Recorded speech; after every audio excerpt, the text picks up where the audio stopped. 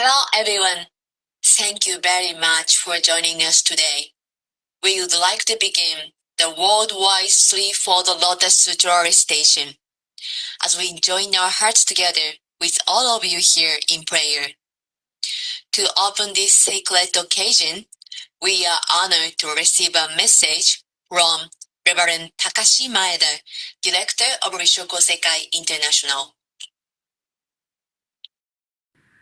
皆様、私たちは今、世界各地で起きている戦争・紛争の平和的解決のため、そしてあらゆる戦争犠牲者の慰霊のために、法華三部経の通読供養を通して、また声明文を読み上げることによって、世界へと祈りを広げようとしています。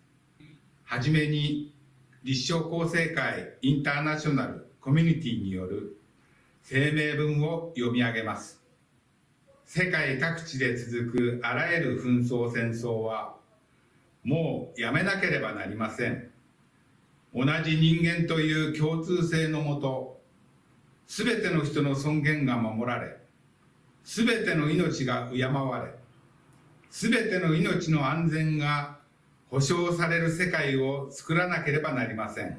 仏教の教え、とりわけ法華経の教えを共通基盤とし、2羽の日教開祖の DNA を受け継ぐ立正厚生会インターナショナルは、国を超え、イデオロギーの違いを超え、以下を宣言します。自分だけの幸せ、自国だけの発展を願う貪りの心を捨て、すべての人々、すべての国々が共に真の平和と豊かな世界を享受できるように、あらゆる菩薩行を実践します。誠にこの世においては、恨みに報いるに恨みをもってせならば、ついに恨みのやむことなし。恨みを捨ててこそやむ。これは永遠の真理であるというブッダの教えのごとく、恨みと憎しみを超えた世界の創出に向けて、あらゆる恨みや怒りの心を捨て去るように、共に祈り、すべての不都合を自らの知恵で共に成長する機会とするその知恵と、あらゆる人がお互いに敬い合う生き方を伝えていきます。ここで大切なのは、どのように読むかであると私は思います。同じ言葉であっても、心の在り方によってそれは単なる音にもなり、また人の心を動かす祈りにもなります。では、どのような心で読めばいいのでしょうか。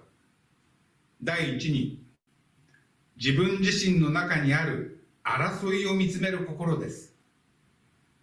世界の戦争や対立は遠い出来事のように感じられるかもしれません。しかし、怒りや不満、相手を責める心は、私たち一人一人の中にも確かに存在しています。世界のために祈ると同時に、自分の中の争いを鎮めるために読む、その心を大切にしたいのです。第二に、相手の幸せを本気で願う心です。祈りとは、自分の願いを押し通すことではなく、相手の幸せを願うことです。たとえ考え方が違う人、理解しがたい人であっても、どうかその人が幸せでありますようにと願う。その真心がこもったとき、言葉は初めて祈りとして力を持ちます。第三に、つながりを信じる心です。一人の祈りは小さいかもしれません。しかし、祈りは決して孤立していません。誰かの祈りが、また別の誰かの心に届き、静かに波紋のように広がっていきます。今ここで声に出して読む、その一言が見えないところで誰かの心を和らげているかもしれないのです。そして最後に続ける心です。祈りは一度で世界を変える魔法ではありません。けれども、水が岩をうがつように、祈りもまた積み重ねによって現実を動かしていきます。だからこそ、結果を急がず、信じて、淡々と続けていくことが大切です。これらの実践は、世界を変えようとする歩みであると同時に、自分自身を変えていく歩みでもあります。自分の中の怒りを手放し、相手の幸せを願い、つながりを信じて祈り続ける。その一人一人の歩みが重なったとき、祈りは連鎖となり、やがて大きな平和の力となっていくのだと信じています。この通読供養が単なる行事にとどまらず、皆様はお一人お一人の生き方となり、その祈りが世界へと広がっていきますよう、心より念じさせていただきます。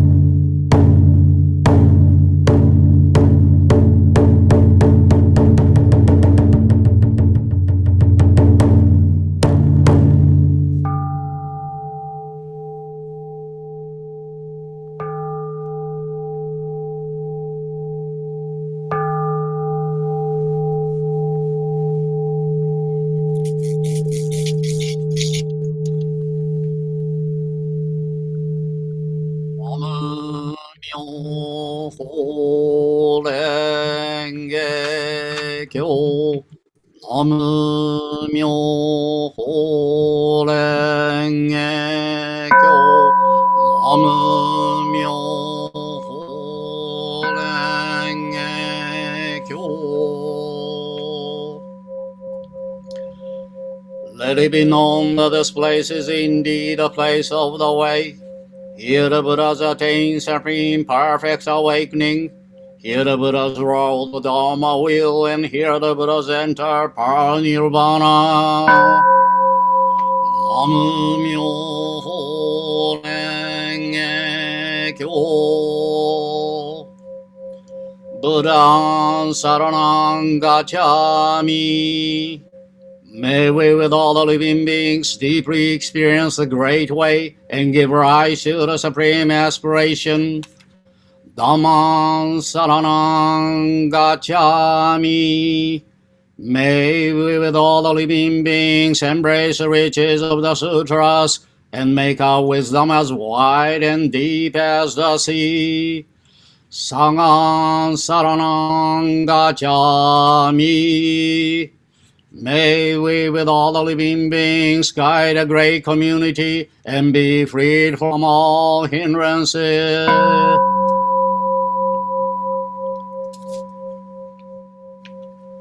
We put our faith in eternal Buddha Shakyamuni, great benevolent teacher, world-honored one.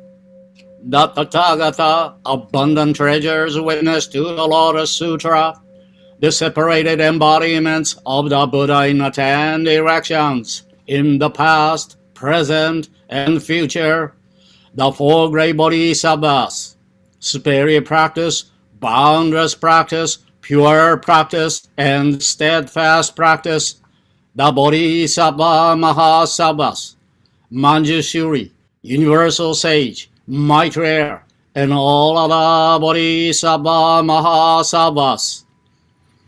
Great Bodhisattva Nichiren, revered practitioner of the Lotus Sutra, founder Nikkyo Niwano, great teacher of the One Vehicle, co-founder Myoko Bodhisattva of the Way of Compassion, the guardian spirits of Rissho Kosei-Kai and the countless heavenly spirits in the 10 directions.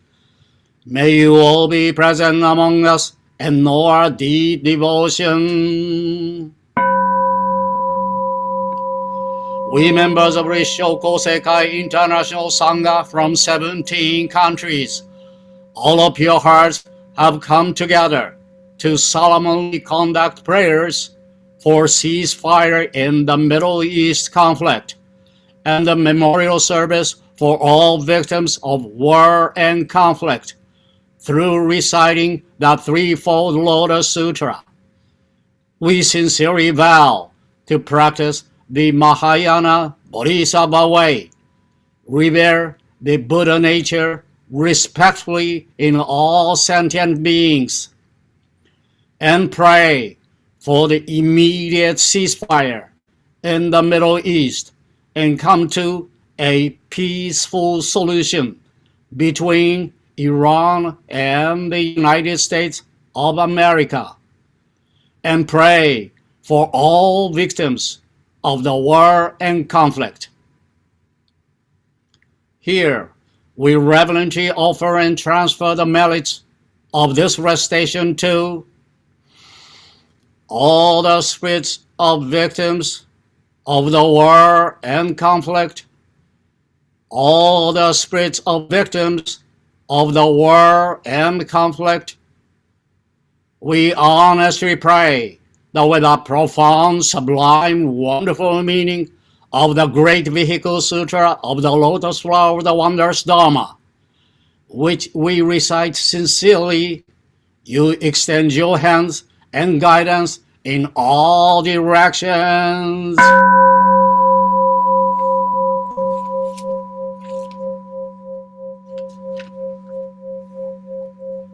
The unsurpassed, profound, wondrous Dharma is rarely met in myriad kalpas. Now we see, hear, receive, and embrace it. May we understand the foremost teaching of the Tathagata.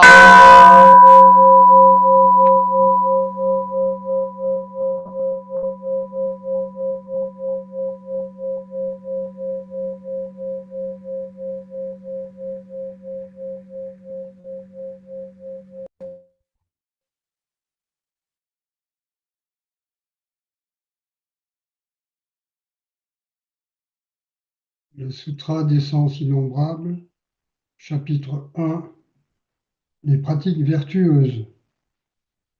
Ainsi l'ai-je entendu en un temps où l'éveillé se trouvait en la ville de Maison-le-Roi sur le mont Pic du Vautour avec une grande multitude de 12 000 moines, 80 000 êtres d'éveil, de grands êtres, des dieux, dragons, silènes, centaures, titans, griffons, chimères, pythons, avec les moines et les nonnes, ainsi que les pieux laïcs et les laïques pieuses, de grands rois de l'orbe, des rois de l'orbe mineur, des rois de l'orbe d'or, des rois de l'orbe d'argent, des rois des divers orbes, des rois des nations, des princes, des ministres des nations, des peuples des nations, des seigneurs et des dames des nations, de grands maîtres de maison des nations, chacun accompagné d'une suite nombreuse de centaines, de milliers, de dizaines de milliers, dont il était entouré. Il venait à l'éveillé, le saluait en inclinant la tête jusqu'à ses pieds, exécutait des centaines et des milliers de circumambulations, brûlait de l'encens et dispersait des fleurs. Ayant fait offrande de maintes façons, il se retirait d'un côté pour s'asseoir.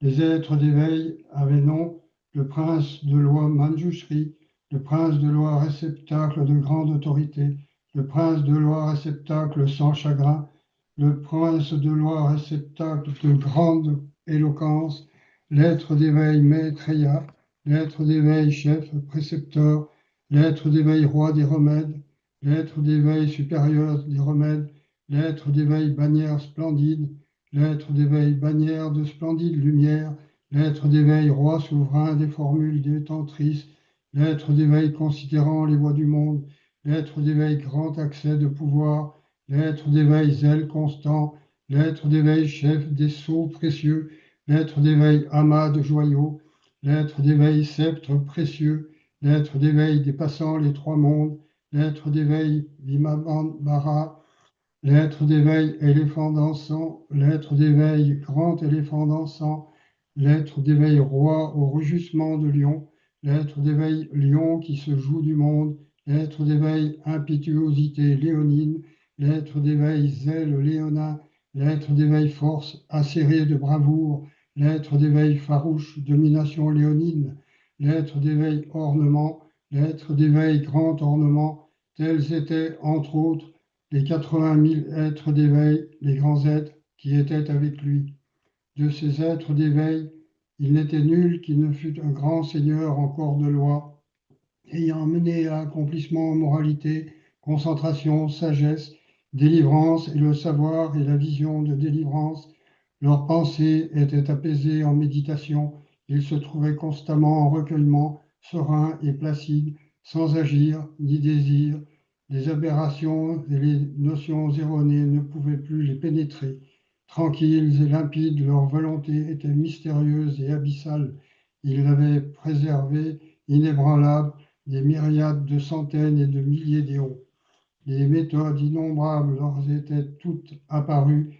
Ils avaient fait la grande sagesse et avaient eu complet accès aux enseignements. Ils avaient intelligence et discernement de la réalité authentique en sa nature et ses aspects, existants et non existants, qualités et manques, se manifestaient à eux en toute clarté. Ils étaient de plus capables de connaître les désirs selon les natures et facultés et pouvaient, grâce à leurs formules détentrices et leur éloquence sans obstacle, faire tourner en conséquence la roue de la loi mise en branle par les éveillés. Ils faisaient d'abord tomber de subtiles gouttelettes pour imiter la poussière des désirs, ouvraient les portes de l'extinction et attisaient le vent et la délivrance afin de résorber la fièvre des passions mondaines et faire venir la pure fraîcheur de la loi. Ensuite, il faisait descendre la fort profonde doctrine des 12 liens causaux, grâce à laquelle ils arrosaient des féroces et brûlants rayons des souffrances apportées en masse par l'ignorance, la vieillesse, la maladie, la mort. C'est alors qu'ils déversaient le grand véhicule insurpassable dont ils imprégnaient les diverses racines de bien des êtres, qu'ils répandaient les germes de bien sur l'ensemble des champs de mérite, permettant à tous de déployer les bourgeons de l'éveil. De par le soleil et la lune de leur sagesse, la tempérance de leurs expédients salvifiques, ils faisaient prospérer et croître l'œuvre du grand véhicule, menaient les foules à réaliser rapidement l'éveil complet et parfait sans supérieur, demeurant en permanence dans la béatitude de l'authentique et sublime réalité. Ils sauvaient les êtres de la douleur par leur grande et incommensurable compassion. Ils étaient les authentiques amis de bien des êtres. Ils étaient les bons et grands champs de mérite des êtres. Ils étaient les maîtres des êtres qui n'étaient pas besoin de prier. Ils étaient le lieu du bonheur serein des êtres, le lieu de leur salut, le lieu de leur sauvegarde, le lieu de leur grand et stable soutien. En tout lieu, ils se faisaient pour les êtres de grands précepteurs, de grands et bons précepteurs. Ils pouvaient se faire les yeux de ceux qui étaient nés aveugles, se faire les oreilles, le nez, la langue des sourds, les mutilés, les muets, les organes estropiés, ils pouvaient les restaurer complètement. De la folie et du dérèglement, ils faisaient la grande commémoration correcte. C'étaient des capitaines, de grands capitaines qui transportaient les êtres à travers le fleuve des naissances et des morts pour les déposer à la rive de l'extinction. C'étaient des rois de médecine, de grands rois de médecine qui distinguaient les symptômes et avaient l'intelligence de la nature des remèdes. Selon la maladie, ils administraient aux êtres les remèdes. C'étaient des dompteurs, de grands dompteurs, sans le moindre relâchement de conduite, tout comme meneurs d'éléphants et de chevaux sont capables de dompter sans qu'il soit rien qu'ils ne domptent. Lions farouches qui soumettaient de leur autorité la multitude des bêtes sauvages, il leur était impossible d'échouer. Ils évoluaient en se jouant dans les perfections d'êtres d'éveil. Ils se tenaient solides et immobiles dans la terre d'ainsi venus. Ils demeuraient fermement dans la force de leur résolution et purifiaient en son ampleur leur royaume d'éveillés. Ils auraient avant peu obtenu de réaliser l'éveil complet et parfait sans supérieur. Tels étaient les inconcevables mérites de ces êtres d'éveil, ces grands êtres. Les moines avaient nom Shariputra, la grande sagesse. Mogdalayana au pouvoir divin, Subhuti muni de sagesse et de vie, Mahakasyayana, Matrayani Putra, plénitude, Ajnata Kundinya et d'autres, Aniruddha à l'œil divin, Upali observant de la discipline, Ananda l'assistant, Rahula le fils de l'éveillé, Upananda, Revata, Kapina, Vakula, Ashuta, Svagata, Ma Kasyapa aux ascèses, Uruvilva Kasyapa, Gaya Kasyapa, Nadi Kasyapa, et ainsi de suite, 2 milliers de tels moines qui étaient tous des méritants ayant épuisé les infections contraignantes ne connaissaient plus d'entraves authentiquement délivrées. Alors l'être d'éveil grand ornement, le grand être, ayant considéré dans son ensemble la foule assise, chacun l'esprit en concentration, se leva de son siège et, en compagnie des 80 000 êtres d'éveil, grands êtres, de la multitude, se rendit auprès de l'éveillé, le salua en inclinant la tête jusqu'à ses pieds, fit 100 fois 1000 circumambulations autour de lui, fit brûler et dispersa fleurs célestes et parfums célestes, des vêtements célestes, des guirlandes célestes, des joyaux et perles célestes, sans prix, descendèrent en tourbillonnant de l'espace supérieur et se rassemblèrent en nuées des 4 orients pour être offerts à l'éveillé. Des coffres célestes, des bols célestes remplis à en déborder de 100 saveurs célestes, rassasiaient spontanément à la vue de leur forme et au sentir de leur fumée. Des bannières célestes, des étendards célestes, des dais célestes, de sublimes instruments de musique céleste furent déposés en tout lieu. Ils firent une céleste musique pour en distraire l'éveillé, puis s'agenouillèrent devant lui, les paumes jointes, et d'un même cœur unirent leurs voix pour prononcer des stances de louange. Qu'il est grand, le grand et saint Seigneur du grand éveil, sans tache, sans souillure, sans attache, le maître et dompteur des dieux et des hommes, des éléphants et des chevaux, qui imprègne tout du vent de sa voix et du parfum de sa vertu. Paisible est sa sagesse, dégagée son affection, attentive et calme sa réflexion. Son esprit est en extinction, sa conscience anéantie, sa pensée aussi est apaisée. Il a à tout jamais coupé court au raisonnement erratique comme le rêve et ne connaîtra plus les éléments, les agrégats, les domaines et activités sensorielles. Son corps ne relève ni de l'existant ni du non-existant. Il n'est ni causé ni conditionné, ni en soi ni pour autrui, ni carré ni rond, ni court ou long. Il n'émerge ni ne sombre, ne naît ni ne disparaît. Il ne crée pas, ne suscite pas, n'agit ni n'opère, il n'est ni assis ni couché, ne marche ni ne demeure, ne se meut ni ne tourne, ne reste pas oisif, il n'avance ni ne recule, n'est ni ferme ni frêle, il n'est ni pas, il n'acquiert ni ne perd, il n'est ni ceci ni cela, ne part ni ne vient, il n'est ni bleu, ni jaune, ni rouge ou blanc, ni pourpre, ni violet ou d'une quelconque couleur.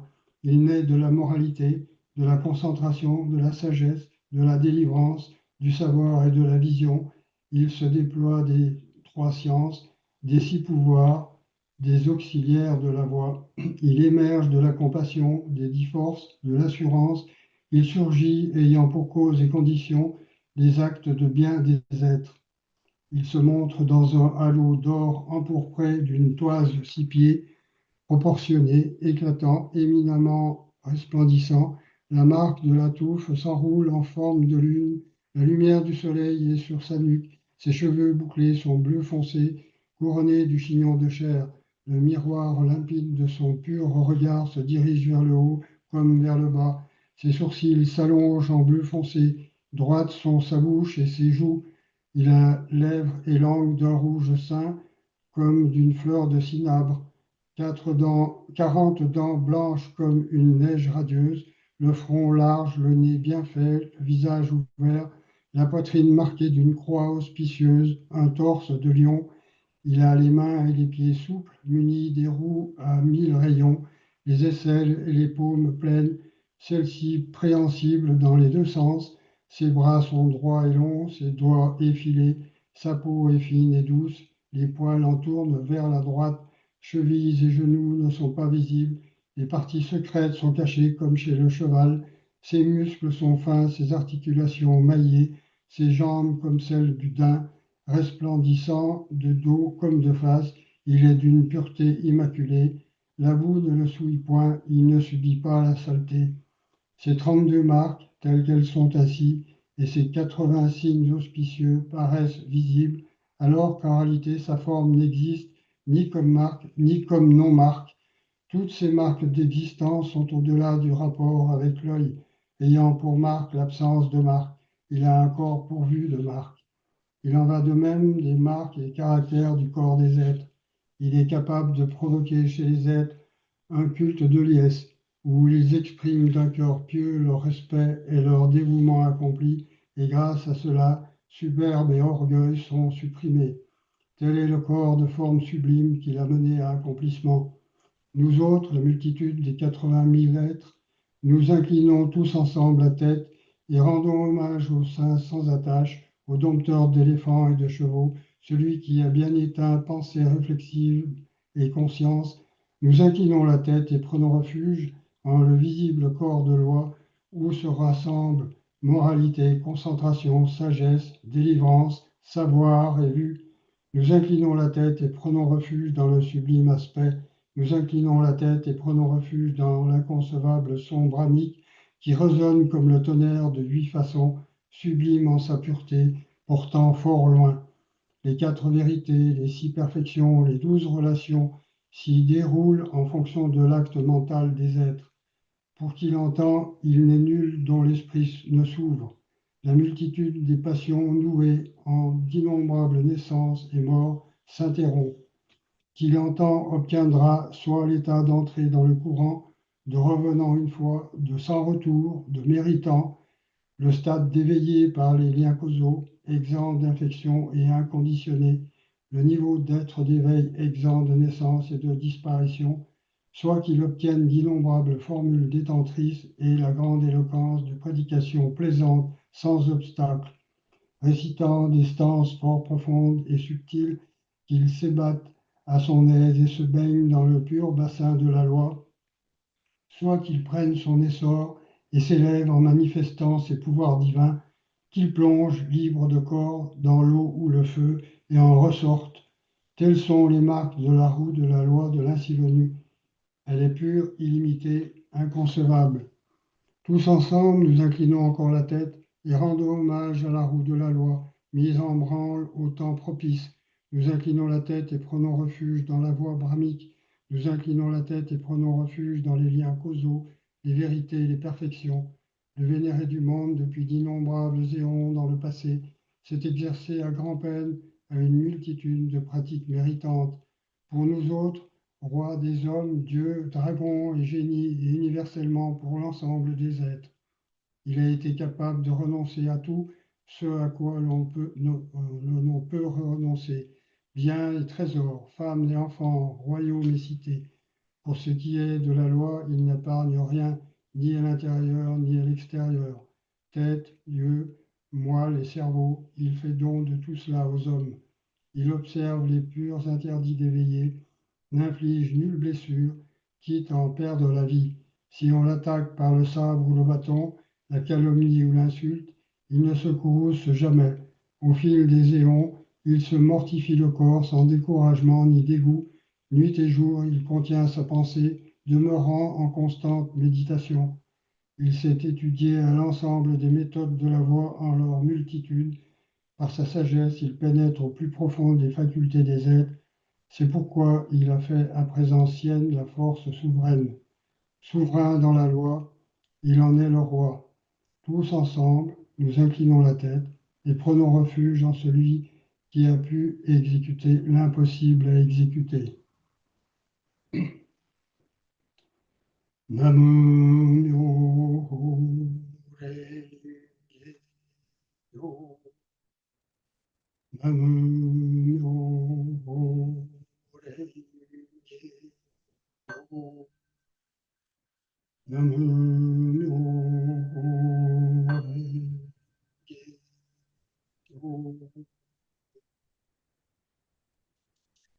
El Sutra de los Sentidos Innumerables, capítulo 2. La predicación. Entonces el Bodhisattva notable Gran Ornato y los 80.000 Bodhisattvas importantes, habiendo pronunciado estos versos de elogio al Buda, se dirigieron todos juntos a él, diciendo al unísono: Bienaventurado, nosotros, los 80.000 Bodhisattvas de esta multitud, querríamos ahora preguntar acerca del Dharma del así siempre presente, pero nosotros no sabemos si el bienaventurado se dignará a escucharnos. El Buda declaró al Bodhisattva Gran Ornato y a los otros 80.000: Bien, muy bien, hijos míos. Habéis reconocido que es el momento propicio, interrogad cuando querráis. El así siempre presente entrará ya pronto en la extinción después, ya no deberá quedar duda para nadie.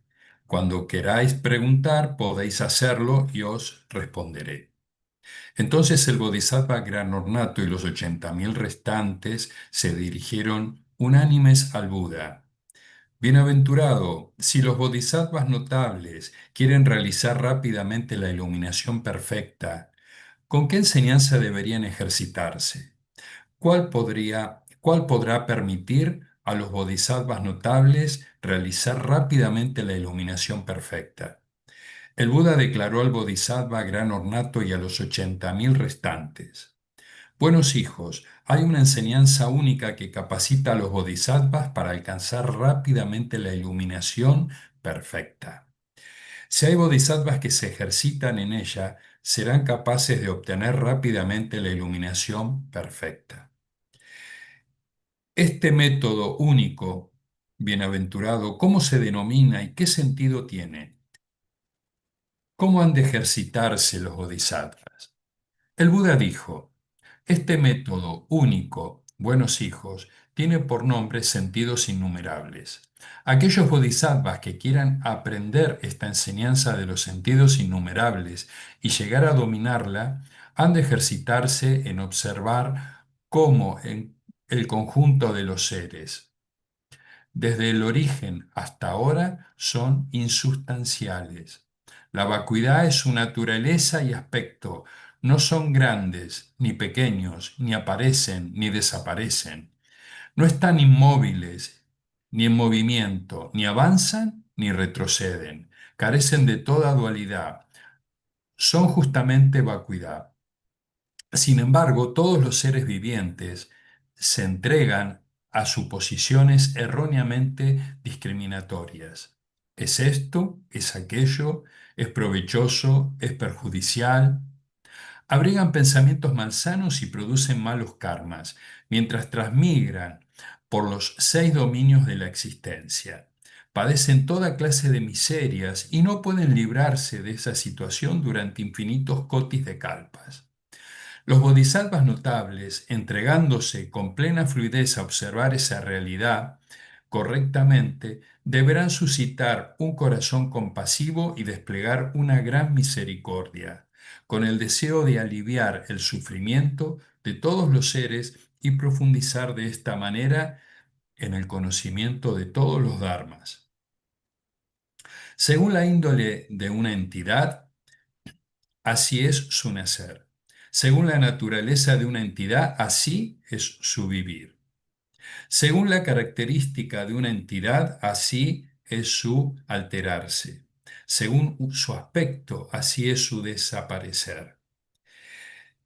Si una entidad presenta mal aspecto, puede producir malas entidades. Si una entidad presenta buen aspecto, producirá buenas entidades, y lo mismo ocurre con la permanencia, la alteración y la destrucción. Es así como los bodhisattvas, habiendo observado exhaustivamente y considerando los 4 aspectos de su principio a fin, a continuación deberían observar aún con toda lucidez que ninguna entidad permanece ni un solo momento, sino que todas están surgiendo y desapareciendo en cada instante, que surgen, se detienen, cambian y desaparecen a cada instante. Habiendo observado estos 4 aspectos desde el principio al fin, hay que percatarse de las diversas receptividad, las diversas características y aspiraciones de los seres vivientes. De acuerdo con esta diversidad, también son innumerables las formas de la predicación. Y como las formas de la predicación del Dharma son incontables, también lo son los significados. Los sentidos innumerables brotan de un Dharma único, es decir, el Dharma único carece de forma. Tal carácter de forma es sin forma y no forma. Siendo así, sin forma y no forma, se le llama auténtico aspecto de todas las cosas. La capacidad compasiva de los bodhisattvas notables despliegan tras haberse instalado en tal aspecto real, es auténtica y no es en vano. Ellos alivian de un modo excelente los sufrimientos de los seres. Habiendo aliviado el sufrimiento, predican de nuevo el Dharma y hacen felices a todos los seres. Buenos hijos, si el bodhisattva puede ejercitarse así en los innumerables sentidos del único método y Dharma, obtendrá a buen seguro y rápidamente la iluminación perfecta. Buenos hijos, el Sutra de los Sentidos Innumerables, un gran vehículo tan profundo e insuperable, es coherente en su exposición, inigualable en su valor y protegido en común por los Budas de todos los tiempos, de acceso imposible a cualquier demonio o hereje. Ninguna visión equivocada de la vida y la muerte podrá dañarlo. Por eso, buenos hijos, si los bodhisattvas notables desean realizar rápidamente la iluminación perfecta, deberán aplicarse al estudio y ejercicio del libro de los sentidos innumerables. Profundo e inigualable gran vehículo. Entonces el bodhisattva gran ornato se dirigió de nuevo al Buda. Bienaventurado, inconcebible es el Dharma predicado por el bienaventurado. E inconcebibles también son las naturalezas de los seres e inconcebible también la enseñanza sobre las liberaciones. No tenemos dudas sobre los métodos y enseñanzas predicados por el Buda, pero los seres vivientes pueden quedar perplejos. Por eso preguntamos de nuevo. Bienaventurado, hace más de 40 años que el así siempre presente ha obtenido la iluminación. Desde entonces habéis expuesto constantemente a los seres todas las enseñanzas, a saber, el sentido de los 4 aspectos de las entidades, el sentido del dolor, el sentido de la vacuidad, la impermanencia, la insustancialidad del yo, los sentidos de no grande ni pequeño, no nacer, no morir, un único aspecto, no aspecto, la naturaleza del Dharma, el aspecto del Dharma, la vacuidad desde el origen, el no venir, no partir, no aparecer ni desaparecer. Quienes lo han escuchado han alcanzado ya las 3 etapas previas a la liberación, es decir, la enseñanza cálida, el clímax de la enseñanza y la enseñanza de lo mejor del mundo. Igualmente, han alcanzado los diversos estados, el de entrada en la corriente, el de solamente renacer una vez, el de no renacer, el de Arhat, así como el camino de los Pratyekabudas. Han aspirado como bodhisattvas a la iluminación y han subido a la primera, la segunda, la tercera etapa, hasta alcanzar la 10ª. ¿En qué sentido las enseñanzas predicadas en el pasado serían diferentes de las de hoy? ¿Por qué decís acerca del muy profundo e insuperable libro de los sentidos innumerables, que los bodhisattvas que se ejercitan en él obtendrán enseguida y sin falta la iluminación perfecta? ¿Cómo se hace esto? Quisiera solamente el bienaventurado, en su compasiva misericordia para todos, desarrollar aquí estas distinciones en favor de los seres e impedir que haya en adelante, en el presente como en el porvenir, un ápice de duda para todos aquellos que lo escuchan.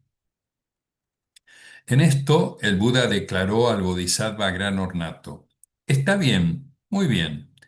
Buen hijo, tú eres capaz de interrogar al así siempre presente por el sentido sutil del muy profundo, insuperable gran vehículo. Has de saber que son numerosos los beneficios que podrás aportar. Darás alegría a los hombres y los dioses, aliviarás el sufrimiento de los seres. Se trata verdaderamente de la gran compasión y la auténtica verdad. Por eso alcanzarás con toda seguridad prontamente la iluminación perfecta y harás también que el conjunto de los seres de la edad presente y la venidera logren la iluminación perfecta. Buenos hijos, habiéndome sentado correctamente a lo largo de los 6 años al pie del árbol de la iluminación, en la sede de la sabiduría, terminé por alcanzar la iluminación perfecta. Gracias al ojo de Buda, observé todas las entidades y comprendí que eran inexpresables. ¿Por qué? Me había dado cuenta de que las naturalezas y los deseos de los seres eran desiguales. No siendo iguales naturalezas y deseos, predicaba el Dharma de diferentes formas y para predicarlo de diversas formas. Tuve que recurrir a la fuerza de los recursos. Durante más de 40 años no había revelado lo real. Por eso había discriminaciones en la obtención del camino por los seres y no podían realizar prontamente la iluminación perfecta. Buenos hijos, el Dharma es comparable al agua, capaz de lavar las suciedades, sea de pozos, estanques, ríos y arroyos, torrentes, canales o del océano. Siempre, en todos los casos, es capaz de lavar todas las manchas. Lo mismo ocurre con el agua del Dharma, capaz de lavar las suciedades que constituyen las pasiones de los seres. Buenos hijos, la naturaleza del agua es una, mientras que los ríos, arroyos, pozos, estanques, torrentes y canales y el océano mismo son cada uno distintos y diferentes. Lo mismo ocurre con la naturaleza del Dharma. Limpia manchas y heridas pasionales sin discriminación. Pero las tres enseñanzas, los frutos de las 4 etapas en el camino de la iluminación y los 2 métodos son diferentes. Buenos hijos, si el agua lava en todos los casos el pozo, no es estanque, el estanque no es río, el torrente no es el océano. Como el así siempre presente, héroe del mundo, es libre soberano en el Dharma, lo mismo ocurre con las enseñanzas que predica. Su predicación es su comienzo, su medio y su fin. Es capaz cada vez de limpiar a los seres de sus pasiones y sin embargo, el comienzo no es el medio no es el fin.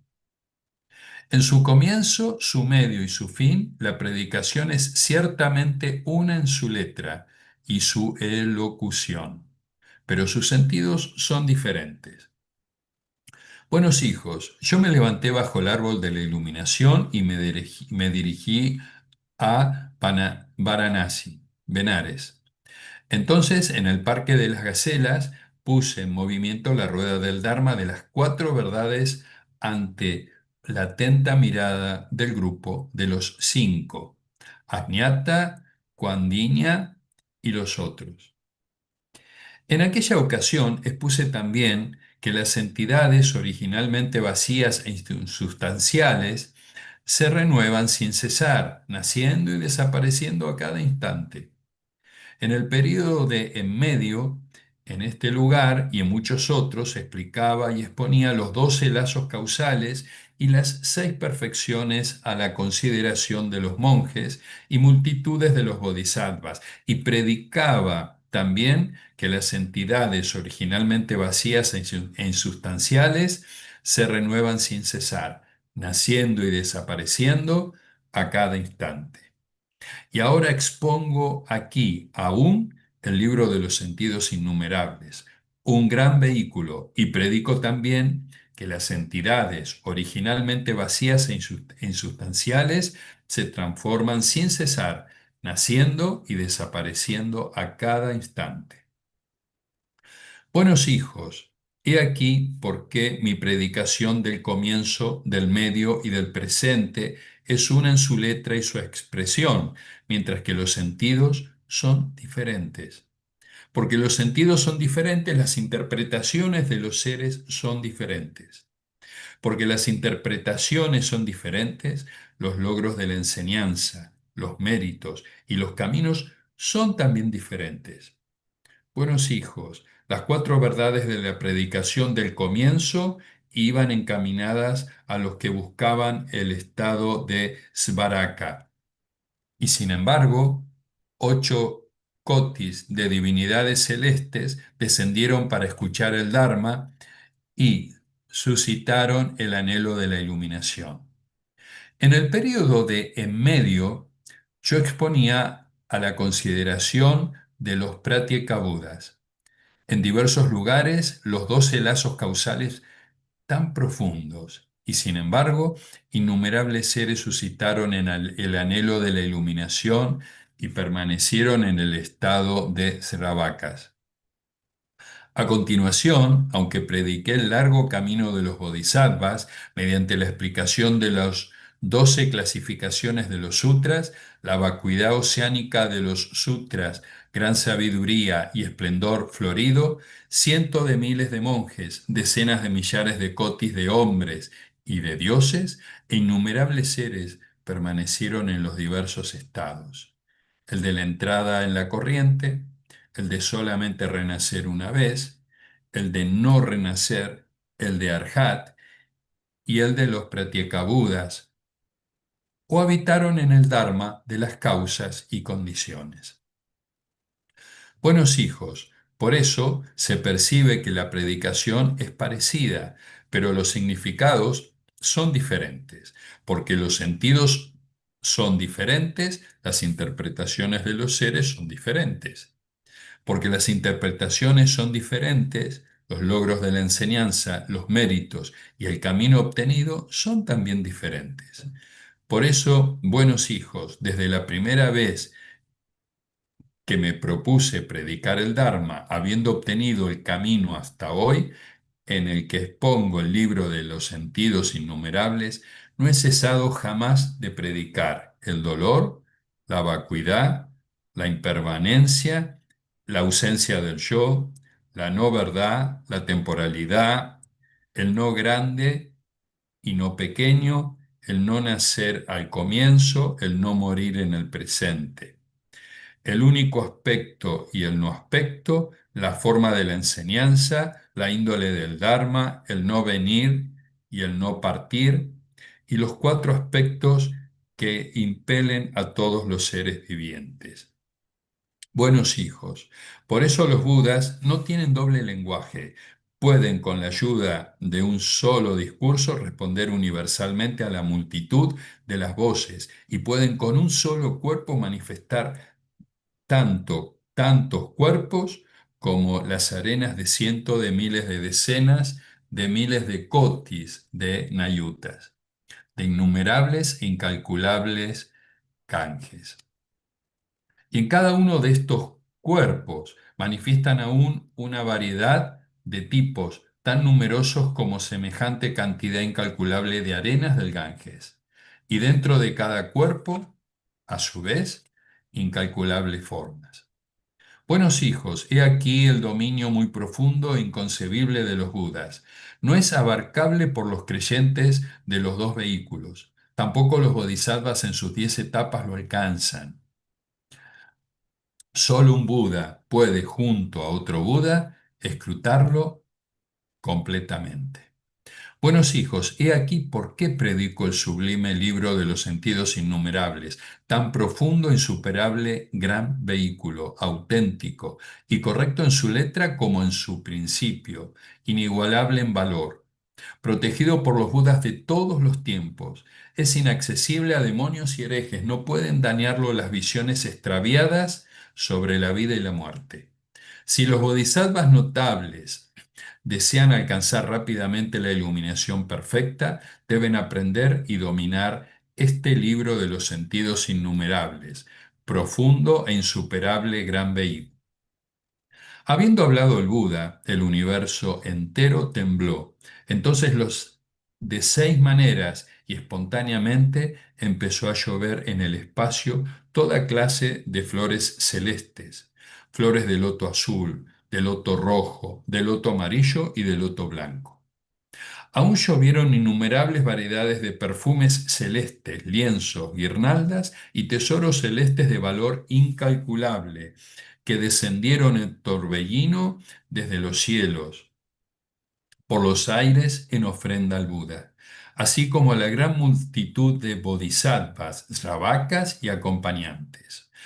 Cofres y ánforas celestes, llenos hasta desbordar de 100 manjares celestes, estandartes, enseñas, palios y celestes instrumentos de música maravillosa, que surgieron por doquier y que representaban celestes melodías de alabanzas al Buda. Hubo aún 6 clases de temblores, y en el oriente, en mundos del Budas, tan numerosos como las arenas del Ganges, llovieron también flores celestes, perfumes, lienzos, guirnaldas y tesoros celestes de valor incalculable, cofres y vasijas, manjares celestes, estandartes, enseñas y palios, y celestes instrumentos de música maravillosa, representando melodías celestes en alabanza a Buda. Llovían sobre esta gran multitud de bodhisattvas, sravakas y toda la asamblea. Lo mismo fue de este a oeste, al norte y al sur, y en las 4 direcciones intermedias, desde el cenit al nadir. En esto, la multitud, 32.000 bodhisattvas notables presentes en la asamblea, obtuvieron el recogimiento de los sentidos innumerables. 34.000 bodhisattvas notables tuvieron acceso a la puerta de las incalculables e innumerables fórmulas de sortilegio y fueron capaces de poner en movimiento la rueda del Dharma sin regresión del conjunto de Budas de todos los tiempos. Cuando los monjes y monjas, los laicos y laicas piadosas, y dioses, dragones, yaksas, gandavas, asuras, gadrudas, kimnaras y majoragas, los soberanos de la rueda, mayores y menores, los de la rueda de plata, de hierro y las otras, reyes y príncipes, ministros y pueblo, varones y mujeres, personajes ricos de las naciones, así como las masas de cientos de millares que los rodeaban, oyeron al así siempre presente predicar este sutra. Obtuvieron los frutos mencionados antes: la enseñanza cálida, el clímax de la enseñanza de lo mejor del mundo, la entrada en la corriente, el regresar solamente una vez, el no regresar, el convertirse en arhat y en pratyekabudas. Obtuvieron además la adhesión del bodhisattva al no nacimiento de las entidades, y aún obtuvieron una fórmula de sortilegio y 2 fórmulas iguales, hasta 3, 4, 5, 6, 7, 8, 9 y 10 fórmulas. Obtuvieron 100, 1000, 10.000, 1.000.000 de fórmulas de sortilegio y obtuvieron otro tanto de cantidades inconmensurables de esta fórmula como innumerables e incalculables Ganges. Todos pudieron poner en movimiento la rueda del Dharma sin regresión e incontables seres suscitaron el anhelo de la iluminación perfecta. Namu Myoho Renge Myo, Namu Myoho Renge Myo, Namu Myoho Renge Myo. The Sutra of Innumerable Meanings, Chapter 3, 10 Merits. At that time the Bodhisattva Mahasattva, great adornment, again addressed the Buddha, saying, World-honored one, this sublime, extremely profound, and supremely great vehicle Sutra of Innumerable Meanings is expounded by the world-honored one. Truly it is extremely profound, extremely profound, extremely profound. Why is this? All of the Bodhisattva Mahasattvas, members of the four groups, heavenly beings, dragons, spirit demons, kings, subjects, and living beings in this assembly, upon hearing this extremely profound and supreme great vehicle Sutra of Innumerable Meanings, without fail gain access to Dharanis and attain the three teachings, the four fruits, and the aspiration for awakening. We should certainly know that this teaching is unsurpassed in the eloquence of its expression and the truth of its principles. It is guarded and protected by the Buddhas of the past, present, and future. Hordes of Maras and swarms of wayward teachings cannot invade it. Distorted views cannot defeat it. The birth and death cannot destroy it. Why is this? Because upon hearing it even once, we can gain understanding of all things. If living beings hear this sutra, they will gain a great benefit. Why is this? If they can practice it, and they are certain to attain the highest awakening quickly. We should certainly know that those living beings who do not get to hear it fail to gain this great benefit. They will still be unable to attain the highest awakening, even after having passed through infinite, innumerable, inconceivable myriads of kalpas. Why is this? Because not knowing the great direct way to awakening, they take perilous paths beset with hardships and setbacks. World-honored one, the sutra is beyond conception. Please, world-honored one, out of compassion for the great assembly, elaborate upon the profound and wondrous matters concerning this sutra. World-honored one, where does this sutra come from? Where does it lead? And where does it abide, so that it possesses such infinite merits and wondrous powers, enabling people to attain supreme, perfect awakening quickly? At that time the world-honored one said to the Bodhisattva Mahasattva, great adornment, Good, good, my good child, it is just as you say. Truly, good child, this sutra I expound is extremely profound, extremely profound, extremely profound. Why is this? Because it enables people to attain the highest awakening quickly, because to hear it even once is to gain understanding of all things, because it greatly benefits all living beings, and because there are no hardships or setbacks in practicing this great direct way. Good child, you ask, where does this sutra come from? Where does it lead? And where does it abide? Do listen carefully and attentively. Good child, this sutra comes from the dwelling place of all Buddhas, leads to all living beings' aspiration for awakening, and abides wherever bodhisattvas are practicing. Good child, this is where this sutra comes from, where it leads, and where it abides. Therefore, this sutra, having such infinite merits and unimaginable powers, enables people to attain the highest awakening quickly. Good child, this sutra has 10 unimaginably powerful merits. Would you like to hear about them? The Bodhisattva Great Adornment said, Yes, please, we do want to hear about them. The Buddha said, My good child, first of all, this sutra can make an unawakened bodhisattva aspire to awakening, make one who lacks kindness aspire to compassion, make one who likes slaughter aspire to great mercy, make one who is envious rejoice for others, make one who has attachments aspire to non-attachment, make one who is miserly aspire to generosity, make one who is arrogant aspire to keeping the precepts, make one who is angry aspire to forbearance, make one who is lazy aspire to diligence, make one who is distracted aspire to meditation, make one who is ignorant aspire to wisdom, make one who does not think of liberating others aspire to liberating them, make one who commits the 10 evils aspire to the 10 virtues, make one who is drawn to what is conditioned aspire to what is unconditioned, make one who is regressing aspire to non-regressing, make one who commits defiled acts aspire to non-defilement, and make one who has many delusions aspire to extinguish them. Good children, this is called the first unimaginably powerful merit of this sutra. Good children, the second inconceivably powerful merit of this sutra is as follows. Those living beings who hear this sutra, whether the whole of it, a verse of it, or a phrase of it, will be able to attain mastery of 100, 1,000, or 1,000,000 meanings. Yet the Dharma they receive and embrace cannot be fully expounded, even over the course of infinite kalpas. Why is this? Because this Dharma has innumerable meanings. Good children, this sutra is like a single seed from which come 100, 1,000, or 10,000 more, and from each of those in turn comes another 100, or 1,000, or 10,000 more. In such manner they multiply on and on to infinity. So it is with this sutra. From its one Dharma come 100 or 1,000 meanings, and from each of these in turn come another 100 or 1,000 or million meanings more. In such manner they multiply on and on to infinite and boundless meanings. Thus is the sutra is called innumerable meanings. Good children, this is called the second and imaginably powerful merit of this sutra. Good children, the third inconceivably powerful merit of this sutra is as follows. After those living beings who have heard the sutra, whether the whole of it, a verse of it, or a phrase of it, and gained mastery of 100, 1,000, 10,000, or 1,000,000 of its meanings, their delusions, while still existing, will be as if non-existent. Therefore, those beings will be fearless even as they enter the cycles of birth and death. They will develop heartfelt sympathy for all living beings and have courage in the face of all things.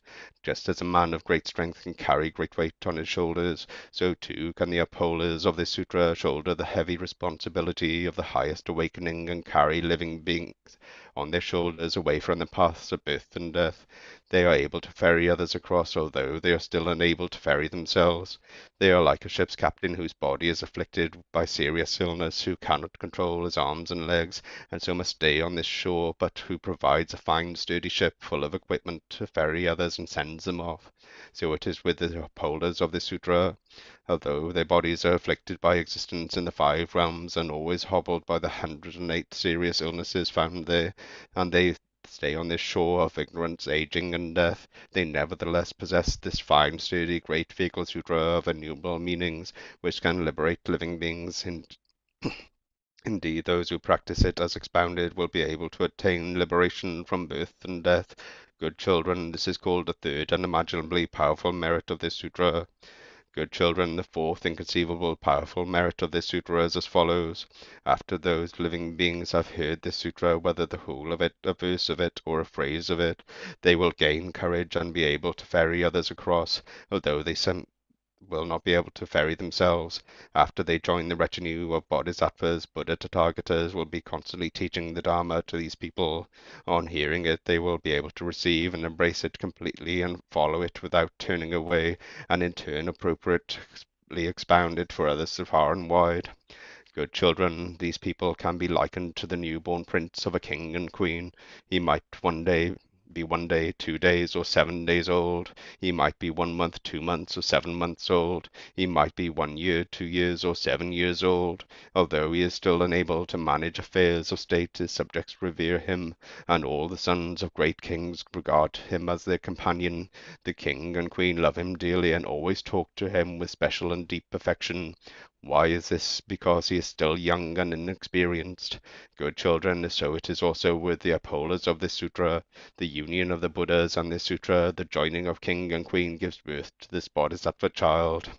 Suppose that a bodhisattva child can hear the sutra, whether a phrase of it, a verse of it, or a whole of it, or hear the whole of it twice, or 10 times, or even 100 times, 1,000 times, 1,000,000 times, or even as many times as the thousands and millions of the innumerable sons of the Ganges, although he cannot yet experience the ultimate reaches of its truth, or shake the 3,000 great thousandfold world, or roll the great wheel of the Dharma with the thunderous Brahma voice, still he will be admired by all of the 4 groups and the 8 classes of guardians, and will join the retinue of great bodhisattvas.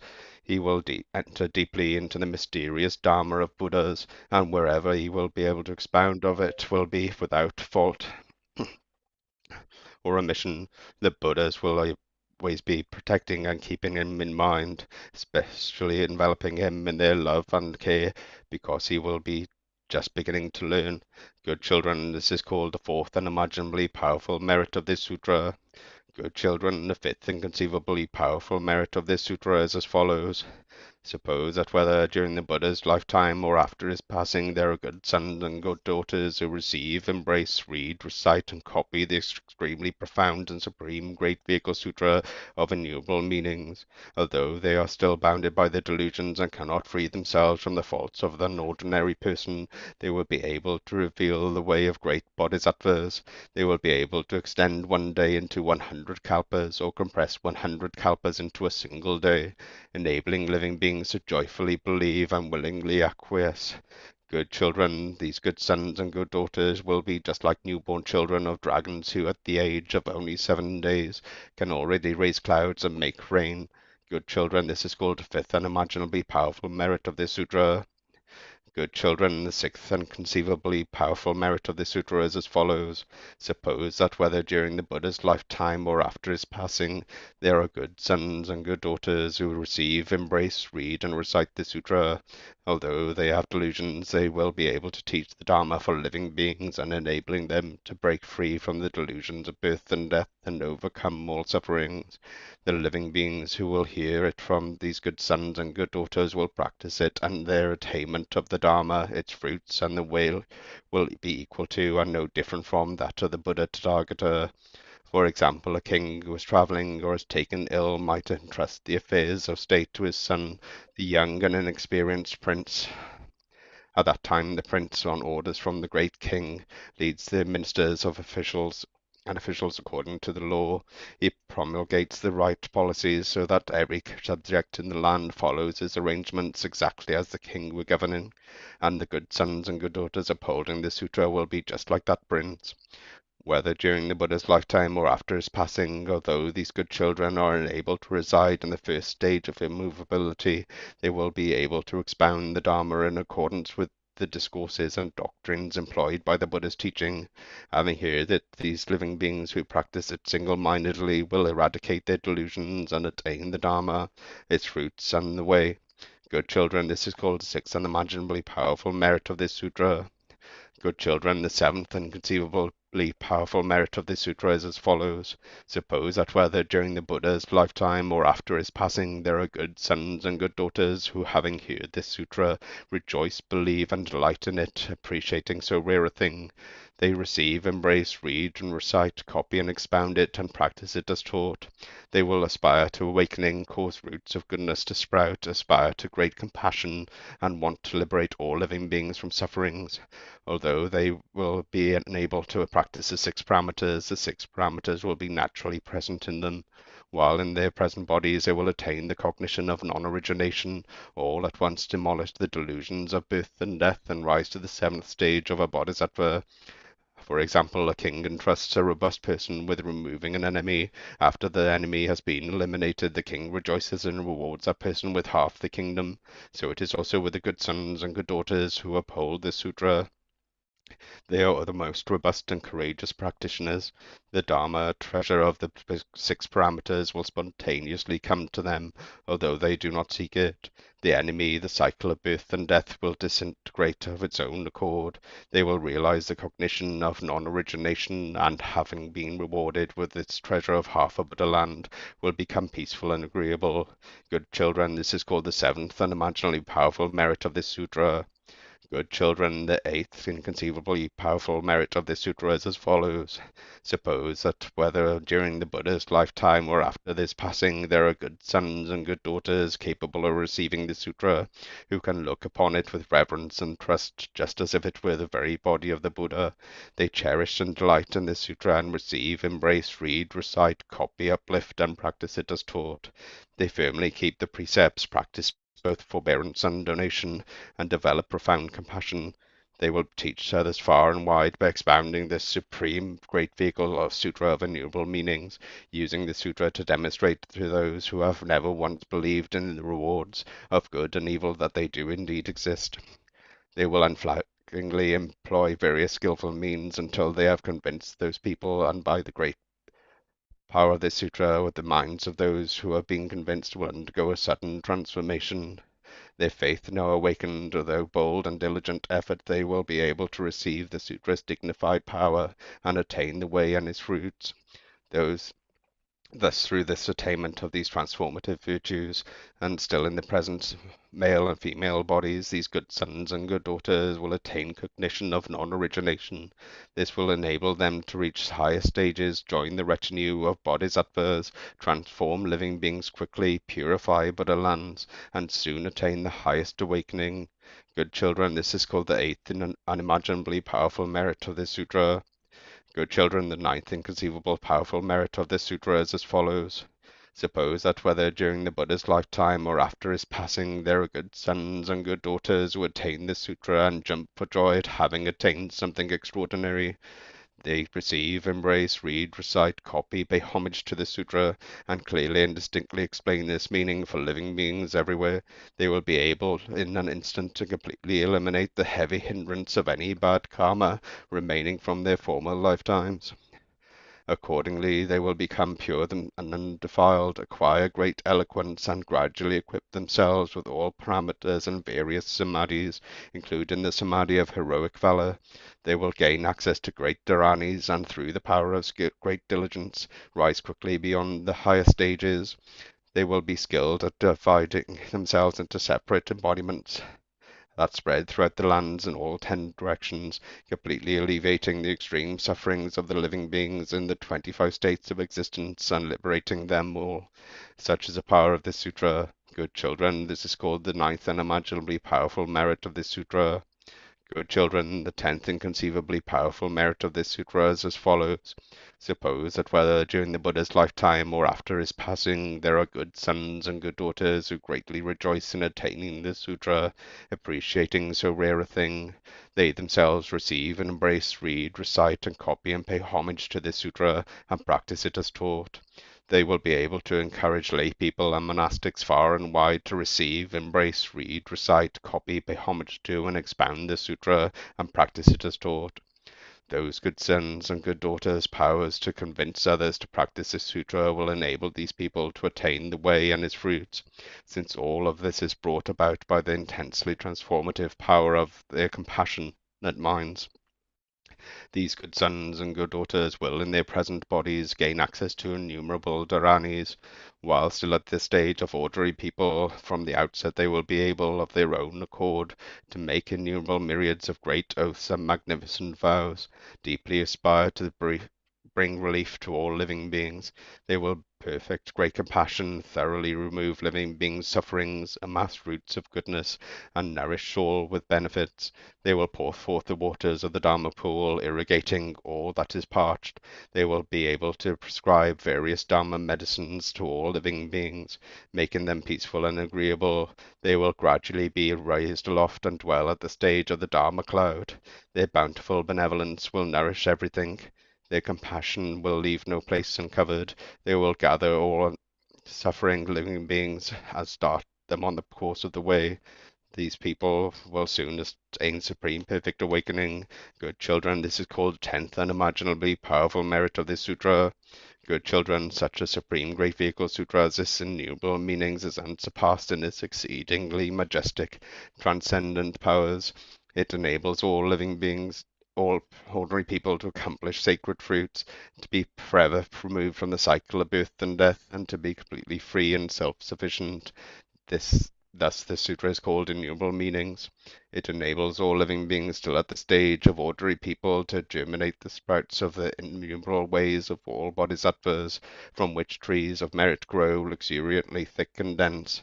Therefore, this sutra is also called the 10 inconceivably powerful merits. At that time, the Bodhisattva Mahasattva, great adornment with the 80,000 Bodhisattva Mahasattvas, in unison addressed the Buddha, saying, World-honored one, this extremely profound, sublime, and supreme great vehicle sutra of innumerable meanings, expounded by the Buddha, is unsurpassed in the eloquence of its expression and the truth of its principles, and is guarded and protected by the Buddhas of the past, present, and future. It is impervious to hordes of maras and swarms of wayward teachings. It cannot be defeated by any distorted views or destroyed by birth and death. Therefore, this sutra has these 10 unimaginably powerful merits. It greatly nourishes all innumerable living beings with benefits. It enables all Bodhisattva Mahasattvas to attain the samadhi of innumerable meanings, or gain access to 100 or 1,000 aranis, or reach Bodhisattva stages and cognitions, or attain Pratyeka Buddha awakening, or the four fruits of Arat.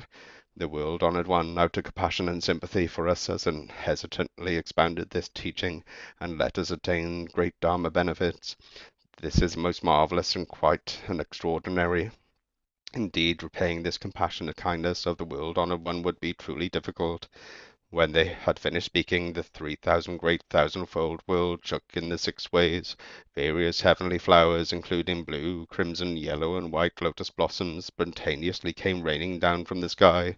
Also innumerable kinds of heavenly fragrances, heavenly robes, heavenly necklaces, and heavenly priceless jewels came spiraling down from the sky as offerings to the Buddha, Bodhisattvas, Shravakas, and the Great Assembly. They were heavenly vessels and heavenly bowls filled with all sorts of heavenly delicacies, the sight and smell of which themselves satisfied hunger, heavenly banners, heavenly streamers, heavenly canopies, and heavenly wondrous musical instruments were placed everywhere. The heavenly instruments played music in praise of the Buddha. Furthermore, Eastern Buddha worlds, as numerous as the sands of the Ganges, shook in the 6 ways. Therein fell a rain of heavenly flowers, heavenly fragrances, heavenly robes, heavenly necklaces, heavenly priceless jewels, and heavenly vessels and heavenly bowls with all sorts of heavenly delicacies, the sight and smell of which themselves satisfied hunger. Heavenly banners, heavenly streamers, heavenly canopies, and heavenly wondrous musical instruments were placed everywhere. The heavenly instruments played music in praise of the Buddha, Bodhisattvas, Shravakas, and the Great Assembly. And so it was also in the worlds to the south, the west, and north, in the 4 intermediate directions, and at the zenith and the nadir. At that time, the Buddha addressed the Bodhisattva Mahasattva Great Adornment and the 80,000 Bodhisattva Mahasattvas, saying, "All of you should deeply respect the sutra, practice it as taught, transform all with it far and wide, and earnestly disseminate it. You should always guard and protect it wholeheartedly day and night, and enable every living being to reap the benefits of the Dharma. Truly, you have great benevolence and great compassion to bring forth the transcendent power of the resolute vow to guard and protect the sutra, so let nothing obstruct or hamper it. Then go everywhere in the Jumbo-Vipa and have all living beings there see, hear, read, recite, copy, and pay homage to it. In addition, by doing so, all of you will quickly accomplish supreme perfect awakening." At this time, the Bodhisattva Mahasattva Great Adornment rose up from his seat, and with the 80,000 Bodhisattva Mahasattvas went up to the Buddha, bowed at his feet, and made procession around him 100,000 times. Kneeling before the Buddha, they addressed him in unison. "World-honored one, we are delighted to receive the world-honored one's compassion and sympathy. For the sake he has expounded this extremely profound, sublime, and supreme Great Vehicle Sutra of innumerable meanings. We respectfully accept the Buddha's directive to widely disseminate this sutra after the Tathagata's passing, thereby enabling everyone to receive, embrace, read, recite, copy, and pay homage to it. Please do not be worried or concerned, for we, with the power of our vow, will enable all living beings to see, hear, read, recite, copy, and pay homage to this sutra, and thereby receive this sutra's marvelous blessings." The Buddha then praised them. "Good, good, all of you good sons and good daughters are now truly children of the Buddha, who, with great benevolence and great compassion, remove suffering and prevent calamities. You are good fields of blessings for all living beings. You are excellent teachers and guides for people everywhere. You are a great refuge for all living beings, great benefactors who always give the benefits of the Dharma to everyone everywhere." At that time, all the great assembly was filled with great joy. They bowed before the Buddha, received and embraced his words, and withdrew. Namo Myo Renge Kyo, Namo Myo Renge Kyo, Namo Myo Renge Kyo. Sutra del fiore di loto del Dharma meraviglioso, capitolo 1, preludio. Così ho udito, una volta il Buddha si trovava sul sacro picco dell'Aquila, vicino alla città dei palazzi reali, assieme a una grande assemblea di 12.000 grandi monaci. Erano tutti arat, senza più contaminazioni né illusioni, avevano già raggiunto il nirvana per se stessi, spezzato ogni catena e conseguito la libertà della mente. I loro nomi erano Nata Kandinya, Maha Kashyapa, Uruvilva Kashyapa, Gaya Kashyapa, Nandi Kashyapa, Shariputra, Mahamaugalyayana, Mahakatyayana, Aniruddha, Kapina, Gavampadi, Revata, Pilindavasta, Vakula, Mahakastila, Nanda, Sudarananda, Purna, figlio di Maitrayani, Subhuti, Ananda e Rahula. Erano tutti grandi arat, ben noti all'assemblea. C'erano inoltre 2.000 persone che avevano appreso e persone che avevano ancora da apprendere, e anche la monaca Mahaprajapati con il suo seguito di 6.000 persone, e la monaca Yashodhara, la madre di Rahula, con il suo seguito. C'erano 80.000 bodhisattva mahasattva, nessuno dei quali aveva mai voltato le spalle al supremo perfetto risveglio. Avevano tutti conseguito i dharani, si deliziavano in eloquenti discorsi e giravano nell'inarrestabile ruota del Dharma. Avevano reso omaggio a incalcolabili centinaia di migliaia di Buddha, piantato molte radici di merito alla presenza dei Buddha, e da loro erano costantemente lodati. Avevano coltivato se stessi con la compassione. Erano veramente propositi del Buddha, avevano padroneggiato la grande saggezza e raggiunto l'altra sponda. I loro nomi erano ben noti in ogni dove, attraverso mondi innumerevoli, perché essi erano stati in grado di liberare incalcolabili centinaia di migliaia di esseri viventi. I loro nomi erano Bodhisattva Manjushri, Bodhisattva sguardo sulle voci del mondo, Bodhisattva grande potere ottenuto, Bodhisattva impegno costante, Bodhisattva senza sosta, Bodhisattva prezioso palmo di mano, Bodhisattva re della medicina, Bodhisattva donatore coraggioso, Bodhisattva gioiello di luna, Bodhisattva chiaro di luna, Bodhisattva luna piena, Bodhisattva grande potere, Bodhisattva infinito potere, Bodhisattva al di là del triplice mondo, Bodhisattva Bhadrapala, Bodhisattva Maitreya, Bodhisattva cumulo di tesori e Bodhisattva condottiero e guida. Assieme a loro c'erano 80.000 altri Bodhisattva Mahasattva come questi. A quel tempo c'era Shakra Devanamindra con il suo seguito di 20.000 figli del cielo. C'erano inoltre molti figli del cielo, la divinità luna splendente, la divinità fragranza universale, la divinità luce preziosa, così come i 4 grandi dei celesti con il loro seguito. 10.000 figli del cielo. C'erano i figli del cielo, Ishvara e Maheshvara, con i rispettivi seguiti di 30.000 figli del cielo, il sovrano celeste Brahma che governa il mondo Saha, il grande Brahma Shikin, il grande Brahma Luce e altri, tutti con il loro seguito di 12.000 figli del cielo. C'erano 8 re draghi, Nanda il re drago, Upananda il re drago, Sagara il re drago, Vasuki il re drago, Takshaka il re drago, Apanadatta il re drago, Manasvini il re drago e Utpalaka il re drago, ognuno con un seguito di alcune centinaia di migliaia di esseri viventi. C'erano i 4 re Kinnara, Dharma il re Kinnara, Dharma meraviglioso il re Kinnara, grande Dharma il re Kinnara e custode del Dharma il re Kinnara, ognuno con un seguito di alcune centinaia di migliaia di esseri viventi. C'erano i 4 re Gandharva, Manojana il re Gandharva, Manojana Svara il re Gandharva, Madura il re Gandharva e Madura Svara il re Gandharva, ognuno con un seguito di alcune centinaia di migliaia di esseri viventi. C'erano i 4 re Asura, Balin il re Asura, Karaskanda il re Asura, Vemacitrin il re Asura e Rahu il re Asura, ognuno con un seguito di alcune centinaia di migliaia di esseri viventi. C'erano i 4 re Garuda, Mahatejas il re Garuda, Mahakaya il re Garuda, Mahapurna il re Garuda e Mahardriprapta il re Garuda, ognuno con un seguito di alcune centinaia di migliaia di esseri viventi. C'era il re Ajatashatru, il figlio di Vaidehi, con un seguito di alcune centinaia di migliaia di persone. Ognuno di essi si chinò ai piedi del Buddha, poi si ritirò e sedette da un lato, avendo ricevuto omaggio, rispetto, onore e lode dai 4 gruppi che lo circondavano. Per amore dei Bodhisattva, l'onorato dal mondo espose un sura del grande veicolo chiamato innumerevoli significati, un insegnamento per guidare i Bodhisattva a proteggere letto e tenuto a mente dai Buddha. Avendo esposto questo sutra, sedette a gambe incrociate ed entrò nel samadhi della sfera degli innumerevoli significati, nel quale il suo corpo e la sua mente restarono immoti.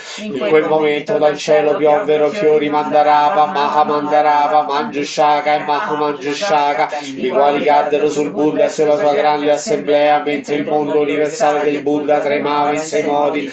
Allora tutti in questa grande assemblea di monaci, monache, laici, laiche, re celesti, draghi, yaksha, asura, garuda, kinnara, mahoraga, esseri umani e non umani, così come sovrani, minori e saggi che girano la ruota, gioirono per aver vissuto qualcosa di tanto straordinario. Gioiosamente tutta la grande assemblea giunse i palmi delle mani e comunicamente contemplò il Buddha. Allora dal ciuffo di peluria bianca fra le sue sopracciglia il Buddha irradiò un raggio di luce, illuminando 18.000 mondi nell'aria orientale, senza lasciare alcun luogo non illuminato. Dalle profondità dell'inferno Vici ai pinnacoli del cielo Akadishta, da questo mondo si potevano vedere i 6 sentieri dell'esistenza di tutti gli esseri viventi in quelle terre, e si potevano vedere anche i Buddha presenti in quelle terre, e si potevano udire i sutra, e si potevano vedere i monaci, monache, laici e laiche che praticavano e conseguivano la via. Inoltre si potevano vedere i bodhisattva, mahasattva che praticavano la via del bodhisattva mediante varie cause e condizioni, e vari tipi di fede e comprensione, in varie forme e aspetti, e si potevano vedere questi Buddha entrare nel parinirvana e gli stupa dei 7 preziosi sorgere per custodire le loro reliquie. In quel momento il Bodhisattva Maitreya pensò: adesso l'onorato dal mondo sta manifestando il prodigio di questa visione. Quale sarà la ragione di questo segno d'auspicio? Dato che il Buddha onorato dal mondo è nel Samadhi, a chi potrei chiedere di questa meravigliosa manifestazione, tanto rara a vedersi? Chi potrebbe rispondermi? Pensò inoltre che questo principe del Dharma, Manjushri, ha reso omaggio ed è stato a stretto contatto con innumerevoli Buddha nel passato. Egli deve certamente avere già assistito a segni tanto rari. Ora chiederò a lui. In quel mentre anche i monaci, le monache, i laici e le laiche, così come le divinità, i draghi, i demoni e altri pensarono: a chi potremmo chiedere di questa luce splendente, di questo prodigio manifestato del Buddha? Il Bodhisattva Maitreya desiderava risolvere i propri dubbi e poteva anche percepire le domande che si affacciavano alla mente di tutti quelli che erano gruppi di monaci, monache, laici e laiche, così come delle divinità, dei draghi e dei demoni. Egli chiese allora a Manjushri: perché si è manifestato questo prodigio, questo segno d'auspicio, questa grande luce splendente che si irradia in ogni angolo di 18.000 mondi a oriente, rivelando in dettaglio gli splendori delle terre di Buddha al loro interno. Allora il Bodhisattva Maitreya, volendo ribadire la sua domanda, la pose in versi: Manjushri, perché la nostra guida, il nostro maestro, dal ciuffo bianco tra le sue sopracciglia emette una grande luce brillante, la pioggia di fiori Mandarava e Manjushaka e la brezza fragante di legno di sandalo conforta le menti dell'assemblea. Per questo motivo la terra è ora pura e ricca di meraviglie, e questo mondo è scosso nei 6 modi. Di questo momento i 4 gruppi sono tutti colmi di gioia, felici nel corpo e nella mente di vivere qualcosa di tanto straordinario. La luce irradiata tra le sue sopracciglia illumina l'area orientale, 18.000 mondi, facendoli risplendere come l'oro in tutti i mondi, dal fondo dell'inferno Vici al pinnacolo dell'esistenza. Gli esseri viventi nei 6 sentieri, i luoghi dove muoiono e dove nascono, le loro condizioni karmiche, buone o cattive, e i risultati da loro conseguiti, buoni o cattivi, tutto ciò è perfettamente visibile da qui, e così sono visibili anche il Buddha, le sacre guide, i leoni che espongono i sutra più meravigliosi e sublimi, con voci pure e cristalline, dal tono morbido e gentile, mentre guidano i bodhisattva a migliaia, milioni oltre ogni calcolo. Le loro voci di Brahma profondamente meravigliose portano gioia in quelli che le ascoltano. In ciascun mondo espongono il vero insegnamento per mezzo di molte cause e condizioni e innumerevoli parabole. Gli esseri viventi a coloro che incontrano la sofferenza, che sono sfiniti da vecchiaia, malattia e morte, insegnano che il nirvana pone fine a tutte tutte le sofferenze, a quelli che hanno ottenuto benefici, che hanno reso omaggio ai Buddha e che hanno cercato il Dharma senza uguali e si insegnano la via del Pratyeka Buddha, a quei figli del Buddha che apprendono molte pratiche e cercano la suprema saggezza e si insegnano la pura via. Manjushri, sebbene fossi qui ho potuto vedere e udire cose come queste a migliaia di milioni, tante cose così meravigliose che ora voglio brevemente raccontarle. In quelle terre ho visto bodhisattva numerosi come le sabbie del Gange che impiegano varie cause e condizioni alla ricerca della via del Buddha. Alcuni fanno generose offerte: oro, argento, corallo, perle mani, pietre di luna, agata, diamanti, gemmera, servitori e servitrici, carrozze e carri gioiellati. Fanno queste offerte gioiosamente, trasferendo i loro meriti alla via del Buddha, facendo voto di conseguire questo veicolo lodato del Buddha come supremo nel triplice mondo.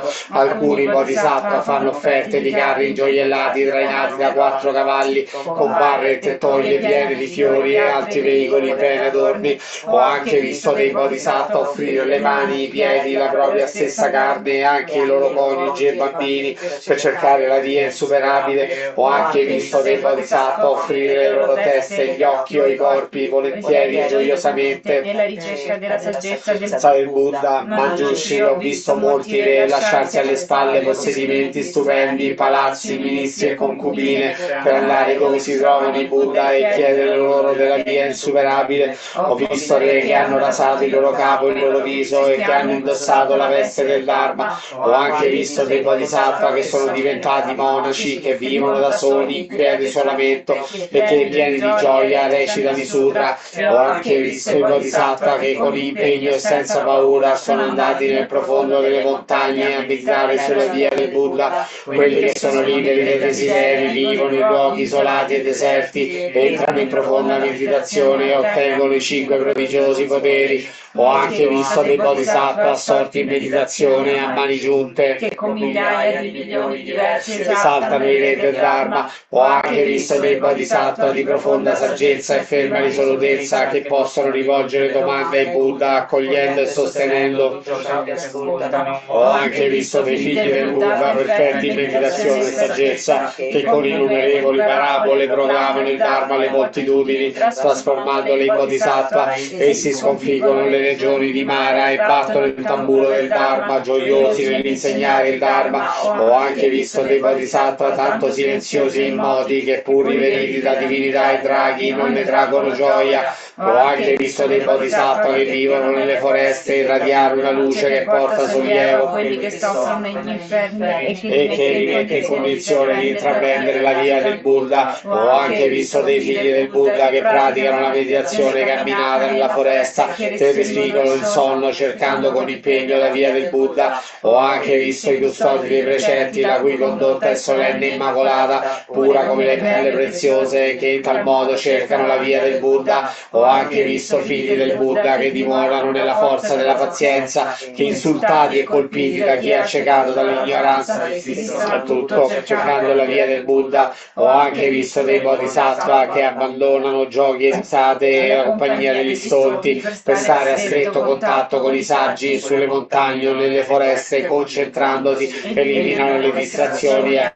affinano i loro pensieri per migliaia di milioni di anni nella loro ricerca della via del Buddha. Ho anche visto dei bodhisattva che fanno offerte di ottimi cibi e bevande e di centinaia di generi di medicine ai Buddha, così come ai monaci. Danno loro splendide vesti e indumenti raffinati che valgono migliaia o milioni, o donano vesti inestimabili ai Buddha, così come ai monaci. Donano migliaia di milioni di tipi di stanze in legno e di sandalo e gioiellate munite di ogni genere di meravigliosi giacigli ai Buddha, così come ai monaci. Donano libri, giardini e frutteti ricolmi di fiori e di frutti, con acque sorgive e vasche per bagnarsi ai Buddha, così come ai monaci. Offerte come queste, fra le più meravigliose e sublimi, le donano gioiosamente e instancabilmente nella loro ricerca della via insuperabile. Ci sono dei bodhisattva che espongono il Dharma della tranquilla estinzione, dando ai innumerevoli esseri viventi ogni tipo di insegnamento cambiamento. Ho anche visto dei bodhisattva contemplare la natura di tutti i fenomeni, vedendo scevra da ogni dualismo, proprio come lo spazio vuoto. Ho anche visto figli del Buddha con le menti libere dagli attaccamenti che impiegano questa meravigliosa saggezza nella ricerca della via insuperabile.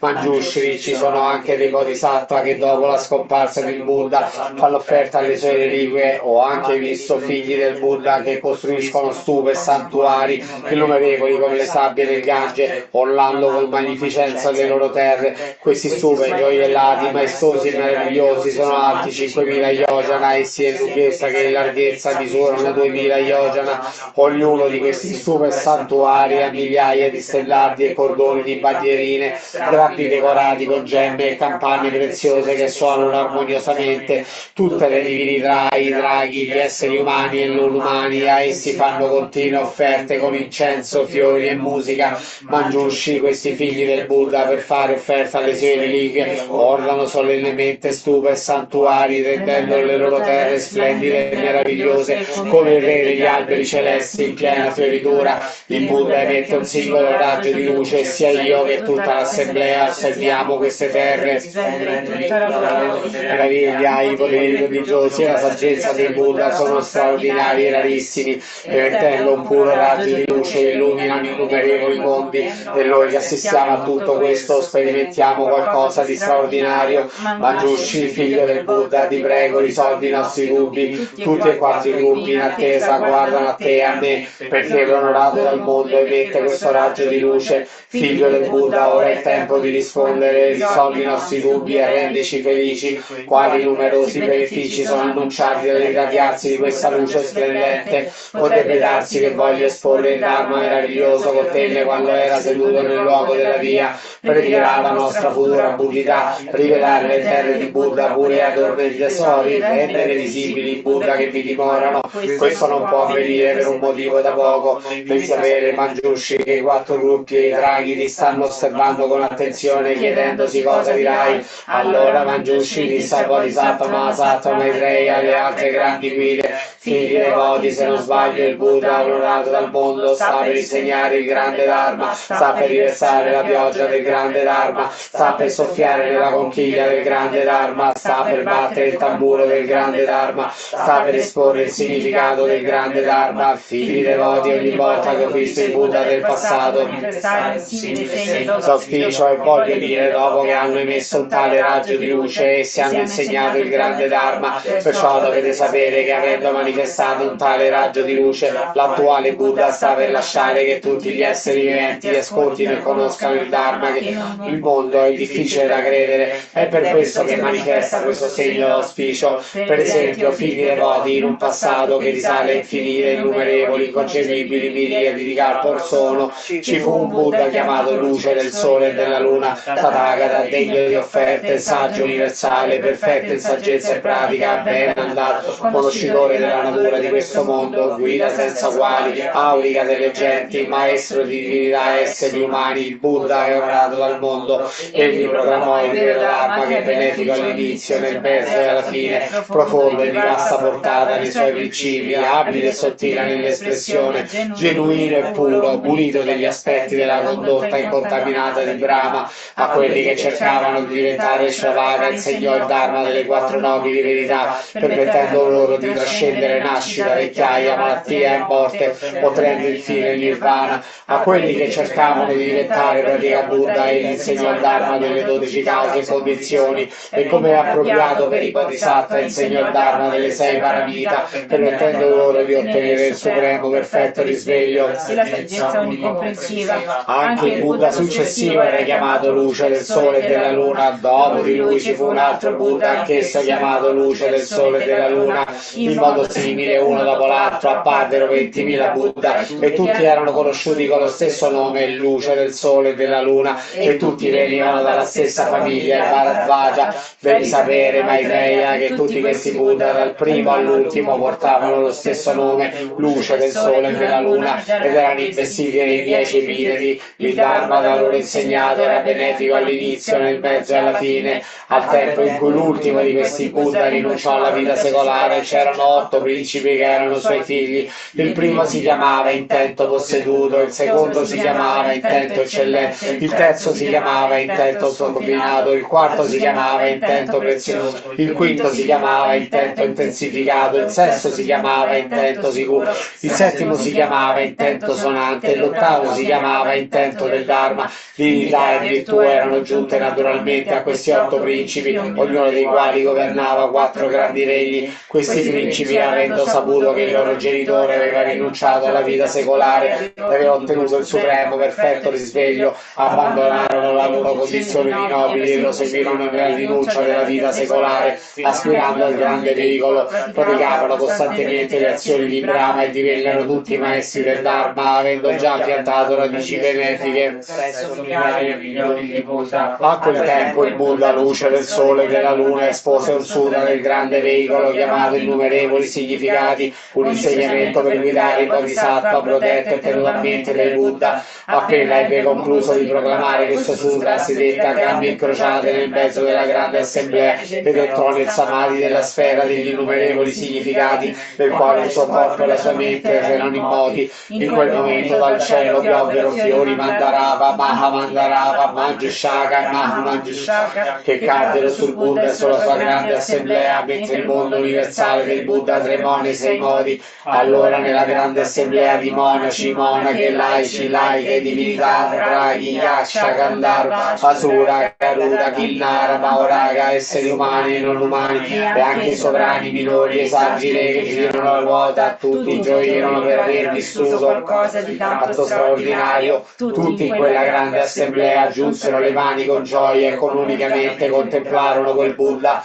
Allora dal ciuffo di peli bianchi fra le sue sopracciglia quel Tathagata emise un raggio di luce che illuminò 18.000 terre di Buddha nell'aria orientale, senza lasciare alcun luogo non illuminato, proprio come ora sono visibili tutte queste terre di Buddha. Devi sapere, Maitreya, che a quel tempo nell'assemblea c'erano 2 miliardi di bodhisattva, gioiosi e desiderosi di ascoltare il Dharma. Dopo aver visto quel raggio di luce illuminare tutte quelle terre di Buddha, avendo sperimentato qualcosa di straordinario, vollero conoscere la causa di quella luce. A quel tempo in quel luogo c'era un bodhisattva chiamato Luce Meravigliosa assieme ai suoi 800 discepoli. Quando quel Buddha, luce del sole e della luna, emerse dal samadhi per via della presenza del bodhisattva Luce Meravigliosa, disegnò un sutra del grande veicolo chiamato Fiore di Loto del Dharma Meraviglioso, un insegnamento per guidare i bodhisattva protetti e tenuti a mente dai Buddha. Per 60 kalpa minori egli non si alzò dal proprio seggio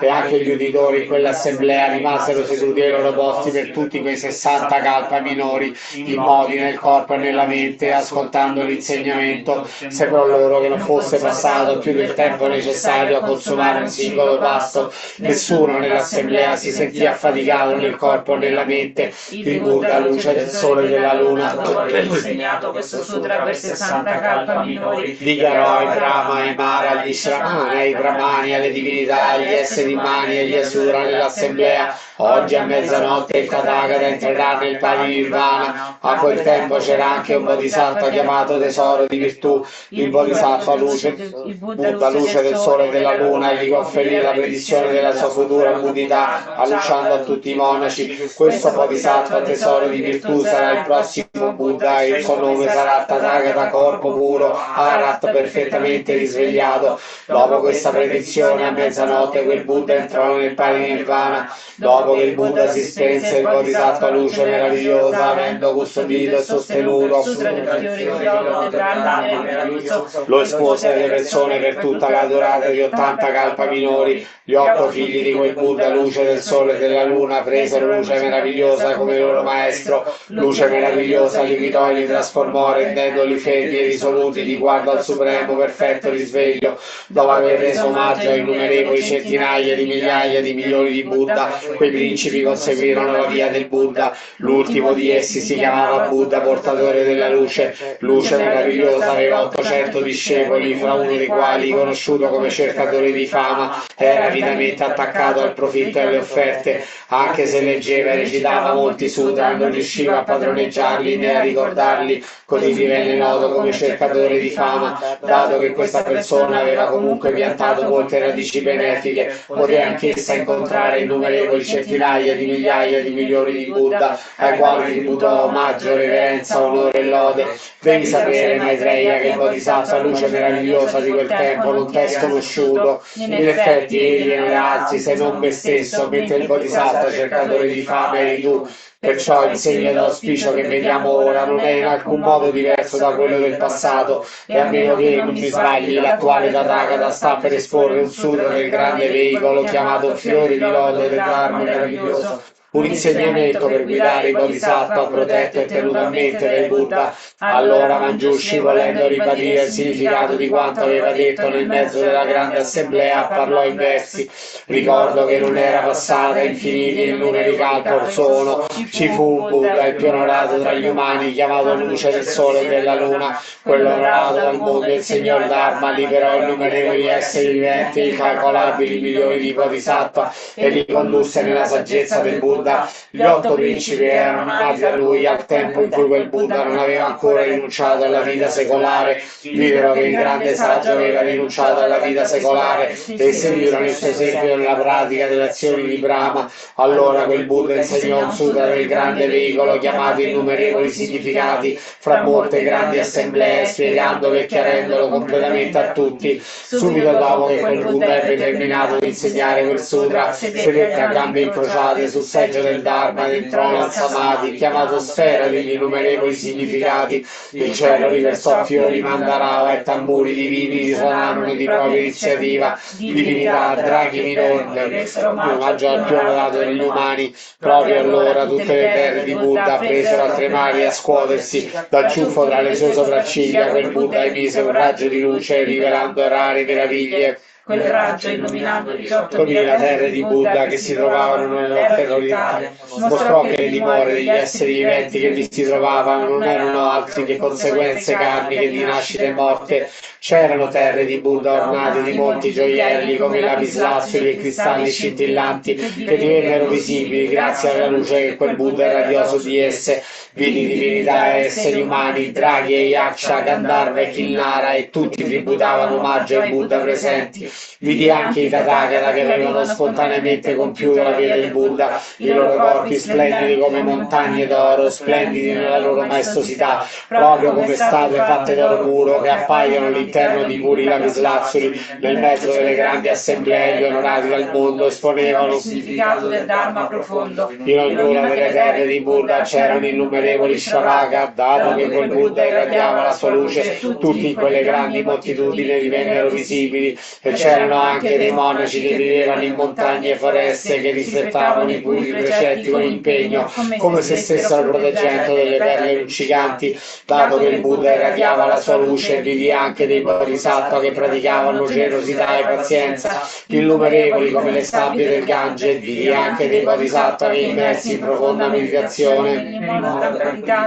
corpo e della mente erano alla ricerca della via insuperabile. Vidi anche dei bodhisattva che conoscevano l'aspetto della tranquilla estinzione di tutti i fenomeni, insegnare il Dharma e cercare la via del Buddha nelle loro rispettive terre. Tutti nei 4 gruppi, vedendo che il Buddha, luce del sole e della luna, manifestava tali grandi prodigiosi poteri, sentirono una gran gioia nel profondo del cuore, e tutti si chiesero per quale ragione sta succedendo. L'onorato delle divinità e dagli umani sorse allora dal Samadhi e, elogiando il Bodhisattva luce meravigliosa, disse: tu sei gli occhi del mondo, colui al quale tutti si rivolgono con fede. Tu custodisci e sostieni il forziere del tesoro del Dharma.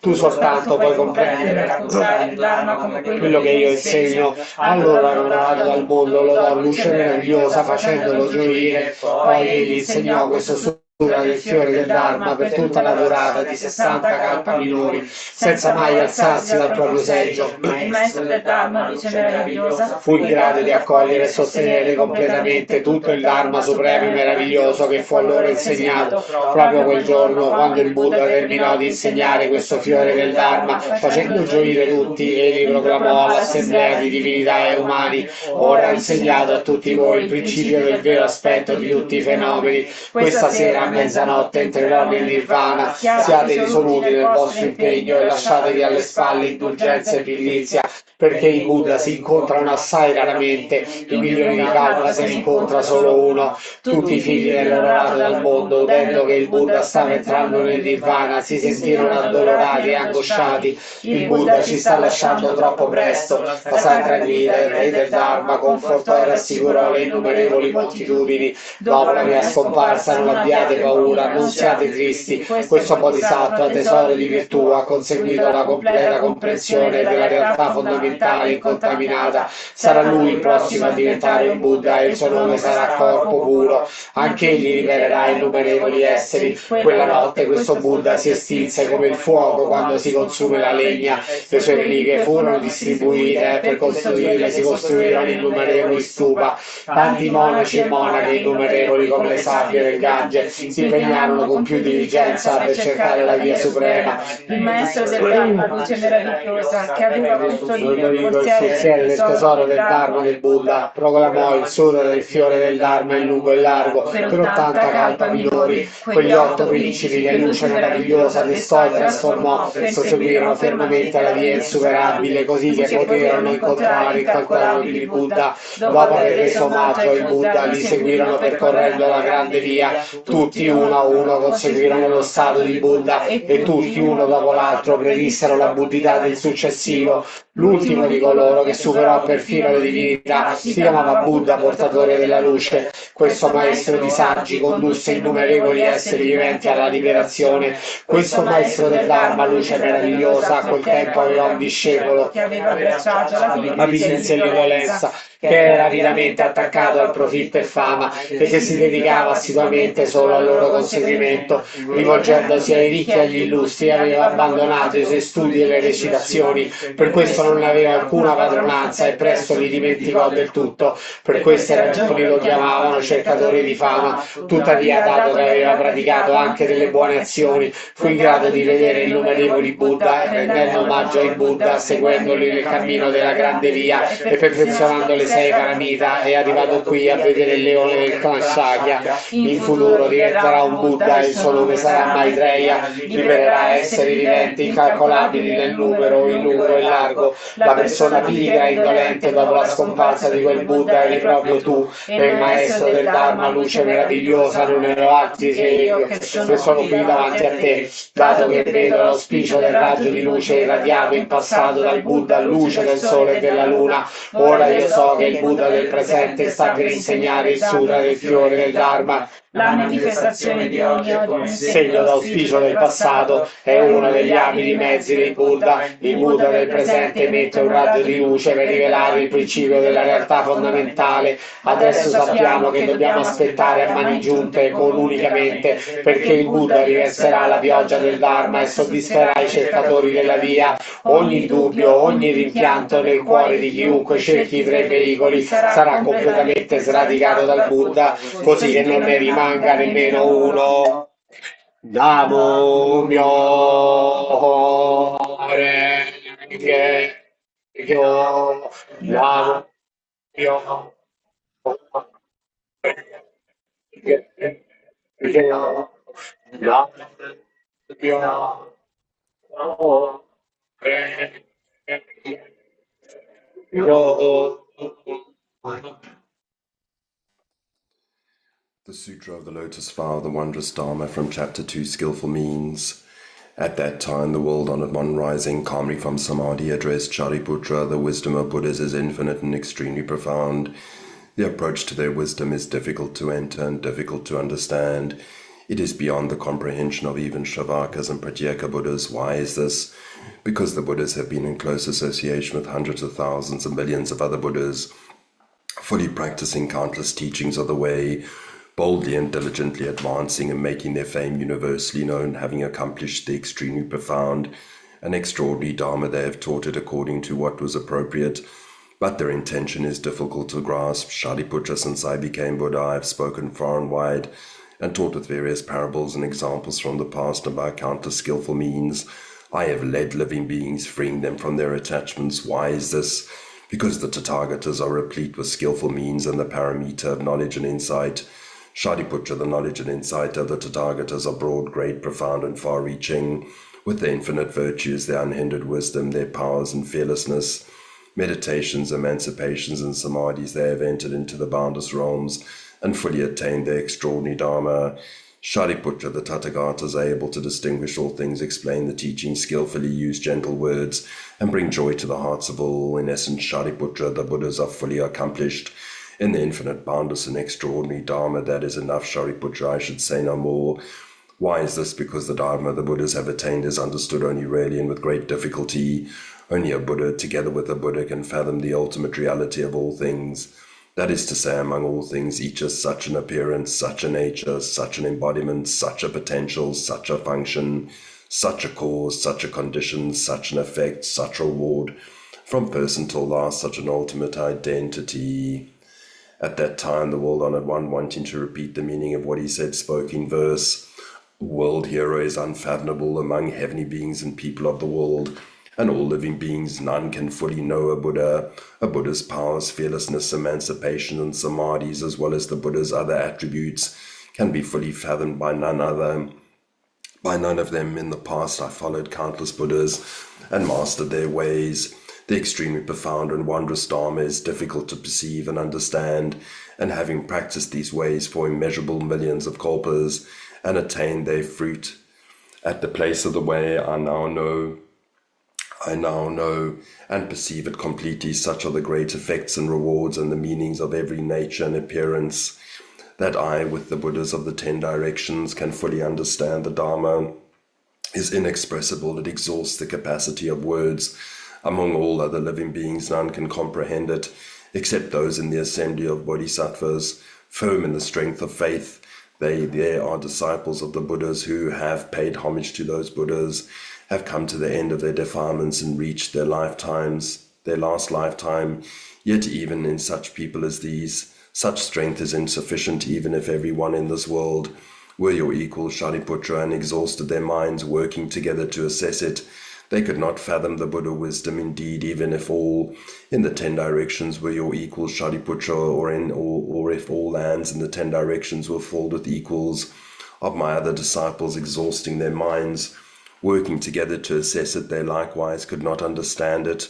Suppose that Pratyeka Buddhas of keen intelligence, free of defilements, and having reached their last lifetime, are as numerous as the stalks in a bamboo grove, filling every region in the 10 directions, and suppose that together with a single mind through millions of immeasurable kalpas, they ponder the real wisdom of the Buddhas, and even so, they still could not know its smallest part. Suppose that novice bodhisattvas who paid homage to countless Buddhas mastered the essence of the teachings and became adept at explaining the Dharma, were to fill the lands of the 10 directions like rice, hemp, bamboo, and reeds, and suppose that they by means of wondrous wisdom were to ponder it together with a single mind throughout kalpas as numerous as the sands of the Ganges, even they still could not know the wisdom of the Buddhas.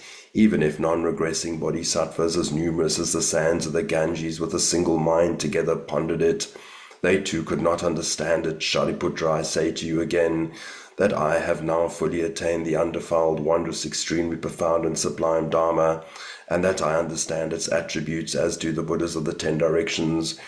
You should know, Shariputra, that the words of all the Buddhas do not disagree. You should generate great strength of faith in teachings of the Buddha, for only after a long period of expounding them does the world-honored one fully reveal the truth. I say to the multitude of Shravakas as well as to the seekers of the Pratyeka Buddha vehicle, I have enabled people to cast off the bonds of suffering and attain nirvana. The Buddha, through the power of his skillful means, has shown the teachings of the 3 vehicles to draw living beings away from their various attachments. At that time, there were 1,200 Shravakas in the great assembly who were undefiled arhats, including Ajnata Kundina, as well as monks, nuns, laymen, and laywomen aspiring to be Shravakas and Pratyeka Buddhas. They all wondered, for what reason does the world-honored one extol skillful means so intently, and assert that the Dharma attained by the Buddha is so extremely profound and difficult to understand? And why is the meaning of the words he speaks so difficult to grasp, that none of the Shravakas or Pratyeka Buddhas can do so?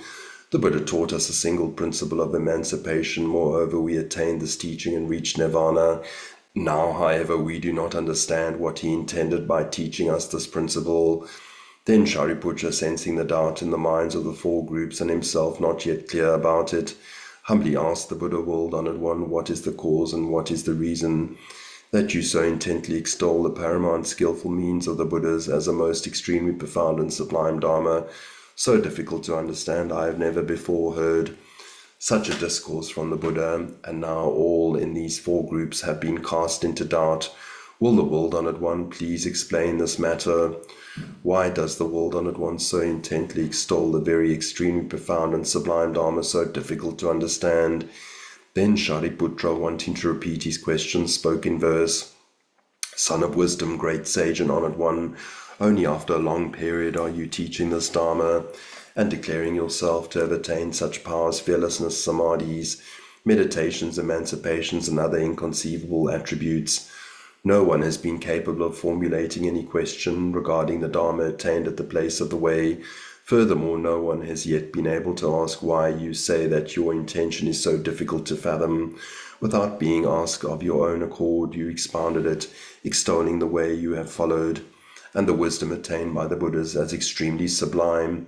All the undefiled Arhats and the seekers of Nirvana are now enmeshed in doubt. Why does the Buddha expound this matter?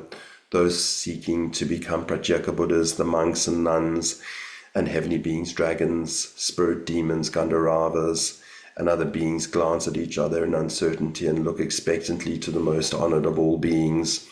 What could this possibly mean? Please, Buddha, explain it to us.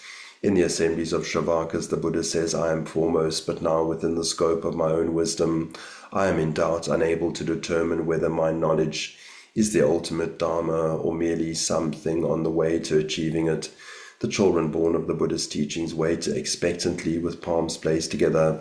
Please send forth your wondrous voice and now tell us the truth as it really is.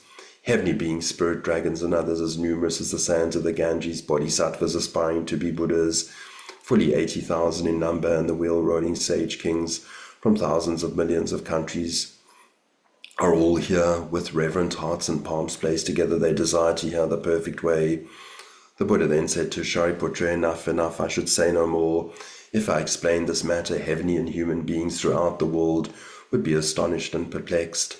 Shariputra again said to the Buddha, please explain it, World-Honored One. Please do explain it. Why is this? Because in this assembly there are countless hundreds of thousands of millions of myriads of living beings who have already seen the Buddhas, whose faculties are keen and whose wisdom is clear. If they hear the Buddha's teaching, they will be able to respect and believe it. Then Shariputra, wanting to repeat what he said, spoke in verse. King of the Dharma, most highly honored one, explain it, please. Without misgivings, in this assembly are countless beings who can respect and believe it. The Buddha again said, that is enough, Shariputra. If I explain this matter, heavenly beings, humans, and asuras throughout the world would be astonished and perplexed, and prideful, arrogant monks might fall into a great pit. Then the World-Honored One again spoke in verse, enough, I should say no more. My Dharma is so wondrous and subtle that those who are prideful and arrogant on hearing it certainly would not respect or believe it. Shariputra again asked the Buddha, please explain it, World-Honored One, please do explain it in this present assembly. There are hundreds of thousands of millions of myriads like me, who in former lifetimes have followed Buddhas and been transformed by them. Such people as these can certainly respect and believe it, and thus have peace and comfort throughout the long night, and be nourished by its abundant benefits. Then Shariputra, wanting to repeat the meaning of what he said, spoke in verse. Most highly honored of all beings, please explain the foremost Dharma as the eldest son of the Buddha. I ask you to clearly and distinctly explain it. Countless beings in this assembly are able to respect and believe this Dharma. They already were in their former lifetimes taught and transformed by the Buddhas, all with a single mind, and with palms placed together desire to hear the Buddha's words. We, the 1200 and others who aspire to be Buddhas, ask you for the sake of these beings to please certainly and distinctly explain it. If they hear this Dharma, they will experience great joy.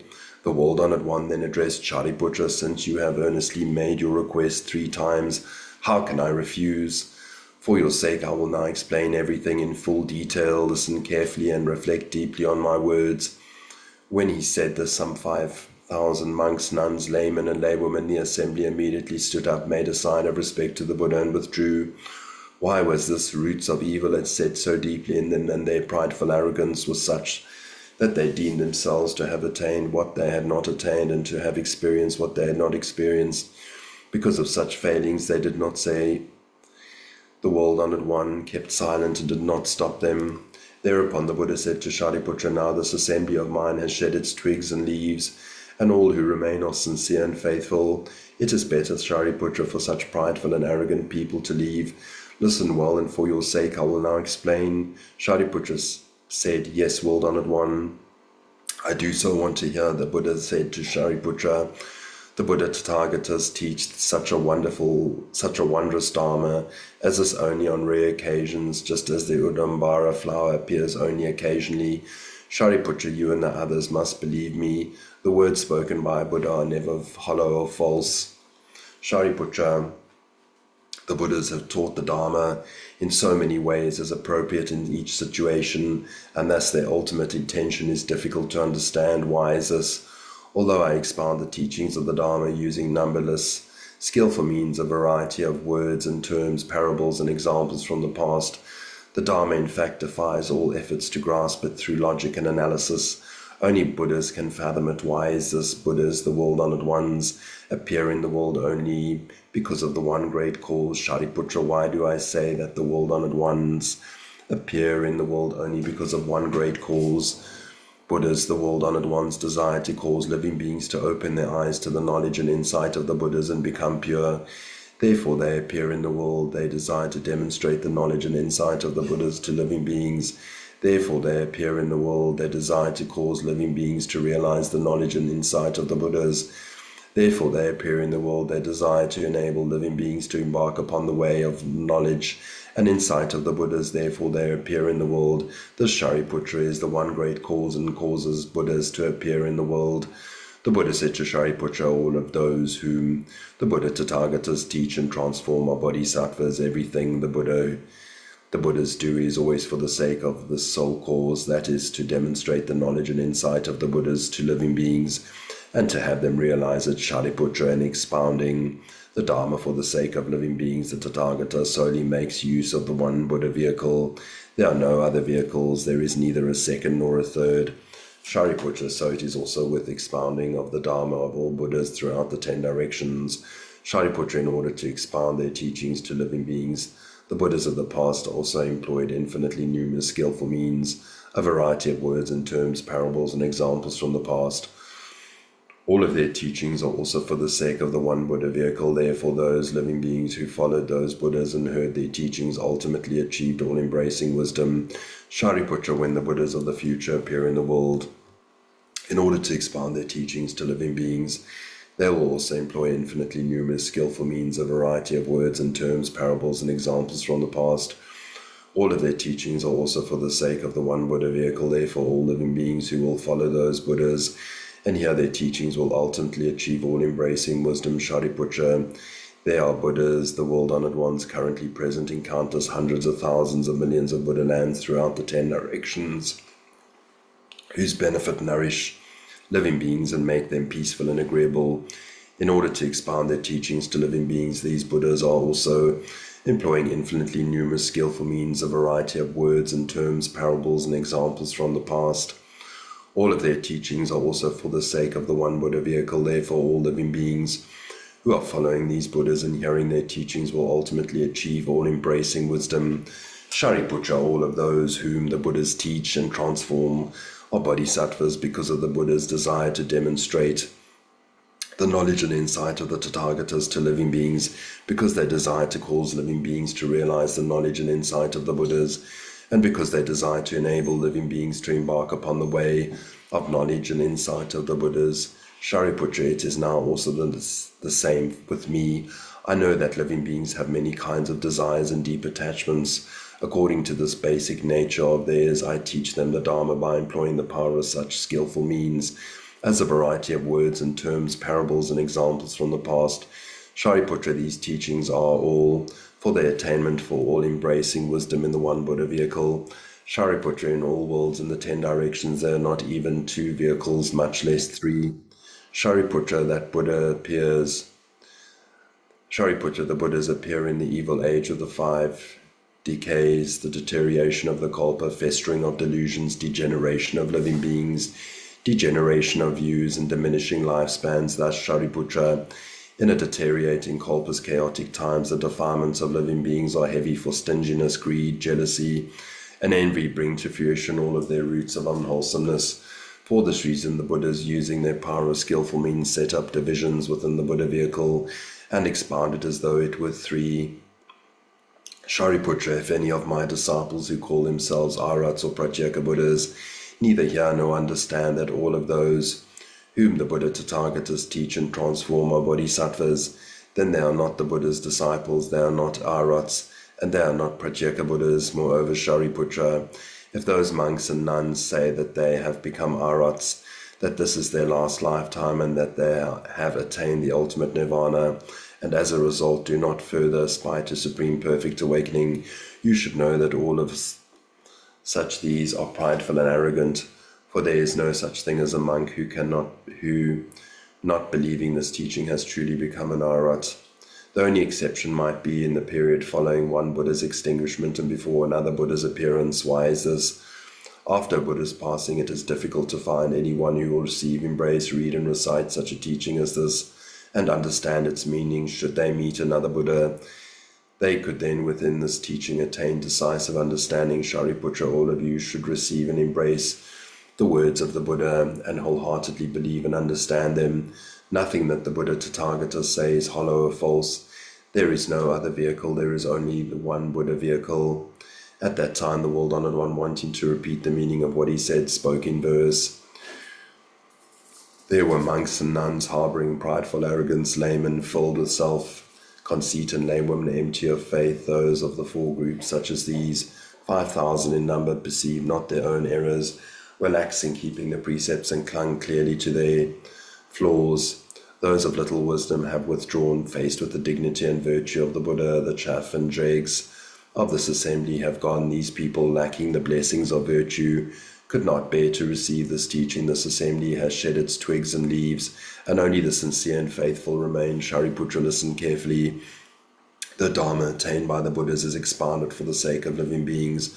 By employing immeasurable powers of skillful means, what living beings entertain in their minds, the ways in which they behave, their various desires and characters, and the good and bad karma from their previous lifetimes, are all completely known by the Buddhas. By using the power of such skillful means as a variety of words and terms, parables and examples from the past, the Buddha causes all living beings to rejoice. My preaching also makes use of sutras, verses, stories of my own past lives and those of my disciples, miraculous tales, examples from the past, parables, lyrics, and dialogues. Some living beings with dull faculties delight in lesser teachings and are greedily attached to the cycle of birth and death. They do not, even in the midst of innumerable Buddhas, practice the profound, wondrous way, and are afflicted and distressed by a host of sufferings. For their sake I teach nirvana. I teach this forth as a skillful means to enable them to take up the Buddha wisdom. Yet I have never before said all of you will complete the Buddha way. I did not say it because the time had not yet come. Now is the right time to definitively teach the great vehicle. These 9 divisions of the teachings that I put forth to fit living beings form the basis of bringing them into the great vehicle. And that is why I am expounding the sutra for the sake of the Buddha children, whose minds are pure and flexible, whose faculties are keen, and who in the presence of innumerable Buddhas have walked the profound and wondrous way. I teach this great vehicle sutra. Such people as these have the assurance that in a future lifetime they will complete the Buddha way, because they are deeply mindful of the Buddha and because they observe the pure precepts. When such people as these hear that they will become Buddhas, great joy permeates their entire beings, because the Buddha knows their minds and behaviors.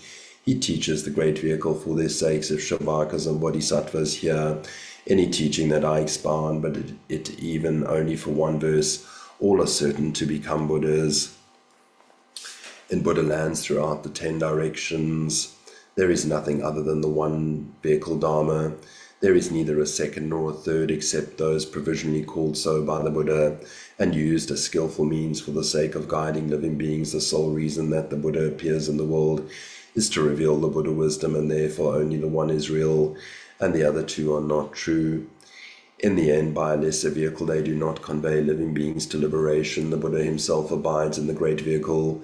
There the Dharma he has attained is adorned with the powers of meditation and wisdom that he employs to liberate living beings, as I myself have verified the unsurpassable way, the great vehicle Dharma of equality, were I to transform them but for one person by a lesser vehicle, that would be stingy and mean of me, something I could never be. If people have faith in and take refuge in the Buddhas, the Tathagatas will not deceive them, and is never motivated by greed or envy, having freed himself from the evil within phenomena. Therefore only the Buddha has nothing to fear. In all of the 10 directions I adorn myself with splendid attributes and illuminate the entire world. I tell countless beings who revere me about the seal of the ultimate reality of all things.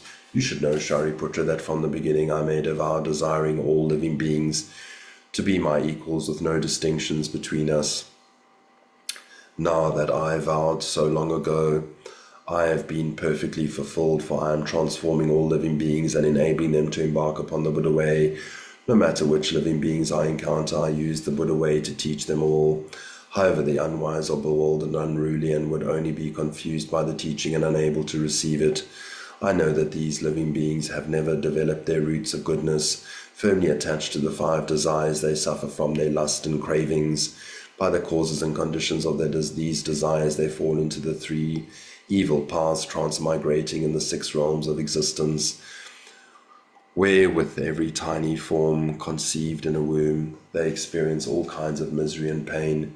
They are constantly growing in lifetime after lifetime. These people of meager virtue and few blessings are oppressed and driven by a host of sufferings, entangled in the thicket of distorted views about existence and non-existence and so forth, and fixated upon as many as 62 such views. They tightly cling to these hollow and false doctrines, deeply accept them, and are unable to abandon them. They are arrogant and self-important, and become fawning and deceitful and insincere. During thousands of millions of kalpas, they have not heard the word Buddha, nor have they heard this true Dharma. People such as these are difficult to liberate. Therefore, Shariputra, for their sake, I devise skillful means, teaching them about nirvana and showing it to them as the way to end their sufferings. However, even though I speak of this as nirvana, it is not true extinguishment, for inherently all things themselves are always an attributes of tranquil extinguishment. When these children of the Buddha have completed the way, they become Buddhas in a future lifetime. By the powers of my skillful means, I reveal to them the teaching of the 3 vehicles. All the world-honored ones likewise expound the one vehicle way.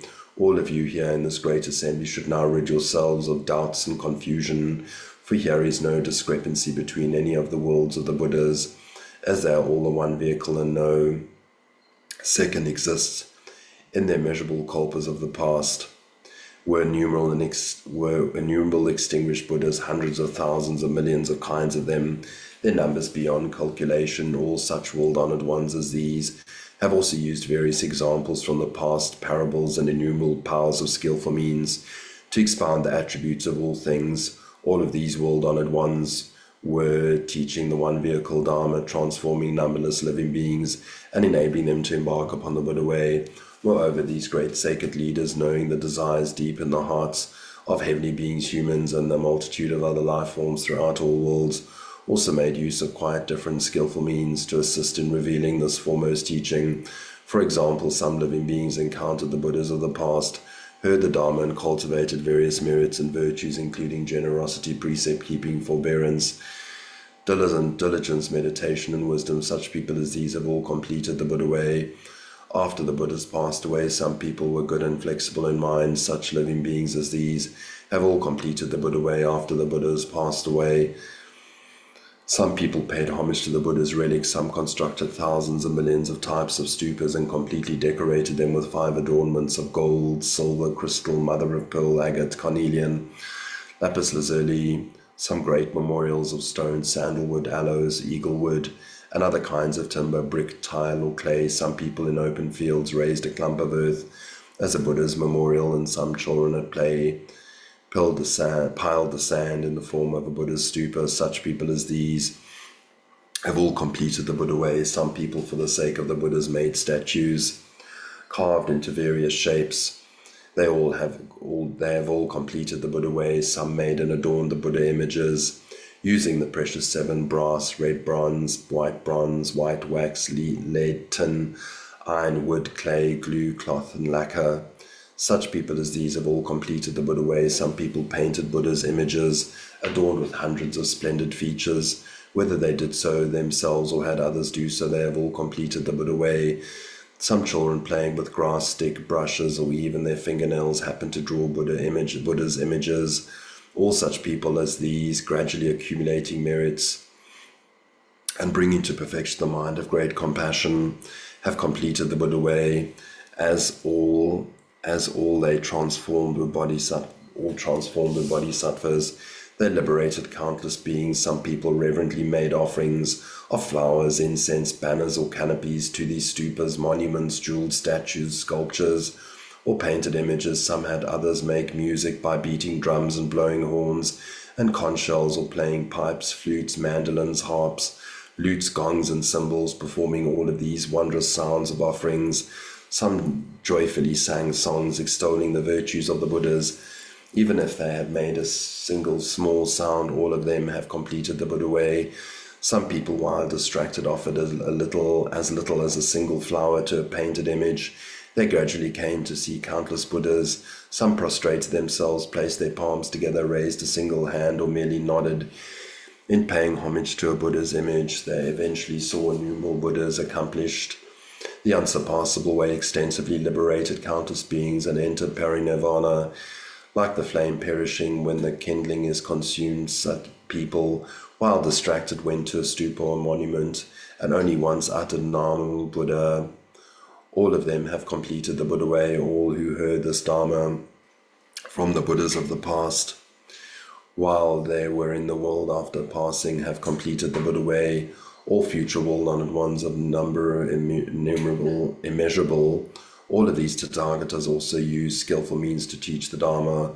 All of these Tathagatas liberate living beings by immeasurable, skillful means and allow them entry into the Buddha's undefiled wisdom. Of those who hear the Dharma, none will fail to become a Buddha. From the remotest past, the vow of the Buddha is to enable all living beings to attain this very same Buddha way that they themselves practice. Although the Buddhas in future ages proclaim hundreds of thousands and millions of countless approaches to the Dharma, in reality they are but the one vehicle. The Buddhas, the most honored of all beings, know that since all living beings are ever without fixed nature, the seeds of Buddhahood sprout from proper conditions.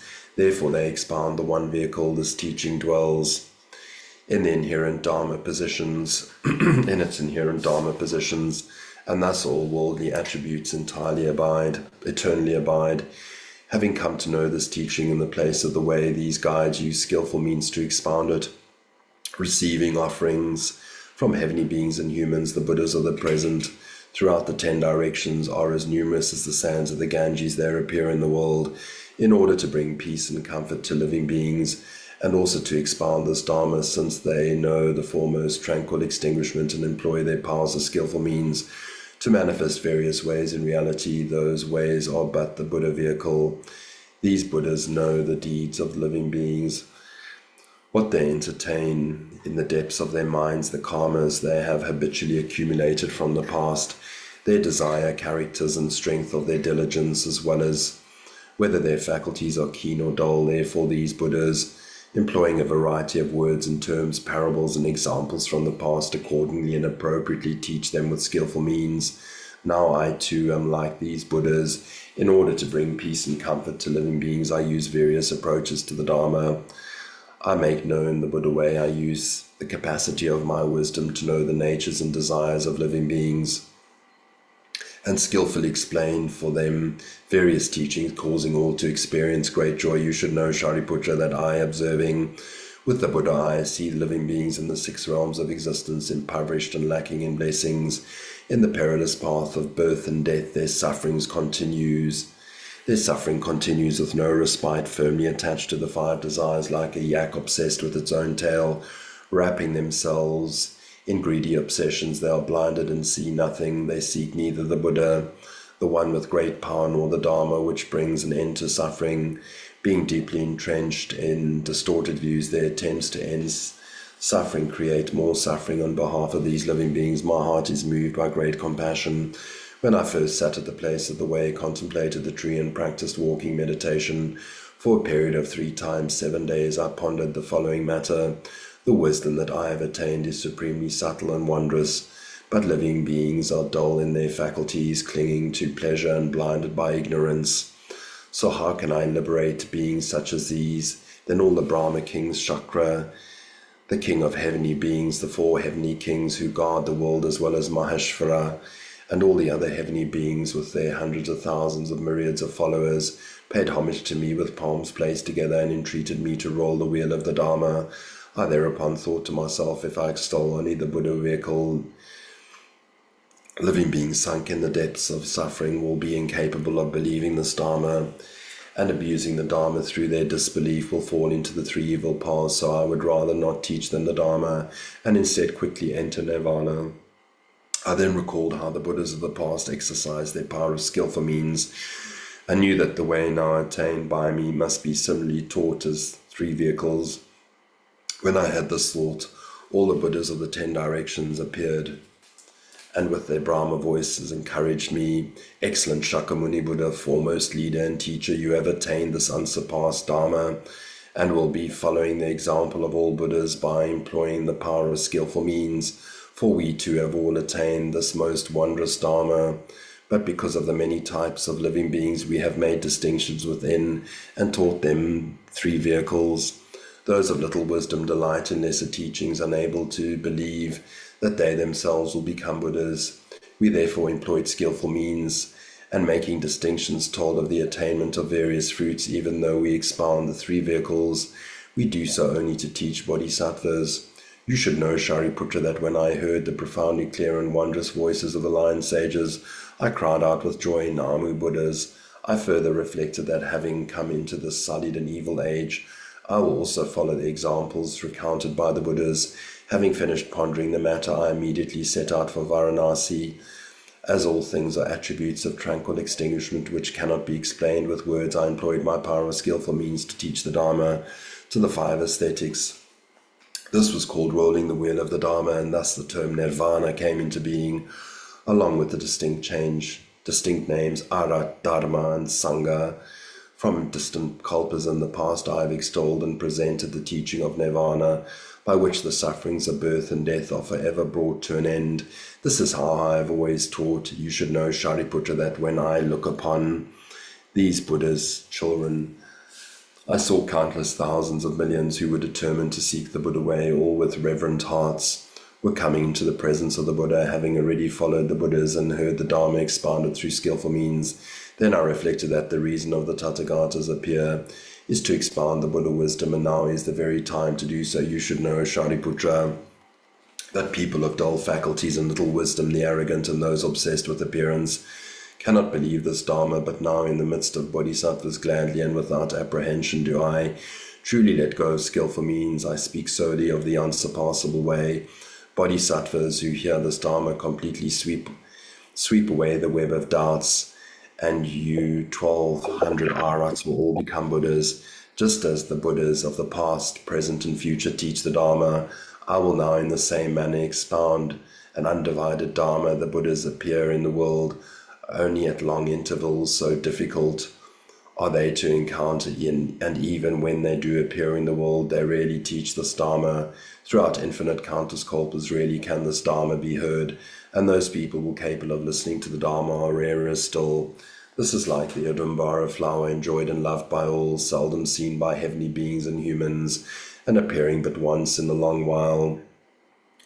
So those who hear this Dharma rejoice in it, and extol it with even a single word, have already paid homage to all the Buddhas in the past, present, and future.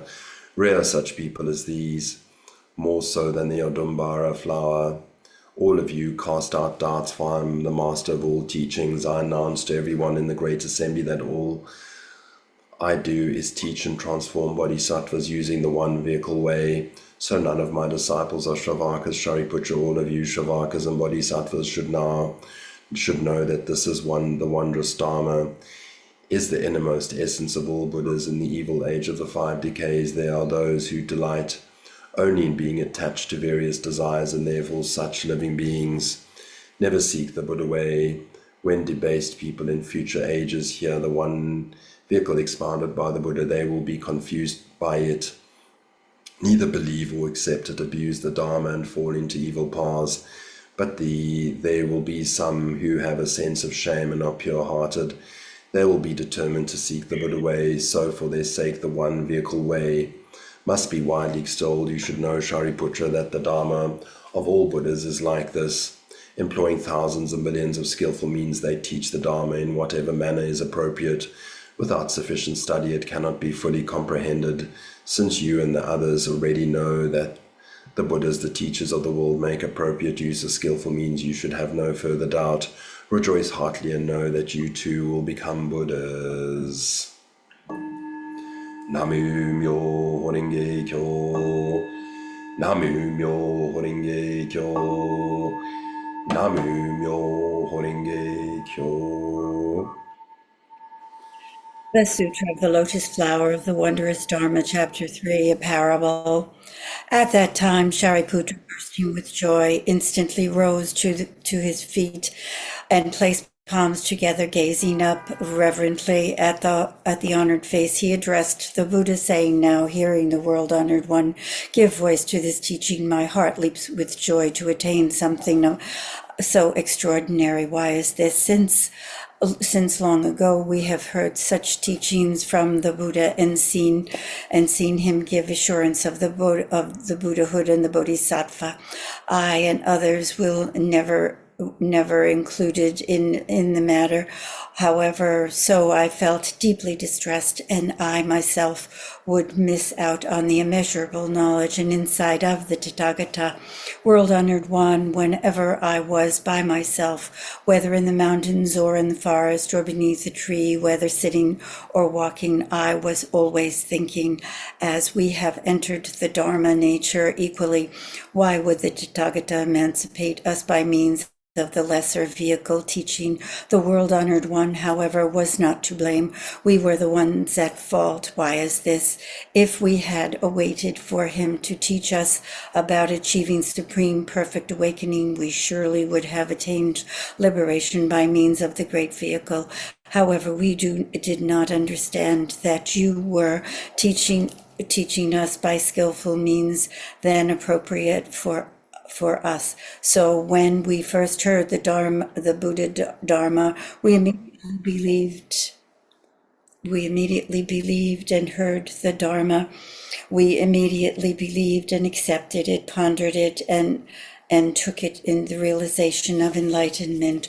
World-honored one, long have I spent whole days in insights in self-approach, but now, having heard for the Buddha this extraordinary teaching that I have never heard before, all of my doubts and regrets have been dispelled. My body and mind are unburdened, and I am happily at peace. For today I know that I am truly a child of the Buddha, born from the words of the Buddha, and come to life through his Dharma. Indeed, I have attained my share of the Buddha Dharma.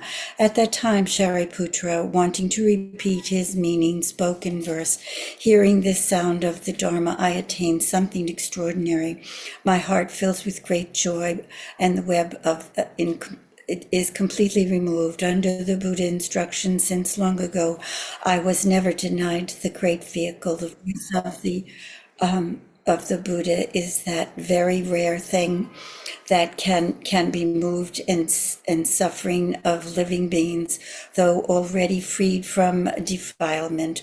Only on hearing that this am I free from worry and distress when I dwelled in mountain valleys or beneath trees in the forest, whether sitting or walking to and fro, I constantly pondered this matter and deeply blamed myself, lamenting, how can I be so self-deceptive? Although we too are children of the Buddha, equally participating in the undefiled Dharma, even in the future, we will never be able to expound the unsurpassable way. Although we share equally in the one Dharma, we will never attain the golden 32 marks, the 10 powers, and the 8 emancipations, the 80 kinds of beautiful features, and the 18 unique characteristics are all merits entirely lost to us. When I was alone practicing the walking meditation, I saw in the great assembly the Buddha, whose fame filled every place in the 10 directions. He was bringing abundant benefits to all living beings, and I thought I had missed out on those benefits. How greatly have I been deceived.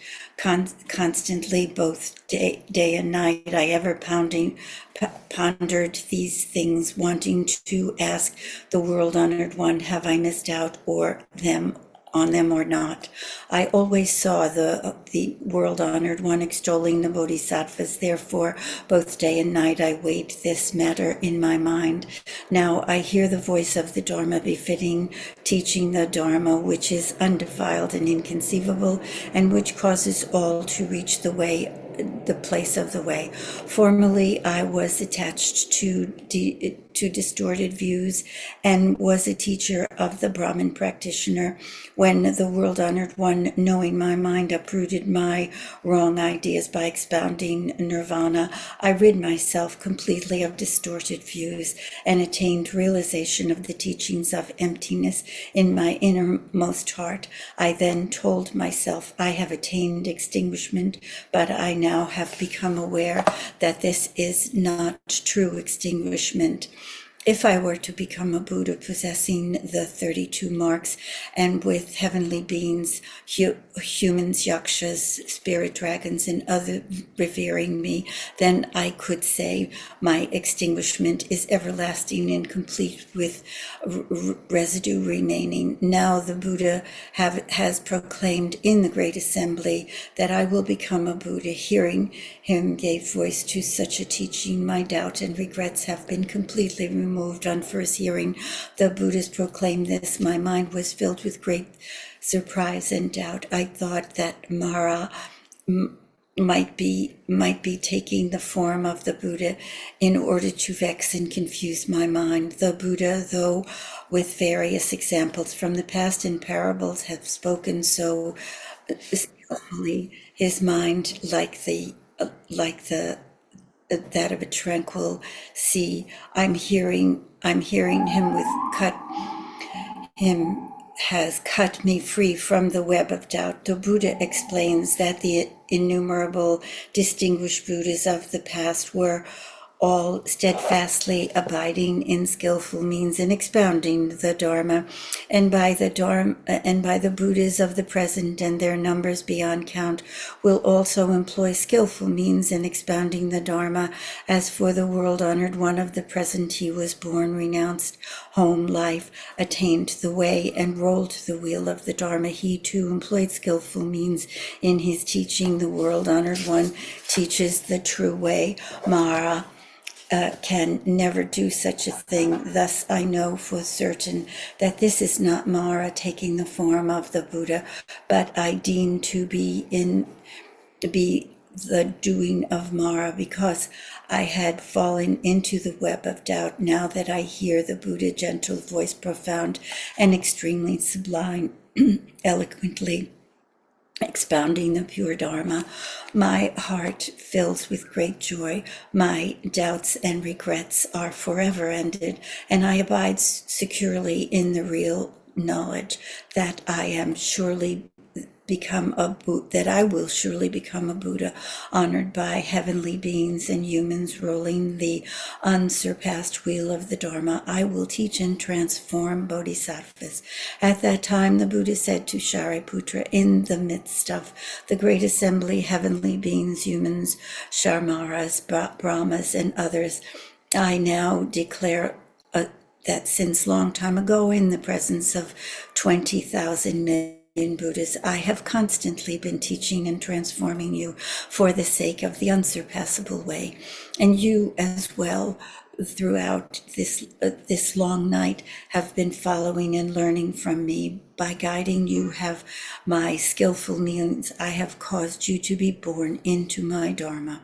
Shariputra, long ago, I instructed you to aspire the Buddha way, but you remember none of that now, and according to thought that you have already attained extinguishment, because I want you to recall the way that in the past you originally vowed to follow. I now expound for the sake of the Shravatkas this great vehicle sutra called the Lotus Flower of the Wonderful Dharma, a teaching that instructs bodhisattvas and that Buddhas protect and keep in mind. Shariputra, in an age to become after the passing of the infinite, boundless, inconceivable Kapalas, after you have paid homage to thousands of 10,000s of millions of Buddhas, honored and received the true Dharma, and completely attained the Bodhisattva, you will become a Buddha named Radiant Blossom Tathagata, worthy of offering, universally wise, complete in clarity and conduct, will conduct, Phantomer of the world, peerless leader, expert trainer, teacher of heavenly beings and humans, Buddha and the world-honored one. Your domain will be called free from impurity, and its terrain will be the level of and smooth. It will be pure and splendidly adorned, peaceful and prosperous and abounding in heavenly beings and humans. The guides will be the lapis lazuli and the great intersecting roads, boundless of golden cords. Each road will be lined with the tree of precious seven, always in flower and bearing fruit. The Tathagata of radiant blossoms will also teach and transform all living beings therein by means of the three vehicles. Shariputra, although it may not be an evil age when that Buddha appears, because of his original vow, he will explain the teachings of the three vehicles. His era will be called adorned with magnificent gems. Why will it be called adorned with magnificent gems? Because in that land the bodhisattva will be treasured like magnificent gems. These bodhisattvas will be innumerable, immeasurable, and inconceivable, their number beyond the scope of allegory or calculations, and unknowable to anyone with the power of the Buddha's wisdom. Whenever they walk, jeweled flowers will meet their footing. These bodhisattvas will not be those who have just aspired to awaken for the same first time, as all of them will have cultivated the roots of virtue since long ago. They will have purely transformed Brahma deeds under innumerable hundreds of thousands of millions of Buddhas, and will also have been praised by the Buddhas. They will have constantly cultivated the Buddha's wisdom, perfected the Buddha transcendent powers well known of the approaches of the Dharma, and been upright, genuine, and firm resolve. Such bodhisattvas will fill that land. Shariputra, the lifespan of the Buddha radiant blossom will be 12 lesser Kapalas, not including the time he was prince before he became a Buddha. The time span of the people of his land will be lesser Kapalas. After the passing of the 12 lesser Kapalas, the Tathagata abundant blossom will give the assurance of supreme perfect awakening of the bodhisattva, fully resolute, telling all monks this bodhisattva, fully resolute, is next to become a Buddha and will be called serenely walking atop flowers, Tathagata, Arhat, and perfectly awakened one. This Buddha land will be similar to the previous ones. Shariputra, after after the Buddha's radiant blossom passes away, the true blossom will abide in the world of the 22 lesser kaplas, and the imprint of the Dharma will thereafter remain the world for the additional 32 lesser kaplas. At that time, the world-honored one, wanting to repeat the meaning of that, he said, spoken verse, Shariputra, in the future lifetime, you will become a Buddha world-honored for the universal wisdom known by the name Radiant Blossom, and you will liberate the innumerable beings. You will pay homage to the innumerable Buddhas and perfect the merits of the Bodhisattva, practices of the 10 powers, and so on. Then you will attain the unsurpassable way after the passing of the innumerable kaplas. A kapla called adorned with the great jewels will come, and a domain called free from impurities. It will be pure and undefiled, its ground of being of lapis lazuli, and the roads bound by golden cords, and its free and its trees, every color of the precious seven, always in flowers and bearing fruit. All the bodhisattvas of that land will be ever firm in resolve to complete possession of the transcendent powers and paramitas, and will have studied well the Bodhisattva way under the innumerable Buddhas. Such great teachers are these, will be taught and transformed by the Buddha's radiant blossom.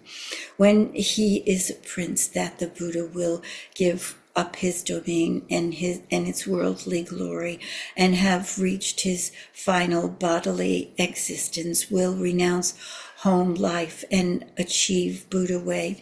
The Buddha radiant blossom will be in the world for a lifespan of 12 lesser kaplas, and the people of his land will give for 8 lesser kaplas. After the Buddha's passing, his true Dharma will abide in the world for 32 lesser kaplas, liberating living beings and far and wide. And after the complete demise of the true Dharma, the imprint of his Dharma will remain for 32 more. His relics will be distributed far and wide, revered everywhere by heavenly beings and humans. Such will be the deeds of the Buddha radiant blossom. This most highly honored all beings triumph and without peer is truly known in that you yourself, therefore you should rejoice and be glad. At that time, of all the monks, of the nuns, laymen, and lay women in the four groups, together with the heavenly beings, dragons, yakshas, Gandharvas, asuras, garudas, kimaras, maharakas, and others in the great assembly, saw the Shakyamuni receive his assurances of the supreme perfect awakening from this land. Their hearts leapt greatly with joy.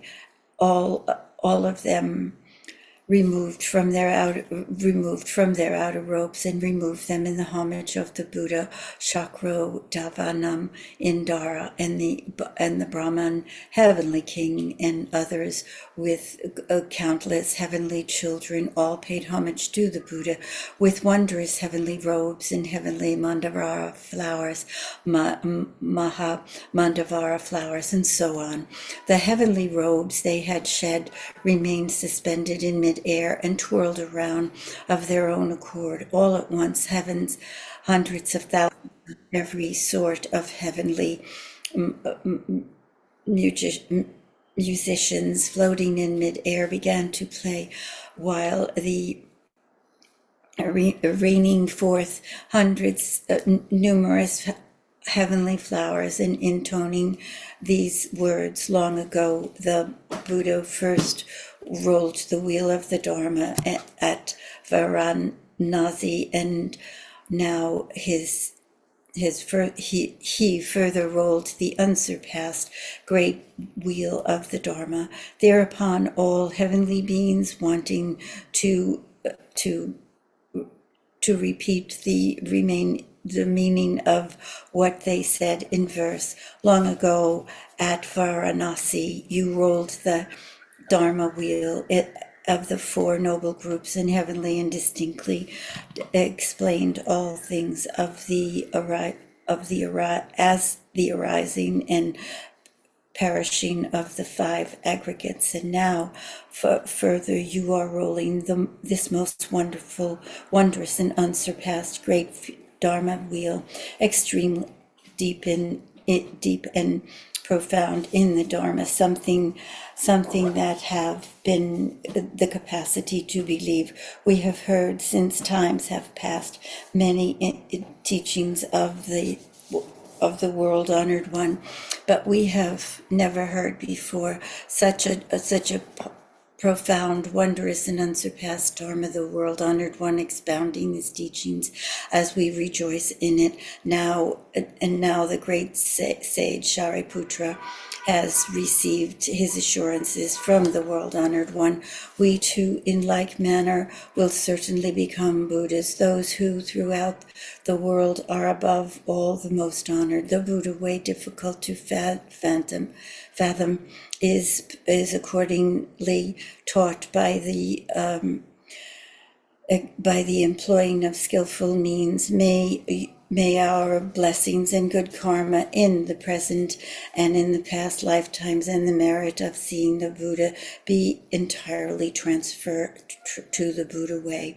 At that time, Shariputra said to the Buddha world honored one, I now have no more doubt or regret, for I have personally received directly from the Buddha my assurances of supreme perfect awakening. These 1,200 who attained freedom of mind formerly dwelled in the stage of learning and with constantly taught and transformed by the Buddha way of the words, my teachings as well, free from birth, age, illness, and death, and enable you to ultimately arrive at nirvana. All of these people, some trained and others still in training, thought they had attained their nirvana because they had attached themselves from mistaken views of the self and existence and non-existence. Now,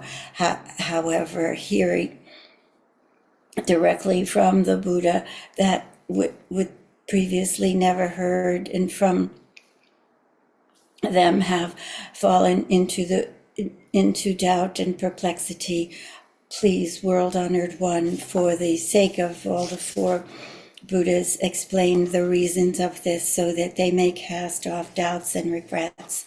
The Buddha then said to Shariputra, I have just explained that the Buddhas, the world honored one, employed various examples from the past, parables and words and terms to teach the Dharma skillfully, and that all the teachings for the sake of the supreme perfect awakening, all of the teachings are the purpose of transforming bodhisattvas. Now, Shariputra, I will also employ a parable to clarify my meaning, for intelligent people can gain an understanding through parables. Shariputra, suppose that there in a certain town, a certain country, there lived a great elder of advanced age who was immeasurably wealthy. He had many fields, buildings, attendants, and servants. His house was spacious and large, and only one doorway inside, and it was a great, and it were a great many people. 100, 200, or perhaps even 500 might be living there. The halls and the chambers were old and decayed, and the walls crumbling and pillars rotten at the base, and the beams and rafters slanting precariously. Suddenly, fire broke out on all sides of the house and set ablaze. The elders' children, perhaps 10, 20, or even 30 of them, were inside the house. When the elder said that a large fire had broken out and surrounded the house, he was alarmed and afraid. He thought to himself, I could flee to safety through the burning door, but my children are still inside, absorbed with their games and play. They not only aware of the dangers, do not be alarmed and afraid. The fire is closing in and about to make them suffer terrible pain. But however, they do not sense the danger. They have no thought of escaping. Shariputra, the elder, then thought of himself, my arms and body are strong. Could I wrap them in my robes and make them into and make use of this table and get them all out of the house? He then reconsidered this house has only one doorway and it's narrow and small. My children are still too young to understand. They love their games and are so absorbed in them that they fall in victim to the fire. I must explain to them the fear of an alarm. The house is already on fire, so I must get them out quickly and save them from being burned. This was his thinking. He immediately tried to tell his children about the concern, calling out, all of you quickly get out. Deeply concerned, the father used kind words to coax and persuade them, but his children were too attached to the games to believe him. Still not alarmed or afraid, they had no thought of escaping. They did not understand what he meant by fire or house, let alone what they might lose. He still ran back and forth They still ran back and forth in play, merely glancing at their father. The elder then thought large flames were burning the house. If my children and I do not leave at once, we will surely be burned. I must now devise some skillful means to save my children from harm. The father knew that what each of his children liked. He knew all of the rare toys and fascinating objects, and they were delighted by. So he told them, the rare toys you like are hard to come by, and if you do not come and get them, you will surely be sorry later on. Right now, there are several kinds of things you like, such as the goat cart, deer carts, and ox waiting outside of you to play with. If you immediately leave the burning house, I will give all of you whatever you want. When the children heard their father speak of the rare toys that they wished for, they all eagerly adjusted and raced against each other and coming out of the burning house. Then the elder saw his children had escaped to safety and were sitting in the open space at the crossroads, all of them unharmed. His mind was at ease and he leapt with joy. Then the children said to their father, you promised to get us the toys we love. Now please give us the goat carts, deer carts, and ox carts. Shariputra the elder then gave each of the children a great cart. One of the carts, all of these carts were the same. They were large and spacious, ornamented with precious jewels, enveloped with railings, huge bells on all four sides, covered with canopies and splendidly decorated with rare gems entwined with strings and the precious stones, and huge and garlands of flowers, beautiful thick rugs, and vermilion pillows with large insides. Each cart was pulled with a white ox of smooth hide, handsome forms and great strength, which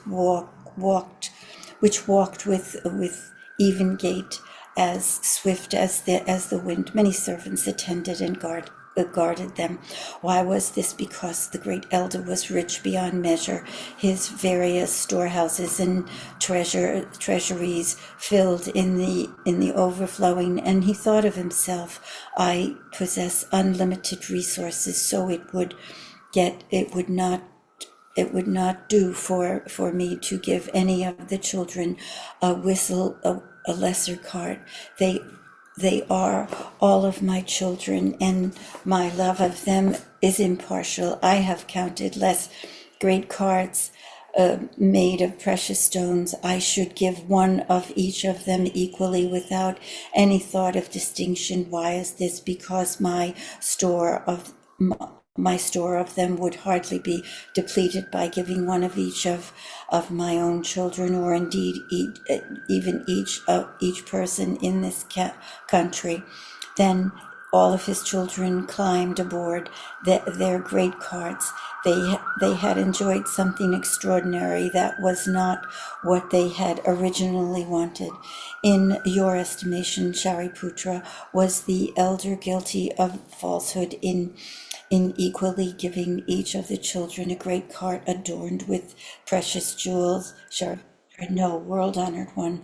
That only caused his children to escape in the fire and save themselves, and there is no falsehood in this. Why is this? In saving their life and limbs, he had already given them the most cherished plaything indeed, and better than yet, he drew them out of the burning house and rescued them by skillful means. World-honored one, even if the elder had not given them so much as the smallest of these carts, he still would have been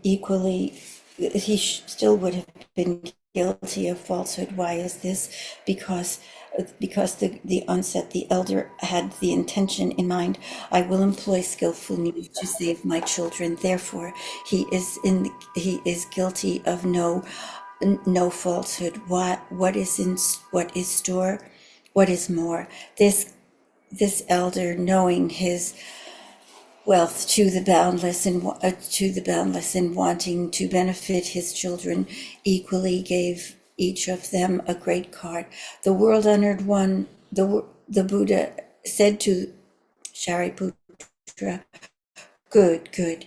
It is just as you say, Shariputra, that Tathagata is also like this, and for he is the father to the whole world. He has forever rid himself of the great trace of fear, anxiety, in distress, ignorance, and darkness. He has fully achieved immeasurable knowledge and insight powers of the fearlessness. He has great in transcendent powers and capacities of wisdom, is replete with skillful means, and the paramita of wisdom has great benevolence and the great compassion that are constant and unfaltingly and unceaselessly pursues good deeds that befit everyone. He was born in this threefold world, this decrepit old burning house, in order to rescue all of the beings from the fire of birth, age, illness, death, grief, lamentation, suffering, distress, ignorance, darkness, and the three poisons, and to teach and transform them, enabling them to attain supreme perfect awakening. He sees all living beings burned by death, aging, illness, and birth, aging, illness, and death, and scorched by grief, lamentation, suffering, and distress. He sees them enduring many kinds of misery as the result of the five desires, and the pursuit of profit in age. He also sees that the pursuit of their attachment incurs such suffering in the present and in the hereafter and in the lower realms of hell, beast, and hungry spirits. Even if they are reborn in heavenly or human realms, they will be distressed by the suffering of poverty, separation from what they love, with proximity to what they hate. Submerged in the midst of all of these kinds of suffering, living beings are content to amuse themselves. They are unable, unknowing, and with no sense of alarm or fear, nor do they tire of them or seek to be emancipated from them. Instead, they scurry back and forth in the burning house of this threefold world, and despite meeting with great suffering, find no cause for worry. Shariputra, the Buddha, having seen this assembly, I am a father to these living beings. I must pluck them out of the suffering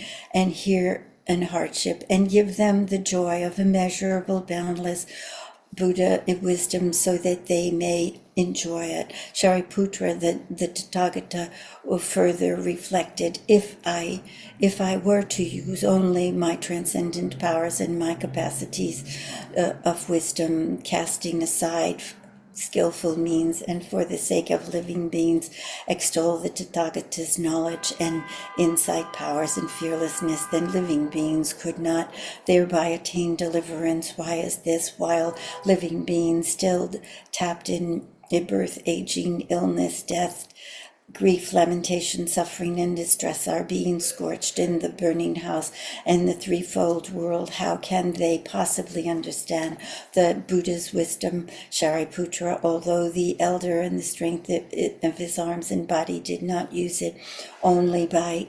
earnestly applying skillful means was he able to save children from the danger of the burning house, and afterwards give each of them a great jewel cart. The Tathagata is just like this.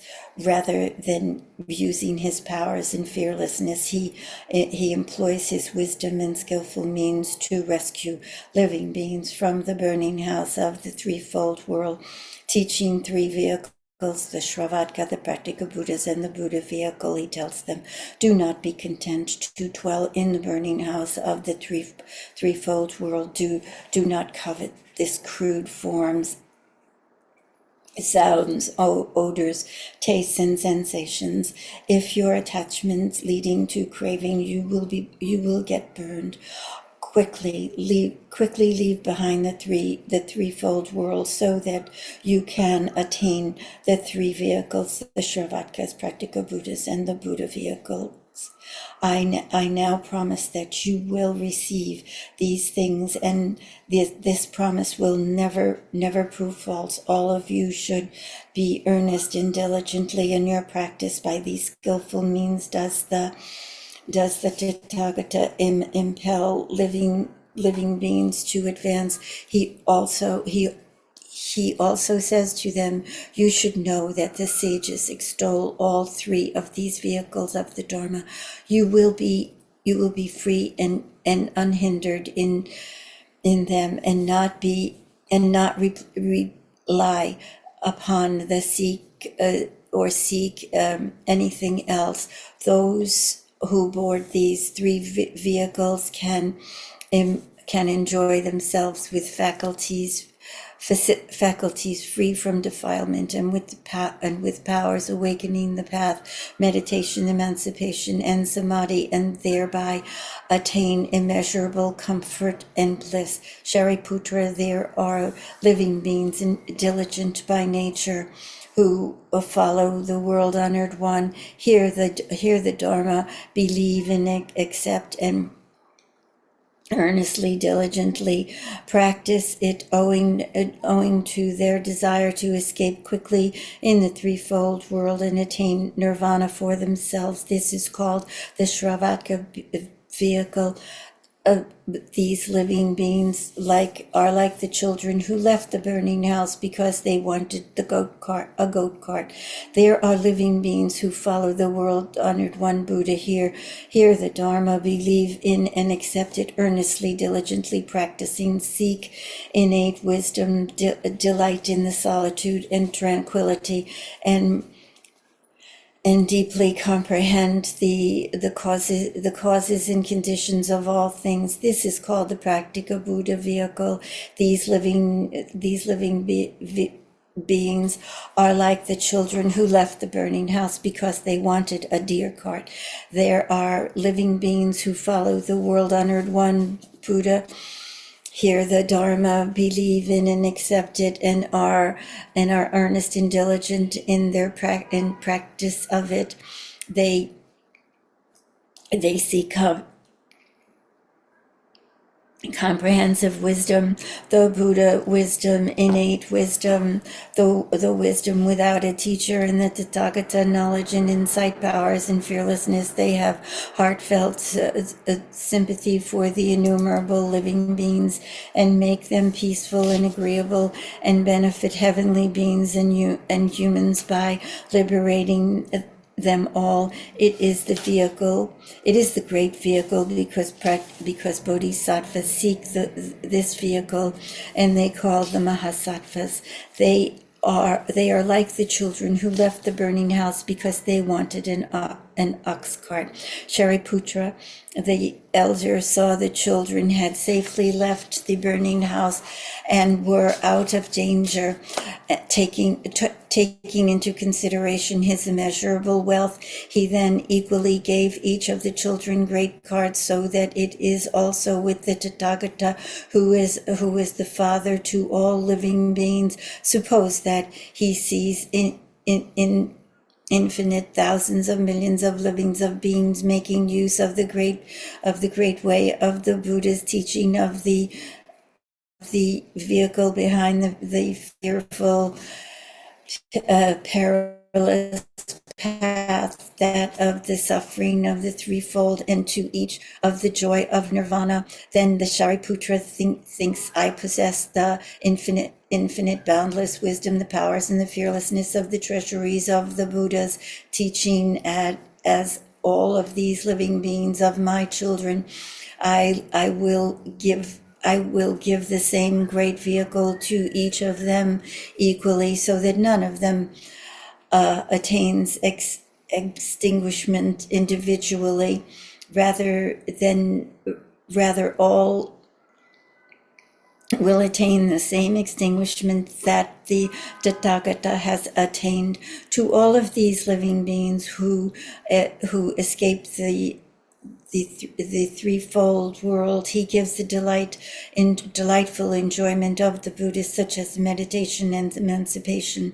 These are all the same attributes and types, a type as his own, praised by sages and capable of producing the purest and most wonderful bliss. Shariputra, at first the elder, enticed his children with 3 types of carts, but later he gave them great carts magnificently adorned with jewels and the very best of the soundest carts. However, the elder is guilty of no falsehood, and so it is only with the Tathagata.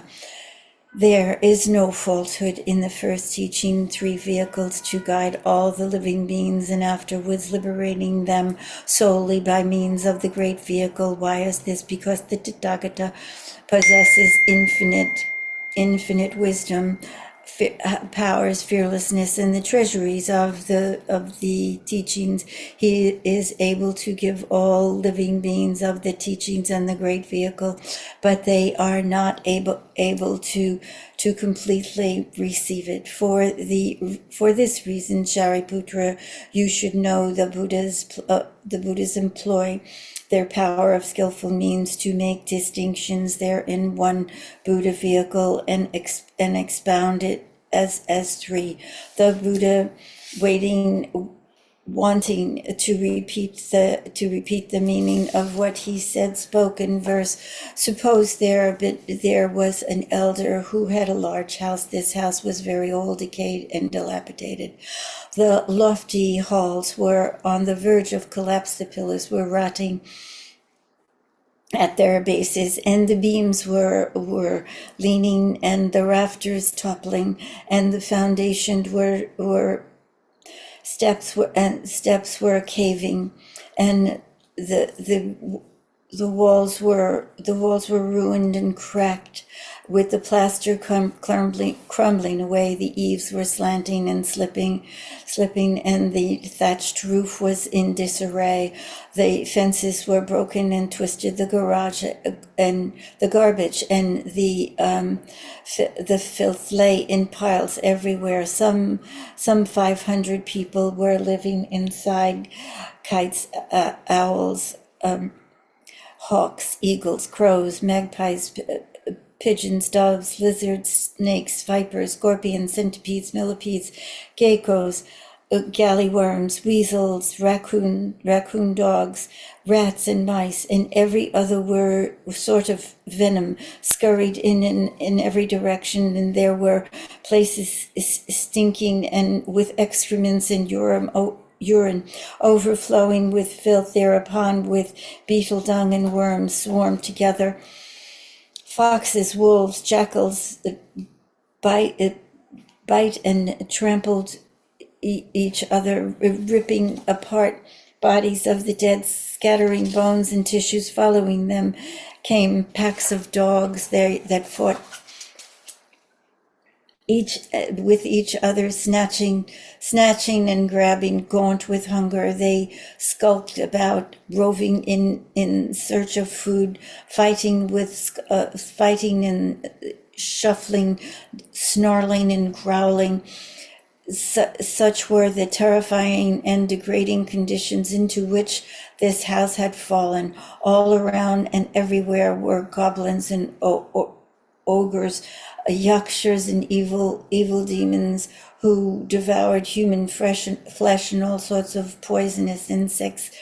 Vicious birds and beasts hatched and suckled their broods, each hiding and protecting their own yakshas, completed with each other in seizing and devouring them. When they had fallen, when they had eaten their fill, their evil minds became inflamed, and the sound of their combat was horrific. In the extreme, Kumbhada demons crouching on clumps of dirt, sometimes springing up a foot or two off the ground, floating about to and fro, and giving full rein in their sport. They seized dogs by two legs, beating them into silence, pinning down their necks with their feet, and torturing them from their own amusement. Also, there were demons, their bodies quite tall, naked, dark, and gaunt, always dwelling there, who emitted loud, dreadful sounds, bellowing for food. Moreover, there were demons, and with their throats as narrow as needles, and yet still other demons with heads like the head of an ox. Some ate human flesh, others devoured dogs. Their hair was unkempt and tangled. They were cruel, ferocious, and fiendish, driven by hunger and thirst. They raced about crying and screaming. Yakshas and hungry spirits, vicious birds and beasts hungrily charged in all directions, peering through the windows. Such were the perils, immeasurably terrifying. This old, dilapidated house belonged to a man who had stepped out but a short while ago, when the house suddenly caught fires on all four sides at once. As the flames reached full blaze, ridgepoles, rafters, beams, and pillars trembled, split, snapped, and broke apart, falling with explosive sounds. Walls and partitions crumbled. Many spirits, demons, bellowed and cried aloud.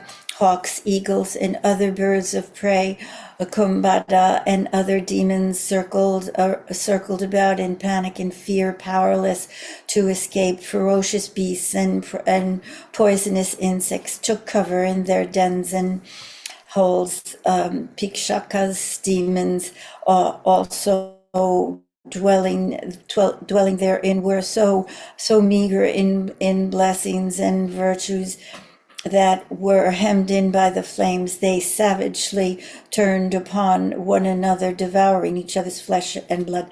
The larger of the ferocious animals vied to devour the corpses of the jackals and their kind that had succumbed earlier. Acrid smoke billowed forth, filling the house on every side. The centipedes and millipedes and all the various venomous snakes, scorched by the earth, fought to flee from their holes. Kumbhada demons scooped them up and ate them.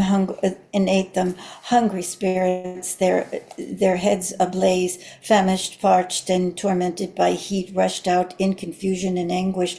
Such was the state of that house, horrific in the extreme, beset by poisons, dangers, and conflagrations. Its perils were many and not just one. At that very time, the master of the house was standing outside the doorway and heard someone say, "A little while ago, all of your children were playing together and went inside this house.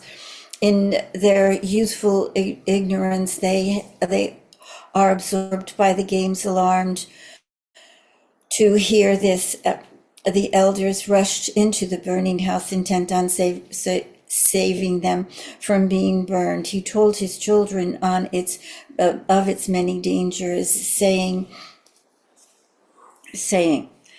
"There are evil demons and poisonous insects, and the fire is spreading, suffering upon suffering.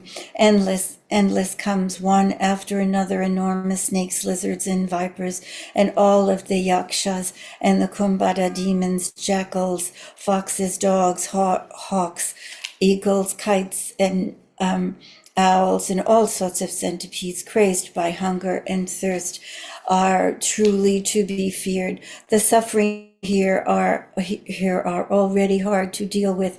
How much more in the midst of this raging fire?" Because the children understood nothing of these dangers, even though they heard their father admonish, they did not stop playing, being so absorbed by their amusement. Thereupon the elders had this thought: "My children being like this increase my distress and dismay in the house.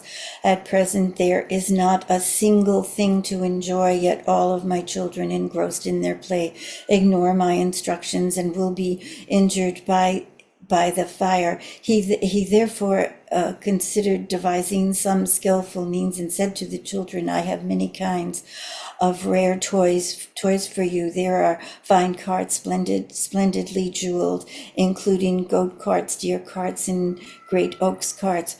Right now, outside the door, all of you come out, for I have made these carts especially for you. Take whatever you like and play with it as you please." As soon as the children heard him tell of such carts as these, they raced one another to scramble outside, quickly reaching the outside ground, away from the sufferings and the dangers.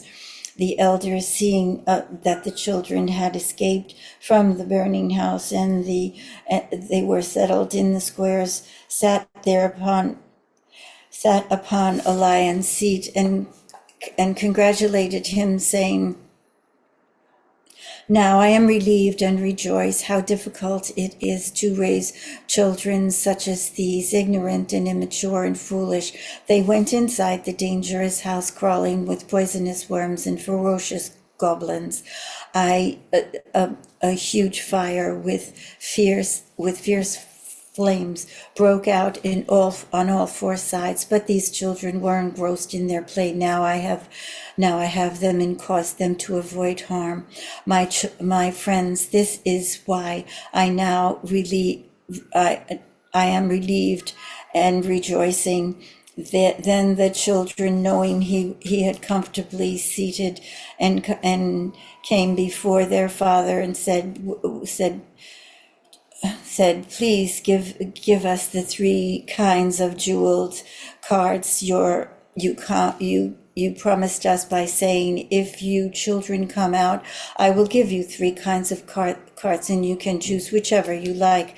Now in this time I will give them to you, please. The elder is very wealthy and has storehouses full of gold, silver, lapis lazuli, mother of pearl, agates, and he made great cards with all kinds of precious things. They were magnificently adorned and splendidly decorated with railings running around them, hung with bells on every kind, strung with golden cords, and with nets of pearls stretched across the top. Springs of gold flowers were hanging down around them. Colorful tapestries and various decorations surrounded and enwrapped them. Atop their cushions, made of soft silk and gauze, were spread wondrously exquisite felts, and were thousands of millions of immaculate and brilliantly white. There were great white oxen, stout, robust, and strong, of finest form and physique, to pull the jeweled carts, and numerous attendants to accompany and guard them. These splendid carts were given to all children equally. Then the children, ecstatic with joy, riding in these jeweled carts, roamed in every direction, playing joyfully, just as they wished, without hindrance. I say to you, Shariputra, that I am also like this. I am the most honored of all sages, a father to the world. All living beings are my children, but they are firmly attached to the worldly pleasures, and their minds are without wisdom.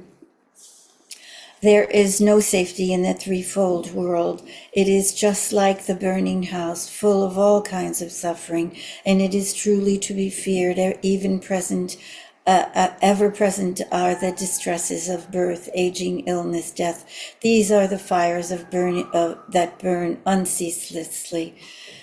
The Tathagata has already freed himself from the burning house and the threefold world to live in the tranquil seclusion, in the safety of the forest plain. Now this threefold world, all in my domain, and the living beings, all of my children, and now it's filled with disaster and trouble, and only I am able to rescue and protect them.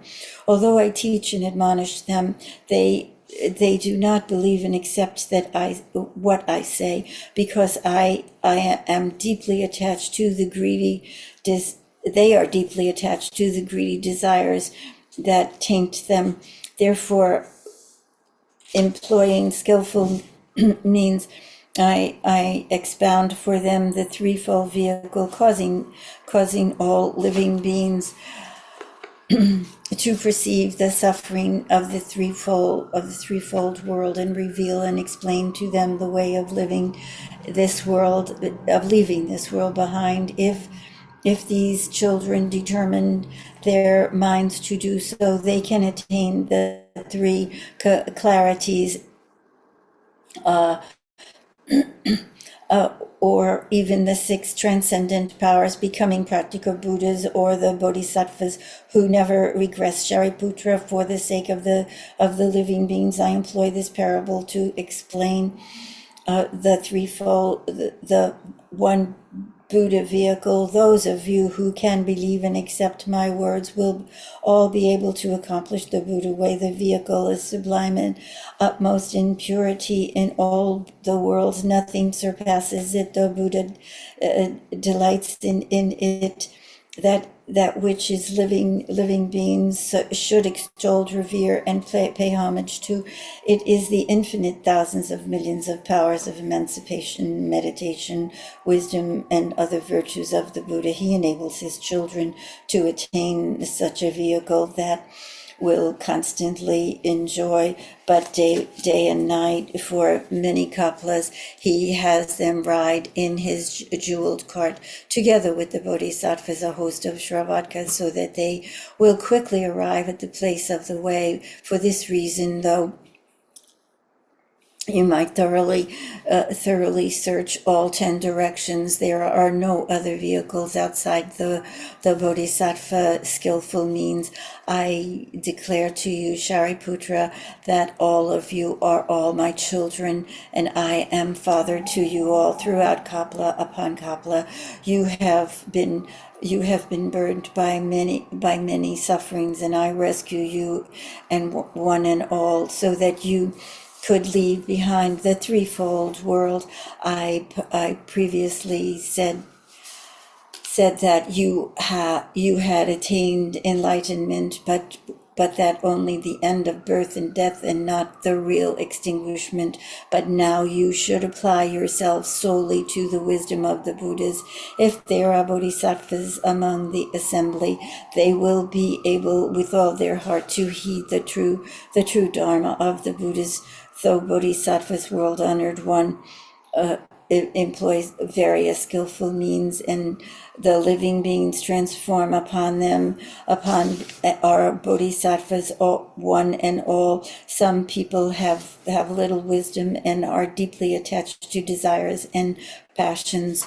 For their sake, I teach the truth of suffering and enable their hearts to rejoice at attaining something that they never had before. The truth of suffering, explained by the Buddha, is the truth that never varies. Some living beings do not know the origins of suffering and are deeply attached to its causes, that they cannot let go of them even for a moment. For their sake, I use the skillful means to teach the way, saying that all the causes of suffering are rooted in greed and desire. With greed and desire are extinguished, suffering had no foothold. This distinguishment of all suffering is called the third truth. To attain the truth of extinguishment, they practice the way, and when they have become free of all bonds of suffering, that is called attaining emancipation. And yet, from what all of these people attained emancipation, merely being free from falsehood and delusions, is here called emancipation. But in fact, they still have not attained complete emancipation from all the things. The Buddha says that these people have not yet attained real extinguishment, because these people have not yet gained the unsurpassable way, and though it was never my intention to have them reach extinguishment, I am the king of the Dharma, free and unhindered in the Dharma. I appear in the world in order to bring peace and comfort to living beings. Shariputra, I teach this, the seal of the Dharma, desiring to benefit the world, so that wherever you go, do not transmit it recklessly. To those who hear it, joyfully receive and revere it. You should know that these people are non-regressors, people who believe and receive the teachings of this Dharma must have already been Buddhas in the past, revered and paid homage to them, and heard this teaching from them. And those people who can believe and who can believe what you teach are in fact seeing me and also seeing you. These monks are all the bodhisattvas. This Dharma Flower Sutra is expounded for the profoundly wise, those with shallow knowledge upon hearing it would be confused and fail to understand it. This sutra's content are beyond the grasp of all Shravatkas and practical Buddhas. Shariputra, as even you can enter this sutra only through faith. How much harder is it for all other Shravatkas, because those other Shravatkas believe the Buddha words. They follow this Buddha, but it is not within the scope of this sutra. Moreover, Shariputra, do not expound this sutra to those who are ignorant or indolent or attached to mistaken views of the self. Do not expound this sutra to ordinary people of shallow knowledge, deeply attached to the 5 desires, who upon hearing it cannot comprehend it. If people lacking faith in this sutra defame or slander it, they may destroy all the seeds of the Buddhahood in their words. You should listen as I describe for you what may be heavy consequences if they frown upon it or harbor doubt or misgivings about it, whether during the Buddha's lifetime or after his passing. If there are people who slander such a sutra as this, or who seeing those who read and recite or copy and embrace this sutra, scorn, hate, or envy them, or bear a grudge against them, they may incur such heavy consequences as I will now describe for you. After the lifetime have ended, they may fall into a Vichi hell, or the duration of whole kaplas, only to be born against that kapla's end. They may revoke in each cycle for innumerable kaplas and emerge from the hells, only to fall into the realm of beasts. There may become jackals and dogs, lean and mangy, mottled, dark and scabbed, only to be abused by some people of sport and for sport, and by others despised and demeaned, constantly oppressed by hunger and thirst. Their flesh may shrivel up and their bones become brittle. They may undergo such torments and hardships in life, only to be shards and stones heaped upon them in death. Destroying the seeds of Buddhahood may incur such heavy consequences. Should they become camels or be born as donkeys, they will always carry heavy loads and be beaten with sticks, thinking only of water and grass and knowing nothing else, because they disparaged this sutra. They may reap such heavy consequences. Those becoming jackals may come to a village, their bodies covered with scabs, and having already lost an eye, only to be beaten by the village children and suffer agony and pain. That in time leads to death after they die, and may next receive a serpent's body, large and long, hundreds of 500 yojanas. On hearing, simple-minded, legless, they slither on their stomachs, stung and bitten by swarms of small insects in misery on both day and night. They have no rest or respite, because they slander this sutra. They may reap such heavy consequences, even if they again become human beings. Their faculties may be dim and dull.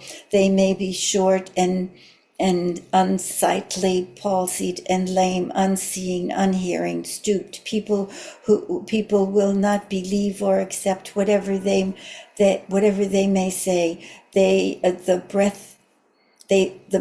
breath of their mouths may be constantly foul. They may be possessed by demons, and they may be lowly and impoverished, ordered by others, frequently ill and emancipated, and have no one upon whom to rely. Those with whom they associate may take no notice of them, and anything they might gain will be quickly forgotten or lost. Even if they take upon the study of medicine and cure a disease by following procedure, it will only intensify some other ailment. That may even lead to death. Should they themselves fall ill, none will help or heal them. Even if they take good medicine, they will only get worse. Should other people rise in rebellion, they will be the ones looted and robbed. For the offenses they committed may be repaid for such inordinate misfortunes. People who commit such offenses will for a long time be unable to see a Buddha, the king of sages, teaching and transforming by expounding the Dharma. People who commit such offenses as these may also be reborn in difficult circumstances. They may be deranged, hearing and distracted, and unable to hear the Dharma during kalpas, innumerable as the sands of the Ganges. They may be born unhearing and mute, or with deficient sense faculties. They may constantly dwell in the hells, which to them will be like visiting pleasure gardens, or they may reside on evil paths, making themselves at home there. They may take their places among camels, donkeys, pigs, dogs, because they slander this sutra. They may reap such heavy consequences. Even they may become human beings. They may be hearing. They may be unhearing, unseeing, mute, or wrap themselves in poverty and decay, dropsy, scurvy, scabs, sores, abscesses, and other such afflictions may serve as their clothing. Their bodies may be a constant source of stench, filth, and unclean. They may be deeply attached to mistaken views of the self, which stroke their anger and wrath. Their inflamed carnal passions may preclude neither bird nor beast. Because they slander this sutra, they may reap such heavy consequences. I say to you, Shariputra, were I to recount the heavy consequences befalling the slanderers of this sutra, even at the end of a kalpa, the tale would not be done. For this reason, I emphatically say to you, do not expound this sutra among the people who have no wisdom. Some people have keen faculties, and with clear wisdom, much learning and good memory, seek the Buddha way. You should expound it for people such as these. Some people have seen hundreds of thousands of millions of Buddhas, have cultivated many roots of the goodness, and have been firmly resolved in their innermost hearts. You should expound it. For people such as these, some people are diligent, always practicing compassion, begrudging neither body nor life. You should expound it for them. Some people are respectful and reverent, their minds unwavering. They separate themselves from the ignorant to live in the solitude, besides in the mountain stream. You should expound it for people such as these. Moreover, Shariputra, when you see people who give up bad friends to closely associate with good friends, you should expound it. For people such as these, when you see Buddha children who purely keep the precepts as if they were keeping pure perfect pearls, and who seek the great vehicle sutras, you should expound it for people such as these. Some people are without anger, upright and gentle in nature, always sympathetic towards all beings, and respectful and reverent to the Buddhas, and you should expound it in people such as these. Furthermore, in the great assembly, there are Buddha children with pure hearts who use various examples from the past and parables and words and terms to teach the Dharma without hindrance. You should expound it for people such as these. Are monks who, for the sake of comprehensive wisdom, seek the Dharma in every direction, accepting it gratefully with palms placed together. They are pleased to receive and embrace only great vehicle sutras, and do not receive even a single verse of any of these sutras. You should expound it for people such as these. Some people seek the sutra as if they are wholeheartedly seeking the Buddha relics, having finally gained it, and they receive it gratefully and never again want to seek other sutras. They have never given a single thought to the text of outside teachings. You should expound it for people such as these. I say to you, Shariputra, that were I completely exhaust a kalpa in describing these seekers of the Buddha way, I still could not mention them all. People such as these are capable of faith and understanding. For them, you should expound the wondrous Dharma Flower Sutra. Nam yo ho rang ye kyo, nam yo ho rang ye kyo, nam yo ho rang ye kyo.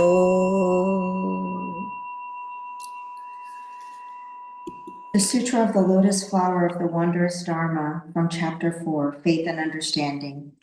At that time, Venerable Subhuti, Mahayakatyana, Mahakashyapa, and Mahamadhyagalyana heard from the Buddha an extraordinary teaching, as well as the world-honored one's assurance that Shariputra would achieve supreme perfect awakening, and their minds were struck with wonder and leaped with joy. They immediately rose from their seats, straightening their robes, humbly bared their right shoulders, and placed their right knees on the ground. Placing their palms together single-mindedly, they bowed their bodies in reverence, gazed up an honored face, and addressed Buddha, saying, "We, the leaders of the Sangha, are worn with years, believing that we had already attained nirvana and that there was nowhere further for us to go. We did not go on to pursue supreme perfect awakening, since long ago the world-honored one has been teaching the Dharma, and all while we have sat in our places, our bodies growing tired and inert, and our thoughts intent only upon emptiness, the absence of all attributes and non-production. We took no pleasure in considering bodhisattvahood with its enjoyment of transcendent powers, its purifying of Buddha lands, and its bringing of all living beings to perfection. Why is this? Because the world-honored one had already caused us to escape the threefold world and to gain our own realization of nirvana. Furthermore, we were so haggard with age that even supreme perfect awakening, by which the Buddha teaches and transforms bodhisattvas, did not attract our minds for a single moment. Now we have heard this Shravaka receive his assurance of supreme perfect awakening from the Buddha, and our hearts greatly rejoice at something so extraordinary. We never expected that all of a sudden we would now be able to hear so extraordinary a teaching. We ourselves profoundly rejoice, for we have received this great good benefit, this immeasurably rare treasure we did not seek has come to us of its own accord. World-honored one, we will now happily recount a parable to clarify our meaning. Suppose a young boy left his father and ran away. He lived in another country For a long time, perhaps as many as 10, 20, or even 50 years, as he grew older, he only became more needy and poor. He roamed in every direction, searching for food and clothing. Eventually, his wandering took him back toward his native land. Meanwhile, the father who had searched in vain for his son settled in a certain city. His estate there was very wealthy, and with money and treasures beyond measure, gold, silver, lapis lazuli, coral, amber, crystal, and other gems were overflowing from his storehouses. The father had many servants, retainers, and attendants, and numberless elephants, horses, carts, oxen, and goats. His commerce was so profitable that it extended to other countries, and his traders and customers were quite numerous. At this time, the poor son, who had gone through village after village, and he wandered from one country to the next, finally came to the city where his father lived. The father always thought about his son, even though they had been separated for more than 50 years. He never spoke about the past to anyone, but mulled it over alone, his heart aching with regret as he thought to himself, I am an old man with great wealth. My storehouses are overflowing with gold, silver, and jewels, but I have no heir. One day I will be gone, and my wealth will be scattered and lost because I have no one to leave it to. For this reason, he always longed keenly for his son. Over and over, he would think, if I had a son I could leave my fortune to, I would feel so relieved that I would never again despair or worry. World honored one, at that time, the poor son was working for wages from place to place and happened to come to his father's house. Standing by the gate far from afar, he could see his father's seat on a lion couch, his feet resting on a jeweled footstone. Brahmins, Kashtiaras, and householders were gathered around him, all paying their respects. His body was adorned by strings of pearls worth thousands of 10,000s. Attendants and servants with white fly whisks waited upon him left and right. A jeweled canopy draped with flowered banners shaded him. Fragrant water was sprinkled on the earth around him, and the many kinds of rare flowers scattered around him. Precious objects were lined up before him, some brought in and some were taken out, some given and some received. His dignity, his virtue, and his privileged status were apparent in all such splendors as these. Seeing the great power and influence wielded by his father, the poor son felt afraid and regretted coming to this place. He secretly thought to himself, this man must be a king or someone equal to a king. I cannot hire out my labor and make a living here. I had better go to some poor hamlet where it will be easier to work for food and clothing. If I stay here long, I may be treated cruelty or pressed into forced labor. Because he thought so, he quickly ran away.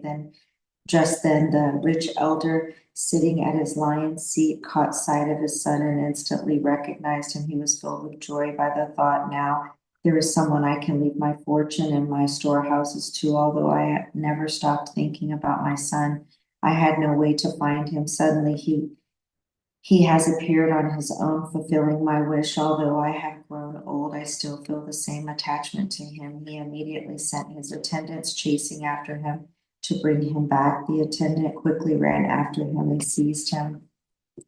Terrified, the poor son cried out in anger, I have done nothing wrong. Why are you grabbing me? The attendants tightened their grip upon him and began to drag him along. Then the poor son imagined that although he was innocent, he would be thrown into prison and surely die. Petrified by fear, he fainted and sank into the ground. The father, seeing from a distance, told his attendants, I have no use for this man. Do not bring him here by force. Sprinkle cold water on his face to wake him and tell him nothing more. And why was this? The father knew that his son had little ambition and would be intimidated by his wealth and noble position. He was certain that this was his son, but employing skillful means, he told no one, this is my son. The attendant said to the son, now you are free, so you can go wherever you like. With great joy and extraordinary sense of relief, the poor son got up off the ground. He set off for a poor hamlet in search of food and clothing. The elder wanted to draw his son back to him, so He then devised some skillful means. He secretly sent two undignified men with haggard faces, saying to him, "Go to that poor man, casually mention to him that you know a place to work. Well, he will be given double wages. If the poor man agrees, bring him back and put him to work. If he asks what work you want him to do, tell him, we will hire you to clear away dung, and both of us will work alongside you." Then the two messengers went looking for the poor man. When they found him, they asked him to work in accordance with the father's plan. Thereupon the poor son, having received his wages in advance, went to them to clear away dung. When the father saw his son, he was moved to pity and wonder. Looking out the window one day, he saw his son in the distance. His body was gaunt and filthy with dirt, dust, and sweat. The father removed his strings of jewels, soft garments, and ornaments. He changed into clothes that were coarse and torn, dirty and smeared with his body with dirt, taking up a dung scoop in his right hand and assuming and commanding presence among the laborers. He said, "Get on with your work. Don't be lazy by employing such skillful means." He could get near his son. Later on, he approached his son again, saying, "Hey, stay and work here. Don't go anywhere else to work. I will increase your wages. You won't have to worry about the essentials like bowls, utensils, rice, flour, salt, and vinegar. I have an old servant for you to use if you need him. So put your mind at ease, and I will be just like a father to you. You don't need to worry anymore. Why is this? I am old and feeble, but you are young and strong. Whenever you work, you do not cheat, get lazy, get angry, or complain. You have never shown me any of these vices like the other laborers have. From now on, you will be like a son born to me." Thereupon the elder gave him a new name and called him his son. While the poor son was happy about what happened, he still thought of himself as a humble hired hand. And so for 20 years, he continued to work at clearing away dung. After so much time had passed, the father and son came to trust and understand each other, and the son came and went as he pleased. Although he continued to live in the same place as before, world honored one, then the elder fell ill. Knowing he did not have long to live, he said to the poor son, "I now have so much gold and silver and rare jewels that my storehouses are filled to overflowing. You should learn about their amounts and how much is taken in and how much is given out. This is what I have in mind, and you should take it to heart." Why is this? Because there is now no difference between you and me. So please be careful so that there will be no mistakes or losses. Then the poor son accepted these instructions and commands, although he gained full knowledge of all the gold and silver, rare jewels in the storehouses. He had no intention of taking so much as a meal for himself. He continued to live in the same place as before, as he was unable to rid himself of the sense of inferiority. After a short time had passed, the father saw that his son's thinking had gradually broadened and matured, that he had gained ambition for greatness, and that he felt ashamed of his former state of mind. With his own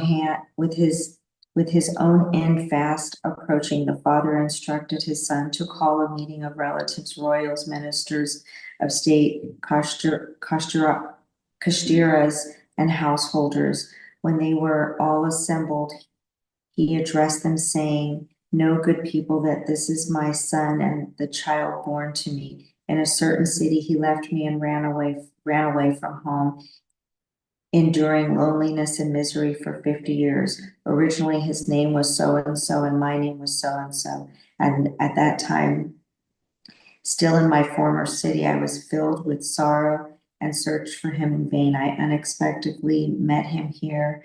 This is really my son, and I am really his father. Now all the wealth that I possess belongs entirely to him, for all of my past income and expenses are known to this my son."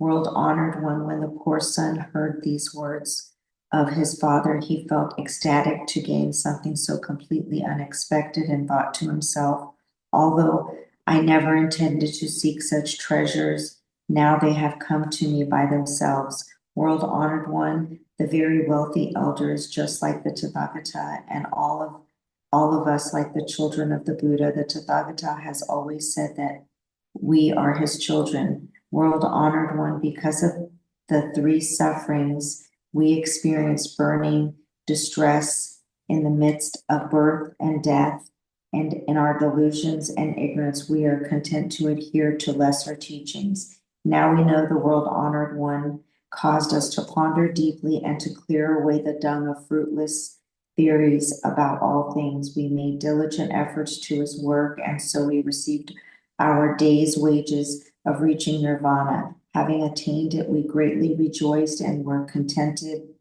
telling ourselves, we have received this, and as a result of diligently applying ourselves to Buddha's teachings, and it is more than ample.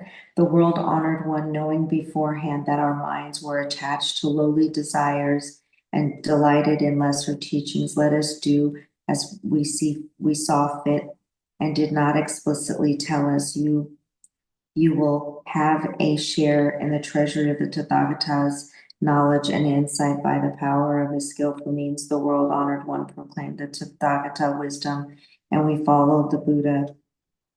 We received our day's wages of nirvana, considered it to be great benefit, and did not seek the great vehicle. Therefore, although we revealed and explained the wisdom of the Tathagata for the Bodhisattvas, we did not wish for it ourselves. Why is this? The Buddha, knowing that our minds delighted in lesser teachings, employed the power of skillful means to teach us accordingly, and we still did not know ourselves to be true children of the Buddha. Now at last we know and see that world honored one begrudges nothing of the Buddha wisdom. Why is this? We have been true children of the Buddha all along, even though we only delighted in lesser teachings.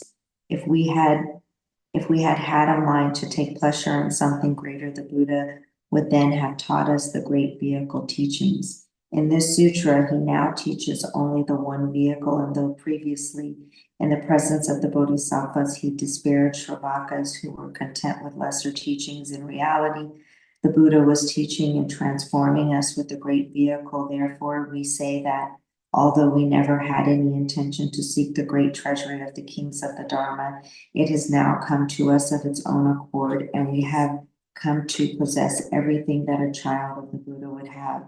Then Mahakashyapa, wanting to repeat his meaning, spoke in verse. On this day, we heard the Buddha's voice teaching and are ecstatic with joy, and having gained some extraordinary. The Buddha has proclaimed that we Shravakas will become Buddhas, and that we will receive what we never sought, his clusters of peerless jewels. We are like that child, immature and unknowing, who left his father and ran away to a faraway land, wandering about in countries for over 50 years. His father, filled with sorrow, searched for him in all directions. Wearied with his search, he settled in a certain city. There he built a house where he enjoyed the pleasures of the five senses. That estate was enormously wealthy. It had quantities of gold, silver, mother of pearl, agates, pearls, lapis lazuli, elephants, horses, oxen, goats, carts, palanquins, and carriages, and fields, hands, servants, and other people were great in number. His profitable commerce extended to other countries. His traders and customers were everywhere to be found. 1,000 million people surrounded and honored him. He constantly enjoyed the favor of royals. All ministers and prominent families held him in high esteem. For all of these reasons, he had many callers. His wealth was so abundant that his power and influence were great. As he grew older and weaker, he grieved all the more over his son. Morning and night he thought to himself, the time of my death is approaching, and since my foolish son left me over 50 years ago, what shall I do with all of these things in my storehouses? At that time, the poor man was going from city to city and country to country in search of food and clothing. Sometimes he could get a hold of them, and sometimes he could not. He was famished, weak, gaunt, and covered with scabs and sores, wandering about here and there. He happened to come to the city in which his father lived, taking odd jobs, and he drifted around as he at last reached his father's house. At the very hour the elder, he had spread a large jeweled canopy inside his doorway and was sitting on a lawn seat. Surrounded by his attendants, everyone at his service, some were calculating his gold, silver, and other treasures, and some were nothing and recording his income and expenses. The poor son, seeing his father so gloriously exalted and dignified, thought he must be a king or some equal to a king. Alarmed and fearful, he wondered, why did I come here? And he thought to himself, if I linger here, I may be seized and pressed into forced labor. And so as soon as he thought so, he quickly ran away toward some poor hamlet where he could humbly inquire work. At that time, the elder on the lion's seat caught sight of his son in the distance, and in silent recognition instantly ordered his attendants to chase after him and bring him back. The poor son cried out in alarm and fell to the ground in terror, thinking, these men have caught me. I am going to be killed. Why for food and clothing did I come to this place? The elder knew that his son was being foolish and low of stature, would not believe what he said or believe that he was his father, and so he quickly devised some skillful means. He sent some men who were one-eyed, short, or squat, unimposing and in appearance, to go to the son and tell him, you will be hired to work at clearing away dung and filth, and will be given double wages. Hearing this, the poor son rejoiced and went with him to work at clearing away dung and filth and cleaning the rooms of the house through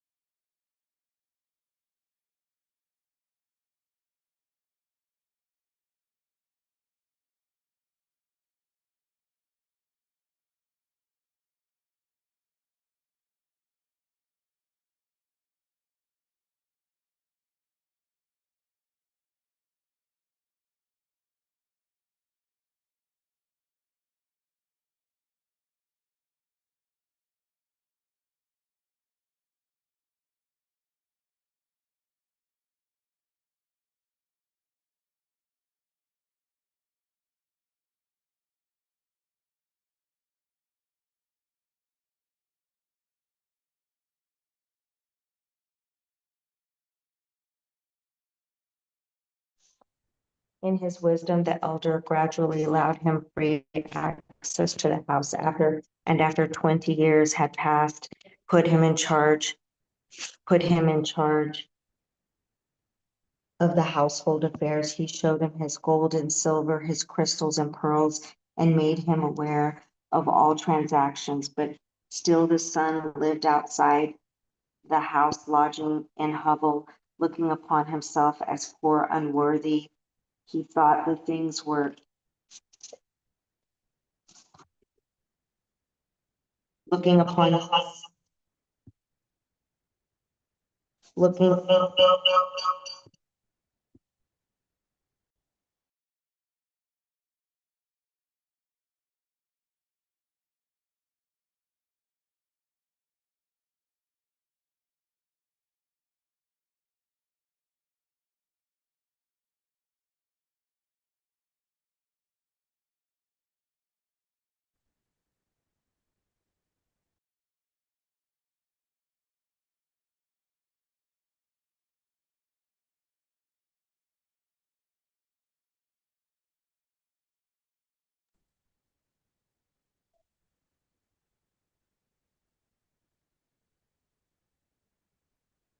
In his wisdom, the elder gradually allowed him free access to the house, and after 20 years had passed, put him in charge of the household affairs. He showed him his gold and silver, his crystals and pearls, and made him aware of all his transactions. But still the son lived outside the house, lodging in hovel, looking upon himself as poor and unworthy. He thought, the things are not mine. The father, seeing that his son's mind had gradually broadened and matured, and tended to leave him his fortune, gathering together relatives, royals, ministers of state, kashicharas, and householders. He announced to this great assembly, "This is my son who left me and ran away 50 years ago. Since I saw my son again, 20 years have passed. Long ago in a certain city, this son was lost to me. I went around searching for him, eventually ending up here. Everything I have, including my buildings and servants, I hereby bequeath to him. He is free to use them as he pleases." The son thought of his former poverty and lowly disposition, and how he had now received from his father such great rare treasures, along with houses and buildings and all his wealth. To attain something so expected filled him with great joy. So it is also with the Buddha, who knows that we delighted in lesser things. He never told us, "You will become Buddhas." Instead, he said he had attained the undefiled state, reached perfection in lesser vehicles, and had become Ishravaka disciples. The Buddha commanded us to teach that those who practice the supreme way will become Buddhas. We accepted the Buddha's instruction, and for the sake of transforming great bodhisattvas, we employed examples from the past, a variety of parables, as well as words and terms to teach the unsurpassable way. Children of the Buddha heard the teaching from us, pondered it day and night, practiced it with unflagging zeal, and then received their assurance from the Buddhas that in a future lifetime you will become Buddhas. Only for the sake of transforming bodhisattvas did we expound the truth, that is, the teaching all Buddhas keep in their innermost treasury, and yet for our own sake we never did explain its true essence. We were just like the poor son who, having grown closer to his father and coming to know his possessions, still had no mind to make them his own. Although we explained the treasury of the Buddha's teachings, we did not aspire to it ourselves. Being just like the sun, we considered it sufficient to extinguish the passions inside ourselves. Having accomplished this one matter, we thought there was nothing more to do. When we had heard about the purification of Buddha lands and the teaching and transforming of living beings, they held no attraction for us. Why was this? We focused on all things being tranquil and empty, without ordination or cessation, neither great nor small, undefiled and unconditioned. Since such was our thinking, we never conceived of joy throughout the long night. We had no craving for attachment to the wisdom of the Buddha and did not aspire to do it. However, moreover, we believed that we had reached the ultimate realization of the Dharma, having throughout the long night practiced the teaching of emptiness. We were free from the suffering and distress of the threefold world and dwelled in the final bodily state of the nirvana, with remainder having been taught and transformed by the Buddha.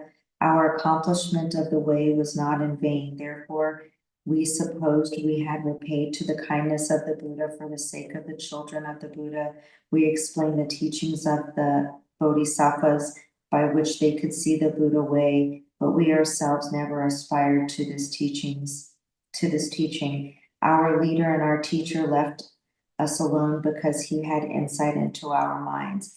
He did not start off by encouraging us with revelations of the true benefits to be had.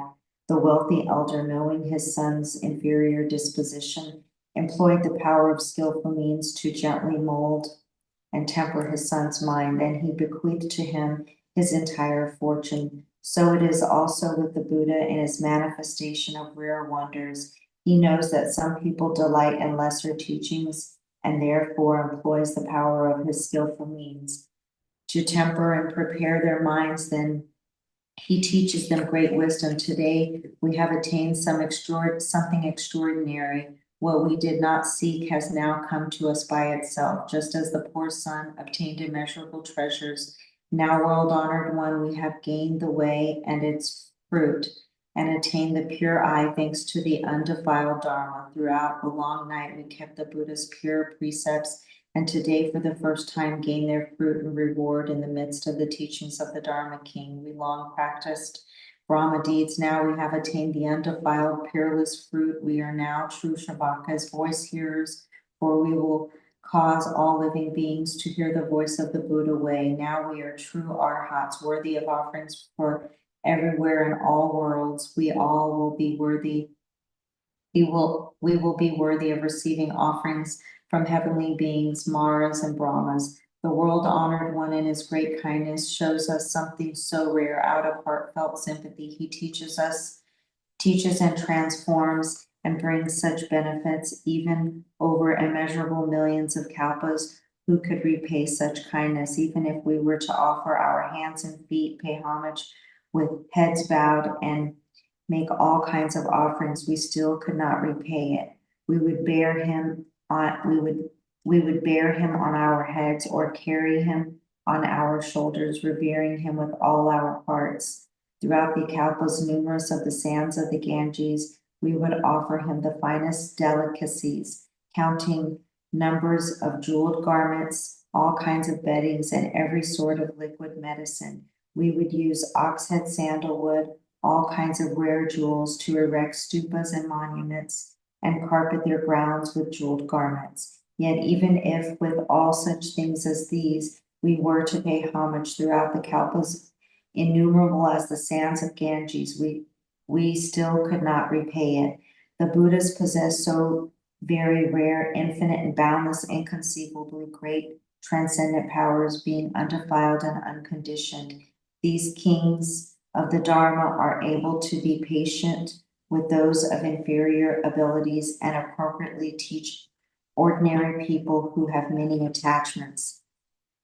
The Buddha enjoys complete freedom in the Dharma. They know the various desires, pleasures, aspirations, and strengths of all living beings, and according to their capacities, use of innumerable parables to teach them the Dharma, focusing on the roots of goodness that living beings planted in past lifetimes. They discern which have matured and which have not. After gaining clear understanding through these various calculations and considerations, they take the one vehicle way, wherever appropriate, teach it as three.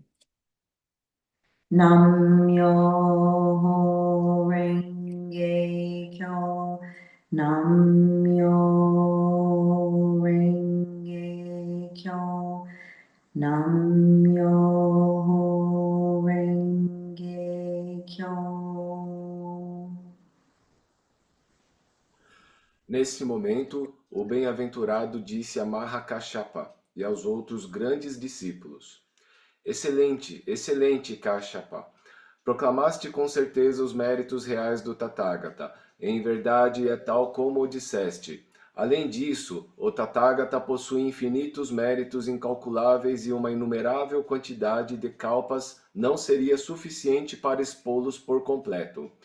Sabe, Kāshyapa, o Tathagata é o soberano do Dharma. Nada do que ele prega é falso. com os meios hábeis de sua sabedoria, expõe o conjunto de todos os ensinamentos.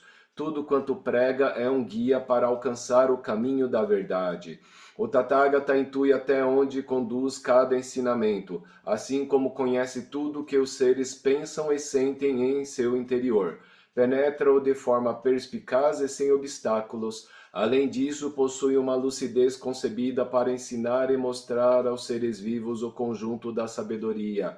Kashyapa imagina, por exemplo, as plantas medicinais, as árvores e arbustos das florestas, a flora variada que cresce nas montanhas ou ao longo dos rios. Em um mundo incalculavelmente maior do que aquele em que vivemos, uma densa nuvem se espalha cada vez mais até cobrir a totalidade desse universo variado.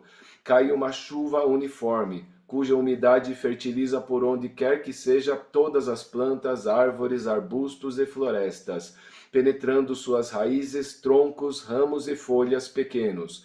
Suas raízes, troncos, ramos e folhas medianos, suas raízes, troncos, ramos e folhas grandes. Cada árvore, grande ou pequena, segundo sua capacidade, todas recebem sua parte. Com a chuva de uma só nuvem, lograrão, conforme a sua natureza original, crescer, florescer e dar frutos. Embora nascidas em um mesmo solo e fertilizados pela mesma chuva, as plantas e as árvores são diferentes. Kashyapa deve saber que o mesmo acontece com o Tathagata. Ele aparece no mundo como uma grande nuvem. Ele guia com sua voz a totalidade dos seres celestiais, homens e ashuras, da mesma forma que a grande nuvem cobre por completo as terras do universo inteiro. No meio da grande assembleia proclama assim: eu sou o Tathagata, adorável, sapientíssimo, de conduta perfeita, plenamente liberto, conhecedor do mundo, líder incomparável, guia excelente e dominante, mestre de seres humanos e divindades, Buda bem-aventurado. Sou o que salva aos que ainda não foram salvos, o que liberta aos que ainda não foram libertados, o que consola aos que ainda não foram consolados, o que faz alcançar o nirvana aos que ainda não o conseguiram alcançar. Sou o que tudo conhece, o mundo presente e futuro são como são. O que tudo vê, o que conhece, o caminho abre-o e o ensina. Todos vós, multidão de seres celestes, homens e ashuras, deveis vir a mim para ouvir o Dharma. Nesse momento, todos os tipos de seres numa infinidade inumerável acercaram-se do Buda e ouviram o ensinamento.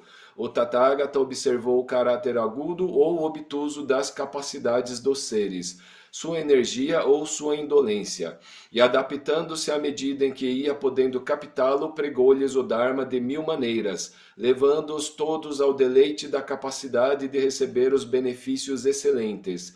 Uma vez tendo compreendido o ensinamento, estes seres encontrarão paz nesta vida e na seguinte. Renascerão em lugares propícios, onde receberão segundo seu destino a felicidade, e conseguirão ouvir os ensinamentos.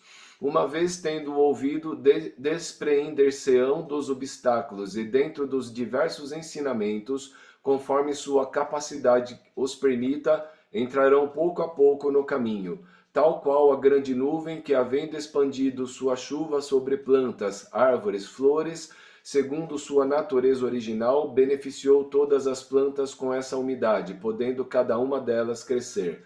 O Dharma pregado pelo Tathagata tem uma única forma, um só sabor, o dos 3 aspectos, e ao final, a obtenção da sabedoria do Buda que tudo contém. Os seres que ouvem o ensinamento do Tathagata, ainda que o abracem, recitem ou pratiquem, tal como foi exposto, não se dão conta de todos os méritos que estão obtendo. Por quê?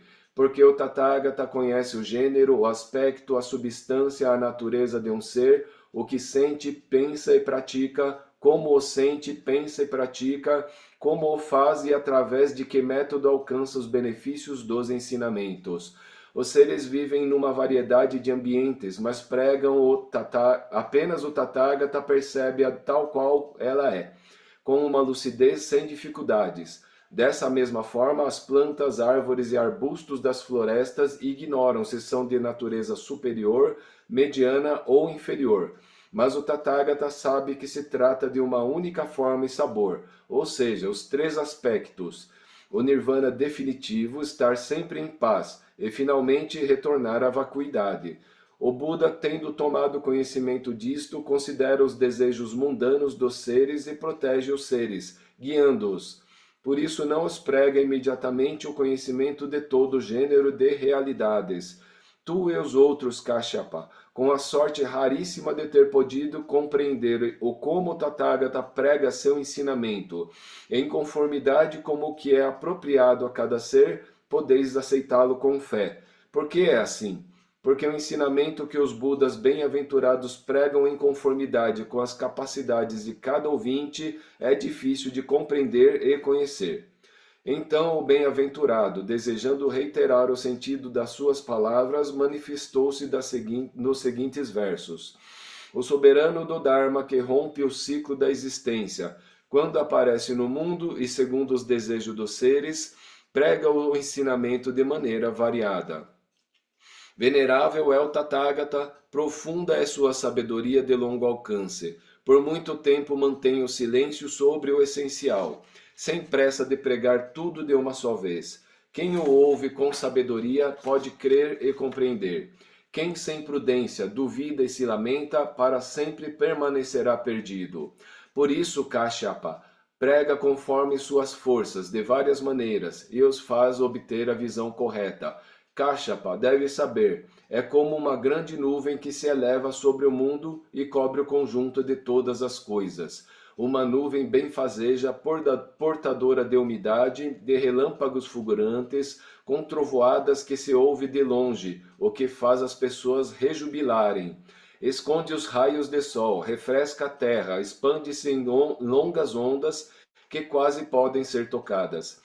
Sua chuva uniforme universal cai sobre as quatro direções, derrama sem limite, impregnando todo o solo, montanhas e rios, barrancos e vales, no mais fundo dos quais crescem plantas, arbustos e florestas, árvores grandes e pequenas, cereais e arrozais, canaviais e vinhedos. Não há nada que, umedecido pela chuva, não prospere em plenitude.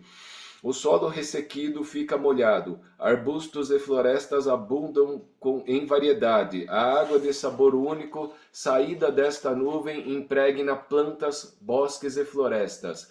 Todas as árvores superiores, medianas ou inferiores, conforme seu tamanho, podem brotar e crescer. Raízes, troncos, ramos e folhas, flores coloridas e frutos brilhantes, tão logo a chuva os atinge, ganham todos um aspecto de frescor. Conforme seja a substância, o aspecto, a natureza, repartem-se em grandes e pequenos, embora sejam igualmente umedecidos, crescem cada um à sua maneira. Assim também é o Buda, quando aparece no mundo como uma grande nuvem que cobre o conjunto das coisas. Desde que está no mundo, expõe aos seres com distinção e discernimento a verdade do ensinamento. O grande mestre, o bem-aventurado, no meio da multidão de seres celestes e homens, proclama estas palavras. Eu sou o Tathagata, o mais honrado entre os humanos, revelado ao mundo como uma grande nuvem, fertilizo plenamente o conjunto dos seres secos e mirrados, para que eles consigam escapar do sofrimento, obtendo a alegria da paz, as alegrias deste mundo, assim como a alegria do nirvana. Todos vós, seres celestes e humanos, ouvi com um só coração. Devei reunir-vos aqui e ver o mais venerado. Eu sou o bem-aventurado, ao qual ninguém pode se igualar. Para aliviar os seres, apareço no mundo e prego para as multidões o ensinamento puro, o doce orvalho, o ensinamento que possui um único sabor, sabor de libertação, sabor de nirvana. Com um único e maravilhoso som, exponho e manifesto o seu sentido. Constantemente em prol do grande veículo, relaciono causas e condições. Considero tudo universalmente, igual para todos. Não tenho para ninguém pensamento nenhum de amor ou ódio. Não tenho apego nem desejo, tampouco tenho limites ou dificuldades. Invariavelmente para todos os que existem, com toda igualdade, prego o ensinamento. Como faço para um, faço para todos. Sempre exponho o ensinamento, nunca tive outra coisa qualquer para fazer. Indo ou vindo, sentado ou de pé, não sinto nem fadiga nem desânimo. Trago plenitude para o mundo como a chuva que tudo fertiliza. Nobres ou vis, superiores ou inferiores, seguidores de caminhos retos ou tortos, de atitudes boas ou más, de visões corretas ou incorretas, de capacidades agudas ou obtusas. Da mesma forma envio-lhes a chuva do Dharma e faço-o sem fadiga. Estes que ouvem meu ensinamento, recebem-no de acordo com as suas capacidades nos seus diferentes ambientes. Encontram lugar entre os humanos ou os seres celestes, como santos ou reis, como Indra, Brahma ou os diversos reis. Estes são as plantas medicinais pequenas. Os que aprendem o ensinamento puro podem alcançar o Nirvana, adquirir os 6 poderes transcendentais, obter os 3 entendimentos, ou então vivem sozinhos nas florestas e nas montanhas, praticando constantemente a meditação, alcançando a iluminação dos Pratyekabuddhas. Estes são as plantas medicinais medianas. Os que procuram a morada do bem-aventurado, convencidos de que se podem tornar Budas, praticam com zelo e concentração. Estes são as plantas medicinais superiores.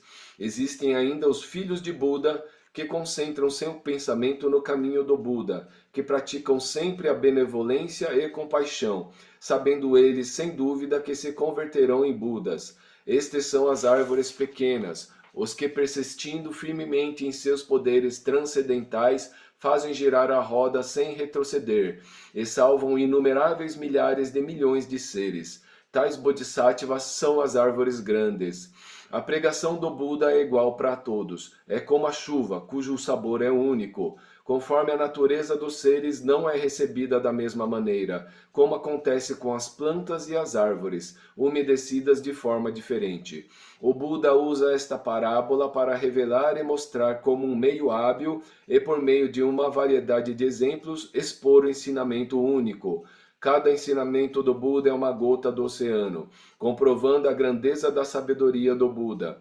Faço cair a chuva do Dharma que cobre o mundo. O ensinamento cujo sabor é único pratica-se e conforme sua própria capacidade. Igualmente nestas florestas, as plantas medicinais e as árvores, de acordo com seu tamanho, crescem pouco a pouco belas e exuberantes. O ensinamento dos Budas tem sempre um único sabor, permitindo aos mundos ganhar a plenitude universal e, através de uma prática gradual, todos obterem os benefícios do Buda. Shravakas e Pratyekabuddhas que escolheram viver nas montanhas e florestas e que vivem sua última encarnação, ouvindo o ensinamento e ganhando seus benefícios, constituem as plantas medicinais que logo crescerão e amadurecerão. Os bodhisattvas, firmes em sua sabedoria, que compreenderam o conjunto do tríplice mundo, buscando o veículo insuperável, constituem as árvores pequenas que assim crescerão e amadurecerão. Aqueles que permanecem em meditação, tendo obtido a força dos poderes transcendentais, ouvindo que tudo é vacuidade, com os corações rejubilados, emitindo inumeráveis raios luminosos para salvar muitos seres. Estes constituem as árvores grandes e conseguem assim crescer e amadurecer. Desta forma, Kashyapa, o ensinamento pregado pelo Buda parece-se com uma grande nuvem que com uma chuva de sabor único fertiliza as flores humanas, de modo a que cada uma delas possa frutificar. Kashyapa deve compreender, através de explicações causais e vários tipos de parábolas, abro e revelo o caminho do Buda. Tais são meus hábeis meios salvíficos. O mesmo pode ser dito de outros Budas. Agora para vós prego a verdade. Nenhum de vós, Shravakas, alcançastes ainda o Nirvana. O caminho por onde andais é o caminho dos Bodhisattvas. Aprendendo pouco a pouco, todos vós, sem exceção, chegareis a ser Budas. Namu Myoho Renge Kyo. Namu Myoho Renge Kyo. Namu Myoho Renge Kyo.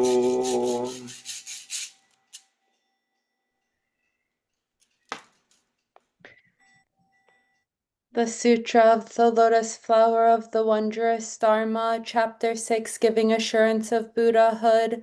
At that time, the world-honored one, having finished speaking in verse, addressed all the great assembling and intoning the following words. This disciple of mine, Mahakashyapa, in future lifetimes will come to see, pay homage to, revere, honor, and extol 300,000 million world-honored Buddhas. He will widely proclaim the immeasurably great Dharma of these Buddhas. In his final lifetime, he will become a Buddha with the name Brilliant Light Tathagata, worthy of offerings. Universally wise, complete in clarity and conduct, well-departed fathomer of this world, peerless leader, expert trainer, teacher of heavenly beings and humans, Buddha and world-honored one. His domain will be called Radiant Virtue, and his era will be called Great Adornment. The lifetime of that Buddha will be 12 lesser kalpas. His true Dharma will abide in the world for 20 lesser kalpas, and the imprint of his Dharma will further abide for another 20 lesser kalpas. His domain will be gloriously adorned and free of defilements and wrongdoing, rubble and brambles, and the impurity of excrement. Its terrain will be level and flat with no unevenness, neither hills nor hollows, and with ground as lapis lazuli.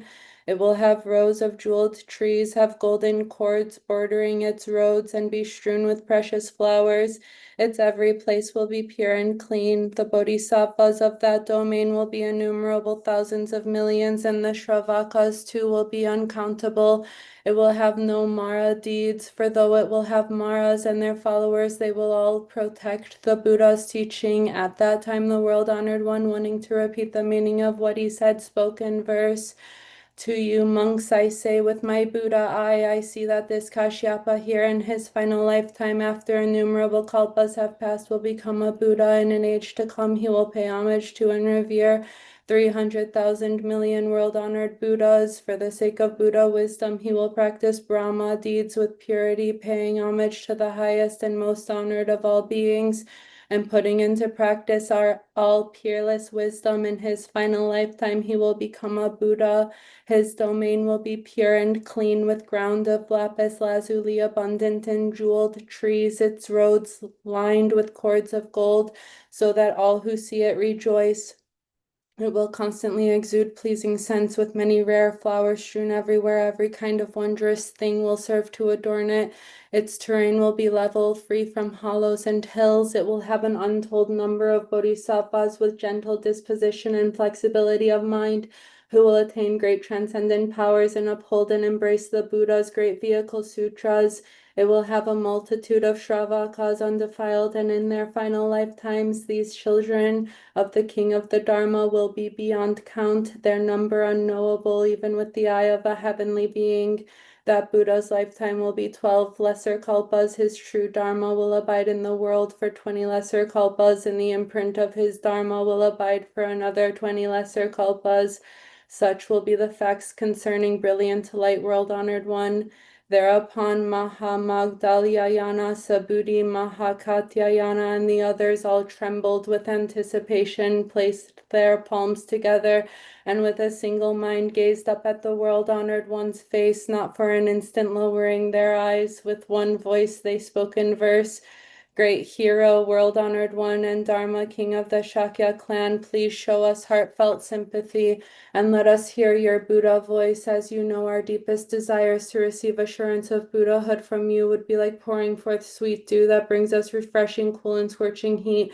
We are like people from a famished land who suddenly find themselves at a king's banquet, but racked with doubt and fear, dare not begin eating. Only if the king gives them permission will they begin to eat. Recalling of errors of a lesser vehicle, we do not know how to attain the supreme wisdom of a Buddha.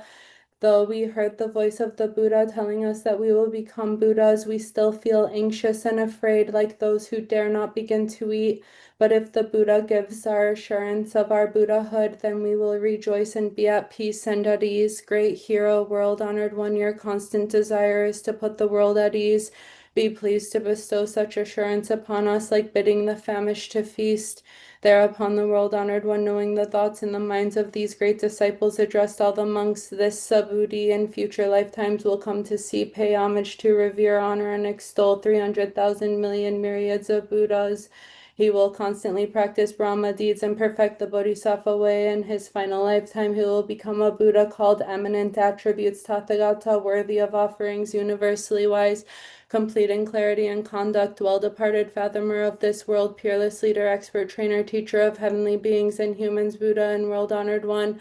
His era will be called replete with treasures, and his domain will be called treasures arising. His land will be level and flat, its ground composed of crystal and adorned with jeweled trees. It will be devoid of hills and hollows, gravel and brambles, and the impurity of excrement. The earth there will be strewn with precious flowers, its every place clean and pure. All the people in his land will dwell on jeweled terraces and rare and wondrous pavilions. His Shravaka disciples will be so innumerable and limitless that they cannot be surmised by calculations or metaphors, and his host of bodhisattvas will be numberless thousands of millions of myriads. The lifetime of that Buddha will be 12 lesser kalpas. His true Dharma will abide in the world for 20 lesser kalpas, and the imprint of his Dharma will abide for another 20 lesser kalpas. That Buddha, ever remaining in midair, will teach living beings the Dharma and liberate countless bodhisattvas and shravakas. At that time, the world-honored one, wanting to repeat the meaning of what he said, spoke in verse. Host of monks, I am now addressing you, everyone with a single mind. Listen to what I say. My great disciple Subhuti will become a Buddha called eminent attributes. He will pay homage to numberless millions of thousands of Buddhas, and in following the practices of those Buddhas will gradually fulfill the great way. In his final lifetime, he will acquire the 32 marks and be noble in bearing, remarkably wondrous as a mountain of jewels. That Buddha's domain will be foremost in splendor and purity, so that all who see it will love and delight in it. While there, that Buddha will liberate innumerable beings. In the midst of that Buddha's teaching will be many bodhisattvas, all keen of faculties, rolling the non-regressing wheel. His domain will always be resplendent with bodhisattvas. His host of shravakas, their numbers unknowable, will all attain the 3 clarities, perfect in the 6 transcendent powers, and abide in the 8 emancipations. With great dignity and virtue in teaching the Dharma, that Buddha will manifest transcendent transformations, infinite beyond conception, heavenly beings and humans, numerous as the sands of the Ganges, with palms placed together, will hear and receive that Buddha's words. That Buddha's lifetime will be 12 lesser kalpas. His true Dharma will abide in the world for 20 lesser kalpas, and the imprint of his Dharma will abide for another 20 lesser kalpas. The world-honored one then continued to address the assembly of monks, saying, I now tell you that this Mahakatyayana in future lifetimes will make various offerings to pay homage to, revere, and honor 8,000 million Buddhas. After those Buddhas pass away, he will erect for each of them a stupa, 1,000 yojanas in height, equal in length and breadth of 500 yojanas, composed of the precious 7, gold, silver, lapis lazuli, mother of pearl, agate, pearl, and carnelian. To those stupas he will make offerings of flowers, necklaces, scented balms, perfume, powders, incense, silk canopies, banners, and streamers. Thereafter he will make offerings to another 20,000 million Buddhas in the same manner, and having paid homage to those Buddhas, he will perfect the Bodhisattva way and become a Buddha named Jambunara, glimmering gold, Tathagata, worthy of offerings, universally wise, complete in clarity and conduct, well-departed, fathomer of this world, peerless leader, expert trainer, teacher of heavenly beings and humans, Buddha and world-honored one. His land will be level and flat, and its ground will be composed of crystal. It will be adorned with jeweled trees, and golden cords will border its roads. Its earth will be blanketed with wondrous flowers, and its every place filled with purity.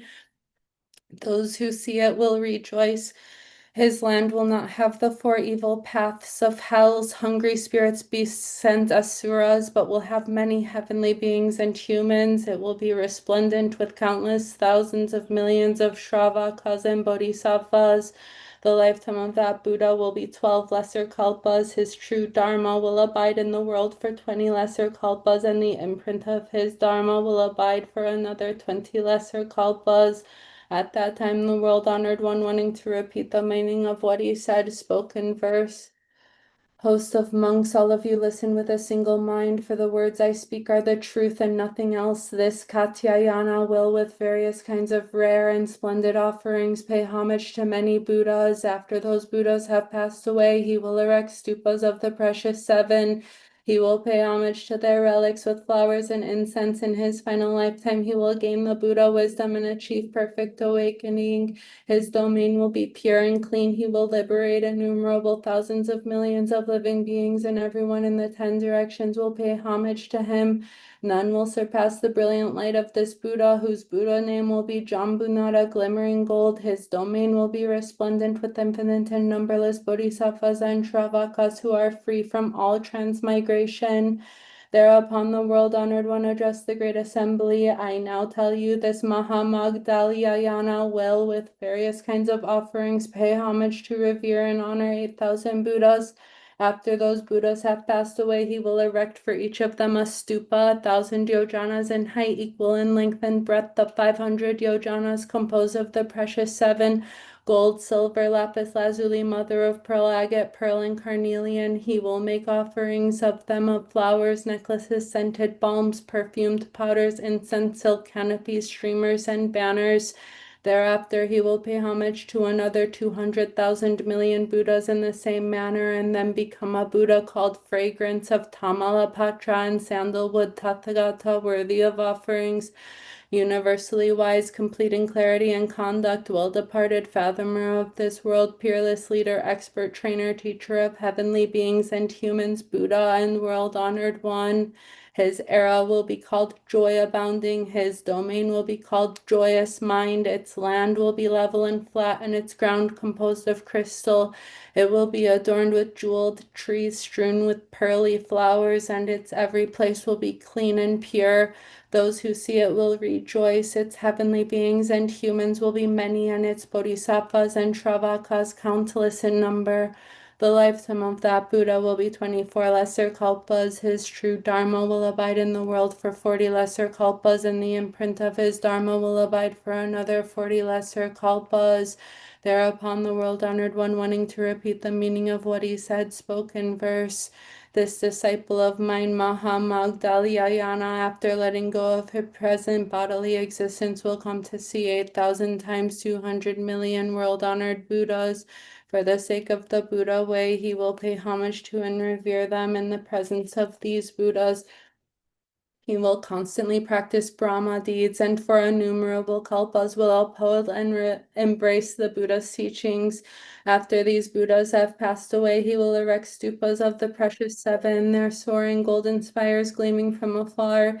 He will make offerings of flowers, perfumes, and music, and to the stupa of all these Buddhas, he will gradually perfect the Bodhisattva way, and in the domain joyous mind become a Buddha called Fragrance of Tamalapatra and Sandalwood. Throughout that Buddha's lifetime of 24 kalpas, he will constantly elucidate the Buddha way. For the sake of heavenly beings and humans, his shravakas, innumerable as the sands of the Ganges, will have the 3 clarities and the 6 transcendent powers, and will be great in dignity and virtue. His innumerable bodhisattvas will be diligent and firm in will, never regressing with respect to the Buddha wisdom. After this Buddha has passed away, his true Dharma will abide for 40 lesser kalpas, and so too will the imprint of his Dharma. To you, my disciples, whose dignity and virtue are complete, 500 in number, I hereby give assurance that in a future lifetime each of you will become a Buddha. I will now tell of the events of past lifetimes, my own along with yours. All of you do listen well. Namu Myoho Renge Kyo. Namu Myoho Renge Kyo. Namu Myoho Renge Kyo. The Sutra of the Lotus Flower, the Wondrous Dharma, from Chapter 7, the Parable of the Conjured City. The Buddha addressed the monks, saying, long ago, some infinite, boundless, and inconceivable myriads of kalpas in the past, there was a Buddha called unsurpassing wisdom, Tathagata, universally wise, complete in clarity and conduct, well-departed, fathomer of this world, peerless leader, expert trainer, teacher of heavenly beings and humans, Buddha and world-honored one. His domain was called well-realized. Great attributes, monks. That Buddha passed away a very long time ago. For instance, suppose that someone drowned of the soil in a 3,000 great thousand-fold world, traveled across 1,000 lands in the eastern quarter, and there put down one granule the size of a speck of dust. Suppose that that person further passed through the 1,000 lands and set down one granule. To repeat this process until the ink powder made from the soil was depleted. Regarding the number of these lands, would mathematicians and their assistants be able to determine their limits as to calculate their number? What is your opinion? Honor one, they would not. Monks suppose that all those lands that were passed through were granule, was not dropped, were ground into particles, and that each of those particles represented one kalpa. The kalpas of that time that have passed extinguishment still exceeds the number of those particles by immeasurable, innumerable hundreds of thousands of millions of myriads. Yet by employing the power of the Tathagata knowledge and insight, I myself survey that extremely long span. See this very day, at that time, the world honor one wanting to repeat the meaning of what he said, spoken verse. I recall an era of the past, some immeasurable, innumerable kalpas ago, in which there was a Buddha, most honored of all beings, called universal, surpassing wisdom. Suppose that someone were strong enough to grind into ink powder all the soil in a 3,000 great thousand-fold world, that he passed through 1,000 lands before dropping one granule of that ink powder, and that he repeated this process until all of the granules of ink were dropped. And suppose that all lands he passed through where granules were dropped, and where they were not, entirely ground into particles, and that each of those particles represented one kalpa. The number of those particles is great, but the number of kalpas that have passed since universal surpassing wisdom's era is far greater still. Innumerable kalpas have passed since that Buddha's extinguishment, yet with the unhindered wisdom of the Tathagata, I know the Buddha's extinguishment. Shvakas and Bodhisattvas with him, as if I were speaking, his extinguishment happening now. Therefore, monks, you should know that the Buddha wisdom is pure and sublime, undefiled and unhindered, pervading infinite kalpas. The Buddha said, sent to the monks, the lifetime of the Buddha, universal surpassing wisdom, spanned 540,000 millions of myriads of kalpas. First sat in the meditation in the place of the way. After having destroyed the army of Mara, he was on the verge of attaining supreme perfect awakening, but the Dharma of the Buddha still had not appeared to him for one lesser kalpa, or even as many as 10. He sat there cross-legged with body and mind unmoving, but the Dharma of the Buddha still not appeared to him. At that time, the heavenly beings of the transcending heaven prepared for that Buddha, lying seed one yohana high under a Bodhi tree, so that the Buddha could attain supreme perfect awakening on this seed. No sooner had he sat down than the seed, heavenly kings rained down heavenly flowers for 100 yojanas all around. From time to time, a fragrant breeze arose, sweeping away the withered flowers, and fresh ones rained down anew. Paid homage to that Buddha in this manner for the full duration of 10 lesser kalpas, until the time that he passed away. They constantly rained down those flowers. The 4 heavenly kings paid homage to that Buddha by constantly beating heavenly drums, and other heavenly beings performed heavenly music for the full duration of 10 lesser kalpas, continuing to do so until his extinguishment. Monks, after the passing of 10 lesser kalpas, the Dharma of the Buddha surpassing wisdom, and that he at last achieved supreme perfect awakening. Before that Buddha had renounced home life, he had 16 sons. The eldest named accumulation of wisdom. Each of these sons possessed rare toy and fascinating object. Upon hearing that their father had realized supreme perfect awakening, all of them set aside their cherished things and went to visit the Buddha, their weeping mothers escorting them. A wheel-rolling sage king, along with 100 of his ministers of state and 100,000 millions of his people, surrounded them and accompanied them to the place of the way. They all wanted to associate with the Tathagata, universal surpassing wisdom, and to pay homage to, revere, honor, and extol him. After their arrival, they bowed processions around him with no palms placed together. In a single mind, they gazed up into the world-honored one and praised him in verse of great dignity and virtue. virtue, the world honor one in order to liberate all living beings, spend innumerable millions of years in becoming a Buddha and fulfilling all of his vows. How excellent to have supreme good fortune. How exceptional you are. World honor one to remain seated for 10 lesser kalpas with body, hands, and feet peaceful and motionless, and with mind ever tranquil and distracted. Ultimate and lasting extinguishment, and steadfastly abide in the undefiled Dharma. We who now see the world honor one calm and peaceful after accomplishing the Buddha way are overjoyed, congratulating ourselves on our good fortune. Living beings are in constant sufferings and distress, unseeing in the dark and without a guide. They do not know the way to end suffering or even know how to seek emancipation. Throughout the long night. They have increased the ranks of the people and diminished the heavenly multitudes. They have passed from darkness into darkness. The very word Buddha, long unheard. Now that the Buddha has attained supreme tranquility of the undefiled Dharma, we as well as heavenly beings and humans gain the greatest benefits. Therefore, we all bow our heads and dedicate our lives to this honored one. Thereupon the 16 princes, having extolled the Buddha in verse and treated the world honored one to roll the wheel of the Dharma, saying, please, world honored one, expound the Dharma that will bring comfort and tranquility to many. Please show heartfelt sympathy for heavenly beings and humans.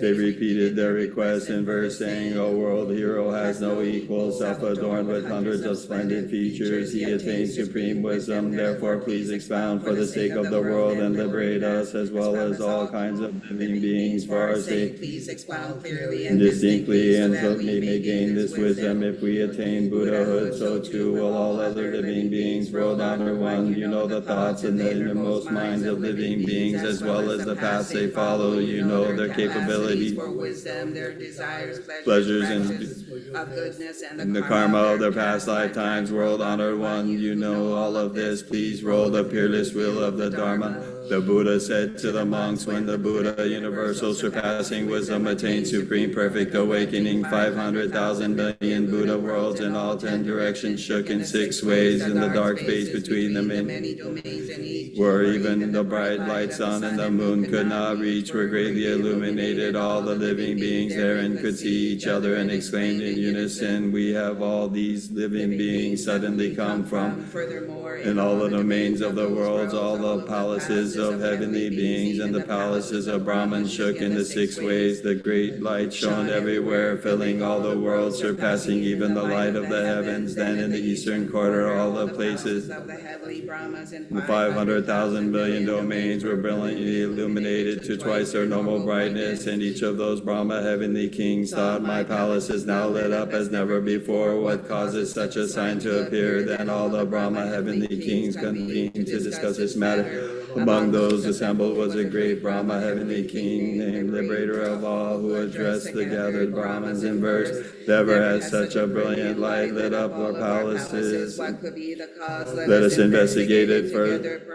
Birth of heavenly being of great virtue, or the appearance of the Buddha in the world, makes such great brilliant light shining forth everywhere throughout the universe. Therefore, the Brahma heavenly king from those 500,000 million domains, each filled a basket with heavenly flowers, and with their palaces around them journeyed westward together to inquire into this sign. There they saw The universal surpassing wisdom sitting on a lion seat in the place of the way under a Bodhi tree, surrounded by heavenly beings, dragon kings, Gandharvas, Kimnaras, Maharagas, and human, non-human, and other beings who were revering him. They also saw 16 princes entreating the Buddha to roll the wheel of the Dharma. Then all the Brahma heavenly kings bowed at his feet, made procession around him hundreds of thousands of times, and sprinkled heavenly flowers over him. The strewn flowers piled up high as Mount Sumeru. Flowers were also offered to the Buddha's Bodhi tree, which stood 10 yohanas high. When they had finished offering the flowers, then each of them offered his palace to the Buddha and said, show us your heartfelt sympathy, and for our abundant benefit, please see fit to accept the palaces we have offered you. Thereupon all the Brahman heavenly kings in the presence of the Buddha with a single mind and single voice praised him in verse, saying, world honor one is very rare and extremely difficult to encounter, endowed with innumerable merits to liberate all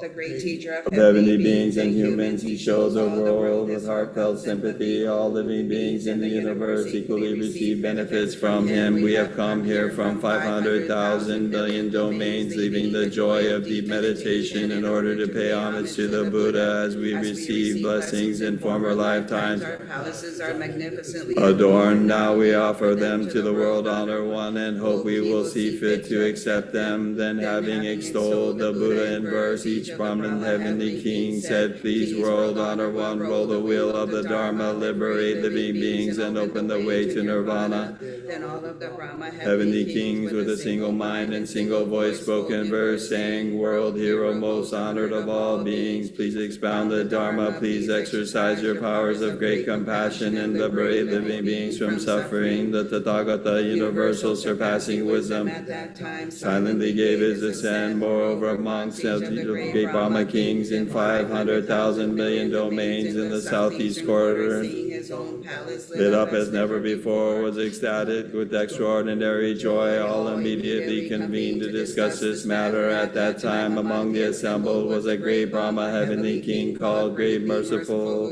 address the gathered Brahmas in verse, what could have caused such a thing that appeared such a sign? Never have all of our palaces been illuminated by such a brilliant light. Could this be the birth of a heavenly being of great virtue, or the appearance of a Buddha in the world? Never before have we seen such a sign. Let us all with a single mind investigate it. Even if we must journey across 1,000 million domains, we will together seek the light and inquire into it. Surely a Buddha has appeared in the world in order to liberate living beings from suffering. Thereupon the 500,000 million Brahmin heavenly kings each filled a basket with heavenly flowers, and with their palaces around them journeyed northwest together to inquire into the sign. There they saw universal surpassing wisdom sitting on a lion's seat in the place of the way under a Bodhi tree, surrounded by heavenly beings, dragon kings and Gandharvas, Kinnaras, Maharajas, and human, non-human, and other beings were revering him. They also saw The 16 princes entreating the Buddha to roll the wheel of the Dharma. Then all of the Brahma heavenly kings bowed to the Buddha, made procession around him hundreds of thousands of times, and sprinkled heavenly flowers over him. The strewn flowers piled up as high as Mount Sumeru. Flowers were also offered to the Buddha's Bodhi tree. When they had finished offering the flowers of each of them, offered his palace to the Buddha and said, show us your heartfelt sympathy for our benefit. Please see fit to accept our palaces we have offered to you. Thereupon all of the Brahma heavenly kings in the presence of the Buddha with a single mind and single voice praise him in verse. a secret leader and sovereign heavenly being employs the voice of the Kalpanka bird to show the heartfelt sympathy for all living beings. We now pay homage to and salute him. Rarely does a world honor one appear in once in eternity, and 180 kalpas have passed in vain, having had no Buddha while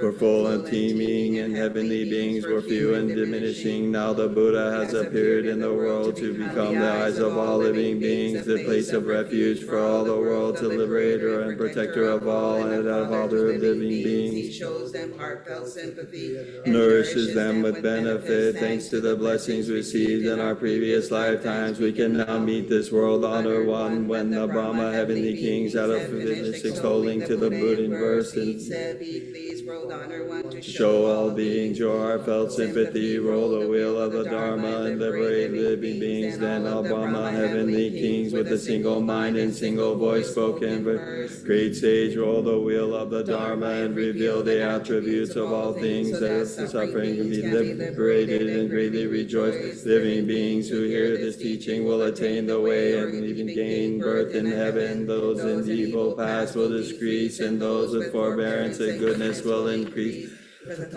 Universal surpassing wisdom at that time silently gave his assent. Furthermore, monks, the great Brahma kings, and the 500,000 million domains in the southern quarter, each seeing his own palace brilliantly illuminated as never before, were ecstatic with extraordinary joy.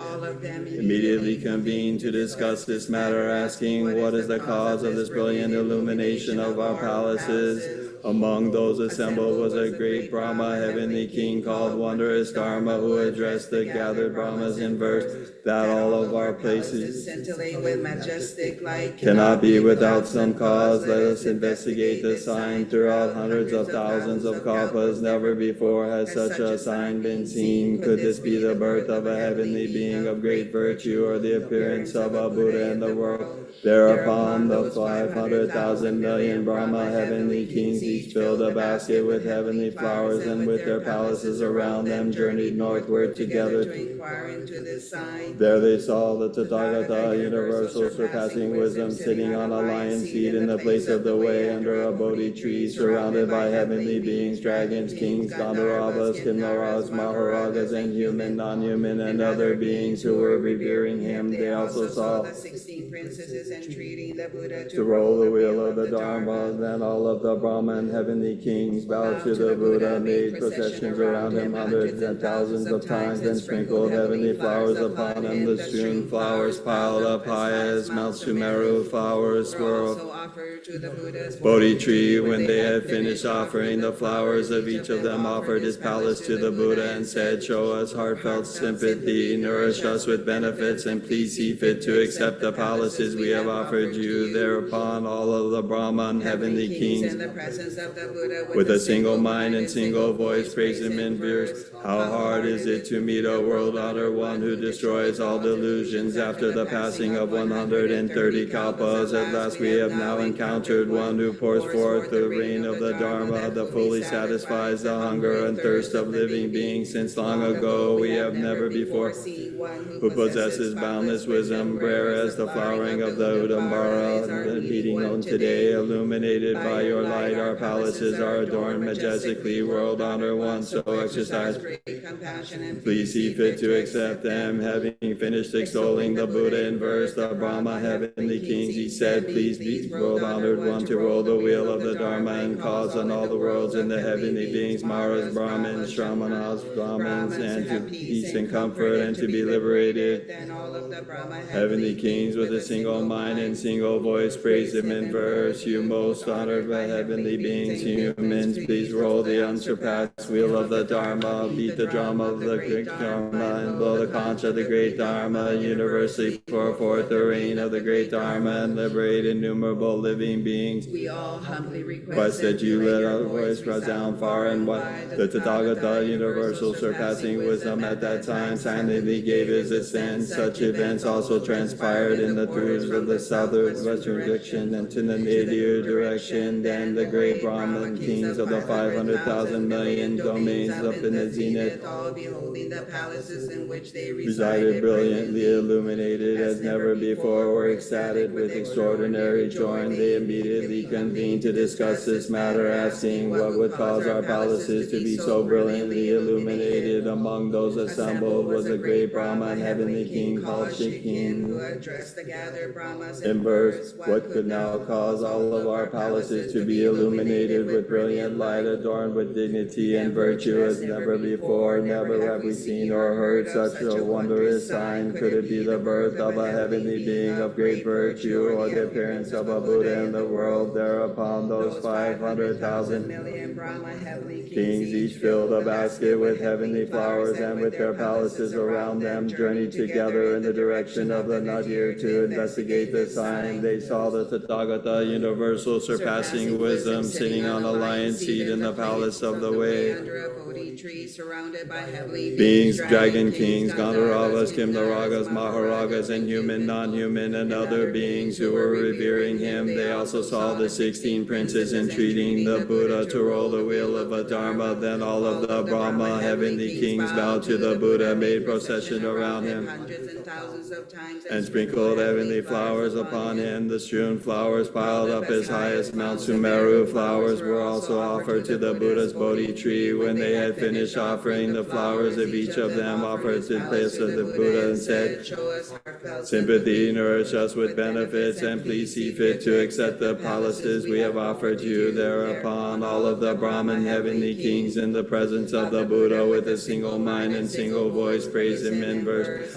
Excellent to encounter Buddha's honored sages who liberate the world, who can compel living beings to leave the hells of the threefold world, the all-wise, honored among heavenly beings and humans who show heartfelt sympathy for living beings, control the gateways of the sweet dew that will liberate everyone everywhere. Immeasurable kalpas pass in vain, as the Buddha had no Buddha before the appearance of the world honor one. Darkness always reigned throughout the 10 directions. The 3 evil paths were thriving and the asuras were flourishing, while the host of heavenly beings dwindled and many fell into the paths.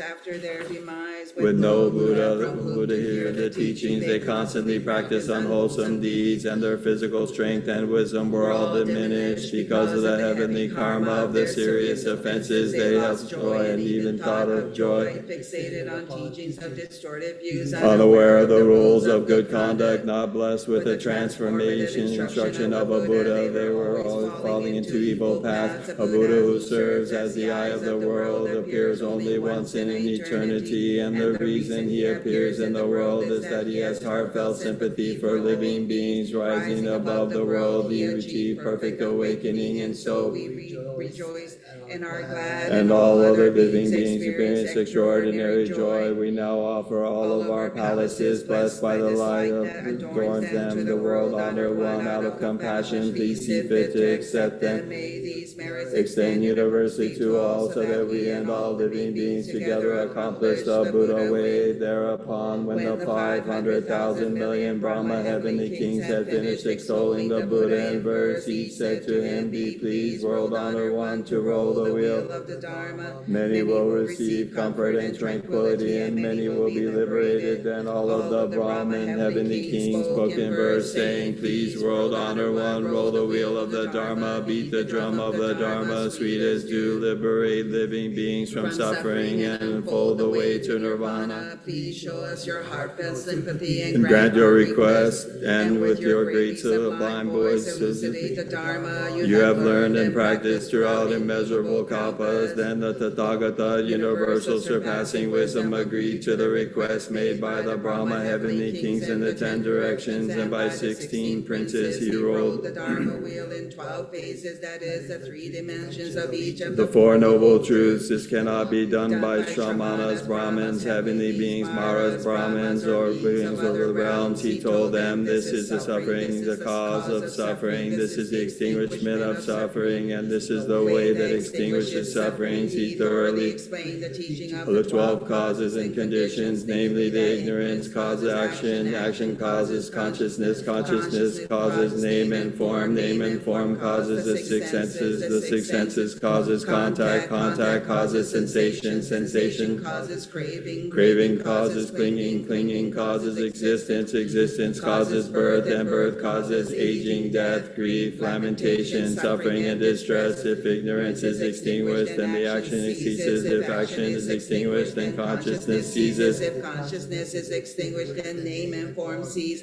If name and form is extinguished, then the 6 senses cease. If the 6 senses are extinguished, then if contact is extinguished, then sensation ceases. If sensation is extinguished, then the craving ceases. If craving is extinguished, then clinging ceases. If clinging is extinguished, then existence ceases. If existence is extinguished, then birth ceases. And if birth is extinguished, then aging, death, grief, lamentation, suffering, and distress cease. When the Buddha founded this teaching among heavenly beings, humans, and the great assembly, 600,000 millions of myriads of people no longer attached to all things, freed from their minds and defilements, all gained wondrous and profound meditations, the 3 clarities, and the 6 transcendent powers, emancipations. When he expounded this teaching for the 2nd, 3rd, and 4th time, living beings equal to those of millions of myriads of times of the numbers of the sands of the Ganges. Likewise, no longer attached to all things, freed their minds from defilements. From that time on, the host of Shravakas was immeasurable and boundless. Meanwhile, the 16 princes, all of them still children, renounced home life and became Shamaneras. There were keen in faculties and clear in wisdom, having already paid homage to hundreds of thousands of millions of Buddhas, have purely practiced Brahman deeds. Together they addressed the Buddha, saying, World Honor One, these innumerable thousands of millions of greatly virtuous ones have all attained Sravakahood. World Honored One, you should know, expound the teachings of Supreme Perfect Awakening for us. When we have finished hearing it, we will all learn and practice it. World Honored One, we aspire to the knowledge and inside of the Tathagata, you know and are witness to the desire of our innermost hearts, the 800,000 million people among the throng of willing Siege King. Seeing that the 16 Princes had renounced home life, also sought to leave their homes, which king permitted them to do. At that time, the Buddha agreed to Shamaneras of 20,000 kalpas later. In the midst of the four groups, he was practicing flower of the wondrous Dharma, teaching the instructions of Bodhisattvas, and that Buddhas protect and keep in mind. When he finished preaching the Sutra of the 16 Shamaneras for the sake of supreme perfect awakening, together all received and embraced it, reciting it until they became thoroughly. While this sutra was being preached, the 16 Bodhisattvas Shamaneras all believed and accepted it, and some in the host of Shravakas also believed and understood it. The other living beings, thousands of millions of kinds of them, all had doubts and were confused. The Buddha expounded the sutra for 8,000 kalpas. Once he had finished expounding it, he entered a quiet chamber and remained in meditation for 84,000 kalpas, knowing that these Buddhas in the chamber absorbed in meditation. Each of the 16 Bodhisattvas Shamaneras then ascended to the seat of the Dharma, and for the sake of the four groups, clearly and distinctly expounded the wondrous Dharma Flower Sutra for the duration of those 84,000 kalpas, each of them liberated living beings equal to 600 myriads of times the number of the sands of the Ganges. Each showed, taught, benefited, delighted, and led them to aspire to supreme perfect awakening. After those 84,000 kalpas had passed, the Buddha, universal surpassing wisdom, arose from Samadhi, went to the seat of the Dharma, and quietly sat down, universally addressed the great assembly. He said, Rare are such Bodhisattvas, Shamaneras as these 16. They are keen in faculties and clear in wisdom. They have paid homage to infinite thousands of millions of Buddhas, constantly practicing Brahmadi, and received and embraced the Buddha wisdom, and they have revealed it living beings, leading them to enter it. All of you, time again, associate with them and pay them homage. Why is this? Because if there are Shravakas, Prateka Buddhas, and Bodhisattvas who can believe the teaching of the Sutra expounded by these 16 Bodhisattvas and receive and embrace it without ever maligning it, all of those people will attain the Tathagata wisdom of the Supreme Perfect Awakening. The Buddha said to all the monks, These 16 Bodhisattvas always delight in teaching the Sutra of the Lotus Flower, the wondrous Dharma. The living beings transformed by each of these Bodhisattvas are equal to 600,000 millions of myriads of times the number of the sands of the Ganges. In a lifetime after lifetime, they were born together with these Bodhisattvas and heard the Dharma from them, all believing in and understanding it. For this reason, they were able to meet 40,000 million world-honored Buddhas, and at the present time have not ceased doing so. Monks, I now tell you that the 16 Shamaneras who were the Buddha's disciples have now all attained supreme perfect awakening, and at the present time in domains in the 10 directions are teaching the Dharma with immeasurable hundreds of thousands of millions of Bodhisattvas and Shravakas as their followers. The eastern quarter, one called Akshobhya in the land of the wondrous joy, and the other called Sumana Mount Sumeru. Two became Buddhas in the southeastern quarter, one called Lion Voice and the other called Aspects of a Lion. Two became Buddha in the southwestern quarter, and the other called Constantly Extinguished. Two became Buddhas in the southwestern quarter, one called Aspects of the Sovereign and the other called Aspects of a Brahma. Two became Buddhas in the western quarter, one called Amitabha and the other called Liberator of all suffering in the world. Two became Buddhas in the northwestern quarter, one called Transcending Power with the fragrance of a Tamalpatra, the sandalwood, and the other called Aspects of Sumeru. Two became Buddhas in the northern quarter, one called Free and Unhindered Clouds and the other called Free and Unhindered Clouds King. One became a Buddha in the northeastern quarter, called Dispeller of all worlds, fears. The 16th became none other than me, Shakyamuni Buddha, attainer of the perfect awakening in the Saha domain. Monks, when we were Shomaras, each of us taught and transformed living beings equal to immeasurable hundreds of thousands of millions times the number of the sands of the Ganges. The teaching of the from us was for the sake of supreme perfect awakening. Some from that multitude of living beings are now abiding in the stage of Shravakas. We have always been teaching and transforming them with supreme perfect awakening, and all of these people will, by means of this teaching, eventually embark upon the Buddha way. Why is this? Because the Tathagata wisdom is hard to believe and hard to understand. The living beings, innumerable as the sands of the Ganges, whom I transform at that time, are none other than you, many monks and those who will be Shavaka disciples in the future after I pass away. After my extinguishment, there will also be some followers who do not hear this sutra and will be unaware and unknowing of this practice of bodhisattvas, but who conceive of their own merits as extinguishment, and so will I will become a Buddha in the lands, but be called by many different names. These people will have had their own conceptual of extinguishment, and so entered nirvana. They will be in fact seeking the Buddha of wisdom in those lands and be able to hear this sutra. Vehicle alone they will attain extinguishment, for there is no other vehicle other than those expounded by skillful means employed in the Tathagata's teachings. When the Tathagata recognizes that his time of nirvana has arrived and the assembly is pure, firm in faith and understanding, thoroughly comprehending the teaching of the emptiness, and has deeply entered meditation, he will have the assembly of bodhisattvas and shravakas gathered together before the sutra. For them in the world there are none who attain extinguishment through the two vehicles. Only by means of the one Buddha vehicle can extinguishment be attained. Monks, you should know that the Tathagata's skillful means reach into the depths of the natures of living beings. He knows that they crave and enjoy lesser teachings and that they are deeply attached to the five desires. Therefore, for the sake he teaches nirvana, those people who hear it will believe that and accept it. For instance, imagine a bad road, steep and perilous, stretching for 500 yojanas through an area remote, uninhabited, and dreadful. A large group of people who traverse the road to get to a place where there are rare treasures. They have a guide who is wise and astute, who knows well where each road is blocked and where it is clear, and who intends to lead them across this perilous terrain. He leads a group who become tired and discouraged, and in the middle of the journey they say to the guide, "We are tired and afraid and can go no further. The road ahead is too long. We want to turn back now."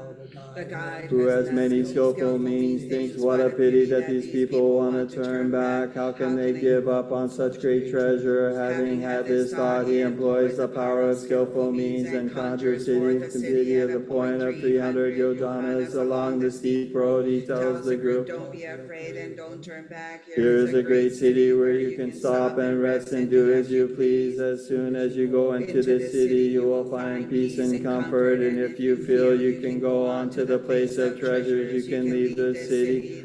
Exhausted people feel the great joy of receiving some extraordinary. They exclaim, "Now that we are leaving this broad road, we will soon be peace and comfort, and then people go into the conjured city, imagining it in deliverance, there they feel comfortable and peaceful when they God see sees the that the great. group has rested and is no longer fatigued. He makes the conjured city disappear and tells them, "Let's go, everyone, to the place of the treasures is near. I only conjured forth the city so that you would rest. Monks, so is it with the Tathagata, who is now serving as your great guide and leader. He knows the bad road that is delusions and cycles of birth and death. He knows it is steep and perilous, stretching along and far. He knows that you should leave it and be delivered from it. If living beings hear only one Buddha vehicle, they will not desire to see the Buddha, nor wish to closely associate with him, but thinking is long and far. Only after accepting a long-term hard work and suffering can it be completed. The Buddha, knowing that their minds are weak, daunted, and low of aspiration, in order to let them rest while they are on the way, employs with the power skillful means to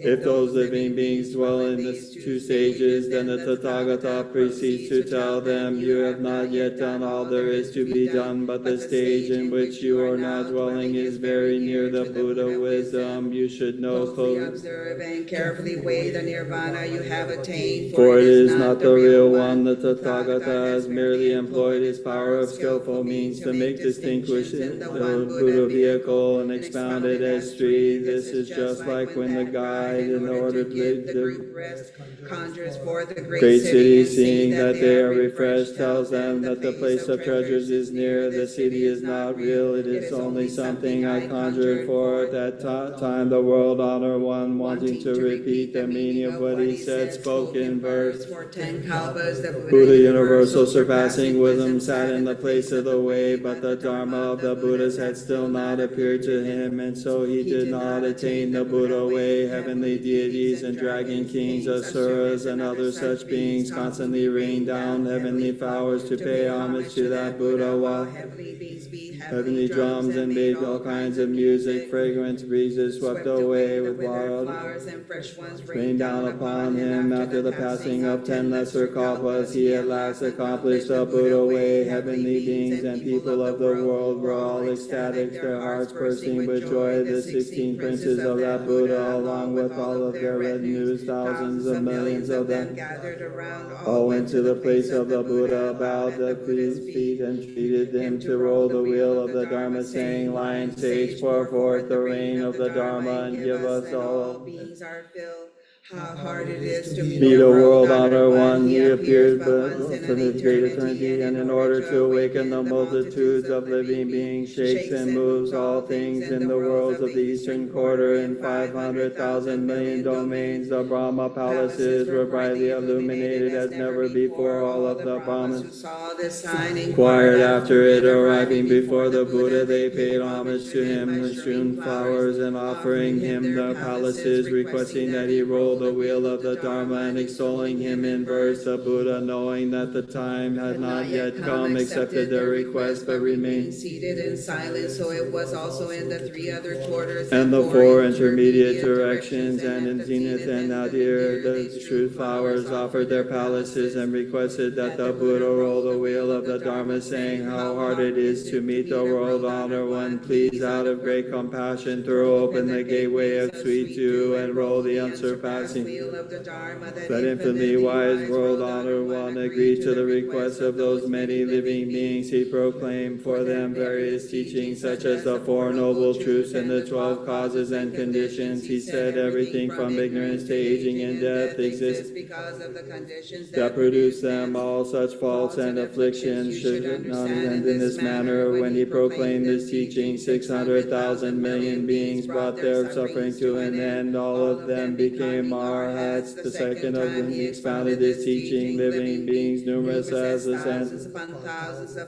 So the Ganges, rejecting attachments to all things, also became arhats. For the 4 those who attained the way were incalculable in number, even counting the thousands of millions of kalpas, would still not reach the class of them. Then the 16 princes who renounced home life as Shramaneras together entreated the Buddha to proclaim the Dharma Dharma, the great vehicle, so that we and our legions of followers can all accomplish the Buddha way and become like the world-honored one with wisdom most pure. The Buddha knew the thoughts in their minds of these children and the deeds of their former lifetimes. He employed innumerable examples from the past and varieties of parables and the 6 paramitas and about transcendent powers. He clearly and distinctly explained the true teaching, the way practiced by bodhisattvas by expounding this Dharma Flower Sutra in verses flowing like the sands of the Ganges. And when the Buddha had finished preaching the sutra, he entered meditation in a quiet chamber with a single mind. He sat there in meditation for 84,000 kalpas. All of those Shramaneras, knowing that he had yet emerged from meditation, expounded the supreme wisdom of the Buddha to immeasurable millions of living beings. Each of them sat on the seat of the Dharma and taught this great vehicle sutra. After the Buddha passed away, they continued to proclaim it and help transform beings with the Dharma. Even those Shramaneras liberated living beings equal to 600,000 million times the number of the sands of the Ganges. After that Buddha has passed away, those hearers of the Dharma were in any Buddha land and in any era reborn along with their teachers. those 16 Shramaneras who perfectly practiced the way of the Buddha now dwell in the 10 directions, each having attained perfect awakening. Those who heard their teachings at that time all dwell with the Buddhas. Those of them who are still Shravakas are gradually being instructed in the Buddha way. I myself was one of those 16 and formerly taught you. Therefore, by using skillful means, I now lead you toward the Buddha wisdom. Because of our former connections, I am now teaching the Dharma Flower Sutra to enable you to embark upon the Buddha way. So take care not to be daunted or afraid. Suppose there is a perilous bad road, remote, beset by deadly beasts, without their water or grass. It is the place that people dread on the immeasurable multitude, thousands upon thousands wish to traverse this perilous road, but crossing the 500 yohanas, the path stretches so far and long. At that time they have a guide with a good memory and knowledge, clear in wisdom and determined, who can rescue them from trouble and save them from danger. Those people become tired and weary and say to the guide, we are now exhausted, here we want to turn around and go back. The guide thinks, indeed such people should be pitied. How can they want to turn back and miss out on such great treasures? Just then a skillful means occurs to him. With my transcendent powers I will conjure forth a great city, resplendent with buildings and houses encircled by gardens and groves, with streams and bathing pools, and a series of gates and lofty pavilions full of both women and men. As soon as he conjures forth, he comforts them by saying, have no fear, go into the city, and you can all amuse yourself as you please. When those people enter the city, their hearts are full of joy, all of them feel relief, supposing that they have been delivered. When their guide sees that they are refreshed, he has them gather and tells them, you must push onward. This is only a conjured city. Seeing that you were worn out and wanted to turn back midway, I employed the power of skillful means to conjure forth this city temporarily. All of you now diligently advance together with me to the place of treasure. So it is with me as the leader of guide to all living. I see that the seekers of the way become weary and discouraged on the journey and are unable to traverse the perilous road of delusions in the cycles of birth and death. Therefore, I employ my power of skillful means to expound nirvana until it rests, telling them your suffering is extinguished. You have done all there is to be done. When I know they have reached nirvana and have all become arhats, I have told them together and expound for them the true teachings. Although Buddhas use the power of skillful means to make distinction, say there are 3 vehicles, there is only one Buddha vehicle.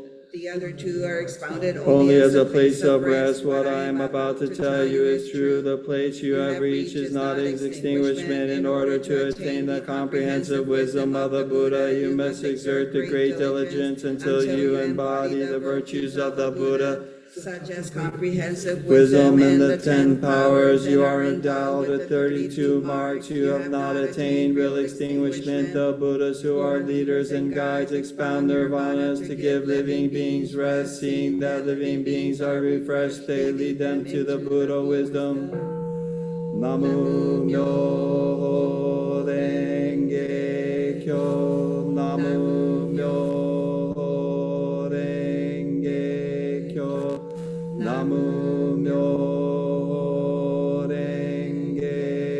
The Sutra of the Lotus Flower of the Wondrous Dharma, from Chapter 8, the assurance of Buddhahood given to the 500 disciples. At that time, Purna, the son of Maitrayani, heard the Buddha teach the Dharma in such a wise, skillful, and appropriate fashion. He also heard the assurances of supreme perfect awakening given to the great disciples, the events of their past lifetimes, and the great freedom that the Buddhas have in using transcendent power, experiencing something he had never had before. His mind was purified and danced with joy. Immediately he rose from his seat, went to before the Buddha and bowed at his feet. He then withdrew to one side, gazing up at the honored countenance without turning his eyes away for even a moment.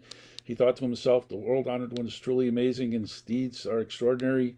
Through the knowledge and insight of the skillful means, he teaches the Dharma according to the natures and characteristics of the people of the world, and thereby lifts living beings away from greedy attachments to various things. No words of ours can fully describe the Buddha's virtues. Only the Buddha, the world-honored one, is able to know the original vow that is deepest in our hearts. Thereupon the Buddha addressed the monks, saying, do you see this Purna here, son of Maitrayani? I've always called him the foremost among the teachers of the Dharma, and I've always praised his many merits, his diligence in protecting and keeping my teachings and helping proclaim it. He is able to show and teach it to the four groups, benefiting them and delighting them. His comprehensive elucidations of the true Dharma of the Buddha greatly benefit his fellow practitioners of Brahma deeds, and apart from the Tathagata, he can so eloquently explain its doctrines. Yet you should not suppose that the Purna is capable of protecting, helping proclaim only my teaching. In the presence of 90 million Buddhas of the past, he protect and help proclaim their true teachings. He was foremost among his teachers of the Dharma of those times. He clearly understood and fully fathomed the teaching of the emptiness expounded by the Buddhas and attained the four types of unhindered wisdom. He was always able to teach the Dharma lucidly and purely, free of doubts and confusion, in complete possession of the transcendent powers of the Bodhisattva. He always practiced Brahma deeds to the end of each of his lifetimes, and all of the people of each of those Buddha's eras said of him, he is a genuine Sravaka. Purna, making use of this as skillful means, help benefits upon innumerable hundred thousands of living beings and transformed immeasurable myriads of people, turning them towards supreme perfect awakening in order to purify Buddha lands. He always did the work of the Buddhas, teaching and transforming living beings. Monks, Purna was also foremost among teachers of the Dharma under the 7 Buddhas of the past, and once again he is foremost among the teachers of the Dharma now under me. He will also be foremost among teachers of the Dharma in the time of the future Buddhas who will appear later in this kalpa of wisdom, protecting, keeping, and helping to proclaim all of their teachings. And of the future, thereafter, too, he will protect, keep, and help proclaim the teachings of this immeasurable, innumerable Buddhas. Thus, he will teach, transform, and heap benefits upon the innumerable living beings and turn them toward the supreme perfect awakening. For the sake of purifying Buddha lands, he will exert himself diligently, teaching and transforming living beings, gradually fulfilling the Bodhisattva way. After immeasurable myriads of kalpas, he will attain supreme perfect awakening in this land and will be called Dharma clarified Tathagata, worthy of offerings, universally wise, complete in clarity and conduct, well-departed, fathomer of this world, fearless leader, expert trainer, teacher of the heavenly beings and humans, Buddhas and world-honored one. The Buddha land of that Buddha will encompass 3,000 great thousand-fold worlds as numerous as sands of the Ganges. Its grounds will be of the precious 7, its terrain smooth and level as the palm of the hand, and free from mountains, valleys, and gullies. It will be filled with terraces and towers of precious 7. The mid-air palaces of its heavenly beings will also be so near that humans and heavenly beings will commingle and behold each other. It will have no evil pass. In that land there will be no gendered distinction, for all living beings there will come into existence by transformation, free of carnal desire. They will gain great transcendent powers. Their bodies will emit brilliant light, and they will fly about without effort. With firm resolve, they will be diligent and wise. All of them will be golden in color, naturally adorned with the 32 marks. Living beings in this domain will always take 2 foods, one being the food of rejoicing in the Dharma, and the other the food of delighting in the meditation. There will be thousands of millions of myriads of bodhisattvas who will gain great transcendent power and the 4 types of unhindered wisdom, and be adept at teaching and transforming all types of living beings. The number of the Shravakas will be beyond comprehension by counting and calculation, and all of them will be fully endowed with 6 transcendent powers, the 3 clarities, and the 8 emancipations. That Buddha's domain will be perfected by the adornments of such immeasurable merits as these. His era will be called the treasured clarity, and his domain will be called excellent purity. The lifespan of that Buddha will be immeasurably myriad of kalpas, and his dharma will remain for a very long time. After the Buddha passes away, stupas of the precious seven will be erected for him in every place in that domain. At that time, the world-honored one, wondering to complete the meaning of what he said, spoke in verse. Monks, listen to me attentively, because they are well learned in skillful means. The way practiced by the children of the Buddha is beyond conception. Knowing that the living beings delight in lesser teaching and are daunted by greater wisdom, the bodhisattvas therefore take the form of Shravakas and practical Buddhas. Employing countless skillful means, they transform every type of living being, saying of themselves, we are Shravakas, far removed from the Buddha way, and they liberate innumerable beings who will have success. Even the indolent and those with lesser aspirations will eventually become Buddhas, concealing their bodhisattva deed while maintaining the Shrivaka facade of few desires and wariness of the cycles of birth and death. In truth, they are purifying Buddha lands. When my disciples show themselves to living beings as having the three poisons, or those of the aptitudes of distorted views, they are liberated living beings with these skillful means. If I completely explain their various manifestations and transformations, living beings who heard about it will harbor doubt and confusion. This Purna now here diligently cultivated his path of practice under thousands of millions of Buddhas of the past, and proclaimed and protected the teachings of the Buddha for the sake of seeking supreme wisdom. In the presence of those Buddhas, he had manifested himself as a leading disciple with much learning and wisdom. His daunting teaching enabled all beings to rejoice. He never flagged or tired in assisting the work of the Buddhas. Already he had mastered great transcendent powers, acquired the four types of unhindered wisdom, come to know the faculties of the others, whether keen or dull, and always taught with pure teachings, eloquently expounded such principles. He taught thousands of millions of living beings, causing them to abide in the dharma of the great vehicles, and thus themselves purifying Buddha lands. And future lifetimes too, he will pay homage to infinite numberless Buddhas, will protect and help proclaim their true dharma, and will again himself be purifying Buddha lands. Always employing the various skillful means, he will fearlessly expound the teaching and lead incalculable living beings to attain comprehensive wisdom. Paying homage to the Tathagatas and protecting and keeping the treasuries of the teachings, he will afterward become a Buddha called Dharmas clarified. His domain, called excellent purity, will be formed from the precious seven, and his era will be called the treasured clarity. His bodhisattvas will be great multitude of countless millions. All of them will have mastered great transcendent powers and will be endowed with the pure power of dignity and virtue. They will completely fill his domain, countless as well as will be his Shravakas, who will possess the three clarities and 8 emancipations and attain the 4 types of unhindered wisdom. Such will be his community of monks. The living beings in that land will be freed from carnal desires. They will come into existence purely through transformation and have bodies adorned with all 32 marks, rejoicing in the Dharma and delighting in meditation will be their food, and they will think of no other. There will be no carnal temptations in his place, nor any evil paths. This monk Purna, having completely perfected his merits, will attain this pure land, abounding in wide sages. I have now but briefly described his many such innumerable matters. The 1200 arahats with freedom then mind then thought. We would also be delighted to gain something we never had before. If the world-honored one would give each of us an assurance of Buddhahood, as he has for the great other disciples, how glad would we be? The Buddha, knowing that the thought in their minds, addressed Mahakasyapa, saying, one by one, here now I will bestow each of these 1200 arhats the assurance of supreme perfect awakening. Here in this assembly is my great disciple, the monk Kuadina.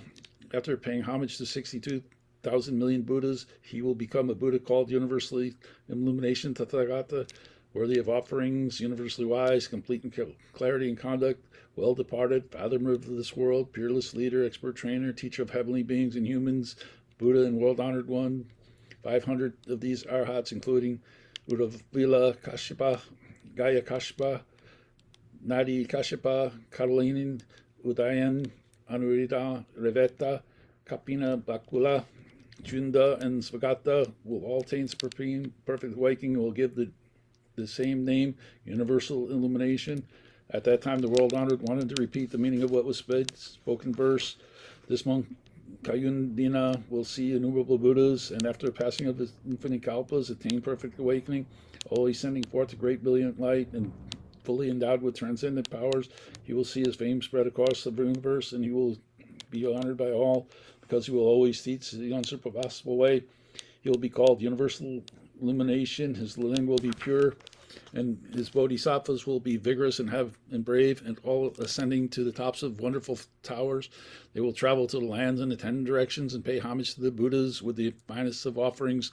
Having made these offerings, their heart will greatly rejoice, and then they will instantly return to their own domains. Such will be the transcendent powers that Buddha's lifespan will be 6 myriads of kalpas.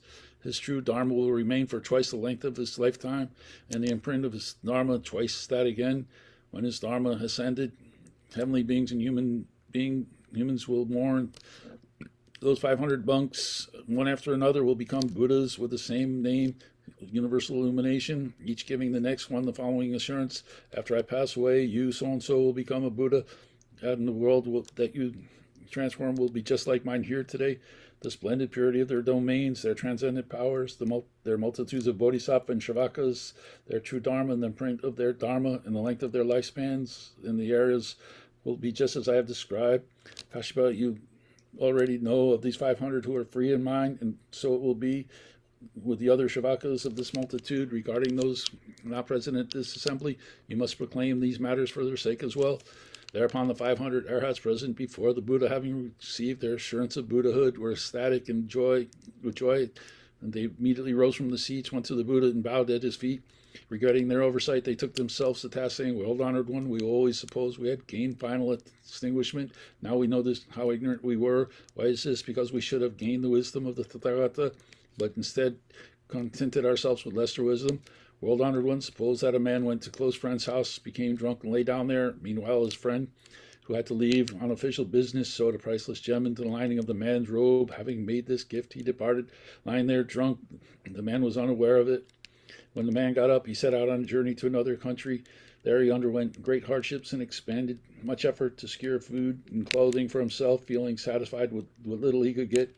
Later, the man happened to meet his good friend, who exclaimed, "What a shame, a good man, for the sake of food and clothing, why would you come to this? I wanted you to have a peaceful and easy life, satisfying the 5 desires as you wished. So on such and such a day, month, and year, I sewed a priceless gem into the lining of your robe. It must still be there now because you are unaware of it. You struggled and strained at labor just to stay alive. How foolish of you. Go now and trade that gem for how much you need, and you will always be able to do what you please, forever free from poverty and want." The Buddha is just like that good friend. When he was a bodhisattva, he taught, transformed us, turning our minds toward comprehensive wisdom. We soon forget about it, however, and we were unaware of it, and we attained our hot way and supposed extinguishment and struggles, meaning to maintain our and contenting ourselves with what little we could get. However, our aspiration for comprehensive wisdom was still with us, and it was never lost. Now the world-honored one awakens us by saying, "Monks, which you had attained is not the ultimate extinguishment. Long ago I caused you to plant the roots of goodness for Buddhahood, and as a skillful means I showed you what nirvana looks like. However, you suppose that you truly had attained an extinguishment.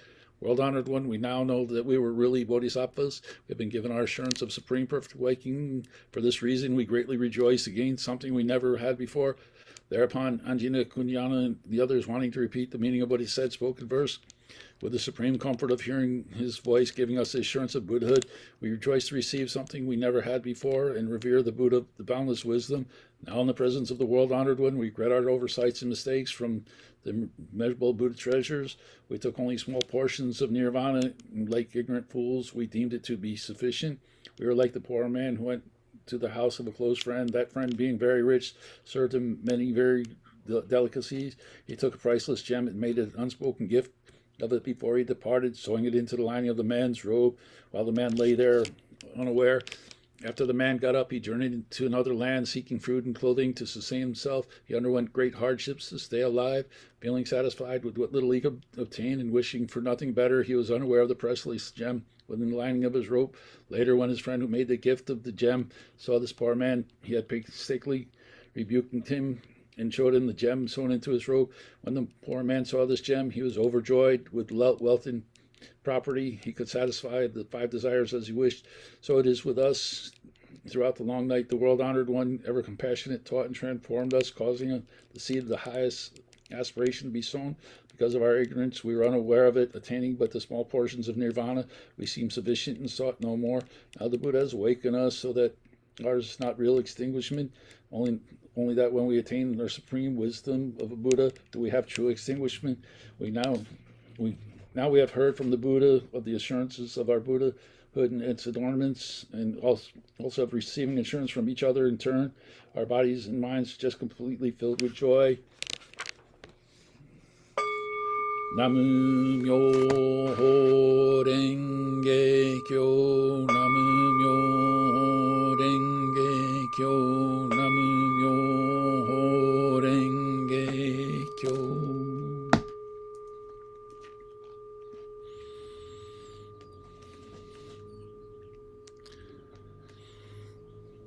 The Sutra of the Lotus Flower of the Wondrous Dharma, Chapter 9, the assurance given to those trained and still in training. At that time, Ananda and Rahula reflected, we are always thinking of how happy we would be to receive assurance of our Buddhahood. Thereupon they rose from their seats, went before the Buddha, bowed at his feet, and together addressed the Buddha, saying, World-honored one, we should also be given our share for this, for we have taken refuge only in the Tathagata. We are known and acknowledged by all the worlds of heavenly beings, humans, and asharas as Ananda, your attendant, who always protects and keeps the treasury of the teachings, and as Rahula, the Buddha's own son. If the Buddha would give his assurance of supreme perfect awakening, our wishes will be fulfilled and the hopes of the multitude satisfied. Thereupon the 2,000 Travaka disciples, those trained and those still in training, all rose from their seats, humbly bared their right shoulders, and went before the Buddha. With a single-minded palms placed together, they gazed up at the world-honored one with the same wish as Ananda and Rahula, and stood off to one side. Then the Buddha addressed Ananda, saying, in a future lifetime you will become a Buddha, called king of unhindered wisdom, vast as mountains and oceans, Tathagata, worthy of offerings, universally wise, complete in clarity and conduct, well-departed, fathomer of this world, peerless leader, expert trainer, teaching our heavenly beings and humans, Buddha and world-honored one. He will pay homage to 62 million Buddhas, protect and keep the treasuries of their teachings, and accomplish supreme perfect awakening. He will teach and transform bodhisattvas equal to 20,000 million times the number of the sands of the Ganges, causing them to attain supreme perfect awakening. His domain will be called Banner of Victory, always raised. Its land will be pure, and its ground of lapis lazuli.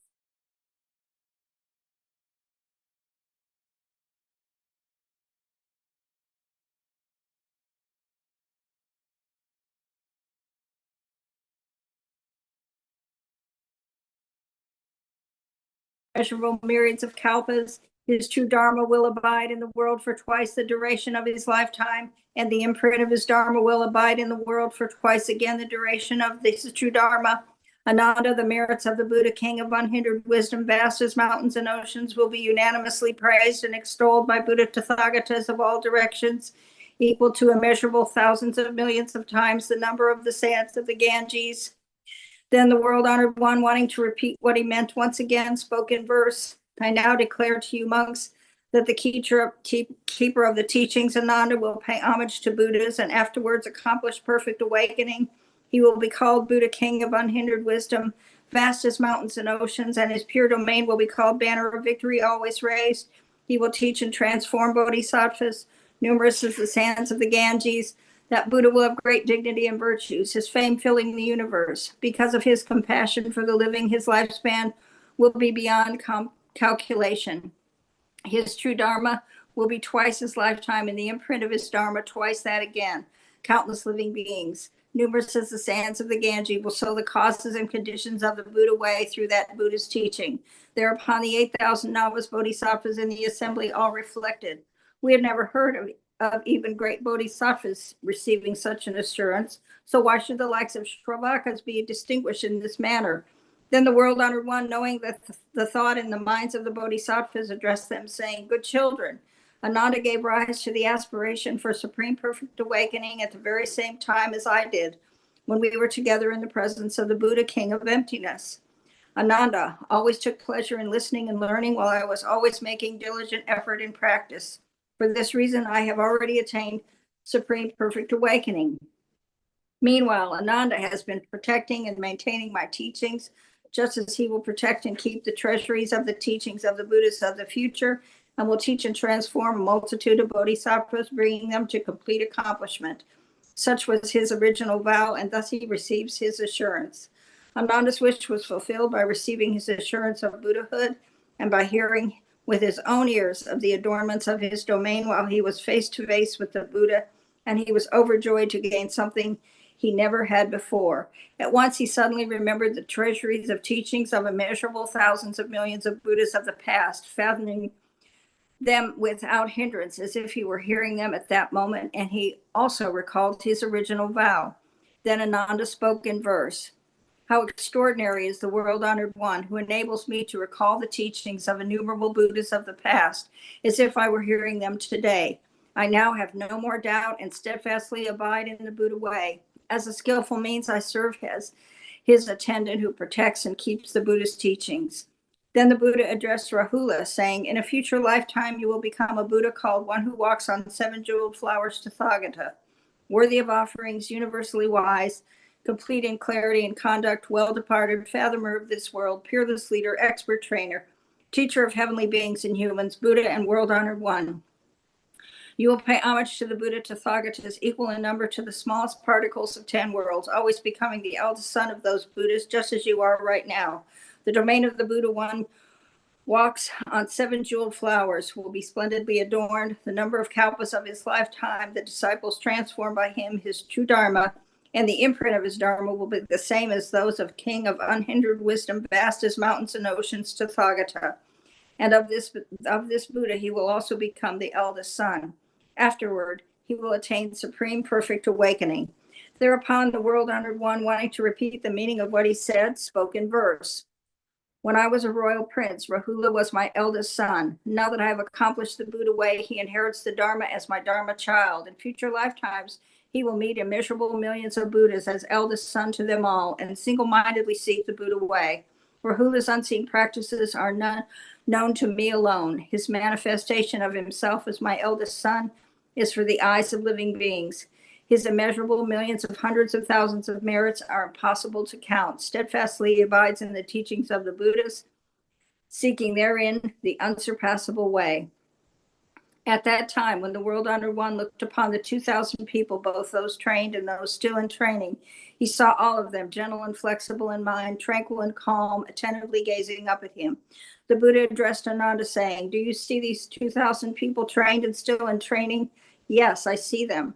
Ananda, these people will pay homage to Buddha Tathagatas, innumerable as the smallest particles of 50 worlds. Revere and honor them and protect and keep the treasuries of their teachings. Finally, all of them at the same time will become Buddhas in domains in every direction. All will have the same name, attributes of treasures Tathagata, worthy of offerings, universally wise, complete in clarity and conduct, well-departed, fathomer of this world, peerless leader, expert trainer, teacher of heavenly beings and humans, Buddha, and world-honored one. Their lifespans will be 1 kalpa, and the splendors of their domains, including their shravakas and bodhisattvas, as well as the durations of their true Dharma and the imprints of their Dharma, will all be the same. Then the world-honored one, wishing to express his meaning, once again spoke in verse. Upon these 2,000 shravakas, who are now both before me, I bestow the assurance that in a future lifetime they will become Buddhas. They will pay homage to Buddhas, numerous as the aforementioned particles, and after protecting and keeping the treasuries of their teachings, they will achieve perfect awakening.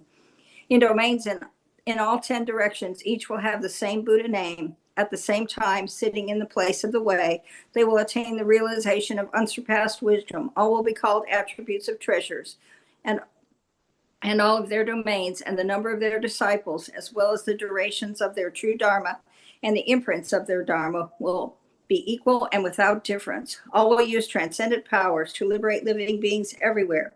Their fame universally spreading, they will gradually enter nirvana.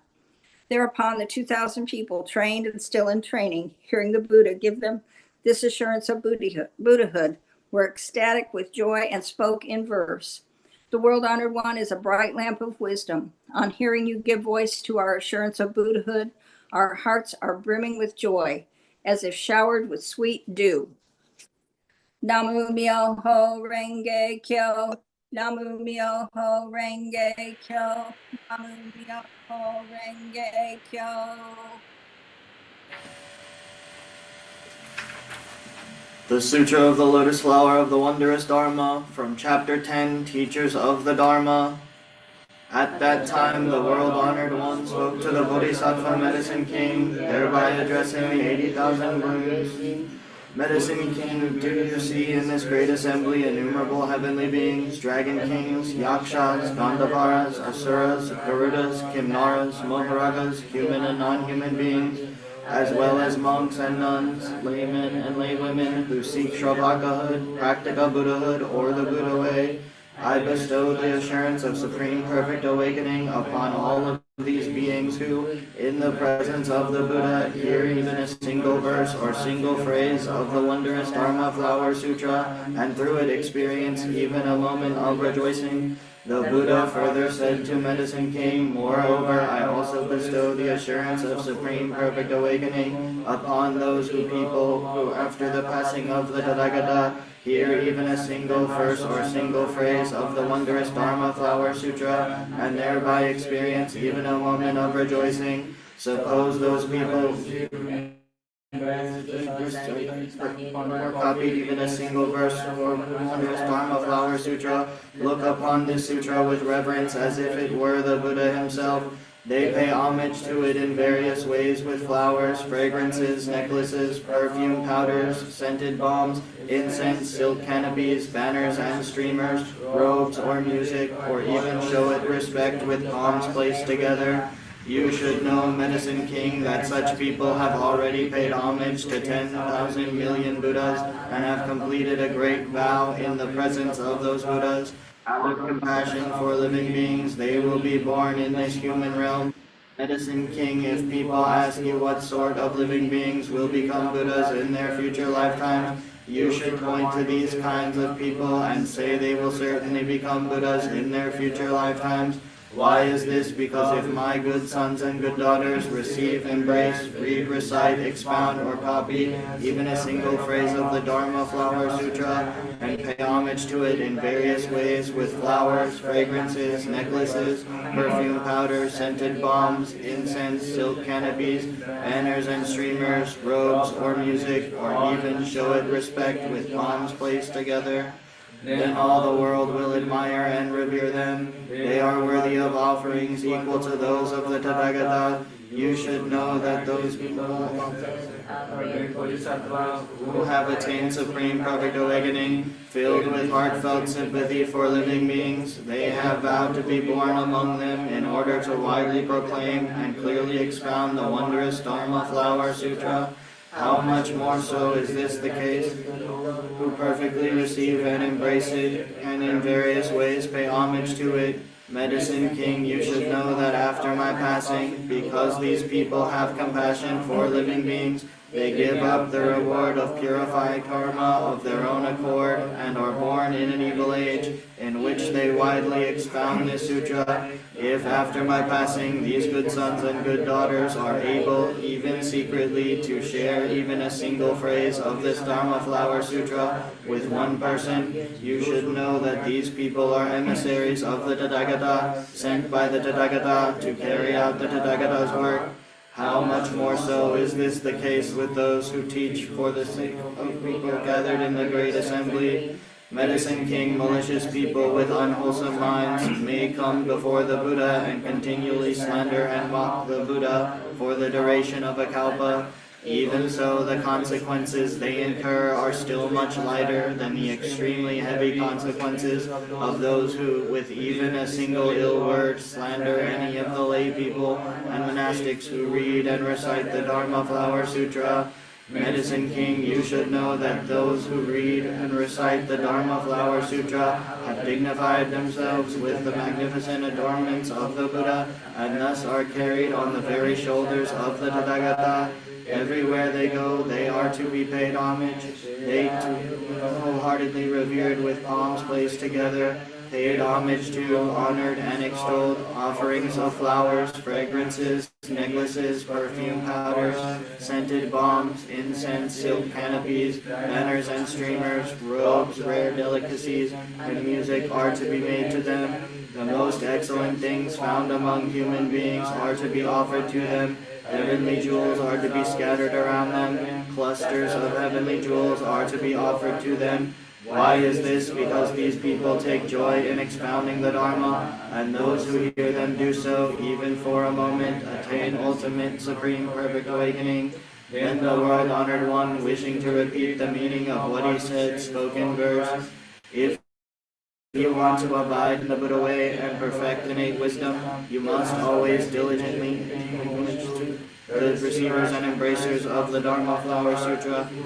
To attain all-embracing wisdom quickly, you must receive and embrace this sutra, as well as pay homage to those who embrace it. You should know that anyone capable of receiving and embracing the wondrous Dharma Flower Sutra is an emissary of the Buddha and has heartfelt sympathy for living beings. All of those who can receive and embrace the wondrous Dharma Flower Sutra have left behind the Pure Land and have, out of compassion for living beings, been born here. You should know that such people as these, who are free to be born wherever they choose, are able, even in evil age, to expound the unsurpassed Dharma widely. You should pay homage to the expounders of the Dharma, with heavenly flowers and fragrances, with robes adorned with heavenly jewels, and with clusters of heavenly wondrous jewels.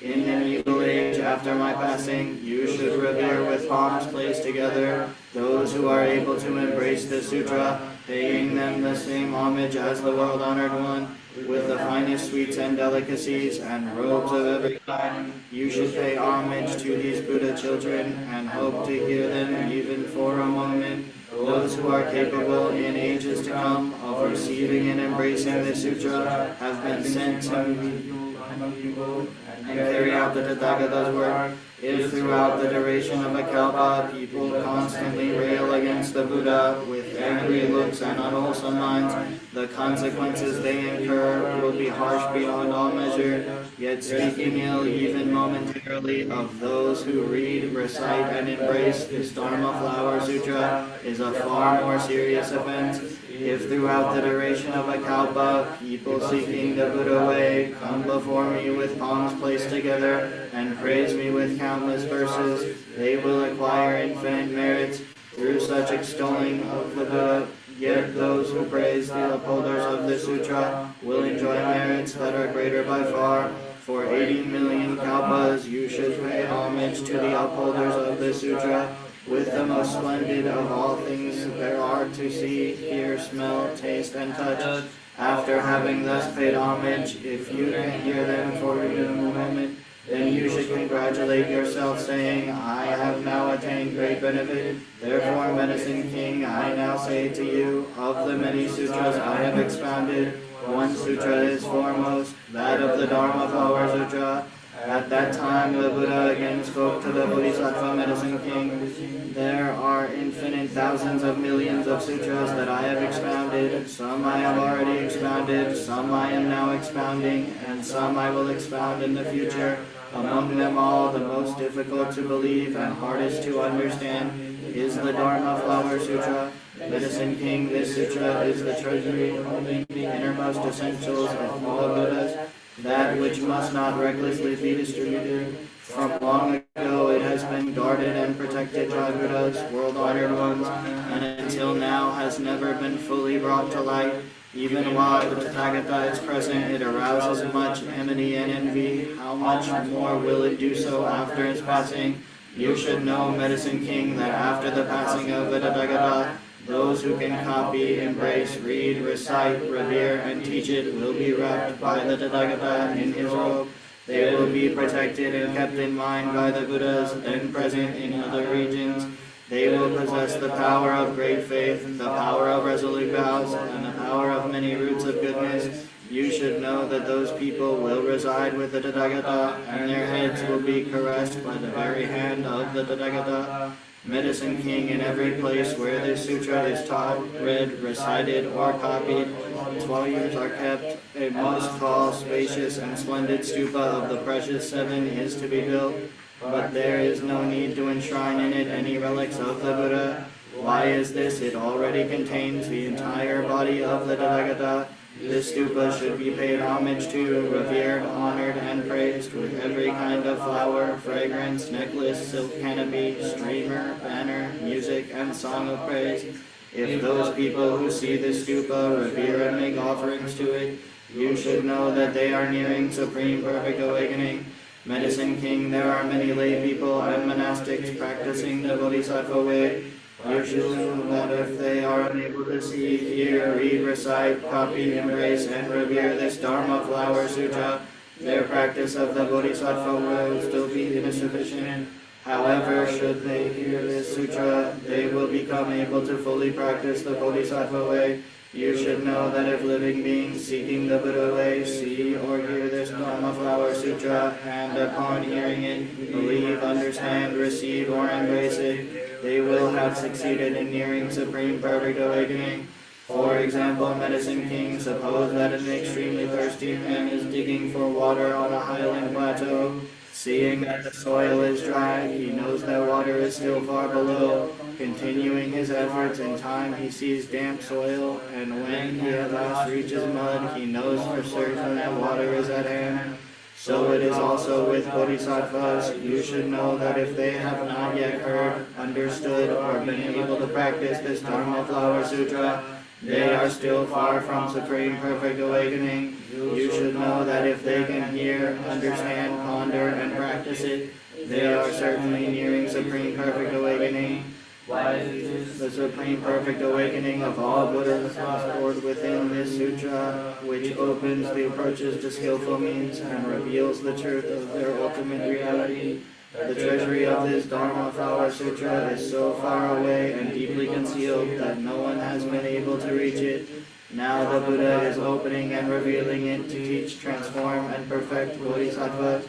Medicine King, if there are bodhisattvas who, on hearing this sutra, are startled by it or doubt and fear it, you should know that they are novice bodhisattvas.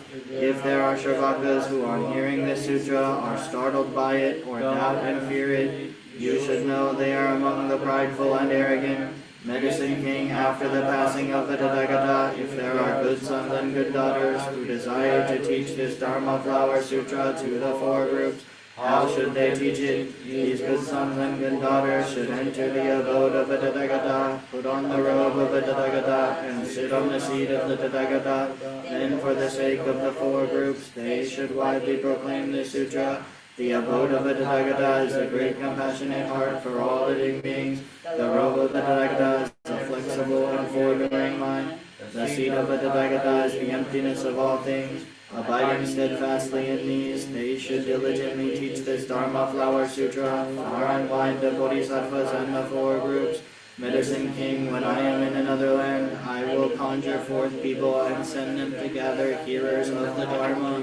For these teachers, I will also send forth apparitions of monks, nuns, laymen, and laywomen to hear them teach the Dharma. All of these conjured people, hearing the Dharma, will believe and receive it, and follow the teachers without opposition. If the teachers of the Dharma reside in a secluded and deserted place, I will send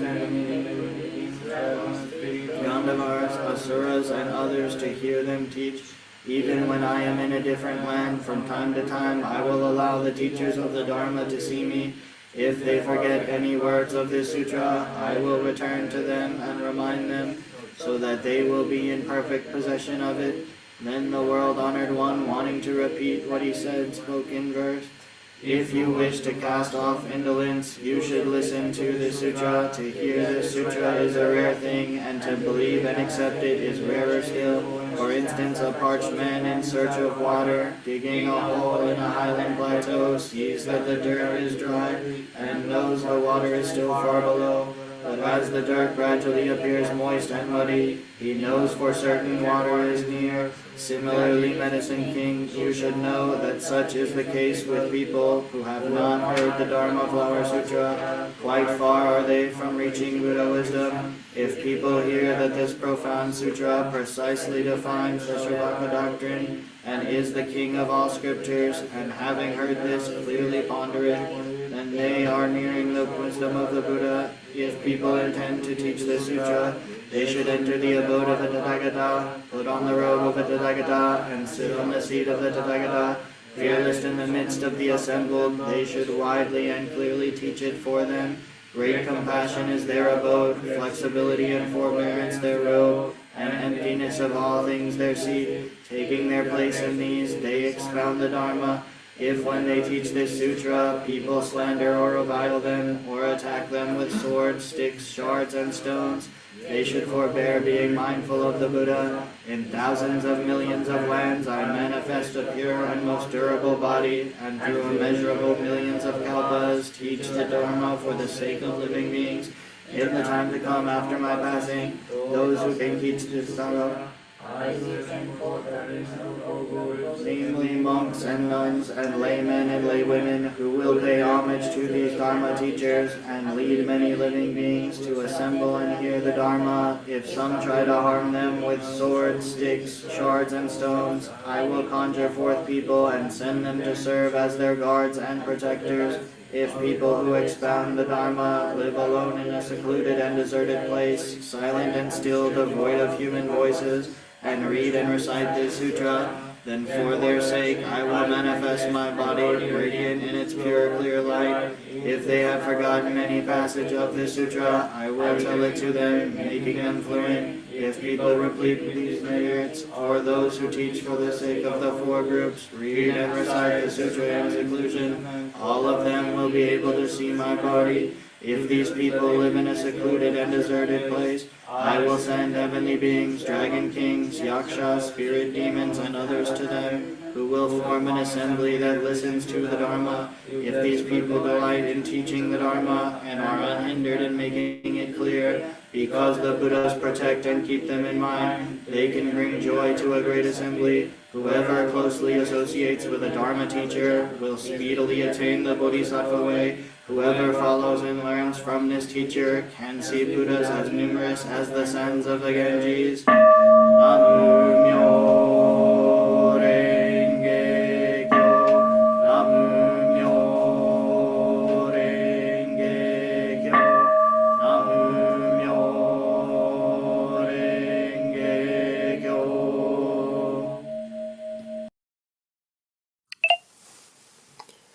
The Sutra of the Lotus Flower of the Wondrous Dharma, Chapter 11, the appearance of the jeweled stupa. At that time, in front of the Buddha, a stupa of the precious 500 yojanas in height and 250 yojanas in width and depth, adorned with all kinds of precious things, sprang up out of the earth into the air, where it remained suspended. It was resplendent with 5,000 railings, thousands upon thousands of chambers, and countless banners and streamers. It was draped with strings of jewels and beckoned with thousands of millions of jeweled chimes.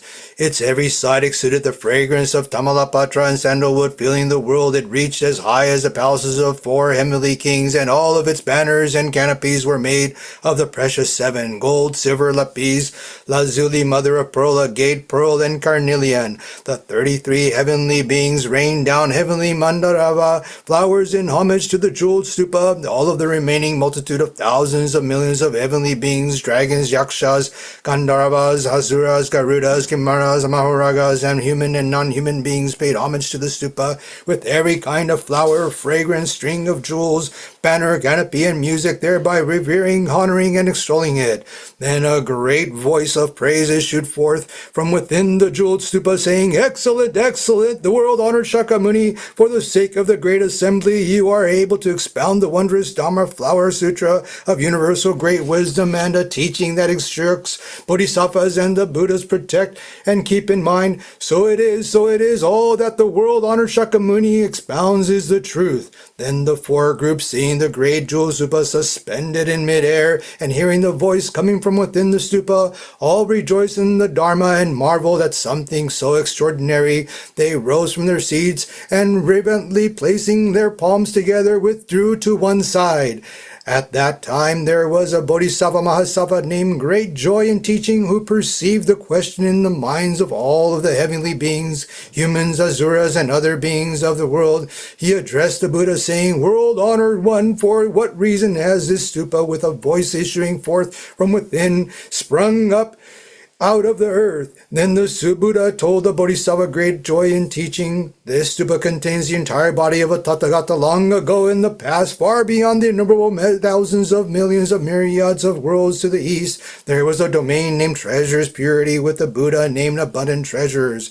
When that Buddha was practicing the Bodhisattva way, he made his great vow, if I become a Buddha and if after I have passed away the Dharma Flower Sutra is taught in any of the lands in the 10 directions, my stupa will spring forth and manifest itself before the assembly there so that I may listen to the sutra, bear testimony to it, and extol it, saying, 'Excellent!' That Buddha completely attained the way as the time of his passing was approaching in the midst of a great assembly of heavenly beings of humans. He instructs his monks, saying, 'After my passing, those who desire to pay homage to my entire body should erect a single great stupa. Whenever the Dharma Flower Sutra is expounded in any of the lands of the 10 directions, that Buddha will employ the transcendent powers of his vow to cause that stupa containing his entire body to spring forth and there and praise in the sutra, saying, "Excellent, excellent!" Great Joy in Teaching, because the Tathagata Abundant Treasures just now heard the Dharma Flower Sutra being expounded, his stupa sprang up out of the earth, and he exclaimed, "Excellent, excellent!" Thereupon the Bodhisattva Great Joy in Teaching, knowing the Tathagata's transcendent powers, addressed the Buddha, saying, "World honored one, we wish to see the body of the Buddha."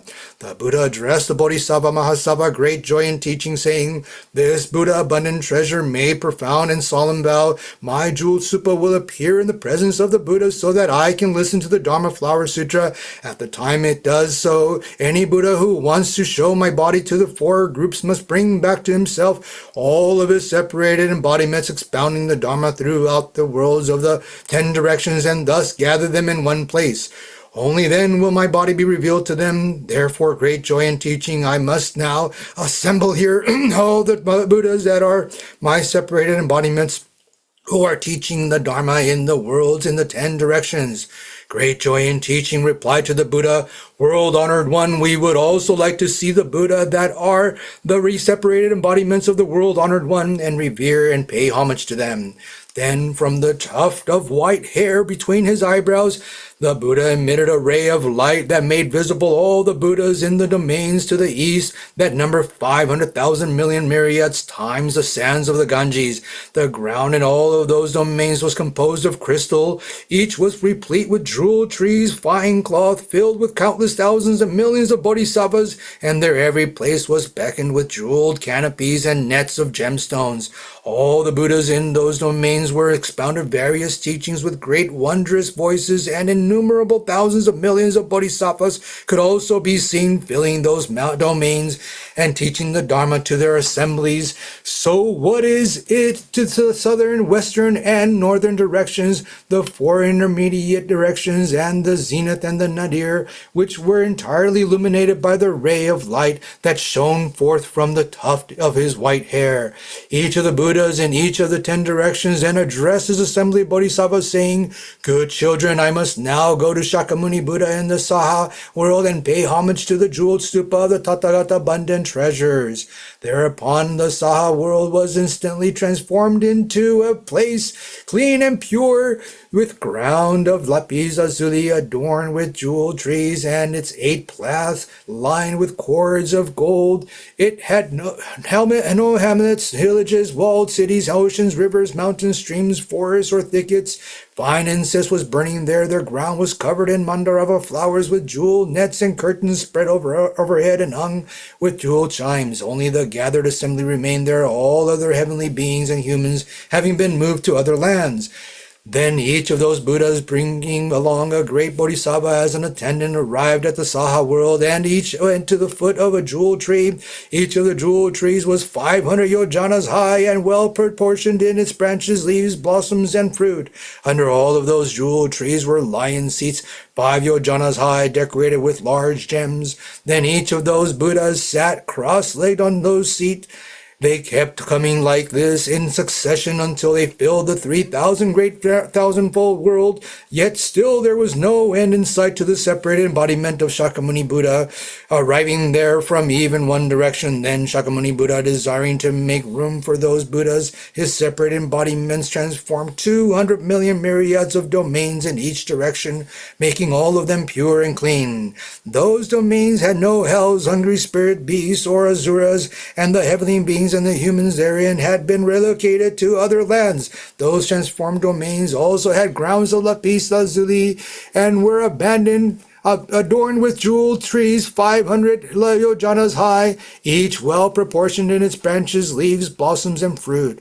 Under every tree was a jeweled lion seat 5 yojanas high, decorated with all kinds of gems. These domains had no oceans or rivers, nor any Mount Muchilanda, no Mount Mahamuchilanda, Mount Iron Circle, Mount Great Iron Circle, Mount Sumeru, or any other regal mountains. The whole area formed one vast Buddha land, with jeweled ground even and smooth. Curtains crisscrossed with jewels were spread overhead. Banners and canopies hung down. Fine incense was burning, and precious heavenly flowers covered the ground.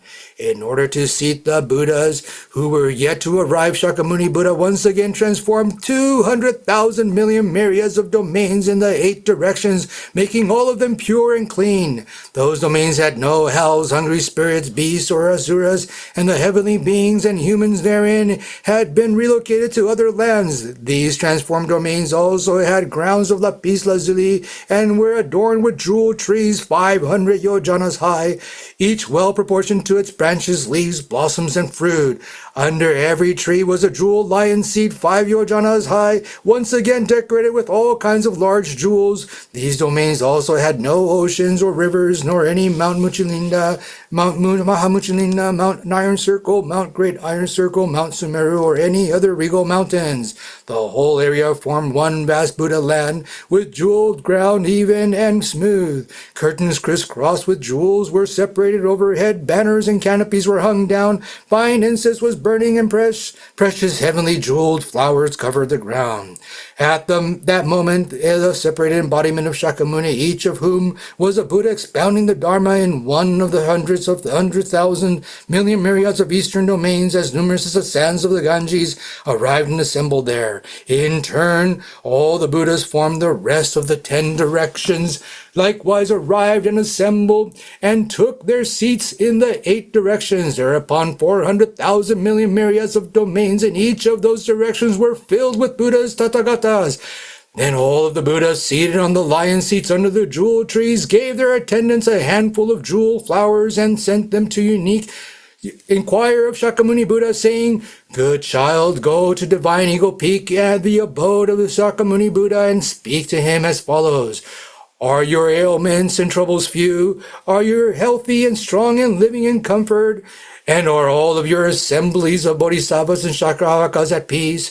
Scatter these jewel flowers before the Buddha in homage and say to him as follows. The Buddha so-and-so joins in wishing that this jewel stupa be opened." The emissaries of all the Buddhas were dispatched in like manner. When Shakyamuni Buddha saw that the Buddha who were here separated embodiments had assembled there, each sitting on a lion seat, and heard that those Buddhas all wished that the jeweled stupa would be opened, he lifted himself from his seat and rose into the air. All the 4 groups stood up, placed their palms together, and with a single mind gazed upon the Buddha. Thereupon Shakyamuni Buddha, with the fingers of his right hand, opened the door of the stupa of the precious 7.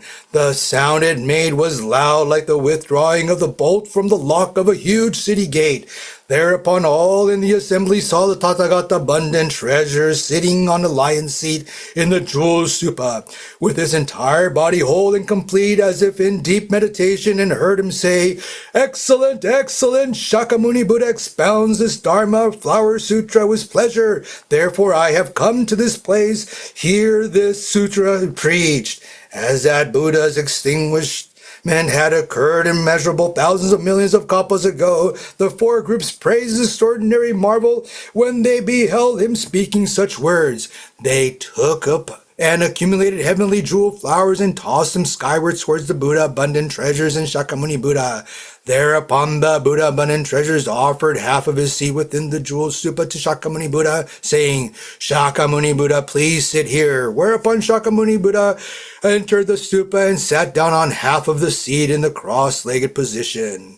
With the great assembly saw the two Tathagatas sitting cross-legged on the lion's seat in the stupa of the precious seven. All of them thought the Buddha was sitting high up and far away. We wish that the Tathagata would use his transcendent powers to enable all of us to join them up in the air. Thereupon Shakyamuni Buddha employed his transcendent powers to lift all the great assembly up into the air. In a resounding voice he addressed everyone in the four groups, saying, "Who in this Saha domain is capable of widely expounding the wondrous Dharma Flower Sutra? Now indeed is the time to do so, for soon the Tathagata will enter Nirvana. The Buddha desires to bequeath this wondrous Dharma Flower Sutra to someone present here." At that time the world-honored one, wanting to repeat the meaning of what he said, spoke in verse. Though the extinguishments of the world-honored sacred leader occurred long ago, he has come in his jeweled stupa for the sake of the teaching. So how could any of you fail to be diligent for the sake of the Dharma? This Buddha passed away innumerable kalpas ago, yet in place after place he listens to the teachings because it is so hard to encounter. The original vow of his Buddha was, "Even after my passing, in order to listen to the teaching, I will go to any place at any time." Moreover, my separate embodiments, these Buddhas, innumerables as the sounds of the Ganges, have come to listen to this teaching and to behold the distinguished Tathagata's abundant treasures. They have all left behind their wondrous domains and their assemblies of disciples, as well as the many offerings they had received from the heavenly beings, humans, and spirit dragons. They have come here so that the Dharma will long abide. In order to seat these Buddhas, I have used my transcendent powers to relocate innumerable beings and purify this domain. The Buddhas one by one arrived under the jewel trees adorning that domain, just as lotus flowers grace a clear, cool pond. On lion seats under those jewel trees are seated the Buddhas, brilliant and resplendent as great torches glowing in the darkness of night. Their bodies exude a wondrous fragrance, pervading all lands in the 10 directions. Living beings imbued by the fragrance can hardly contain their joy, just as the branches of the trees tremble in a mighty gale. With such skillful means these Buddhas cause the Dharma to long abide. So to this great assembly I say that those who after my passing are able to protect, keep, read, and recite the sutra should now pledge themselves by making a vow in the presence of the Buddha. Although extinguished long ago, the Buddha abundant treasures with his great and solemn vow unleashes a lion's roar. All of you must know why the Tathagata abundant treasures, I myself and my eminent Buddhas are gathered here.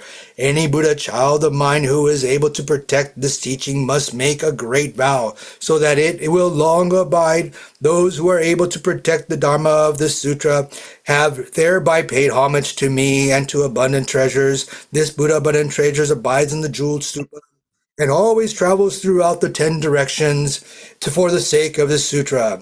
They have already paid homage to all of my eminent Buddhas who have come here, who adore and make resplendent so many in various worlds. Those who expound this sutra will thereby see me, the Tathagata Buddha abundant treasures, and also the eminent Buddhas. My good children, each of you should carefully ponder this matter, for this is a difficult task that requires making a great vow. Though the various other sutras are as numerous as the sands of Ganges, expounding them all would not be difficult.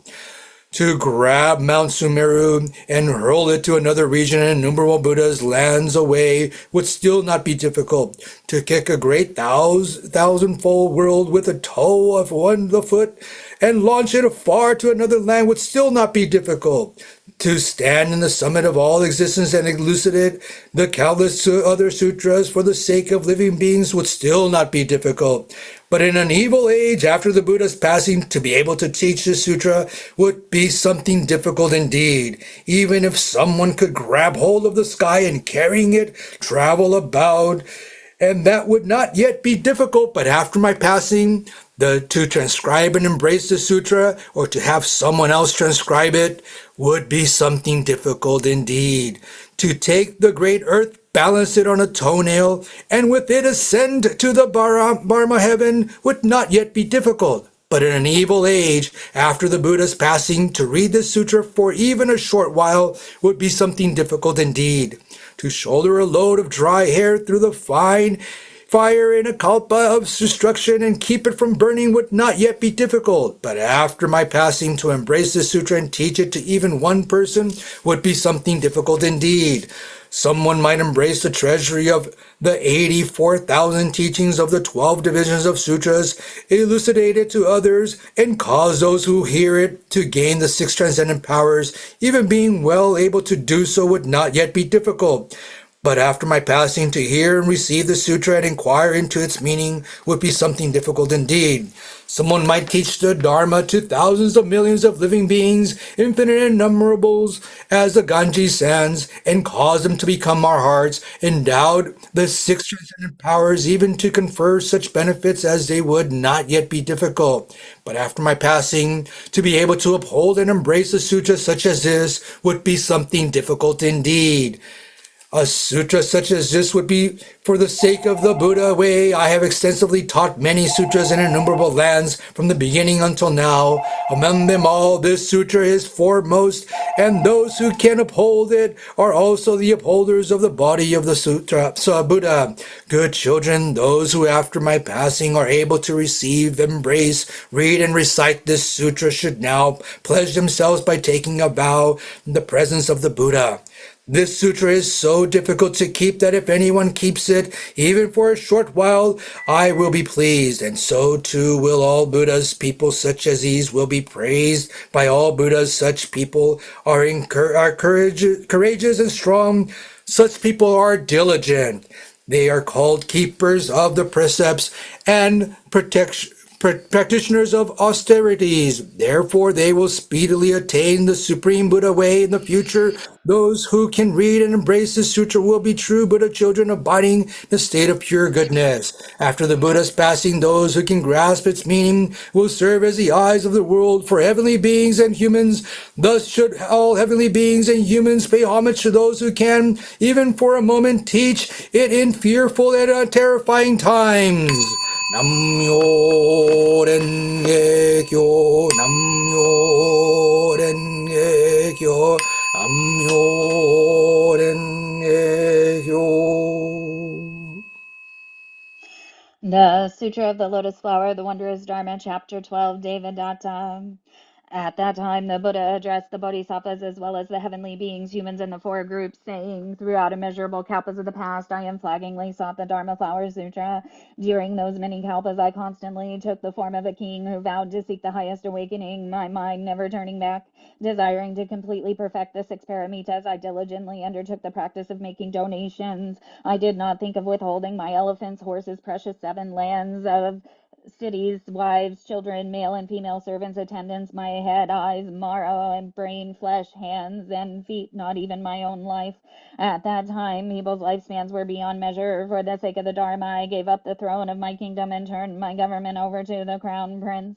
Seeking the Dharma in every direction, I beat the drum and proclaimed, I will serve to the end of my days whoever can expound the great vehicle for me. At that time, a mountain hermit came to that king and said, I have a great vehicle sutra named the Lotus Flower, the Wondrous Dharma. As long as you do as I say, I will expound it for you. The king, upon hearing what the hermit said, became ecstatic with joy and immediately became his follower. He provided for the hermit's needs by gathering fruit, drawing water, collecting firewood, preparing food, and even turning his body into a seat or a bed for him. Yet he never felt tired in body or mind. The king served the hermit for 1,000 years, and for the sake of the Dharma diligently attended to him, so that he would lack nothing. Then the world-honored one, wanting to repeat the meaning of of what he said, spoken verse. I remember a kalpa of the past when I was the king of a country in this world, never coveting the pleasures of the five senses. I sought the great Dharma, sounding a gong and announcing throughout the four quarters, I will become the servant of whoever possesses the great Dharma if he will expound it to me. Then the hermit Asita came to that great king and said, I possess a wondrous teaching rarely heard in the world. If you are able to practice it, I will expound it for you. When the king heard the hermit say this, his heart was filled with great joy. He immediately became the hermit's follower, providing for his needs by gathering wood, fruit, and gourds, and reverently offering them at the appropriate time, keeping the wondrous Dharma in his thoughts. His body and mind were unwearied. He diligently sought the great Dharma for all living beings everywhere, neither for his own sake nor to indulge the pleasures of the five senses. That king of a great domain diligently sought and attained this teaching, and at last became a Buddha. So now it is being taught to you. The Buddha said to the monks, the king of that time was me, and the hermit of that time is now the man Devadatta. Because Devadatta was my good friend, I was able to perfect the 6 paramitas, as well as benevolence, compassion, sympathetic joy, and impartiality. I gained the 32 marks, the 80 kinds of beautiful features, the deep golden purple hue, the 10 powers, the 4 kinds of fearlessness, the 4 methods of good interaction, the 18 unique characteristics, and the transcendent powers of the way. I attained perfect awakening and extensively liberated living beings. All of this is due to the good friendship of Devadatta. He said to all in the 4 groups, infinite kalpas, after he passes away, Devadatta will become a Buddha, called King of Heavenly Beings, Tathagata, worthy of offerings, universally wise, complete in clarity and conduct, well-departed, fathomer of this world, peerless leader, expert trainer, teacher of heavenly beings and humans, Buddha and world-honored one. His domain will be called Pathway of Heavenly Beings. Then the Buddha, King of Heavenly Beings, will dwell in the world for 20 medium kalpas. He will widely teach the wondrous Dharma for the sake of living beings, and living beings numerous as the sands of the Ganges will attain our hot ship. Innumerable beings will devote themselves to pratika Buddhahood. Living beings numerous as the sands of the Ganges, devoting themselves to the unsurpassable way, will attain the cognition of non-origination and gain the stage of non-regression. After the parinirvana of King of Heavenly Being Buddhas, his true Dharma will abide in the world for 20 medium kalpas. The relics of his entire body will be placed in a stupa of the precious 760 yojanas in height, and equal in length and breadth of 40 yojanas. All heavenly beings and humans will reverently make offerings of various flowers, perfume, powders, incense, scented balms, robes, strings of jewels, banners, streamers, jeweled canopies, music, and songs of praise, and thereby pay homage to his wondrous stupa of the precious 7. Innumerable living beings there will attain our hot ship. Countless living beings will awaken to pratika Buddhahood, and inconceivable numbers of living beings will aspire to awakening and reach the stage of non-regression. The Buddha said to the monks, if in the future there are good sons and good daughters who hear this Devadatta chapter of the wondrous Dharma Flower Sutra and believe and revere it with pure hearts and without doubt, then they will not fall into the realms of hell's hungry spirits or beasts. They will be born into the presence of the Buddhas of the 10 directions. Wherever they are born, they will always hear this sutra. If they are born among humans and heavenly beings, they will enjoy marvelous delights. If they are born into the presence of Buddhas, they will be born from lotus flowers. Thereupon a bodhisattva named Accumulation of Wisdom, who accompanied the world-honored one, abundant treasures from his land of the nadir, said to the Buddha, abundant treasures, let us return to our own land. Shakyamuni Buddha said to Accumulation of Wisdom, good child, wait a while. In this land there is a bodhisattva named Manjushri whom you can meet. You can discuss the wondrous Dharma with him and then return to your own land. Thereupon Manjushri, seated on a 1,000-petal lotus flower as large as a carriage wheel, with the bodhisattvas accompanying him, also seated on jeweled lotus flowers, spontaneously emerged from the Dragon King Sagara's great palace under the sea. Floating in midair, they proceeded to Divine Eagle Peak, descended from their lotus flowers, went before the Buddha, and bowed at the feet of the 2 world-honored ones. Having expressed their respects, They went over to accumulation of wisdom, and after they had exchanged greetings, withdrew and sat to one side. The Bodhisattva accumulation of wisdom asked Manjushri, virtuous one, how many beings did you teach and transform when you went to the palace of the Dragon King? Manjushri replied, that number is immeasurable and beyond calculation. It cannot be expressed in words or fathomed by the mind. Wait a moment and you will bear witness to it for yourself. Before he finished speaking, numberless bodhisattvas sitting on jeweled lotus flowers emerged from the sea, advanced to divine Eagle Peak, and took up their places in midair. All of these bodhisattvas had been transformed and liberated by Manjushri. They were skilled in bodhisattva practice and were together discussing the six paramitas. Those in midair who had formerly been Shravakas told of their former Shravaka deeds. Now they all put into practice the great vehicle teaching of emptiness. Then Manjushri said to accumulation of wisdom, here is the result of my teaching and transforming in the ocean. Then the Bodhisattva accumulation of wisdom extolled him in verse. Great wisdom with virtue, courage, and strength, you have transformed and liberated innumerable beings, all in this great assembly, and I myself have seen this. Expounding so eloquently the principle of ultimate reality and opening and unfolding the one vehicle Dharma, you have guided living beings far and wide, causing them to achieve awakening quickly. Manjushri said, while under the sea, I always proclaimed the wondrous Dharma Flower Sutra and none other. The Bodhisattva accumulation of wisdom asked Manjushri, this sutra is extremely profound and sublime, the pearl of all sutras, a thing rare in the world. Are there any living beings who by ardently and diligently practicing this sutra speedily attain Buddhahood? Manjushri replied, yes, the daughter of the Dragon King Sagara, just 8 years old. She is wise, of keen faculty, and well acquainted with the actions and deeds arising from the sense faculties of living beings. She has gained at ease, has been able to receive and embrace all of the extremely profound innermost treasuries of teachings of the Buddhas, and has deeply entered into meditation and fathomed all things. She aspired to awakening and attained non-regression in a single instant. She has unhindered powers of eloquence. She has compassion for living beings as if they were her own newborn children, replete with merits. The thoughts in her mind and the arguments she voices are sublime, vast, and great, benevolent and compassionate, kind and considerate, gentle and elegant in her disposition. She is able to achieve awakening. The Bodhisattva accumulation of wisdom said, I have seen Shaki Muni Tathagata during infinite kalpas performing difficult and ascetic practices, accumulating merit, piling up virtue, and always seeking the Bodhisattva way without ever stopping to rest. I observe in the 3,000 great thousandfold world, there is not even a spot as small as a mustard seed where he, as a bodhisattva, did not lay down his body and life for the sake of living beings. Only after that did he accomplish the way of awakening. Therefore, I can hardly believe that this girl, in but a single moment, could attain perfect awakening. But before he finished speaking, the daughter of the Dragon King suddenly appeared before the Buddha, bowed reverently at his feet, withdrew to one side, and offered verses of praise, profoundly insightful into the attributes of good and bad rewards, illuminating every place in the 10 directions. The sublimely pure Dharma body is replete with the 32 marks, the 80 kinds of beautiful features serve to adorn the Dharma body, looked up to by heavenly beings and humans, revered by all spirit dragons, and solemnly honored by all kinds of living beings. The Buddha alone can know and bear witness to my learning and achievement of awakening. I will reveal the teaching of the great vehicle that liberates living beings from suffering. Thereupon Shariputra said to the daughter of the Dragon King, you say that very soon you will attain the unsurpassable way, but this is hard to believe, for how could the highest awakening be attained in the female body if it is impure and unclean, and thus not a suitable vessel for the Dharma? The Buddha way is so long and vast that it can be accomplished only after enduring hardships, accumulating good deeds, and perfectly practicing the 6 paramitas over the course of immeasurable kalpas. Moreover, the female body has 5 hindrances. It prevents 1, first, from becoming a Brahma, heavenly king; 2nd, from becoming a Chakra; 3rd, from becoming a Mara king; 4th, from becoming a wheel-rolling sage king; and 5th, from taking on the body of a Buddha.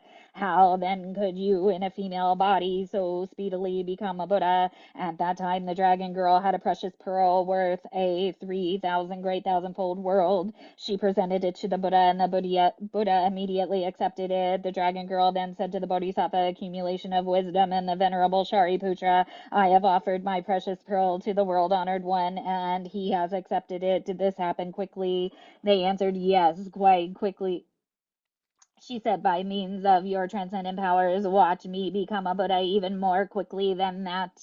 At that moment, the entire assembly watched as the dragon girl instantly transformed into a male and accomplished all bodhisattva deeds. She immediately went to the domain pure and clean in the southern quarter and sat on a jeweled lotus flower. There she attained perfect awakening, the 32 marks, and the 80 kinds of beautiful features. She universally proclaimed the wondrous Dharma to all living beings in the 10 directions. Then all bodhisattvas and shravakas, the 8 classes of guardians, including heavenly beings and dragons and human and non-human beings in the Saha world, saw from afar the dragon girl become a Buddha and teach the Dharma to all the human and heavenly beings who were then assembled. Their hearts were filled with joy, and from afar they made a sign of reverence. Innumerable living beings heard the Dharma, comprehended it, and attained non-regression. Innumerable living beings also received assurance of their accomplishment of the way. The world, pure and clean, shook in the 6 ways. 3,000 living beings in the Saha world abided in the stage of non-regression, and 3,000 living beings aspired to awakening and received assurance of Buddhahood. The Bodhisattva accumulation of wisdom, Shariputra, and the entire assembly in silence believed and accepted. Namo Myo Renge Kyo, Namo Myo Renge Kyo, Namo Myo Renge Kyo. 妙法蓮華経漢字本第13その時に薬王菩薩摩诃薩及び大行説菩薩摩诃薩2万の菩薩眷属とともに皆仏前においてこの聖言をなさくただ願くはせもって裏思いしたもべからず我ら仏の滅度においてまさにこの経典を無事独自し研ぎ立て祀るべし後の悪性の修女は善根うたた少なくして増上万億陸用むさぼり不全言を増し下脱恩利戦強敬すべきこと形といえども我らまさに大人力を起こしこの経を独自し自説し書写し衆に供養して神妙を惜しまざるべしその時に集中の五役のあらかんの時期を得たる者仏に申しても生存我らまた自ら誓願すらく意の国土において広くこの経を説かんまた学無学8000人の時期を得たる者ありさよりしかも立って合唱し仏に向かい立て祭りてこの聖言をなさく生存我らまたまさに他の国土において広くこの経を説くべし家はいかんこのシャボ国のうちは人平約を道場満を抱き苦毒千박に信心建国にして心不実なるがゆえにその時に仏の芋まかはじゃ大ビクに学無学のビクに6000人と共にだよりしかも立って一心に合唱尊厳を戦後してめしばらくも捨てず時に生存共同身につけたまく何がゆえぞ憂いの色にして如来を見る汝が心にまさに我汝が名を問いあのくたら三脈三菩提の木を授けと思うことなしや我先に総じて一切の正門に皆せに直筆と説き今何時期を知らんと将来の世にまさに6万8000の苦の諸仏の方の中において大奉仕となるべしおよび6000の学無学のビクにも共に奉仕とならん汝格のごとく全然に菩薩の道具してまさに差別することべし一切修上危険如来王具小変地妙行全税世間下無常時上五上部天にし仏生尊と名付けん共同身この一切修上危険物および6000の菩薩行きしてあのくたら三脈三菩提を縁その時にラゴラの母やしたらびくにおなさく生存時期の中において一人我が名を解きたまわず仏やしたらにつけたま汝来世100万の諸仏の方の中において菩薩の行大星となりよ薬物道を具して全国の中においてまさに差別することをべし具足千万構想如来大具小変妙行則全税世間芸無常時上五上部天日誌仏生尊と名付け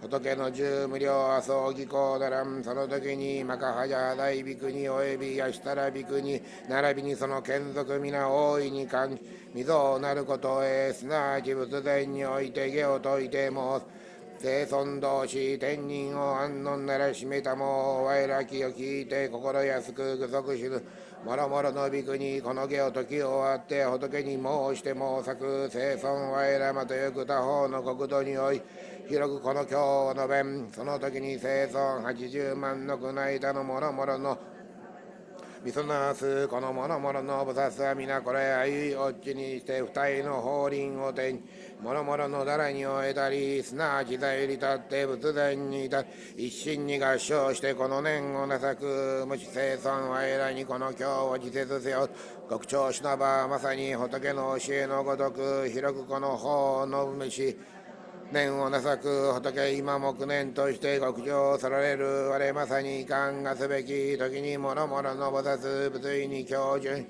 並びに自ら本願を満然としてすなわち仏前において知識をない聖言をなさく生存我ら如来の滅度に実法世界に終戦応変してよく修正をしてこの経を主者独自し、その義を下絶し、法のごとく修行し、小苦伝せしめん、皆これ仏の入りきあらん。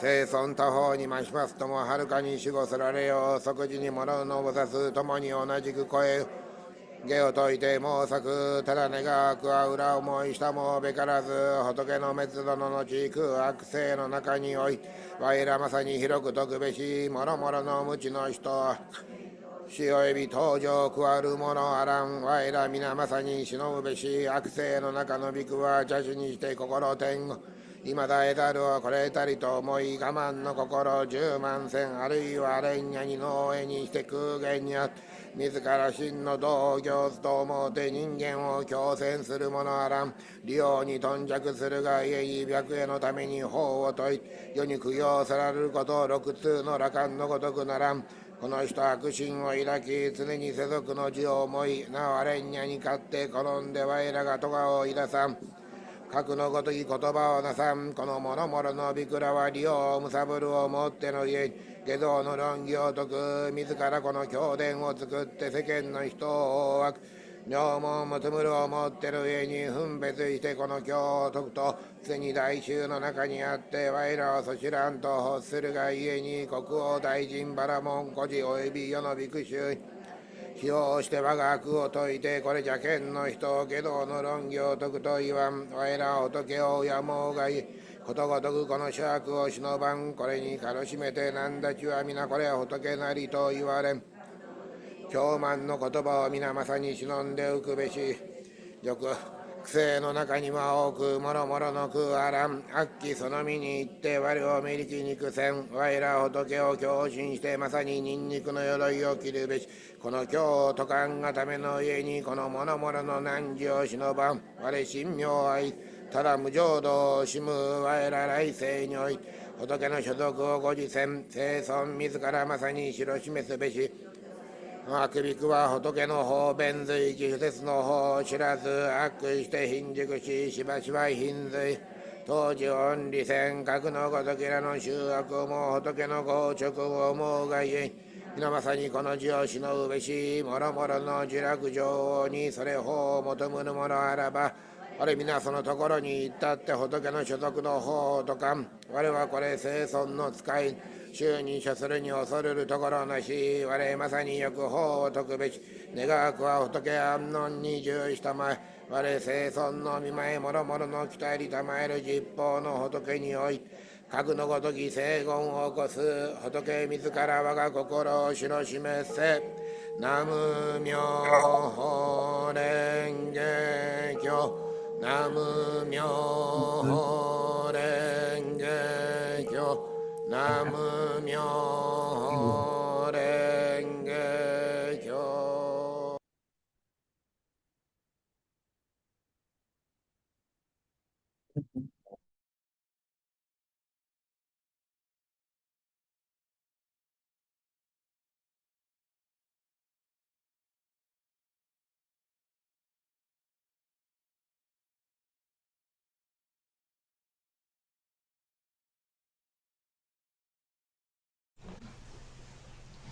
妙法蓮華経安楽行本大重視その時に文殊師利法王子菩薩摩訶薩仏に申して毛作生尊このもろもろの菩薩は甚だこれありがたしい仏に標準したて祭るがゆえに大聖願を起こす悪世においてこの法華経を五十四六十四と完成尊菩薩摩訶薩の地の悪世においていかにしてかよくこの経をとかん仏文殊師利に告げたまわく摩訶薩の地の悪世においてこの経をとかんと欲せばまさに司法に安住すべし一には菩薩の行書真言書に安住して翌修正のためにこの経を演説すべしいかなるおか菩薩摩訶薩の行書と名付くるもし菩薩摩訶薩ニンニクの字に重視入は全順にして卒法ならず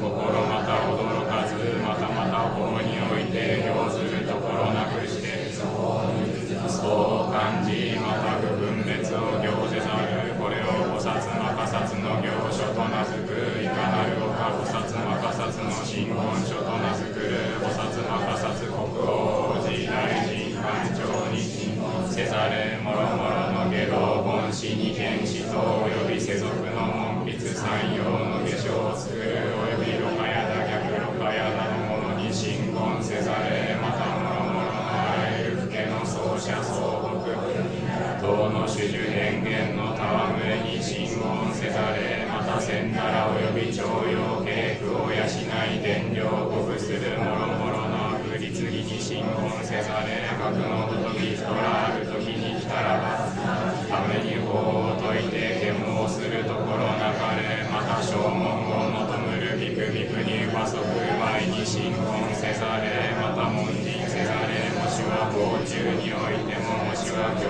行のところ行動の中にあっても共に重視せざれある時に来たらばよろしきに従って法を説いて手くするところなかれ文殊師利また菩薩摩訶薩女人の身においてよくよくそう生ずるそうをとって徳べからずまた民と願わざれもし他の家にいらんには少女諸女家女等と共に語らざれまたまたご主婦難の人に近づいてもって信仰をなさざれ一人他の家にいらざれもし因縁あって時にはただ一心に仏を念ぜよもし女人のために法をとかんには歯をあらわにしてまざれ苦奥を表さざれないし法のためにもなお信仰せざれまた世の字をや願って年少の弟子三味小児を蓄えざれまた共に死をなじゅうすることを願わざれ常に座禅を好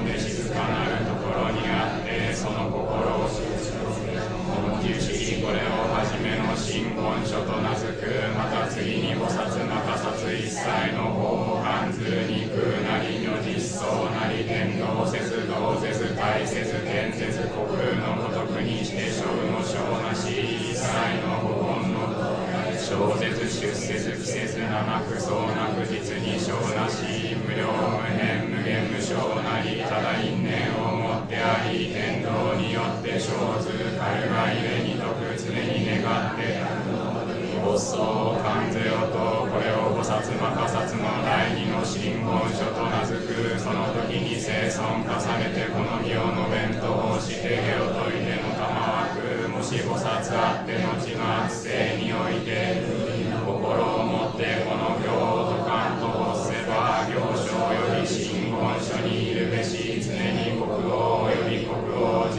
大臣官庁区権の下者および千なら下道本師を離れまた増上願の人頓着する三蔵の学者に真言せざれ破壊のビク名字の羅漢およびビクニの化粧を好む者深く五欲に弱して元の滅動を求むるもろもろの愛に皆真言することなかれ方針を持ってきたり菩薩のところに至って仏道を聞かんとせば菩薩すなわち無所意の心を持って獣を抱かずしてために法を説け可女諸女よびもろもろの苦難にしてもって信仰をなすことなかれまたとにけを小ぶりのために殺害するに信言することなかれ。肉を打って自活しの式を玄米する格のごときの人に皆信言することなかれ。普遍の相北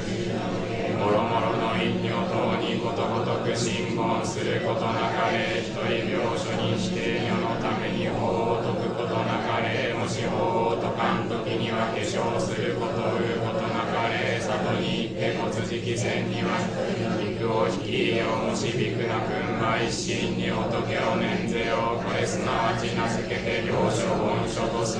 この義書をもってよく安楽に解け。またまた上中下の法実不実の法を行ぜざれ。またこれなんこれにょと分別せざれ。諸法を得ず知らず見ず。これすなわち名付けて菩薩の行書とす。一切の諸法は空にして小なし。あることなくまた鬼滅なし。これを知者の諸信言書となすく。変動して諸法はうなりうなり。これ実なり非実なり。これ小なり非小なりと分別す。でその心を修正し安住してどうぜざること趣味線のごとくせを一切の法を感ずるに皆小なし。なお虚空のごとし健康なることあることなし。物質なり不動なり不体なり上重にして一層なり。これを根書となすく。もしびくあって我が滅後においてこの行書および真言書に行ってこの行を解かんときには公脈あることなけん。で上質に理性船をもって理に従って法を感じ禅情より立ってもろもろの国王王子人民バラモン等のために会計し延長してこの教伝を解かばその心安穏にして公脈あることなけん文殊知りはじめの方に安住してよく後の世において法華経を解くとなすく。また文殊知り如来の滅後には法の中においてこの経を解かんとせば安楽行に従すべし。もしは口に宣絶しもしは経を読まんとき願ってとかを解かされ。また所要の星を狂慢せざれ。他人の高悪長短を解かされ。正門の人においてまた名を称してその科学を解かされ。また名を称してその余興散乱せざれ。またまた本見の心を生ぜられ。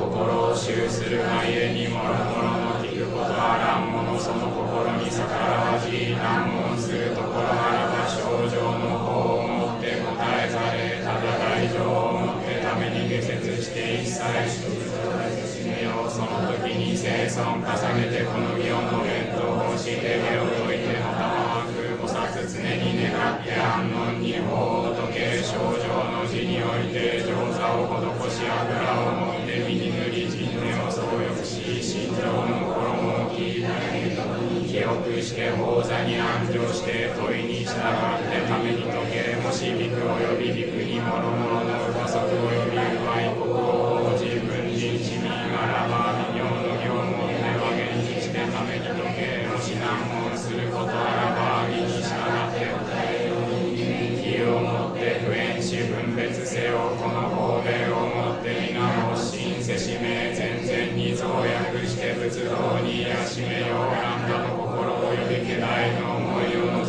きもろもろの苦悩を離れて自信をもって法を解け。昼夜に教えを解け。もろもろの因縁義をもって修正に開示してことごとく歓喜せしめよう。へぶく学音時期訳しかもその中においてただ一心に説法の因縁を念じ仏道を常時結集をしてまたしかならしめんと願うべし。これすなわち大利安楽の供養なり我が滅度の後にもしびくあってよくこの妙法華経を演説せば心に失地所のも証言なくおよび目にするものなくまた不意志登場を加えられるとなくまた銀随せられることなけん因に安住するがゆえに知者格のごとくよくその心を修せばよく安楽に従すること徳が不徳ならその人の功徳は千万の不幸に30比をもって徳とも尽くすことはたわし。また文殊師利菩薩摩訶薩の字の末世の法滅戦と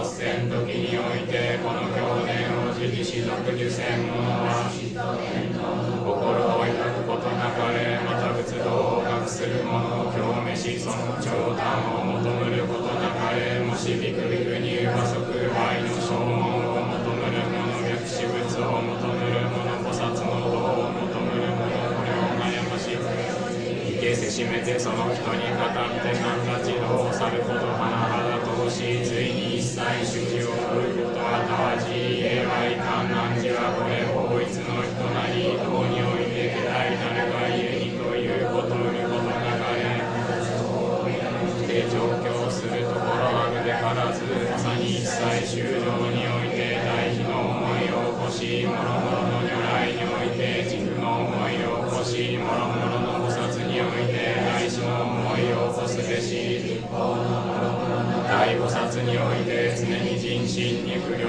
来拝すべし、一切修行において平等に法を説け、法に準ずるをもってのゆえに多くもせず少なくもせざれないし、深く法を愛せん者にもまたために多く説かざれ文殊し、後の末世の法滅戦と発戦時においてこの第三の安楽行を成就することあらん者は、この法を説かん時欲のおらんする者なけん、よき道学のともにこの行を読受するをえ、しかも来たって長寿し、聞き終わってよく保ち、保ち終わってよく受し、受し終わってよく時、時終わってよく書き、もしは人をしてもかかしめ、傲慢を供養し、苦行尊重散乱するをえん、その時に生存路弁と法して下を解いての玉まく、もしこの経を解かんと発せば、まさに七万天の邪気の心を捨てて常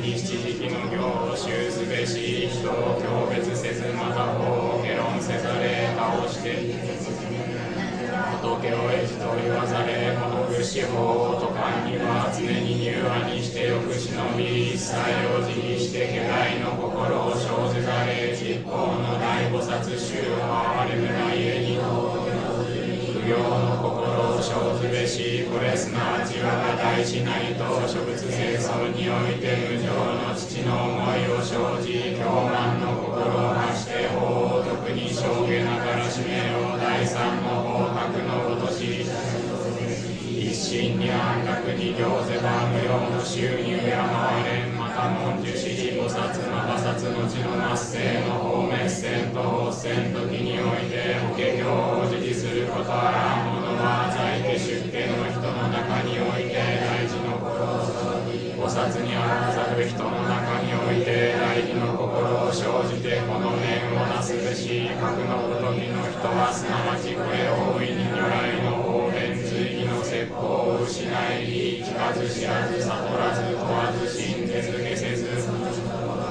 問わず信ぜず下せずといえども、我は無垢から三脈三母大を縁時従っていずれの字にあっても実力知恵力をもってこれを引いてこの法の中に従することを得せしめん、文殊師この菩薩の菩薩如来の滅後において成就することあらん者は、この法を説かんとき過失あることなけん、常にビクビクに馬足愛国王王子随人人民バラモン孤児等に供養供養尊重散乱せられることを縁国の書店法ためのゆえに、また常に随時せん、もし呪落情を空間臨中にあらんとき、人ありきたって難問せんと発せば書店中夜に常に法のためのゆえに、しかもこれを英語しよく長者をして皆歓喜することを得せしめん、ゆえはいかん。この経はこれ一切の過去未来現在の諸仏の人力をもって守りたもうところなるがゆえに、文殊師この法華経は無料の国の中においてないし名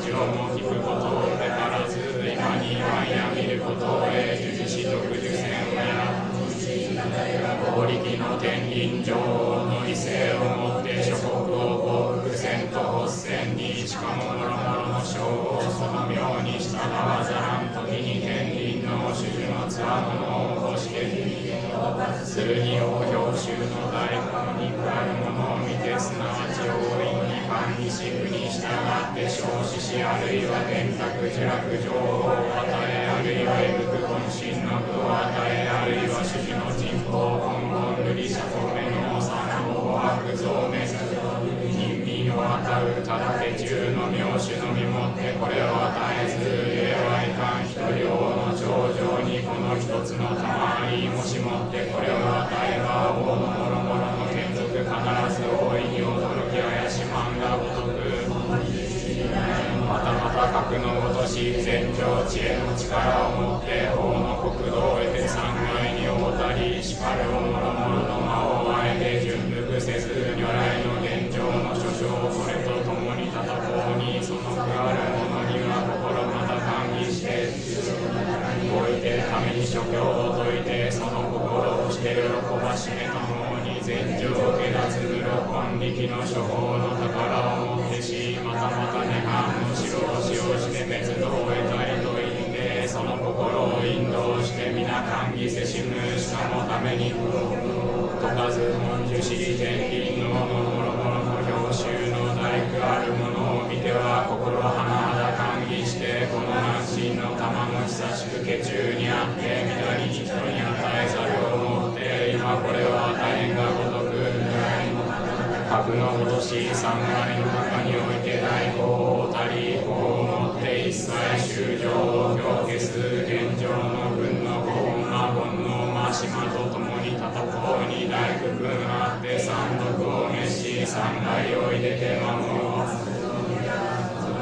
如来また大いに歓喜してこの法華経のよく修正をして一切地に至らしめ一切世間にあが多くして信じがたく先にまだ解かざるところなるしかも今これを解く文殊師にこの法華経はこれもろもろの諸説の中において最もこれ人々なり末後に使用することかの合力の王の久しく守れる名詞を今すなわちこれを与えるがごとし文殊師にこの法華経は諸仏如来の秘密の像なり諸教の中においてなり常夜に死亡して左に戦絶せざるを初めて今日においてすなわち何たちがためにしかもこれを普遍するその時に生産を重ねてこの行の弁当をして手を解いておたまわく常にニンニクを行事にしてすなわちよく仏の褒めたものところの経を演説する後の末世の時にこの経を保たん者は家と出家と及びに菩薩とにおいて慈悲を生ずべしこれらこの経を解かず信じず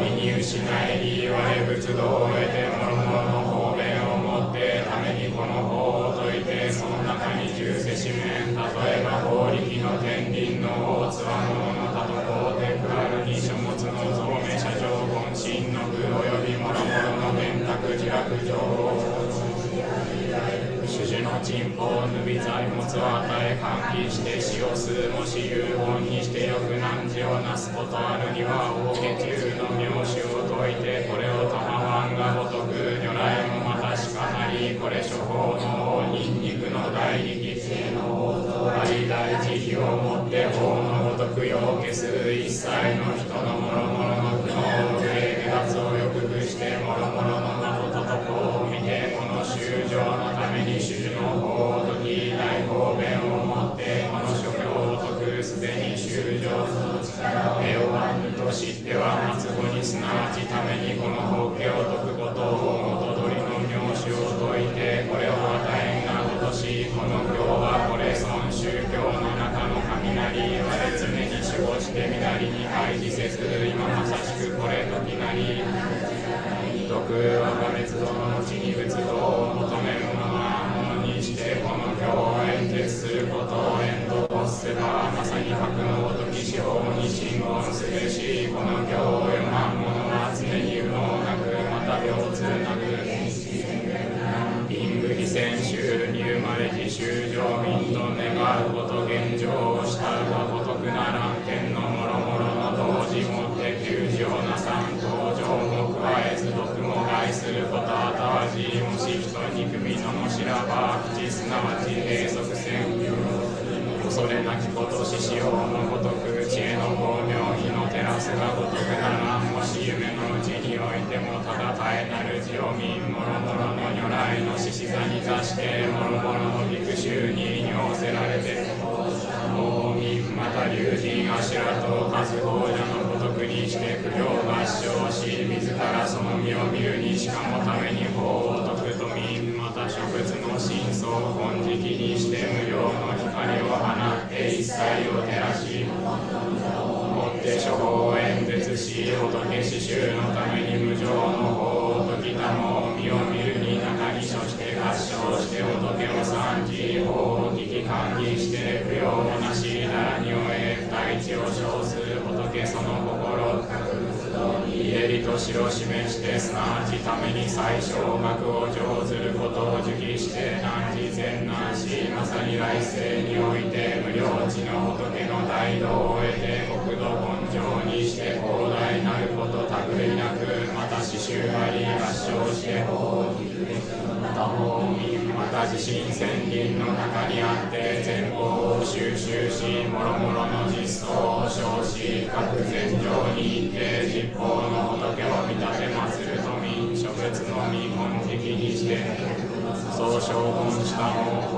を聞いて人のために説く常にこの良き夢あらんまた夢ぬらく国王となって不伝眷属および上名のご欲を捨てて道場に行継し菩提樹にあって獅子座に処し道を求むること諸仏の地を得無常道常時終わり立って法輪を転じ刺繍のために法を説くこと千万の法を得無論の妙法を説き無料の修正を脅して後にまさに涅槃にいること火の球がごとしもし後の悪性の中にこの大地の法とかはこの人大良縁こと神のもろもろの功徳のごとくならナム妙法蓮華経ナム妙法蓮華経ナム妙法蓮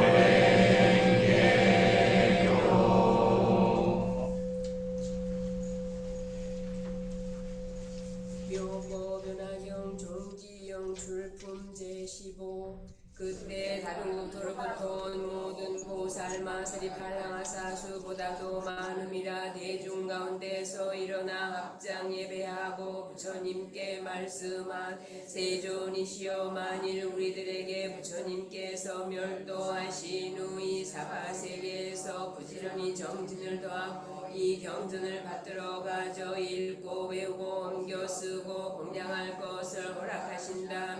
마땅히 국토에서 이를 널리 설하오리다. 그때 부처님께서 모든 보살마살의 대중들에게 이르시되 그만두라 선남자 너희들이 경을 받들어 가짐을 바라지 않노라. 어찌하여 그러한고 나의 사바세계에는 6만 하사 등의 보살마살이 있으되 하나하나의 보살이 각각 6만 하사의 권속이 있음이니 모든 사람들이 능히 내가 멸도한 받들어 가져 읽고 외우며 널리 경을 설하리라. 부처님께서 이를 설하실 때 사바세계 삼천대천 국토의 땅이다 진동하면서 열리고 그 가운데로부터 한량 없는 천만억의 보살마살이 동시에 솟아남이라. 이 모든 보살은 몸이 금색이고 30 이상이며 한량 없는 광명이 있음이라. 먼저부터 다 사바세계 아래 허공 가운데 머물러 있었음이니 모든 보살은 석가모니 불께서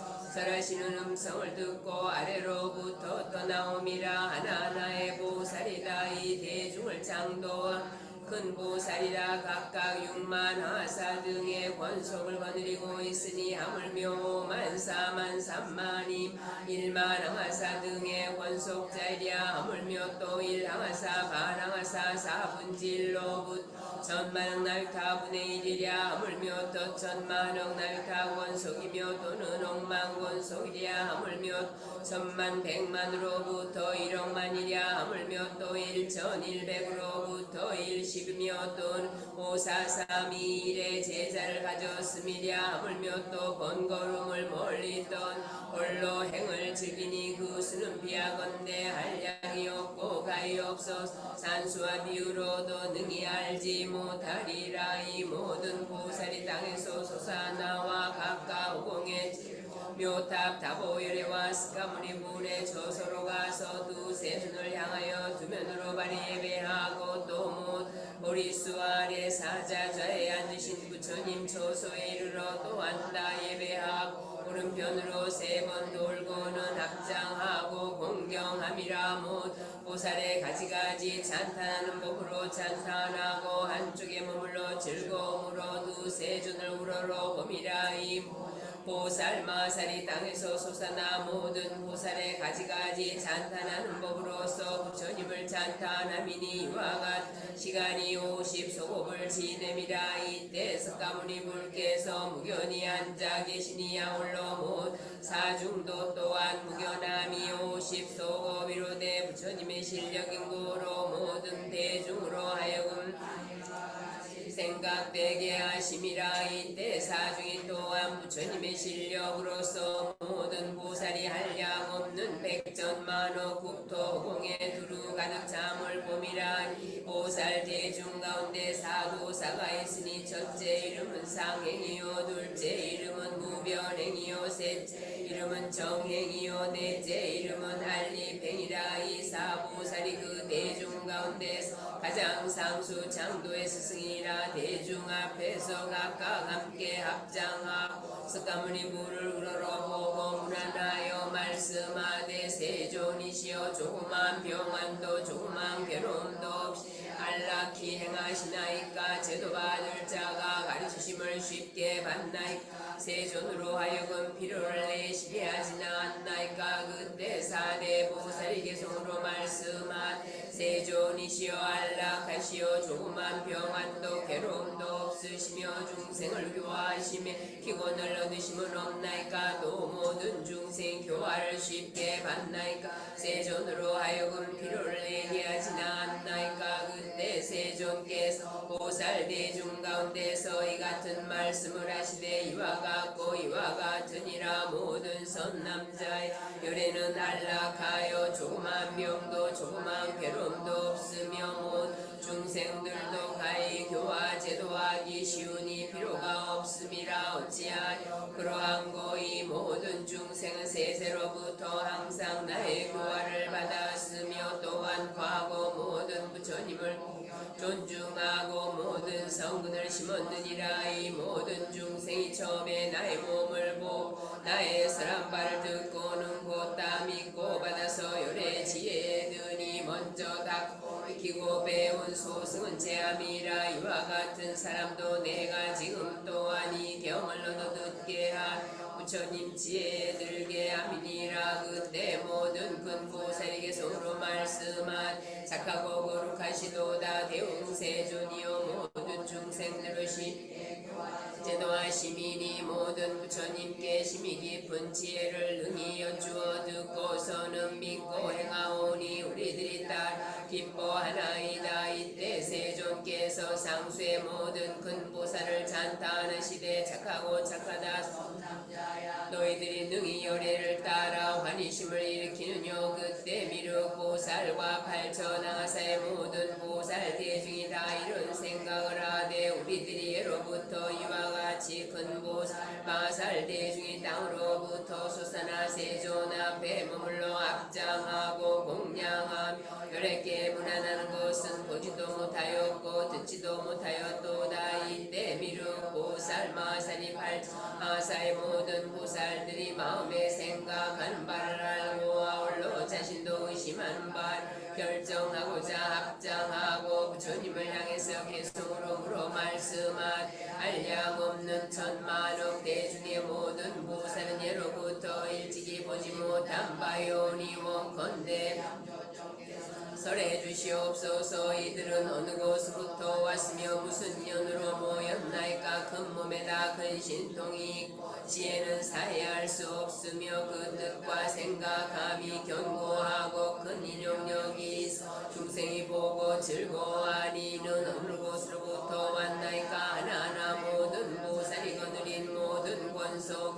그 수가 한량 없어 하사와 같나이다. 혹은 큰 보살은 하사의 권속을 거느리고 있으며 이 같은 모든 대중이 일심으로 불도를 구하여 이 모든 대사 등 6만 하사가 함께 와서 부처님께 공양하며 이 병 받들어 가지나이다. 5만 하사를 거느리니 그 수는 이보다 만사오며 4만 3만 2만으로부터 1만에 이르고 1100두로부터 1하사이 반으로부터 3, 4분 억만 분의 1천만 나유타 만억의 모든 제자로부터 반억에 이르나니 그 수는 다시 보다 많음이라. 100만으로부터 1만에 이르며 1150일 10 내지 3일에 이르며 단독으로서 원속이 없이 독초를 즐겨하는 자가 함께 부처님 초소에 이르니 그 수는 위고보다 많사옵니다. 이 같은 모든 대중을 만일 어떤 사람이 산수로 헤아리되 하사겁을 지날지라도 오히려 능히 다 알지 못하오리다. 이 모든 대위덕의 정진보살 대중 누가 그를 위해 법을 설하여 그와 성취케 하였으며 처음에 발심하고 무슨 불법을 찬양하였으며 누구의 경을 받아가지고 행하였고 어떠한 불도를 닦아 익혔나이까. 이 같은 모든 보살이 신통 큰 지혜력이 있어 사방이 땅이 진동하며 열리어 그 가운데서 솟아나왔나이다. 세존이시여 나는 예로부터 아직 일찍 이런 일을 못 보았나이다. 원하오니 그들이 이름을 설해 주시옵소서. 내가 항상 모든 나라를 다녔으되 아직 이런 일들은 못 보았으며 나는 이 대중 가운데서 한 사람도 알지 못하나이다. 오련이 땅으로부터 나왔으니 원컨대 그 인연 설하시옵소서. 지금 이 대회 한량 없는 100천억의 이 모든 보살들이 다 이를 알고자 옵니다. 이 모든 보살 대중에 처음부터 끝까지의 인연을 무량덕의 세종께서는 오직 원컨 대중의 의심을 풀게 하시옵소서. 그때 스가모니 불의 모든 분신불이 천만억의 타방국토로부터 오시어 팔방의 모든 보배나무 아래 사자 자리에 가부제를 메시고 앉아 계시니 그 부처님의 시자도 각각 보살 대중이 3천대 전세계 사방 땅으로부터 솟아나오고 머무름을 보고 각각 그의 부처님께 말씀한 세존이시여 이 모든 한량 없고 가히 없는 아승제 보살 대중은 어떤 곳으로부터 왔나이까. 그때 모든 부처님께서 각각 시자에게 이르시되 모든 선남자 잠시 기다리라. 보살 마살이 있어 이름이 미륵이니 석가모니 불의 수기를 받 바로 차후에 성불하리라. 이미 이를 물어 부처님께서 지금이에 너희들도 마땅히 이로 인하여 너들으리라. 그때 스가모니 불께서 미륵보살에게 이르시되 착하고 착하다 했다야 어찌 능히 부처님에게 이와 같이 큰 일을 물었느냐. 너희들은 마땅히 함께 일심으로 정진의 갑옷을 입고 견고한 뜻을 일으키라. 열애는 지금 부처님의 지혜와 모든 부처님의 자제 신통력과 모든 부처님의 사 문신의 힘과 모든 부처님의 유명대세의 힘을 나타내어 일으켜서 펴보이고자 하노라. 그때 세종께서 거듭이 뜻을 펴고자 계속으로 말씀하시되 마땅히 정진하여 일심이 되라. 내가 이 일을 설하고자 의심과 후회됨이 없게 할지니 부처님의 지혜는 사야지 못하느니라. 너희는 지금 믿음의 힘을 내어 선 가운데 머무르면 예적에 듣지 못하였던 법을 지금 다 얻어들으리라. 내가 지금 너희를 아니하리니 의심과 두려움을 품지 말라. 부처님은 신답지 않은 말씀이 없으며 지혜는 가히 헤아리지 못하느니라. 얻은 제일의 법은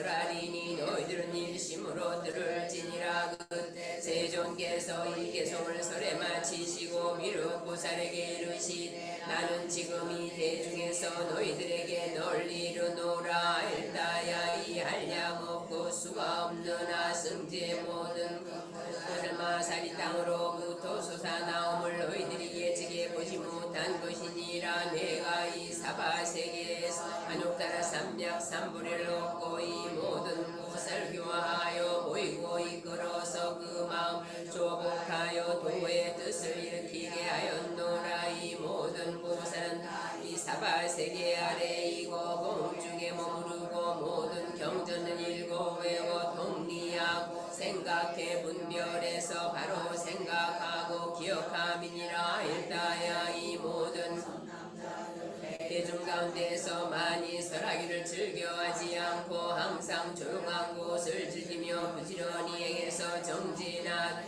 일찍이 휴식하지 아니하며 또 인천에 의지하여 머무르지 않고 항상 깊은 지혜를 즐겨 장애됨이 없느니라. 또한 항상 모든 부처님의 법을 즐겨하여 일심으로 정진하여 의없는 지혜를 구함이니라. 그때 세존께서 거듭의 뜻을 배우자 계속으로 말씀하시되 알다야 너는 마땅히 알라. 이 모든 큰 보살은 수없는 법으로부터 부처님의 지혜를 닦아 익혔느니라. 이는 다 내가 교한 바로서 도심을 일으키게 하였느니라. 이들은 나의 아들이라. 이 세계에 의지하여 항상 두타의 일을 행하고 고요한 곳에서 뜻함을 즐겨 대중의 시끄러움을 버리고 많이 설하기를 즐겨하지 않느니라. 이 같은 모든 아들은 나의 도법을 배워 익히되 주야로 항상 정진하여 불도를 구하는 까닭으로 사바세계 아래 공중에 머물러 있음이라. 뜻과 생각하는 힘이 견고해서 항상 지혜를 부지런히 구하며 가지가지 묘법을 설하되 그 마음에 두려운 바가 없느니라. 내가 가야성 보리수나무 아래 앉아 최정각을 이룩하고 무상법륜을 전하여 이들을 교화해서 처음으로 도심을 일으키게 하였느니라. 지금은 다 불태에 머물러 못 성불함을 얻으니라. 나는 지금 진실을 말하노니 너희들은 일심으로 믿으라. 내가 구원으로부터 이 대중을 교화하였느니라. 그때 미륵보살 마살과 수없는 모든 보살들이 마음에 의혹이 나되 괴상함이 미중류라. 이런 생각을 하였으니 어떻게 세존께서 이 짧은 시간에 이와 같이 한량 없고 가염 아승제 모든 보살 교화해서 안욕따라 삼약 삼불에 머무르게 하셨을까고 말씀하되 세존이시여 요래께서 대자로 계실 때 석시궁성을 나오시어 가야성에서 멀지 않은 도량에 앉으사 안욕따라 삼약 삼불 이룩하셨나이다. 이때로부터 지금까지 겨우 40여 년이 지나거늘 세존께서 짧은 시간에 큰 불사를 하셨나이까. 부처님의 세력으로 하셨나이까. 부처님의 공도로 하셨나이까. 이와 같이 한량 없는 큰 보살들을 교화해서 마땅히 안욕따라 삼약 삼불을 이룩하게 하셨나이까. 세존이시여 이 큰 보살들을 서로 어떤 사람이 천만 억겁을 두고 세일지라도 능히 하지 못할 것이며 그 끝을 얻지 못하오리다. 이들은 구원으로부터 한량이 없고 가히 없는 못 부처님 처소에서 모든 권분을 심어 보살도를 이룩하고 항상 닦아 맑은 행을 하였으리라. 세존이시여 이와 같은 일은 세상에서 믿기 어렵나이다. 비유하건대 만일 빛이 아름답고 머리는 고모 나이 25된 사람 100살 된 사람을 가리키며 이는 나의 아들이라 하고 그 100살 된 사람이 또한 나의 젊은이를 가리켜 이는 나의 아버지니 우리를 낳아서 길렀다 하며 네 이름 믿기 어려우리다. 부처님도 또한 이와 같아서 도를 얻으시니 그 실은 오래지 않나. 대중의 모든 보살들은 이미 한량 없는 천만 억겁의 불도를 위하는 고로 부지런히 행하고 정진하여 한량 없는 백천만억의 삼배 잘 들고 나고 머물러서 큰 신통으로 오래 맑은 행을 닦아 능히 차례로 배우고 문답에 교묘한 사람 가운데 보배이니 일체 세간에서 심의와 미라 오늘 세존께서 방불도를 얻었을 때 처음으로 발심 지켜 교화하여 보이시고 이끌어 안욕따라 삼약 삼불에 향하도록 하셨다고 말씀하시니 세존께서 성불하심은 오래지 않으시니 큰 공덕이 이를 등이 하셨나이까. 우리들은 부처님께서 큰 길을 따라 설하신 바 또 부처님께서 하시는 말씀은 아직 일찍이 허무함이 없다고 믿으며 부처님께서 알려주신 반 비록 다 통달하였다고 하오나 그러나 모든 새로 발심한 보살이 부처님께서 별도하신 후만이 말씀을 들으면 혹 믿어받지 아니하고 법을판 죄업의 인연을 일으키게 되오리이다. 오직 원컨대 세존이시여 해설하시어 우리들의 의자심과 홀로 미래 세상의 모든 선남자가 이를 듣고서 또한 의심나지 하시옵소서. 그때 비록 보살이 거듭이 뜻을 펴고자 개성으로 말씀한 부처님께서 옛적 석시로부터 출가하시어 가야성에서 가까운 보리수 아래 앉으시니 이로부터 이제까지 아직 오래지 않건 이 모든 불자들의 그 수능가에 헤아리지 못하오리다. 오래도록 이미 불도를 행하여 신통력에 머무르고 보살도를 잘 배워 생안법에 물들지 않으며 연꽃이 물에 있음과 같음이라. 땅으로부터 솟아나 다 공경하는 마음을 일으켜 세존 앞에 머무름이라. 이른 생각하기 어려움이니 어찌 믿겠나이까. 부처님께서 도를 얻으심은 심히 가깝고 성취하신 바는 심히 많으시니 원컨대 대중의 의심을 제하시고 진실을 분별해 소서. 비유하건대 나이 25에 젊고 씩씩한 사람이 100살 된 머리가 있고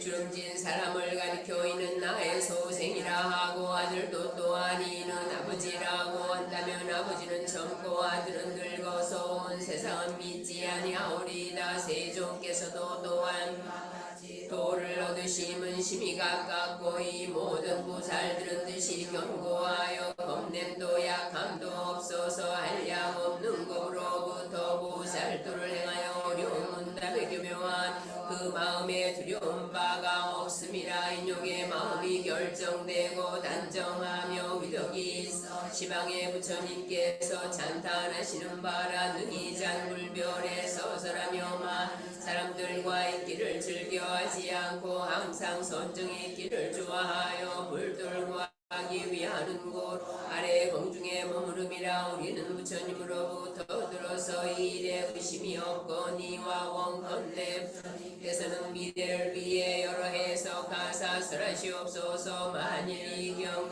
의심을 내어 믿지 아니하는 자는 곧 마땅히 악도에 떨어지오리이다. 원컨대 지금에 설하시옵소서. 이 한량 없는 보살을 어떻게 하여 짧은 시간에 교화하사 발심하여 불태지에 머무르게 하셨나이까.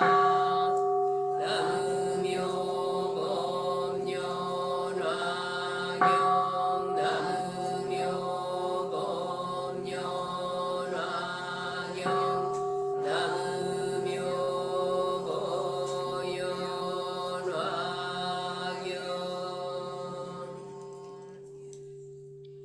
妙法蓮華経如来寿量本大十六その時に仏もろもろの菩薩および一切の大衆に告げたまわくもろもろの善男子なんだちまさに如来愛の言葉を信下すべし、また大衆に告げたまわくなんだちまさに如来の状態の言葉を信下すべし、またまたもろもろの大衆に告げたまわくなんだちまさに如来の状態の言葉を信下すべし、この時に菩薩大衆弥勒をはじめとして合唱して仏に申して申作聖尊ただ願わくはこれを説きたまえ、我らまさに仏の御事を信じしたてま祀るべし。格のごとき見たび申してもあってまた申さく。ただ願わくはこれを説きたまえ。我らまさに仏の御事を真珠したて祀るべし。その時に生存もろもろの菩薩の見たび生じてやまざることを示して、これに告げての玉枠全難がにがない神通の力を一切世間の天に及びあしらは皆今釈迦無二仏釈子の宮おいでてがや城を去ること遠からず道場に出してあのくたら三脈三菩提を得たりと思えり、しかるに善難し我実に成仏してよりこの方無量無辺百千万の苦な豊こうなり、例えば500千万の苦な豊葬儀の三千大千世界をたとえ人はあってましてみじんとなして東方500千万の苦な豊葬儀の国を過ぎて、すなわち一陣を下し格のごとく東に行いてこのみじんをつく山河ごときもろもろの善難し心においていかんこのもろもろの世界は終始強敬し、その数を知ることをうべしあいなや弥勒菩薩と共に仏に申して申さく。生存このもろもろの世界は無量無辺にして三樹の知るところにあらず、また真力の及ぶところにあらず、一切の正門白紙仏無ろちをもっても終し、その現時を知ることはたわち我愛を知事に重すれども、この字の中においてまた達せざるところなり、生存格のごときもろもろの世界無量無辺なり、その時に仏大菩薩衆に告げたまわくもろもろの善難し今まさに分明何立ちに戦後すべし、このもろもろの世界のもしは微塵を置き及びを飾るものをことごとくもってちりとなしてこうとせん我成仏してよりこの方またこれに過ぎたること百千万の苦なゆた葬儀こうなり、これよりこの方我常にこのシャバ世界にあって説法教消す、またよその百千万の苦なゆた葬儀の国においても修正を通りすもろもろの善難しこの中間において我念頭仏と届き、またまたそれに犯にいると言いき、格のごとき皆方便をもって分別せしなりもろもろの善難しもし修正あって我が元の来世するには我仏言をもってその神道の諸根の理論を感じてどすべきところに従って諸々に自ら名字の不動年季の代償を解き、またまた現じてまさに涅槃にいるべしと言い、また種々の方便をもって微妙の方を解いてよく修正をして寛義の心を起こさせめき、もろもろの善難し如来もろもろの修正の消防を願える特発苦渋のものを見ては、この人のために我は隠して出家しあのくたら三脈三菩提を得たりと説く。しかるに我実に成仏してよりこの方苦音なること格のごとしをもって修正を強化して仏道にいらしめんとして格のごとき説をなす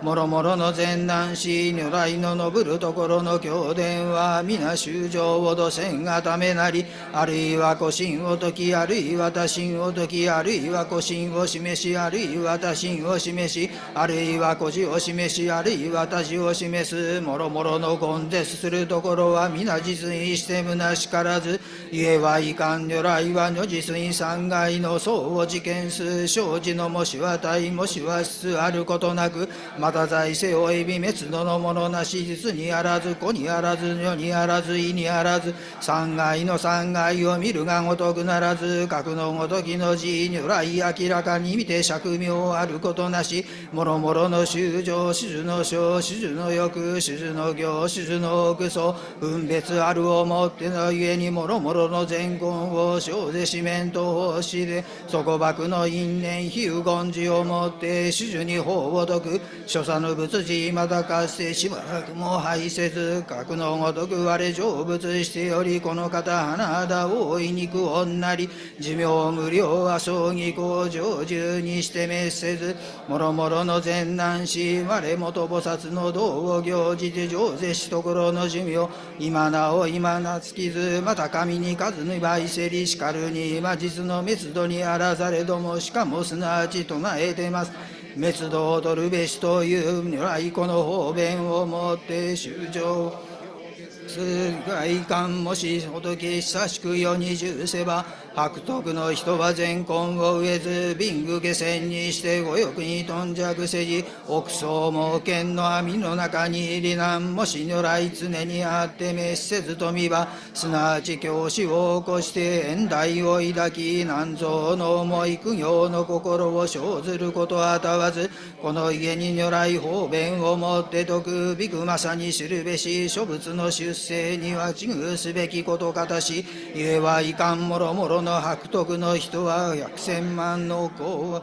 過ぎてあるいは仏を見るありあるいは見ざる者ありこの字をもっての家に我この言葉をなすもろもろのびく如来は見ることうべきことかたしとこの修正ら格のごとき言葉を聞いては必ずまさに難蔵の思いを生じ心に連望を抱き仏を活合してすなわち善根を言うべしこの家に如来実に滅せずといえどもしかも滅度すというまた善難し諸仏如来は法皆格のごとし修正を土線がためなれば皆実意して虚しからず例えば老いの知恵争奪しして明らかに法薬を練しよく修病を辞すその人もろもろの取得をしもしは十二十ないし百種なりやるをもって遠く予告に至りぬもろもろの子の地にた毒薬を飲む薬欲し問断して地に変伝すこの時にその死帰りきたって家に帰りぬもろもろの子毒を飲んであるいは本心を失えるあるいは失わざるものありはるかにその血を見て大いに歓喜し廃棄して門人すらくよく安穏に帰りたまえり我ら口にして謝って毒薬を受くせり願わく悪霊せられてさらに寿命をたまえと父子供らの苦悩すること格のごとくなるを見てもろもろの凶暴によって良き悪僧の指揮公み皆ことごとく具足せるを求めて投資和合して子に与えて草しむ思考してこの言葉をなさくこの大老役は指揮公み皆ことごとく具足せり何立ち服すべし速やかに苦悩を除いてまたもろもろの憂いな剣とそのもろもろのこの中の心を失わざる者はこの老薬の色かともに良きを見てすなわちこれを服するに甘いことごとくの残りえぬ世の心を失える者はその血の来たれるを見てまた歓喜し門人して舞を辞せんことを求むといえどもしかもその薬を与うるにしかもあえてくせずゆえはいかんどっけ深く言って本心を失えるがゆえにろかある薬においておかざると思えり死のこの念をなさくこの子あれんべし毒に破られて心皆天道せり我を見て喜んで苦慮を求むといえども格のごとき良き薬をしかもあえて服せず我今まさに方便を設けてこの薬を服さしむべしすなわちこの言葉をなさく何立ちまさに知るべし我今推論して死の時すでに至りぬこの良き老薬を今とどめてここに置く何時とって服すべしとじと憂うることなかれとこの教えをなし終わってまた他国に至り使いを使わして帰って継ぐ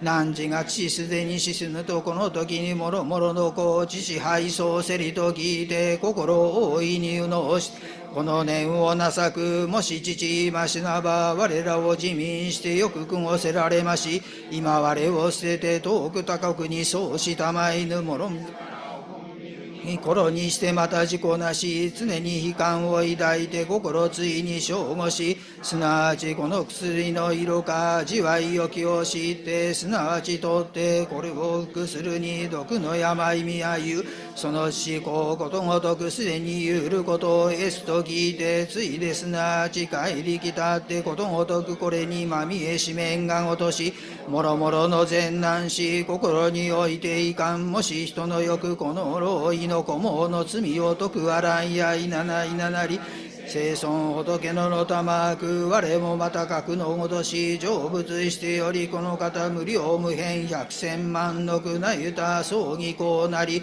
修正のための家に方便力をもってまさに別度すべしというまた欲法のごとく我が子ものとがおとくものあることなけんその時に聖尊重ねてこの義をの弁当をしてけを解いての玉枠我仏を得てよりこの方へたるところのもろもろの古衆無量百千万億歳や葬儀なり常に法を解いて無臭億の衆生を強化して仏道にいらしむしかしよりこの方無量こなり衆生を土せんがための家に方便して涅槃を現ずしかも実には滅度せず常にここに住して法を解く我常にここに住すれどもろもろの神通力をもって天道の修正をしてしかしといえどもしかもみざらしむ滅度を見て広く斜里を供養しことごとく乱れんぼを偉大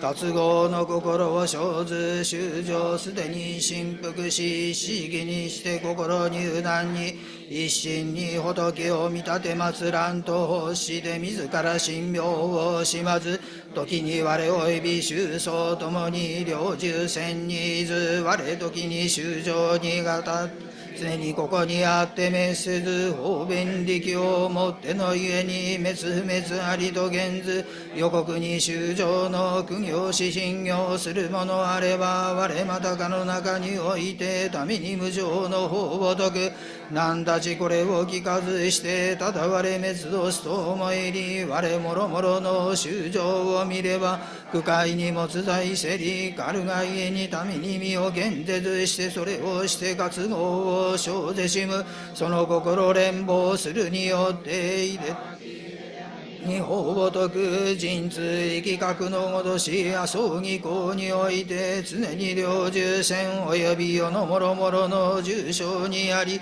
修正功尽きて大化に明るると見るときも我がこの道安穏にして天人常に十万せり恩林もろもろの道覚主樹の宝をもって将軍し法中外科を駆して修正の揺楽するところなり書天天空を打って常にもろもろの義学を出し万だらけを売らして仏及び大衆に参ず我が浄土は破れざるにしかも衆は焼け尽きてうもろもろの苦悩覚のごときことごとく十万せりと見るこのもろもろの罪の修正は苦悩の因縁をもって阿葬儀行を優れども三宝の皆を聞かずもろもろのあらゆる功徳を修し入は四式なるものはすなわち皆我が身ここにあって法を解くと見るある時はこの衆のために仏樹無量なり届く久しくあって今し仏を見立てまする者には民に仏には鋳型し届く我が地力学のごとしへこう照らすこと無量に寿命無修行久しく業を修して売るところなりなんだしあらんものここにおいて疑いを生ずることなかれまさに断じてなく突きしむべし仏語は実にして虚しからず意の良き方便をもって王子を実践がためのゆえに実にはあれどもしかもしすというによく顧問を解く者なきがごとく我もまたこれ世のしもろもろの苦言を救う者なり凡夫の天道セルをもって実にはあれどもしかも滅すという常に我を見るをもっての家にしかも教師の心を生じ法一にして五欲に弱し悪道の中に落ちなん我常に修正の道を行じ道を行ぜざるを知って心に従って民に主樹の法を説く常に自らこの念をなす何をもってか修正をして無常道に入り速やかに仏心を成就することを得せしめんと南無妙蓮華経南無妙蓮華経南無妙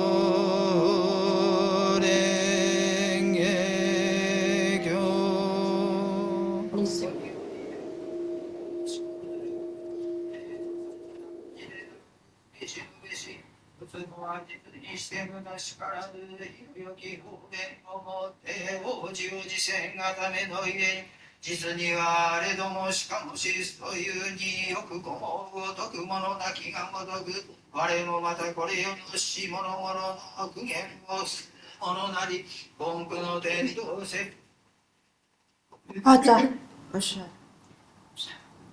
Toshara. Waarom zult man door haast op dring niet te moeite, ja, om moeder gaan dan waar wordt de hele zaak tegen zo meer wordt niet als liedje ja, met door de hoge ballen je niet met aan de vast in je square laat square maar de berg was op joy hele zie uit zo'n berg met de wet wat zegt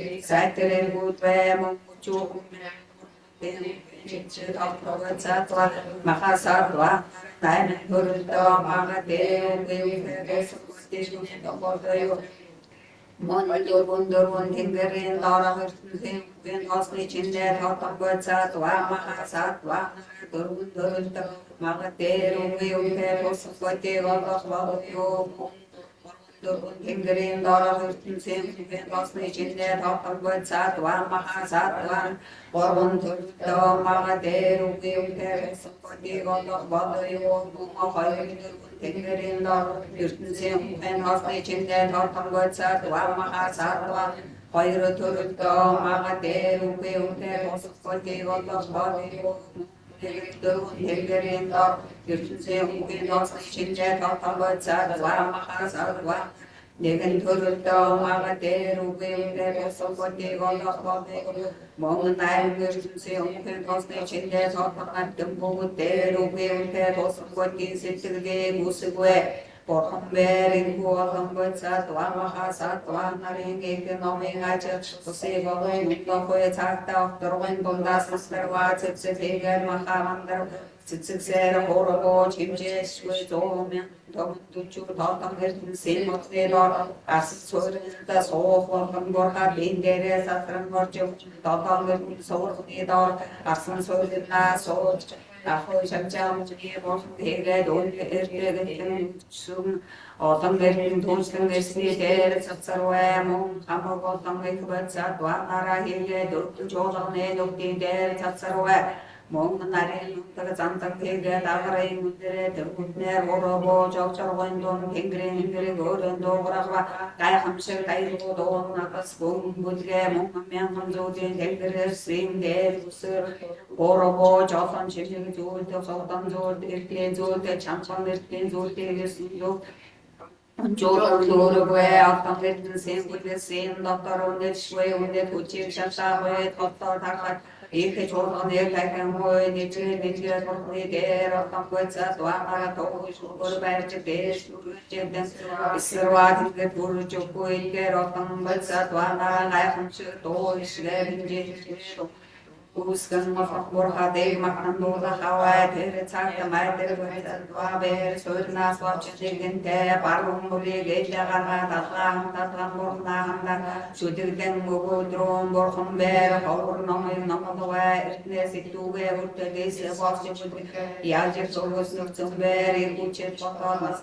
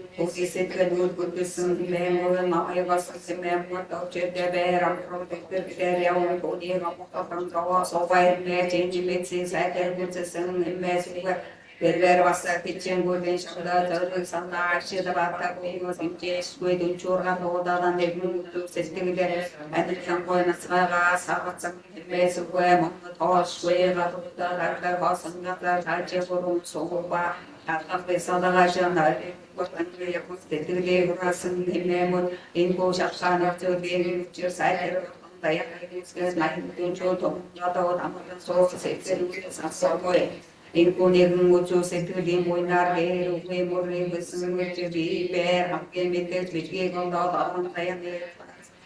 So where the man bear it, Chora, Potato, Moinar, see, make a bottle, who put back, or bear, Indian speaking, you can tear about chicken, boy, and was near, get a bottle, you can bear, production, Puni boyang any make a bottle of what's a dwarfare, Jay, the Murura, the bear, medium station, the way songs. That is Saturday, not something place where the made of Suspenava, the bear, the Satan, about that negative when you do again, the other was me, often the shop of the harm of my brain, and over the channel. Papa, I would do was sleeping. There was sitting to its again to the Hamagan, dead, during other social poets, and snitch in general top. Any make about the yoke, made some more head, this will move where the Latin. Charara, things on society, they gave up what you made the most of the was in what you about you, I cheat, I station, when you got about the face on saw, they again, in money out of the boy you can jail as far as we were tossed at the two swimmers. There we betting with you, what are you waiting for? Say, we ask Jason who was yes, I get go on by the way.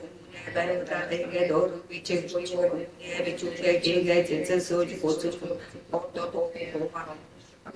show us the thousands of thousands that I'm protected. Point in Jay's way, it's wax way of us. I can have the big exchange with you to the bother you. I cheat, I have a goodbye, I would be or would be. Nina snitching jail, about the way can do some sausage with goodness, which can now over that way. Urgent trust of some more last of Jacob, but said on Arahiget or Sherpa, enjoy our the main mountain of the Mutzeba, it was out saying was sleeping the Ria, some one out in a time, some dead, it can seem what the villages of the Tom Hot is dead, but said one inch on bed to me, Doctor So, with the water you, there were cited any made to the house, Mama Day, was both wishes in between, but Rushing their snails near hard, they're very good to place on saw that the shop, we shop, myself, and said to the games, basic weather. Mahadi, Mokok, Green, wishes came between him and the read. To play wishes so that he got out from Diego, would have you, when you hope for us, I had used in the snails, they began asking for that. There was the goodbye, the good bed. Many thought us over Hagas on to hit with some go back and zero. Or I have done like a way of out children, Silver, only goodbye, the opinion was to say, shut down our commission, sort of son of God, sitting there. So I was someone, or I will go back, John. The transaction was that, which then bought the shares of scenes of like as Marnary and Botches surviving the to it in Togo should he get off on Tommy, you see him, I would do it, so you would do the church, the food, Shasha, to angry dog, he should him the boss, I have not to him, which is not here. I'm sure that she's like,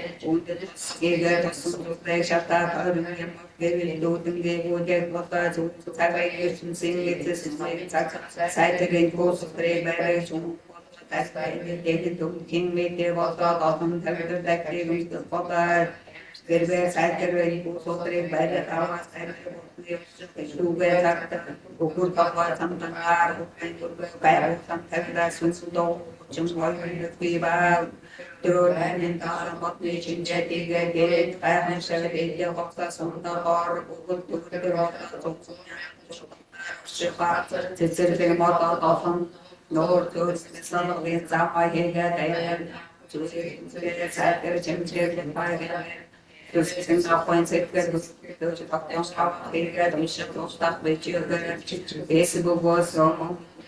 Je dan pas zo voor van het en de kaart het is je dan ook je dat het van na het tegen dan het kaart het is het vaar in het dan de wel die met het en de komt was in Jesus voor die wat je bere het en dan je met jou dan in koers of ze bij de stem de bega se waar voor te weer wat bij de goedje of de ja zie hoe dat je voor de se voor de de chatten hij heb ik zo dan Seke dua ya ko tak ya ko be he to din sana be ka so sana be he je ta so so ta de de ai per sai ter ni me ya ba sa de mo ye je ko per Eni bete boi soba ski utme singari setil ser tatsa durgo hindri botsa sa ni bi mora termune utme botche mor ko sekere Eni ta fe so ver ko e me se te ton to lugar mori ta so so he ko Uts de jo ta finger ko de sa te ko se te jo ko de re ko so ka ta so sa am be sa fe de Get by the Rissho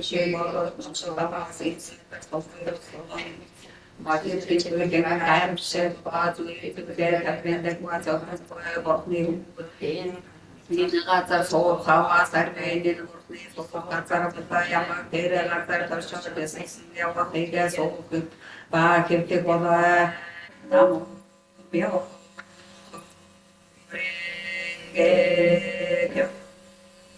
Now,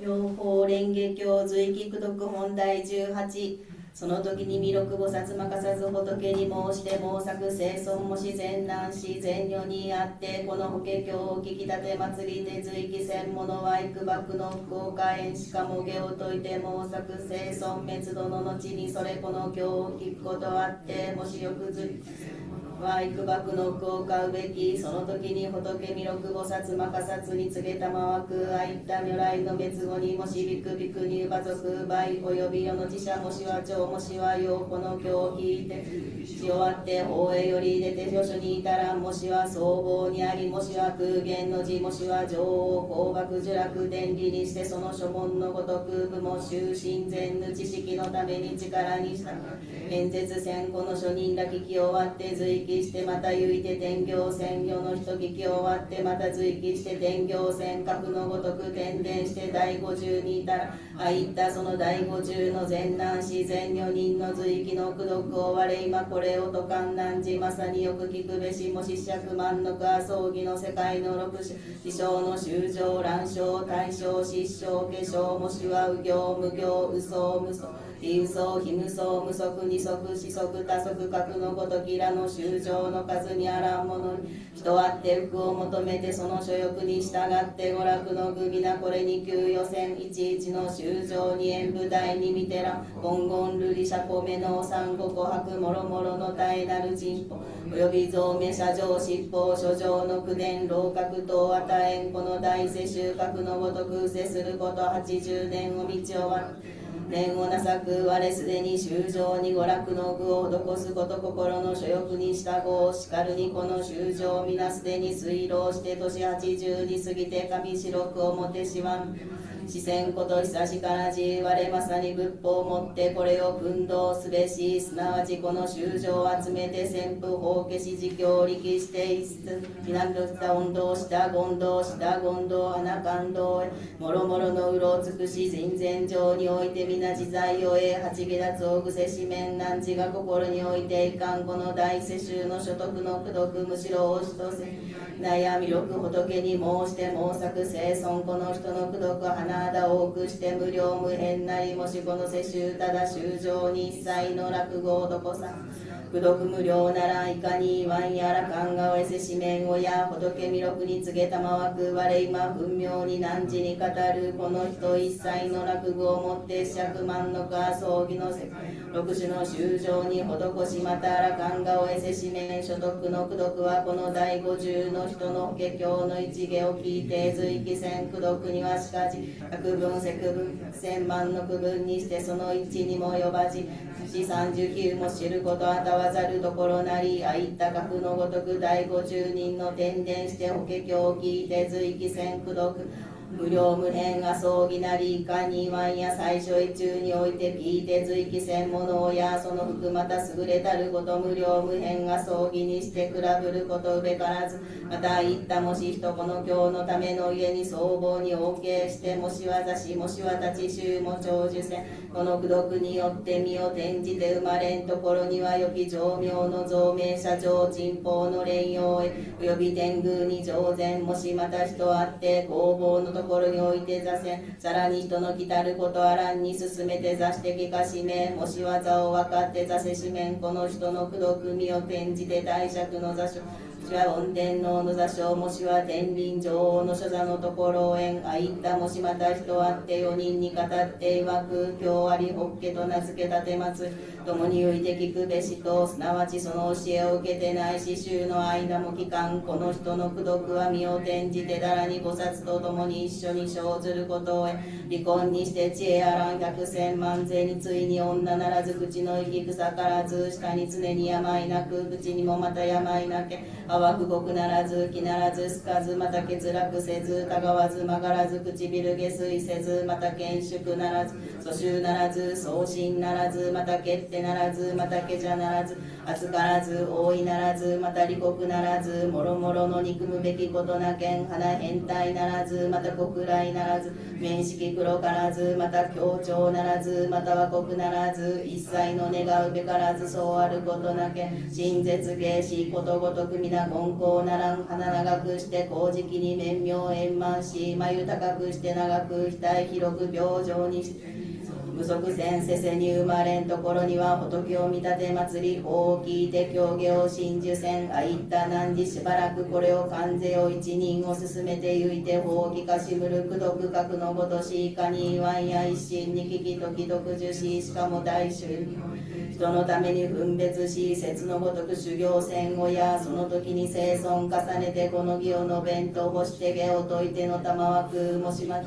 においてこの経典を聞くことを得てないし一芸においても随気して他のためにと感覚のごとく転々して押し得ること第50に至る最後の人の福を得んこと今まさにこれを分別すべしもし大世種あって無料の衆に苦境をすることつぶさに80歳を見てて心の所欲に従う水道の層の紙白くして表しわみはすき形枯渇せるを見てその視線こと久しからじ我今まさに教えてどうかをえせしむべしと思ってすなわちために方便涅槃真実の法と寛弱みなろうこならざること水末法縁のごとしなんだちことごとくまさに徳恩理の心を生ずべし初人この法を聞いてみなら観を得六人図三名八下脱を具足せん最後第50の一下を聞いて随気せんこの人の福彼に優れたること非をなすべからず格のごとく転々して聞くその福なお無料なりかに言わんや法へにおいて初めに聞いて随気せんものやもし一人を進めて勝因して法華を聞くし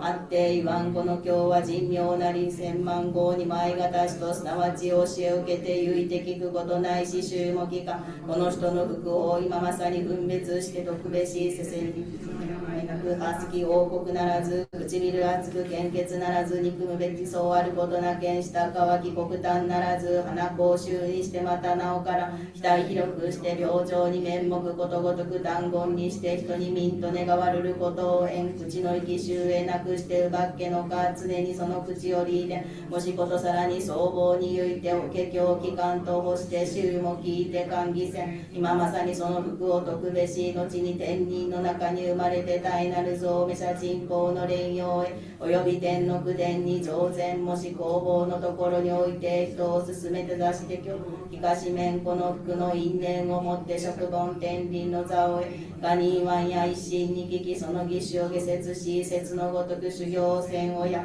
その福限るべからず南無妙法蓮華経南無妙法蓮華経南無妙法蓮華経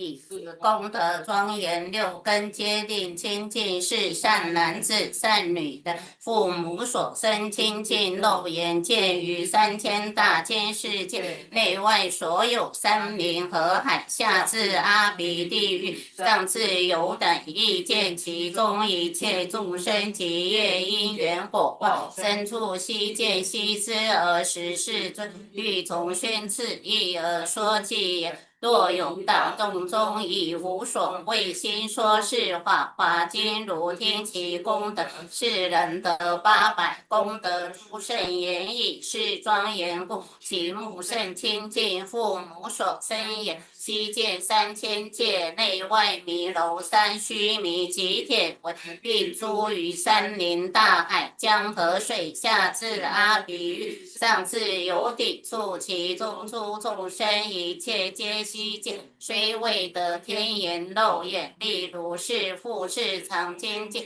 若善男子善女人受持此经，若读若诵若解说若书写得1000、100而功德。以是清净而闻3000大千世界，下至阿鼻地狱，上至有顶，其中内外种种语言音声，象声、马声、牛声、车声、啼哭声、愁声、楼声、鼓声、钟声、铃声、笑声、语声、男声、女声、童子声、童女声、法声、非法声、苦声、乐声、凡夫声、圣人声、喜声、不喜声、天声、龙声、夜叉声、乾闼婆声、阿修罗声、伽罗罗声、紧那罗声、摩诃罗声、火声、水声、风声、地狱声、畜生声、恶鬼声、比丘声、比丘尼声、声闻声、地之佛声、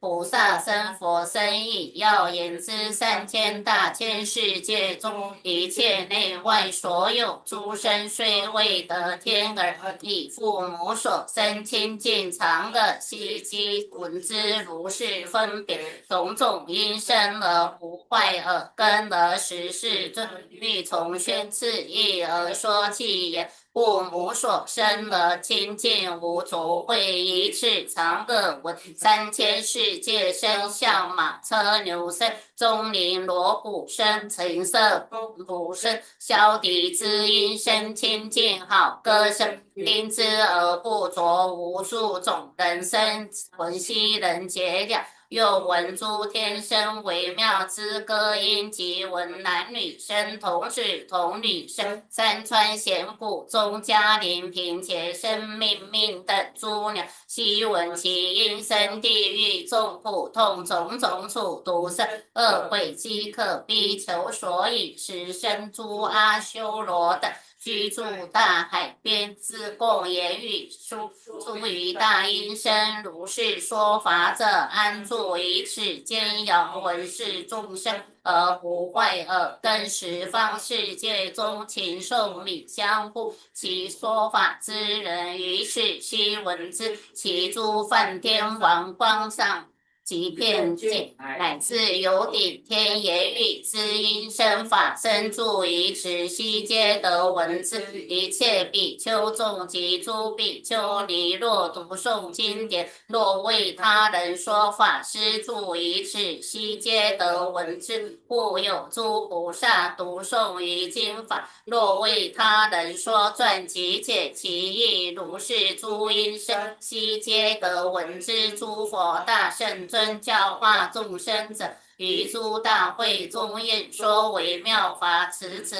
法者，悉皆得闻之。三千大千界内外诸音声，下至阿鼻狱，上至有顶天，皆闻其音声而不坏耳根，其耳听力故，悉人分别之。持是法者，虽未得天耳，但用所生而功德已如是。故是常精进，若善男子善女人受持是经，若读若诵若解说若书写，成就800鼻功德，以是清净鼻根，闻于三千大千世界上下内外种种诸香须曼那花香、舍提花香、茉莉花香、樟果花香、波罗花香、赤莲花香、青莲花香、白莲花香、花树香、果树香、旃檀香、神水香、多摩罗马香、多伽罗香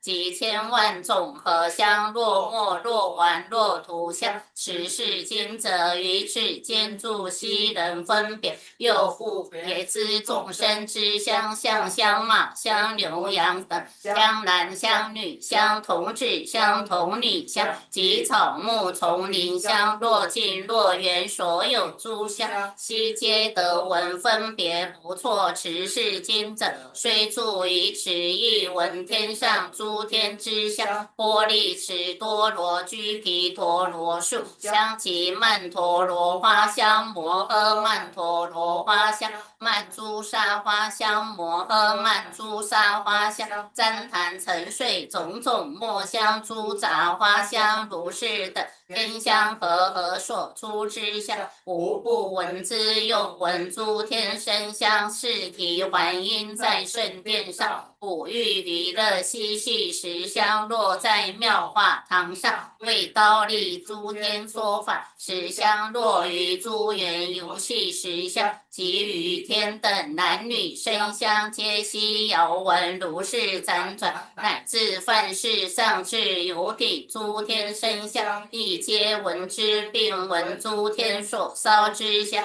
及声闻香、辟支佛香、菩萨香、诸佛生香，亦皆遥闻知其所在。虽闻此香，然于鼻根不坏不错。若欲分别为他人说，意念不谬而实世尊，欲从宣次义而说其言。世人彼清净，于此世界中，若香若臭物，种种悉闻之。须曼那舍提多摩罗旃檀沉水及桂香，种种花果香，及之众生香，男子女人香。说法者远住闻香之所在，大士转轮王、小转轮及之群臣诸宫人闻香之所在，身所着珍宝及地中宝藏转轮王宝女闻香之所在，诸人言身具衣服及璎珞，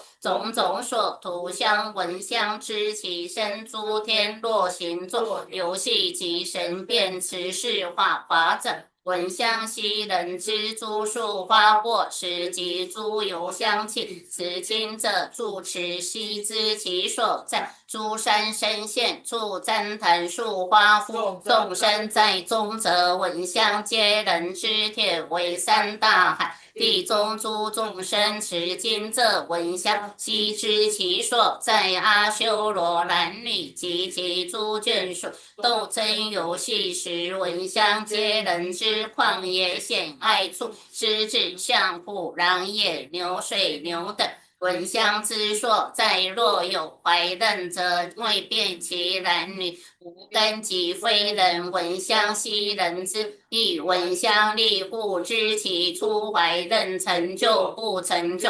安乐产福持以闻香力故知男女所恋，乃欲智慧心意之修善有。即这众诸常金银诸珍宝，铜器之所甚，闻香悉人之种种诸璎珞。无人视其教，闻香之贵贱出处及所住。天上诸花等莫陀曼诸沙，玻璃之多数，闻香悉人之。天上诸宫殿，上中下差别众宝花庄严，闻香悉人之。天园林圣殿，诸观妙画堂在中而娱乐，闻香悉人之。诸天若听法，或受五欲时来往行坐，或闻香悉人之。天女所着衣好，花香庄严，周旋游戏时，闻香悉人之。如是辗转上，乃至于犯事入禅出禅者，闻香悉人之。观音遍尽天，乃至于有顶出生即退没，闻香悉人之。诸比丘众等欲法常精进，若坐若经行，即读诵经典，或在林树下专精而坐禅。此经者，闻香悉知其所在。菩萨自坚固坐禅，若读诵或为人说法，闻香悉人之。在方世尊一切所恭敬悯众而说法，闻香悉人之。众生在佛前闻经皆欢喜，如法而修行，闻香悉人之。虽未得菩萨无漏法身彼，而是持经者，先得赤鼻相，复次常精进。若善男子善女人，受持是经，若读若诵若解说若书写，得1200舍功德。若好若丑若美不美，及诸苦摄物在其舌根，皆变成上味，如天甘露。无不美者，若以舌根于大众中有所演说，出生妙声人，入其心皆必欢喜快乐。又诸天子天女示范诸天文士声妙音声，有所演说言论次第，皆悉来听。及诸龙龙女、夜叉夜叉女、乾闼婆乾闼婆女、阿修罗阿修罗女、迦楼罗迦楼罗女、紧那罗女、摩诃罗伽摩诃罗伽女，为听法故，皆来亲近恭敬供养。及比丘比丘尼、优婆塞优婆夷、国王王次、群臣眷属、小转轮王、大转轮王、七宝天子、内外眷属，陈其宫殿，俱来听法已。是菩萨善说法故，婆罗门居士国内人民尽其行受随事供养。又诸声闻辟支佛菩萨诸佛，常要见之，此人所在方便。诸佛皆向其处说法，悉人受持一切佛法，又人出于深妙法音，而时世尊欲从宣此意而说其言。是人舌根尽中不受恶味，其有所食的，皆悉成甘露，以深尽妙声于大众说法，以诸因缘欲引导众生心，闻者皆欢喜。这诸上供养诸天龙夜叉及阿修罗的，皆以恭敬心而供来听法。是说法之人，若欲以妙音遍满3000界，随意及人事，大小转轮王及天智眷属，合掌恭敬心，常来听受法。诸天龙夜叉罗刹毗舍舍，亦以欢喜心常乐来供养。梵天王魔王自在大自在，如是诸天众，常来自其所。诸佛及弟子闻其说法音，常念而首复或时未现身，复次常精进若善男子善女的，受持是经若读若诵若解说若书写，得800生功德的清净身如镜琉璃众生喜见，其身净故3000大千世界众生生死死时上下好丑生善处恶处，悉于中现极铁为3大铁为3弥楼3摩诃弥楼3等诸山及其中众生，悉于中现下至阿鼻地狱上至有顶，所有其众生悉于中现。若生闻辟支佛菩萨诸佛说法，皆于身中现其色相，而时世尊欲从宣自意而说偈言：若持法华者，其身甚清净，如比镜琉璃，众生皆喜见，用如镜明镜，悉见诸色相。菩萨于净身皆见是所有，唯独智明了，愚人所不见。3000世界中一切诸群猛天人阿修罗、地狱鬼畜生如是诸色相，皆于身中现诸天等宫殿，乃至于有顶铁为及弥楼、摩诃弥楼3诸大海水等，皆于身中现诸佛及声闻。佛子菩萨等若读若在众说法，悉皆现，虽未得无漏法性之妙身，以清净常体一切于中现，复次常精进若善男子善女人，如来灭后受此世经，若读若诵若解说若书写得1200亿功德，以是清净一根，乃至闻一记语记通达无量无边之意，解释意义，人演说一句一记，至于1月4月，乃至1岁，诸所说法随意去，皆于实相不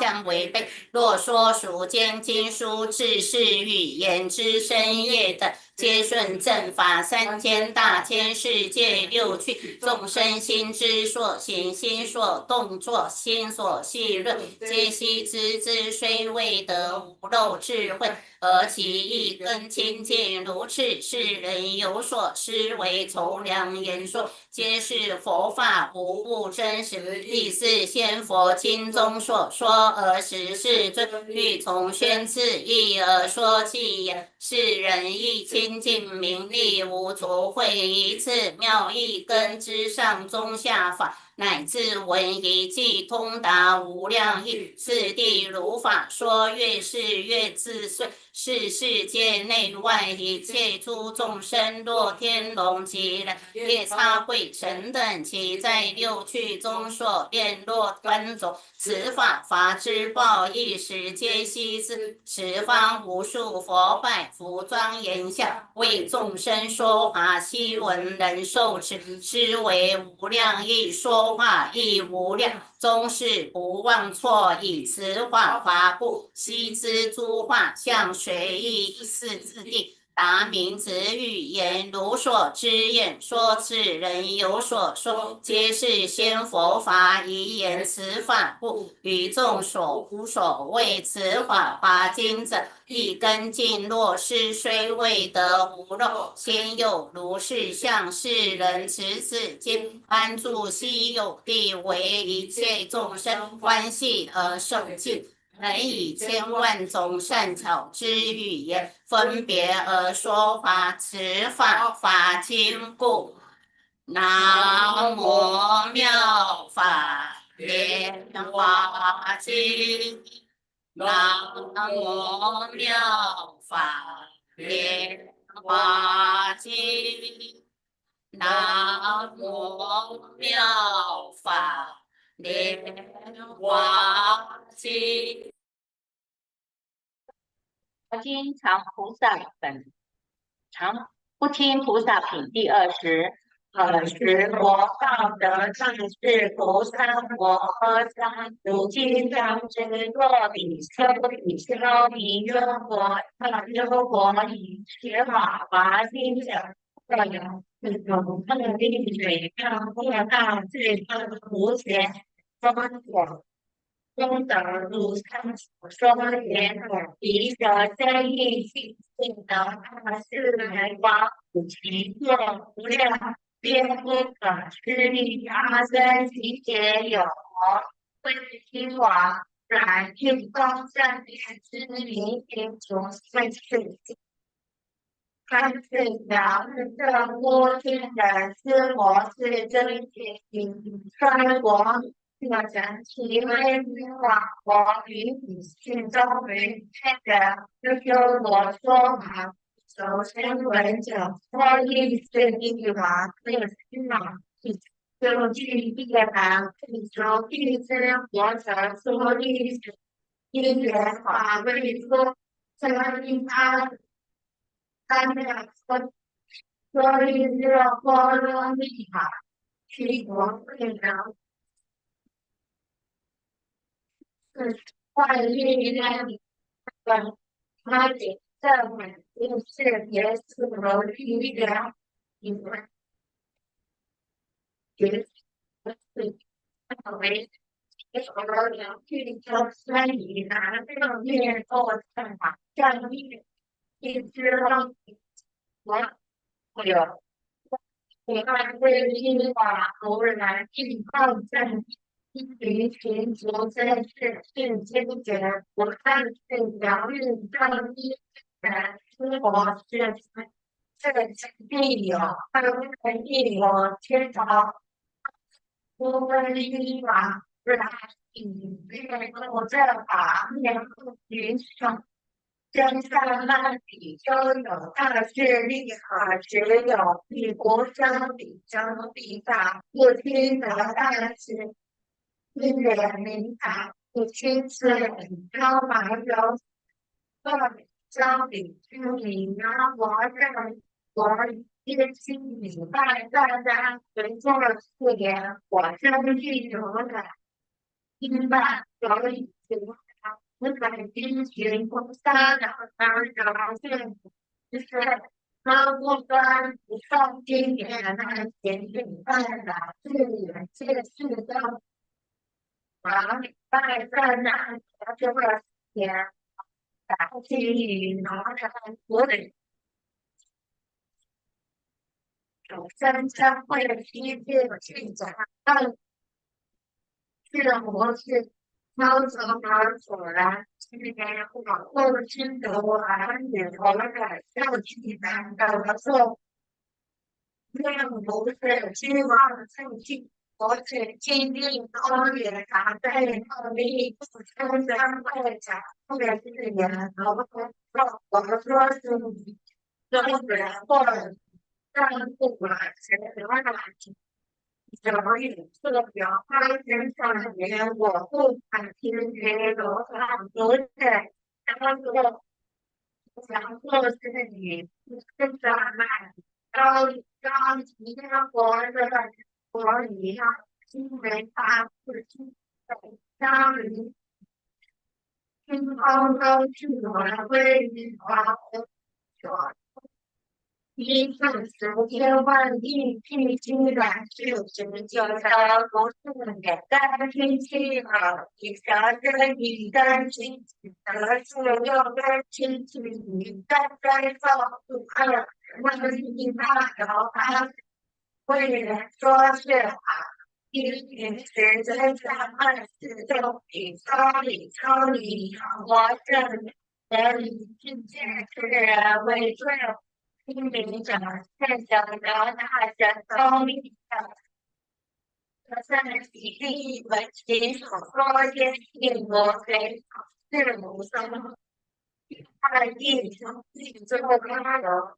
我3月3国举立中12得知太先帝国其他13点0中说是阿西1年不知2千亿国同是在真王，于是诸佛法中就觉如手，为说是众说此经典，不则是成也清净可，以则是一根根清净。一是道德说法的佛所谓的二次世的不屈菩萨佛，那不是我干出我根据跟着看的是正宗的真理，或是千万亿人周往，都是区别。当得成就当得错过的大事因，全场不屈菩萨力量。这个但是靠我与做事我就是不是机会拿来说着，不能提前爱国。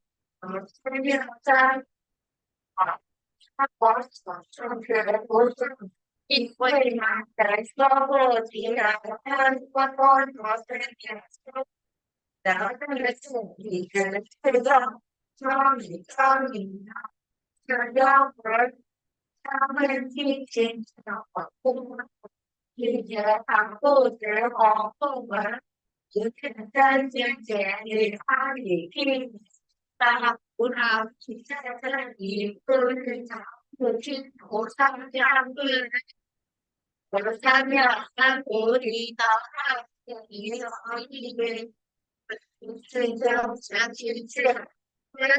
因缘过去会方法所佛罗的，在菩萨之前月的500里车里是佛的500里国是天理安佛或者三藐三菩提读的儿子，那当就是今天的一周不相走。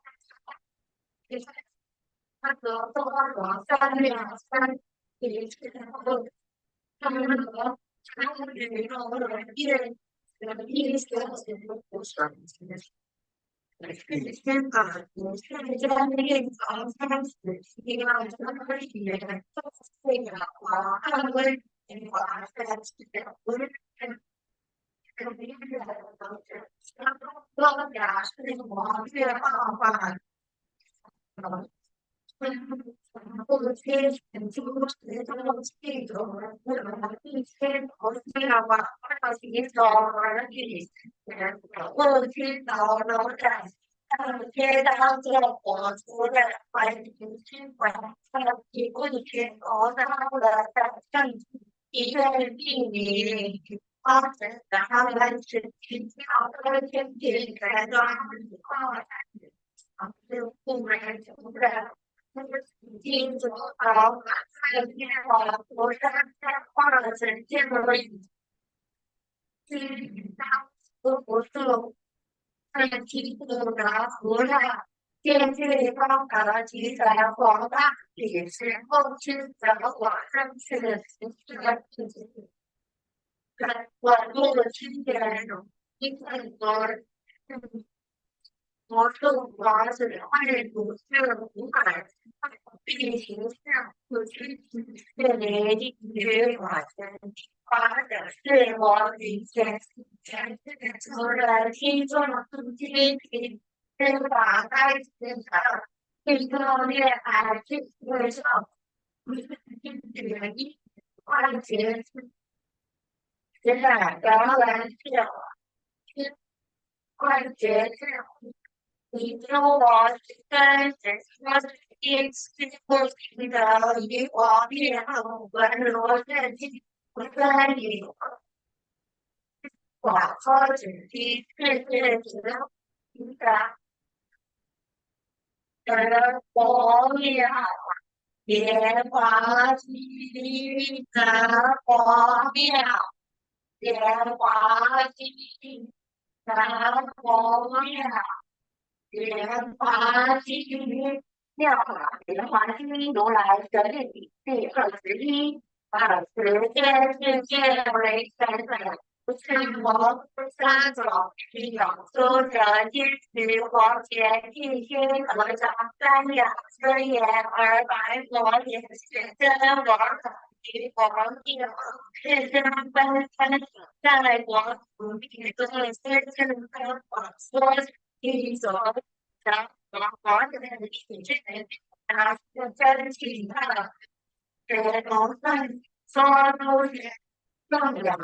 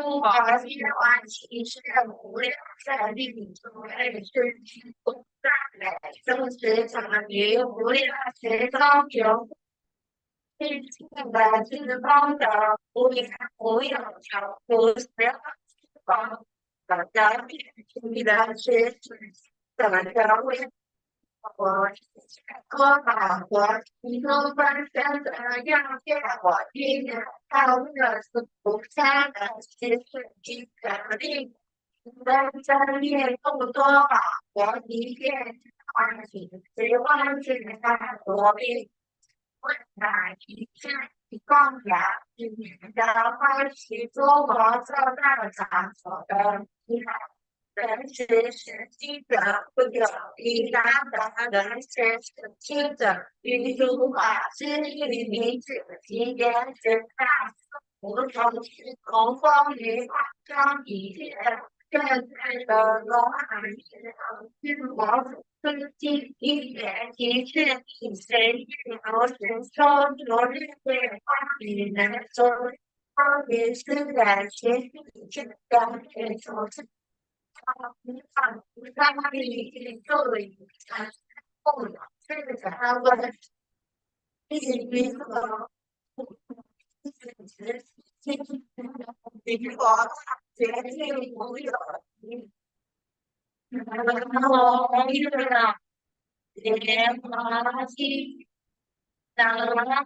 无妙法莲华经。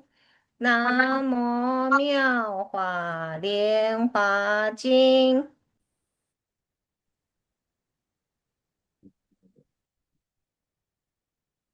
Nyo ho renge kyo sokuroi hondai ni yuni.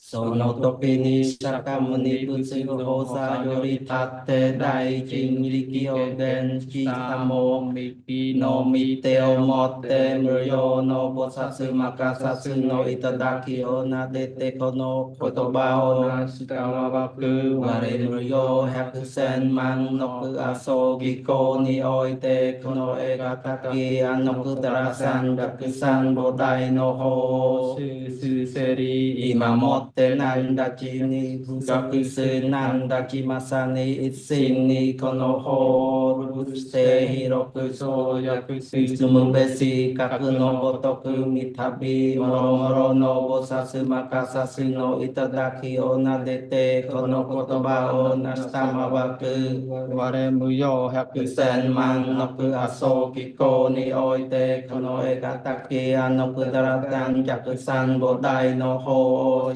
Seri imamote nanda chini busokusu nanda chimasani chichusi tokuristi iroku kono ho no bete isai siyo shite amaniku manchin suru koto estimu beti yue wa ikang mirai wa daichi ate moro moro no kenri naku mana sororuru tokoro nakushite yokushiyo ni hotoke no chie nyorai no chie jinen no chie o atau nyorai wa kore isai chiyo no dai sesinari dai dachi mata stagate nyorai no ho kakusubesi Kending no so surkoto nakare mirai se no oite mosi sen nansi sen nyoni nyate nyorai no chieo sen sen mononi wa masani tameni kono hokekcho sen sesu se mon chi surkoto sesu mubesi sono ito se butte o sesu menga tameno yenari mosi juso ate suso tataran mononi wa masani nyorai no yokin Kono nakani oite jiyori kisubeti nanda chimosi yoku kakuno koto deba nanawachi koreo sudeni shobusu no onno ho surunari tokini moro moro no bosasu makasasu otoke no hono setu o shitamo no nakumoto ki อ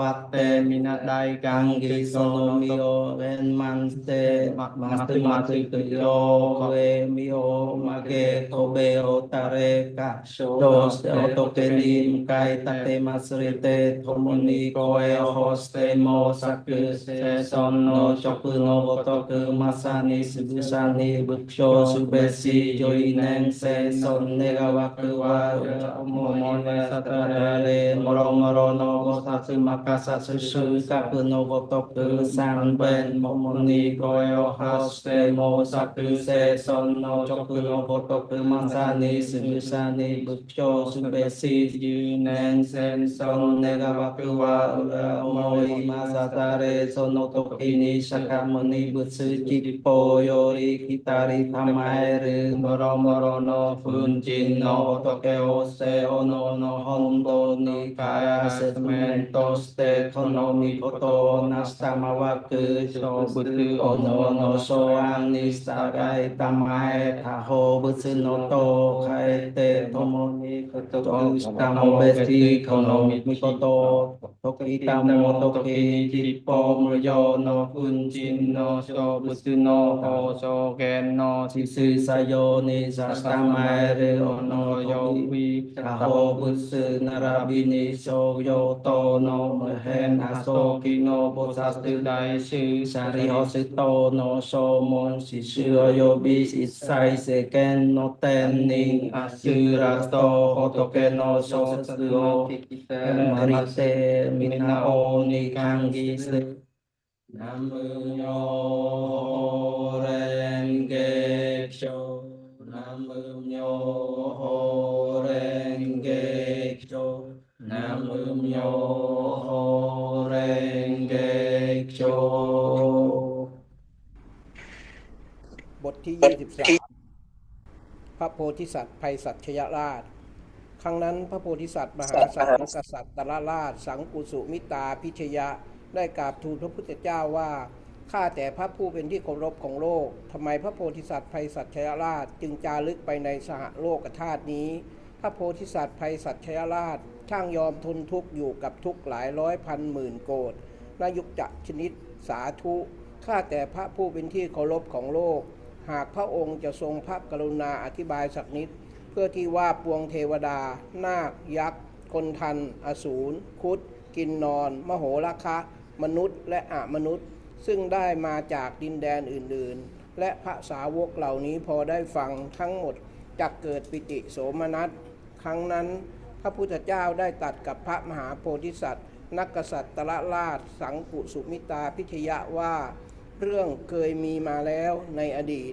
ล่วงมาแล้วหลายกับจนนับไม่ได้เท่ากับเม็ดทรายในแม่น้ำคงคามีพระพุทธเจ้านามว่าจันทระสุรยะวิมลประภาสสีผู้เป็นพระอรหันต์ตรัสรู้ชอบได้ด้วยพระองค์เองทรงเพียบพร้อมด้วยวิชาจรณะเสด็จไปดีแล้วทรงรู้โลกทรงเป็นผู้นำที่ไม่มีใครยิ่งกว่าทรงเป็นสารถีทรงเป็นครูของเทวดาและมนุษย์ทรงเป็นพระพุทธเจ้าทรงเป็นพระภควาพระพุทธเจ้าพระองค์นั้นทรงมีพระโพธิสัตว์มหาสัตว์80โกฏและที่ประชุมใหญ่ของพระสาวกซึ่งมีมากเท่ากับเม็ดทรายในแม่น้ำคงคา72สายพระพุทธเจ้าพระองค์นั้นทรงมีพระชนมายุ 42,000 กับปวงพระโพธิสัตว์ก็มีพระชนมายุเท่ากันพุทธเกษตรของพระองค์ไม่มีผู้หญิงไม่มีนรกไม่มีเปรตไม่มีสัตว์ไม่มีอสูรไม่มีความเสื่อมพื้นดินในพุทธเกษตรนั้นราบเรียบเหมือนฝ่ามือและสำเร็จด้วยแก้วไพบูลย์ประดับด้วยต้นแก้วปกคลุมด้วยตาข่ายแก้วมีธงดอกไม้แก้วห้อยย้อยมีพวงดอกไม้แก้วและกระถางธูปแก้วให้เห็นทุกที่ในพุทธเกษตรนั้นมีระเบียงสำเร็จด้วยแก้ว7ประการแต่ละระเบียงมีต้นไม้ประดับต้นไม้อยู่ไกลระเบียงชั่วขันธนูปวงพระโพธิสัตว์และปวงพระสาวกต่างนั่งอยู่ใต้ต้นแก้วเหล่านั้นทุกต้นเหนือยกพื้นแต่ละแห่งมีเทวดา100โกฏกำลังบรรเลงดนตรีทิพย์และขับร้องเพลงสดุดีพระพุทธเจ้าเป็นการนอบน้อมพระองค์ครั้งนั้น พระพุทธเจ้าทรงสอนสัตธรรมบุญทลิกสูตรแก่พระโพธิสัตว์สันวสัตตวะปริยทัศนะแก่ปวงพระสาวกและหมู่พระสาวกทั้งหมดพระโพธิสัตว์สันละวะตันตะวะปริยทัศนะเกิดปิติโสมนัสที่ได้ดำเนินไปตามเส้นทางที่ยากลำบากและก้าวหน้าอย่างอุตสาหะในธรรมของพระพุทธเจ้าจันทรสูรยวิมลประภาสีโดยเดินทางแสวงหาพระพุทธเจ้าด้วยจิตใจที่เด็ดเดี่ยวเป็นเวลา 12,000 ปีเต็มอันเป็นช่วงเวลาหลังจากที่เขาได้สมาธิชื่อสันลวะรูปสันทนะคันได้บรรลุสมาธินี้แล้วพระโพธิสัตว์สันตะวัตปริยทัศนะก็เกิดปิติโสมนัสและพิจารณาใคร่ควรพร้อมทั้งกล่าวว่าการได้สมาธิชื่อว่าสันวรูปสันทนะทั้งหมดมาจากพลังที่มีผลจากการฟังสัตธรรมบุญทลิกสูตรบัดนี้ขอให้ข้าพเจ้าได้บูชาพระพุทธเจ้าจันทรสุรยวิมลประภาสีและสัตธรรมบุญทลิกสูตรเขาเข้าสมาธินี้ได้ไม่เร็วกว่าการที่เขาโปรยปลายดอกมณฑาลพดอกมหามณฑาลพและผงไม้จันทร์แข็งสีดำที่หอมจากท้องฟ้าซึ่งทั้งหมดก็กระจายเต็มท้องฟ้าและลงมาจับตัวเหมือนก้อนเมฆพระโพธิสัตว์สันวสัตตวะปริยทัศนะโปรยปลายลูกหอมจันทร์จากฝั่งทะเลด้านในทูปนี้มีค่า6 กัสสะซึ่งมีค่าเท่ากับสหโลกทั้งหมดนี้ที่เขาดำเป็นการบูชาพระพุทธเจ้าหลังจากได้ทำการบูชานี้แล้วพระโพธิสัตว์สันวสัตตวะปริยทัศนะก็ออกจากสมาธิแล้วพิจารณาไข้ควรทางกล่าวดังนี้แม้ว่าข้าพเจ้าได้บูชาพระพุทธเจ้าด้วยพลังฤทธิ์ก็ยังไม่ดีเท่ากับได้ถวายร่างกายของข้าพเจ้าต่อจากนั้น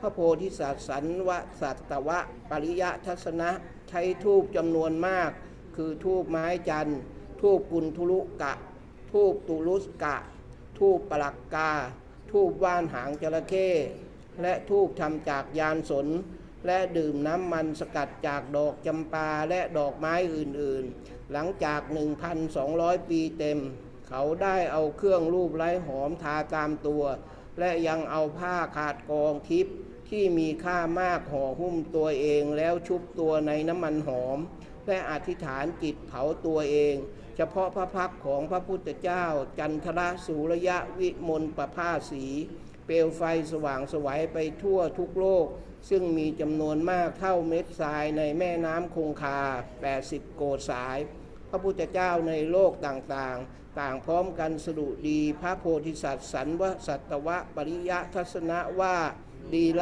ละกุลบุตรนี้เป็นความอุตสาหะอย่างแท้จริงซึ่งเรียกว่าเป็นการบูชาธรรมอย่างแท้จริงต่อพระตถาคตของถวายคือดอกไม้ของหอมสร้อยมุกดาธูปผงไม้จันทร์เครื่องไล้ทาธงฉัตรไหมทิพย์ธูปไม้จันทร์จากฝั่งทะเลด้านในของถวายชนิดต่างๆเช่นนี้ไม่สามารถเทียบกับธรรมนี้ได้เลยอีกทั้งการให้อาหารประเทศเมืองภรรยาและลูกๆก็ไม่สามารถเทียบกับธรรมนี้ได้เลยกุลบุตรนี้กล่าวได้ว่าเป็นไทยธรรมอันแท้จริงค่าน่าบูชาที่สุดสูงส่งที่สุดเพราะว่านี่คือการบูชาธรรมของพระตถาคตหลังจากทรงทำการสดุดีนี้แล้วบวงพระพุทธเจ้าทั้งหมดก็ทรงเงียบร่างกายของพระโพธิสัตว์สันตะวัสระปริยทัศนะยังคงลุกไหม้ตลอดเวลา 1,200 ปีไฟจึงดับพระโพธิสัตว์สันวสัตตวะปริยทัศนะคันทำการบูชาธรรมเช่นนี้แล้วเมื่อสิ้นชีวิตลงก็เกิดใหม่ในพุทธเกษตรของพระพุทธเจ้าจันทรสุรยวิมลประภาสีแล้วมีรูปเปลี่ยนไปโดยพันเป็นนั่งขัดสมาธิอยู่ในวังของพระเจ้าวิมลทัสตะทันใดนั้นพระโพธิสัตว์สันลวตสัตวะปริยทัศนะได้กราบทูลพระเจ้าวิมลทัสตะผู้อยู่ในฐานะผู้เป็นราชบิดาด้วยคำร้อยกองว่าขอทรงทราบเถิดมหาราชเพราะเดินจงกรมในภพอื่นนั้น ข้าพเจ้าจึงได้บรรลุสมาธิขั้นเปิดเผยรูปทั้งหมดและได้อุทิศตัวเองทำกุศลกรรมสำคัญคือบริจาคร่างกายที่ข้าพเจ้ารักหลังจากคำร้อยกองนี้พระโพธิสัตว์สันตวัฏยทัศนะได้กราบทูลพระบิดาว่าพระพุทธเจ้าจันทรสุรยวิมลประภาสียังทรงพระชนอยู่อย่างแต่ก่อนหลังจากได้บูชาพระพุทธเจ้าพระองค์นั้นเป็นอันดับแรกแล้วข้าพเจ้าจึงได้ธารณีที่ทำให้เข้าใจเสียงร้องของสัตว์ทั้งปวงและยิ่งกว่านี้ยังได้ฟังสัทธรรมบุญทลิกสูตรซึ่งมีจำนวน800พันหมื่นโกฏนยุทธคาถาที่เป็นกังกระวิระวะและอักโทสกยะข้าแต่มหาราชบัดนี้ข้าพเจ้าต้องกลับไปบูชาพระพุทธเจ้าพระองค์นั้นขั้นกล่าวอย่างนี้แล้วพระโพธิสัตว์สัลลวสัตตวะปริยทัศนะจึงนั่งบนบัลลังก์แก้ว7ประการแล้วลอยขึ้นไปในท้องฟ้าสูง7ชั่วลำตาลเมื่อถึงพระพุทธเจ้าพระองค์นั้นก็ถวายบังคมลงแทบพระบาทประคองอัญชลีและกล่าวสดุดีพระพุทธเจ้าพระองค์นั้นเป็นคำร้อยกองว่าข้าแต่พระผู้มีพระภาคอันสง่างามที่สุดผู้มีพระรัศมีแผ่ไปในจักรวาลข้าพเจ้าได้เคยบูชาพระองค์มาก่อนบัดนี้ก็ได้ขับมาเข้าเฝ้าพระองค์อีกลำดับนั้นพระโพธิสัตว์สันวสัตวะปริยทัศนะคันกล่าวคำร้อยกองนี้แล้วก็ได้กราบทูลพระพุทธเจ้าว่าข้าแต่พระผู้เป็นที่เคารพของโลกพระผู้เป็นที่เคารพของโลกยังทรงอยู่ในโลกต่อจากนั้นพระพุทธเจ้าจันทรสุรยวิมลประภาสีได้ตัดกับพระโพธิสัตว์สันวสัตวะปริยทัศนะว่ากุลบุตรของตถาคตเวลานิพพานของตถาคตมาถึงแล้วเวลาสิ้นสุดของตถาคตมาถึงแล้วขอเธอจัดแท่นนิพพานให้ตถาคตด้วยตถาคตจักนิพพานคืนนี้พระองค์ยังตรัสสั่งพระโพธิสัตว์สันวสัตวะปริยทัศนะอีกว่ากุลบุตรของตถาคตตถาคตจะสร้างพุทธธรรมแก่เธอตถาคตจะส่งมอบปวงพระโพธิสัตว์มหาสาวกทั้งหมดโพธิธรรมและโลกธาตุเล็ก 3,000 และโลกธาตุใหญ่ 1,000 ที่ทำด้วยแก้ว7ประการต้นแก้วสถูปแก้วและผู้ที่รับใช้ที่เป็นเทพบุตรของตถาคตแก่เธอตถาคตยังมอบพระธาตุทุกชนิดที่อาจจะยังคงอยู่หลังจากตถาคตนิพพานแก่เธออีกด้วยขอให้พระธาตุเหล่านั้นแพร่กระจายและได้รับการบูชากว้างไกลขอให้พระสถูปหลายพันได้รับการสถาปนาขึ้นพระพุทธเจ้าจันทรสุรยวิมลประภาสีหลังจากได้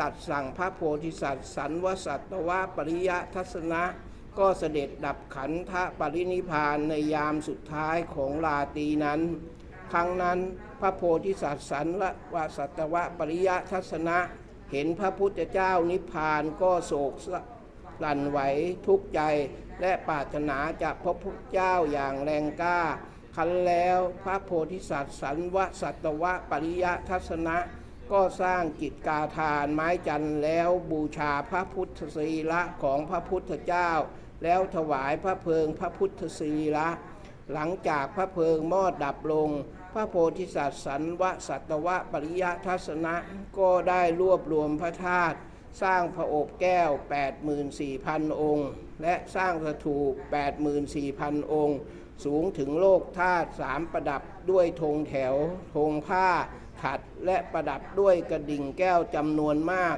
ต่อจากนั้นพระโพธิสัตว์สันวสัตวะปริยทัศนะก็ใกล้ควรแล้วกล่าวว่าแม้ว่าเราได้ทำการบูชาอย่างนี้แล้วจิตของตถาคตก็ยังไม่เบิกบานขอให้เราได้บูชาพระธาตุต่อไปต่อจากนั้นพระโพธิสัตว์สันวสัตวะปริยทัศนะได้กล่าวกับปวงพระโพธิสัตว์มหาสาวกเทวดานาคและปวงสัตว์อื่นๆทั้งหมดว่าขอเธอทั้งหลายจงพร้อมใจกันใส่ใจเถิด เพราะว่าบัดนี้พหาคตจะบูชาพระธาตุของพระพุทธเจ้าจันทรสุรยะวิมลประภาสีคันกล่าวแล้วพระโพธิสัตว์สันวสัตวะปริยทัศนะก็เผาแขนของตัวเองซึ่งมีลักษณะที่แสดงถึงความมีบุญนับร้อยเป็นเวลา 72,000 ปีถวายเป็นพุทธบูชาต่อหน้าสถูป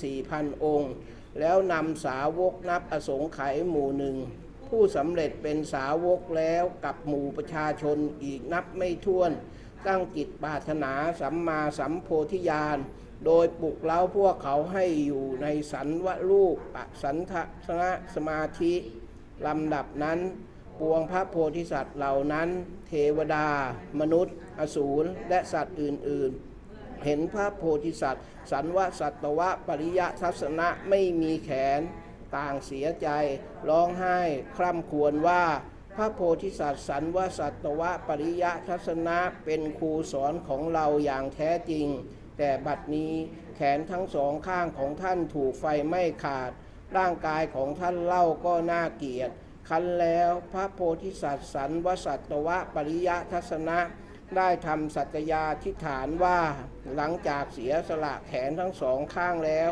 ข้าพเจ้าจักได้พระกายสีทองของพระพุทธเจ้าเถิดหากสัตยาธิฐานนี้เป็นจริงขอให้แขนทั้งสองข้างของข้าพเจ้าจงงอกขึ้นมาเหมือนเดิมทันทีที่ได้ทำสัตยาอธิษฐานนี้แขนทั้งสองข้างของพระโพธิสัตว์สันวสัตวะปริยทัศนะได้งอกออกมาเองทั้งหมดเกิดจากบุญและปัญญาอันสูงส่งของท่านขณะนั้นโลกธาตุเหล็ก 3,000 และโลกธาตุใหญ่ 1,000 ก็ได้สั่นไหวเป็น6จังหวะมีดอกไม้ชนิดต่างๆโปรยปลายลงมาจากท้องฟ้าปวงเทวดาและมนุษย์ได้สิ่งที่พวกเขาไม่เคยได้รับรู้มาก่อนลำดับนั้นพระพุทธเจ้าได้ตรัสกับพระโพธิสัตว์นักสัตตราชสังกุสุมิตาพิจยะว่าเธอมีความคิดเห็นอย่างไรพระโพธิสัตว์สันวสัตวะปริยทัศนะเป็นใครแท้จริงแล้ว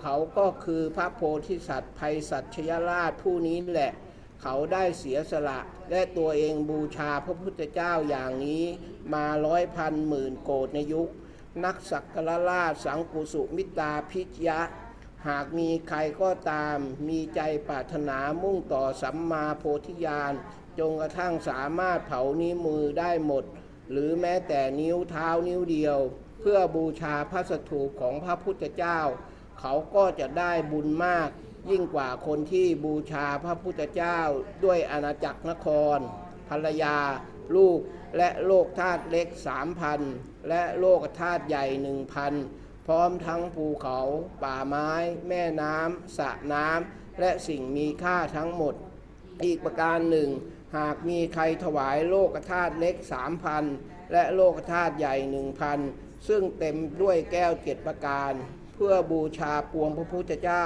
พระมหาโพธิสัตว์พระปัจเจกพุทธเจ้าและพระอรหันต์บุญที่เขาได้รับก็ยังไม่เท่ากับความสุขอันล้ำเลิศของคนที่น้อมรับและทรงจำคำร้อยกรองในสัตธรรมบุญทริกสูตรนี้แม้เพียงคาถาเดียวซึ่งมี4 บาทนักสัตตราชสังกุสุมิตาพิชยะบรรดาห้วยลำธารแม่น้ำลำคลองและสายน้ำอื่นๆทะเลนับว่าเป็นยอดชั้นใดสัตธรรมบุญทริกสูตรก็เป็นยอดแห่งสูตรทั้งหลายที่พระพุทธเจ้าทรงสอนฉันนั้นเพราะเป็นสูตรที่ลึกซึ้งที่สุดและยิ่งใหญ่ที่สุดอันหนึ่งบรรดาภูเขาทั้งหมดได้แก่ภูเขาดินภูเขากาละภูเขาจักรวาลและภูเขามหาจักรวาลภูเขารัตนชาติ10 ลูกและภูเขาอื่นๆทั้งหมดภูเขาหลวงสุเมนนับว่าเป็นยอดชั้นใด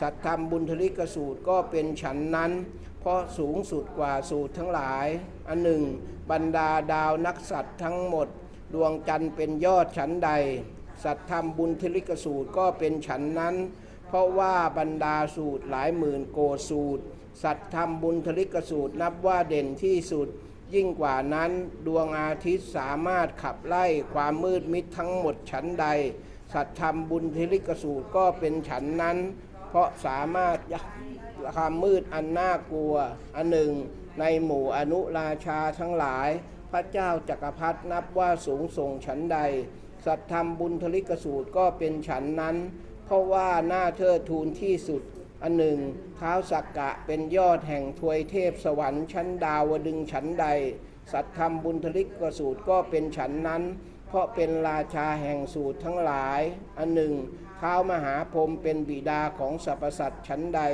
สัตธรรมบุญทลิกสูตรก็เป็นฉันนั้นเพราะเป็นบิดาของบัณฑิตทั้งปวงเป็นบิดาของเสขะและอเสขะและเป็นบิดาของคนที่มีเจ็ดปรารถนาเป็นพระโพธิสัตว์อันหนึ่งในหมู่คนทั่วไปพระโสดาบันพระสกทาคามีพระอนาคามีพระอรหันต์และพระปัจเจกพระพุทธเจ้านับว่าสูงสุดฉันใดสัตธรรมบุญทลิกสูตรก็เป็นฉันนั้นเพราะว่าสูงสุดกว่าสูตรทั้งหลายทั้งปวงที่พระพุทธเจ้าตรัสสอนที่ปวงพระโพธิสัตว์สอนที่ปวงพระสาวกสอนคนที่สามารถน้อมรับและทรงจำสัตธรรมบุญทลิกสูตรนี้ก็ฉันนั้นเพราะว่าสูงส่งกว่าสัตว์ทั้งหลายในหมู่พระสาวกและพระปัจเจกพระพุทธเจ้าปวงพระโพธิสัตว์นับว่าสูงส่งฉันใดสัตธรรมบุญทลิกสูตรก็เป็นฉันนั้นเพราะสูงส่งกว่าสูตรทั้งหลายพระพุทธเจ้าทรงเป็นพระราชาแห่งธรรมฉันใดสัตธรรมบุญทลิกสูตรก็เป็นฉันนั้นเพราะเป็นราชาแห่งสูตรทั้งหลายนักสัตราชสังกุสุมิตาพิชยะสัตธรรมบุญทลิกสูตรคือสูตรที่สามารถช่วยสรรพสัตว์ให้รอดพ้นสูตรนี้สามารถส่งสรรพสัตว์ให้ข้ามพ้นทุกโทมนัสต่างๆสูตรนี้สามารถช่วยสรรพสัตว์ให้ได้ประโยชน์และได้สมความปรารถนาของพวกเขาสัตธรรมบุญทลิกสูตรเปรียบเหมือนสระน้ำเย็นใสสามารถทำคนหิวกระหายให้ชื่นใจได้เปรียบเหมือนคนหนาวได้ไฟเปรียบคนกายได้เครื่องนุ่งห่มเปรียบเหมือนกองคาราวานได้ผู้นำเปรียบเหมือนเด็กๆได้พบมารดาของเขาเปรียบเหมือนคนข้ามฟากได้เรือเปรียบเหมือนคนไข้ได้พบหมอเปรียบเหมือนคนได้ดวงประทีปในที่มืดเปรียบเหมือนคนจนได้แก้วเปรียบเหมือนพระสกนิกรได้พบพระราชาเปรียบเหมือนพ่อค้าเดินเรือได้ในทะเลและเปรียบเหมือนคบเพลิงไล่ความมืดเพราะว่าสัตธรรมบุญทลิกสูตรสามารถส่งสรรพสัตว์ให้ข้ามพ้นทุกข์และโรคภัยต่างๆได้และสามารถตัดเครื่องพันธนาการชีวิตให้ต้องเกิดแก่เจ็บตายได้หากมีใครก็ตามที่ได้ฟังสัตธรรมบุญทลิกสูตรนี้คัดลอกสัตธรรมบุญทลิกสูตรด้วยตัวเองหรือกระตุ้นคนอื่นให้คัดลอกสัตธรรมบุญทลิกสูตรพระปัญญาของพระพุทธเจ้าก็ไม่สามารถกำหนดนับปริมาณบุญที่เขาจะได้รับได้หากมีใครคัดลอกสัตธรรมบุญทลิกสูตรแล้วบูชาด้วยดอกไม้ของหอมสร้อยคอธูปผงไม้จันทร์ของหอมธงฉัตรผ้าคากองและดวงประทีปต่างได้แก่ดวงประทีปตามด้วยน้ำมันเปลียงดวงประทีปตามด้วยน้ำมันดวงประทีปตามด้วยน้ำมันหอมดวงประทีปตามด้วยน้ำมันดอกจำปะกะดวงประทีปตามด้วยน้ำมันดอกมะลิดอกใหญ่ดวงประทีปตามด้วยน้ำมันแคฝอยดวงประทีปตามด้วยน้ำมันดอกมะลิลาและดวงประทีปตามด้วยน้ำมันดอกมะลิซ้อนบุญที่เขาได้รับย่อมประมาณไม่ได้พอๆกันนักกษัตริย์ตระราชสังกุสุมิตาพิชยะหากมีกุลบุตรคนใดได้ฟังสัตธรรมบุญทลิกสูตรตอนว่าด้วยบุพกรรมของพระโพธิสัตว์ไพศาลชยราชเขาก็จักได้บุญประมาณไม่ได้เช่นกันหากมีกุณฑิดาคนใดได้ฟังสัตธรรมบุญทลิกสูตรตอนว่าด้วยบุพกรรมของพระโพธิสัตว์ไพศาลชยราชและสามารถน้อมรับทรงจำพระธรรมบุญทลิกสูตรไว้ได้หลังจากละร่างกายเป็นหญิงในชาติปัจจุบันหล่อนก็จักไม่ได้ร่างกายเป็นหญิงนั่นอีก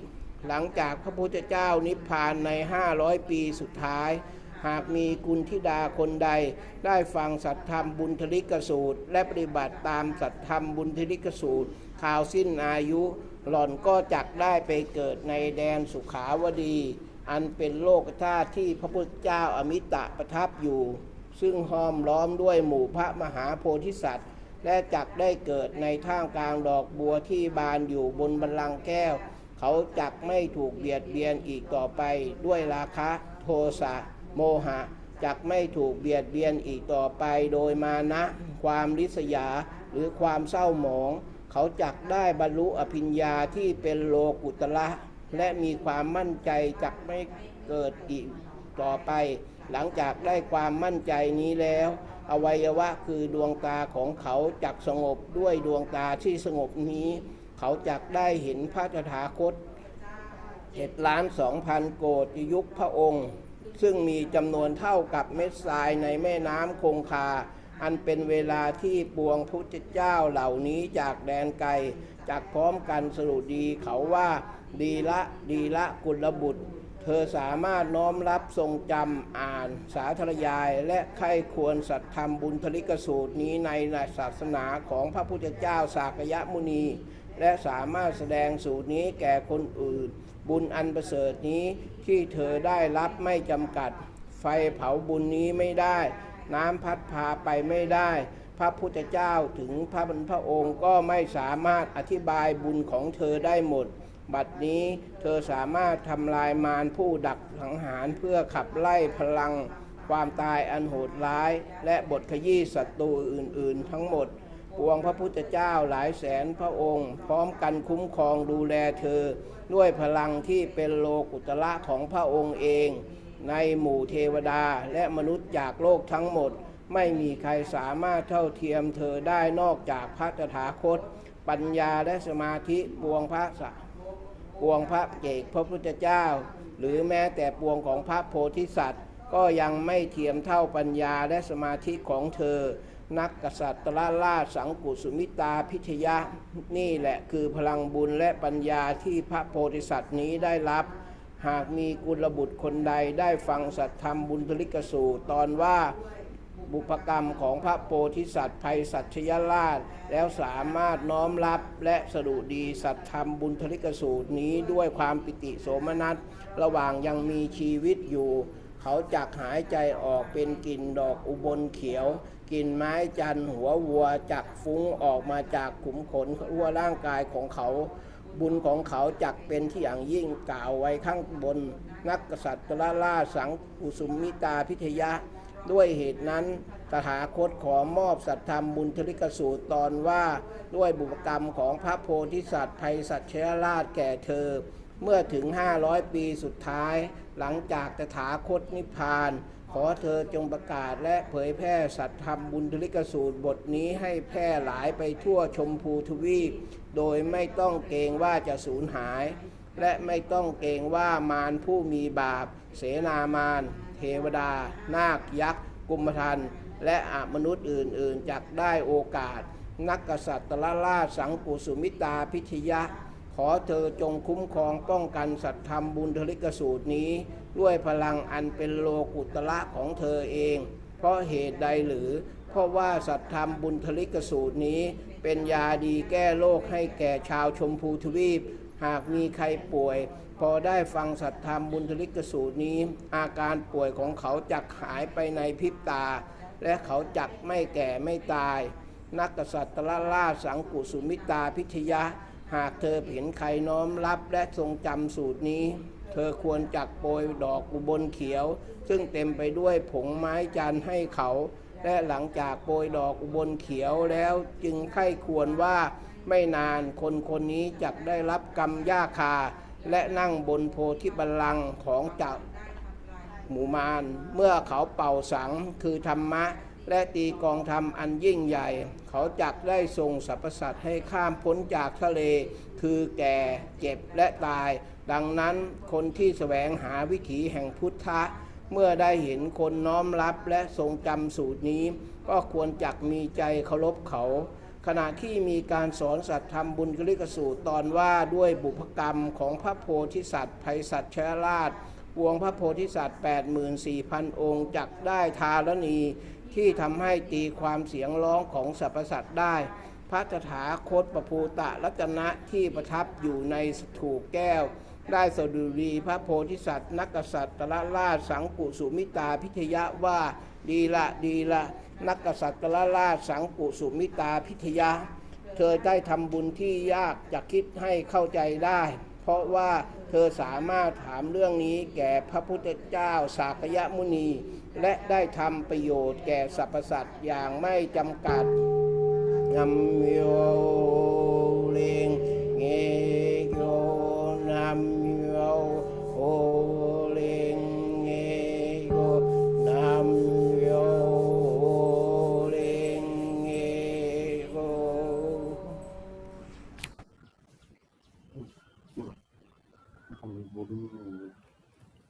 সধর্ম Pundarik সূত্র চতুর্বিংশ অধ্যায় গদগদশ্বর বোধিসত্ত্ব। তখন সাক্ষ্যমণি বুদ্ধ তাহার মহাপুরুষের লক্ষণ সম্পন্ন উষ্ণীষ হইতে আলোক প্রবাহ বিচ্ছুরিত করিলেন এবং সেই সঙ্গে তাহার ভ্রু মধ্যস্থ চক্রবৎ শুভ্র কেশ হইতেও আলোক প্রবাহ বিচ্ছুরিত করিলেন। তাহা পূর্বদিকের 108 লক্ষ কোটি নিযুত গঙ্গার বালুকাসম শঙ্কার বুদ্ধ ক্ষেত্রকে উদ্ভাসিত করিল। এই ক্ষেত্রগুলির পর একটি লোকধাতু ছিল, তাহার নাম বৈরচরণশ্রী প্রতিমণ্ডিতা। সেখানে একজন বুদ্ধ বর্তমান ছিলেন, তাহার নাম কমল দল বিমল নক্ষত্ররাজ সংকুসুমিতাভ্য তথাগত অর্হৎ সম্যক সম্বুদ্ধ বিদ্যা চরণ সম্পন্ন সুগত লোকবিদ অনুত্তর পুরুষোদম্য সারথী শাস্তাদেব মনুষ্যানং বুদ্ধ ভগবান। তিনি অপরিমেয় অসীম শ্রদ্ধাবান বোধিসত্ত্বদের মহাগমের দ্বারা পরিবৃত হইয়া ধর্মের উপদেশ প্রদান করিতেছিলেন। সাক্ষ্যমণি বুদ্ধের চক্রবৎ শুভ্র কেশগুচ্ছের আলোক সেই লোকধাতুকে সম্পূর্ণরূপে আলোকিত করিয়াছিল।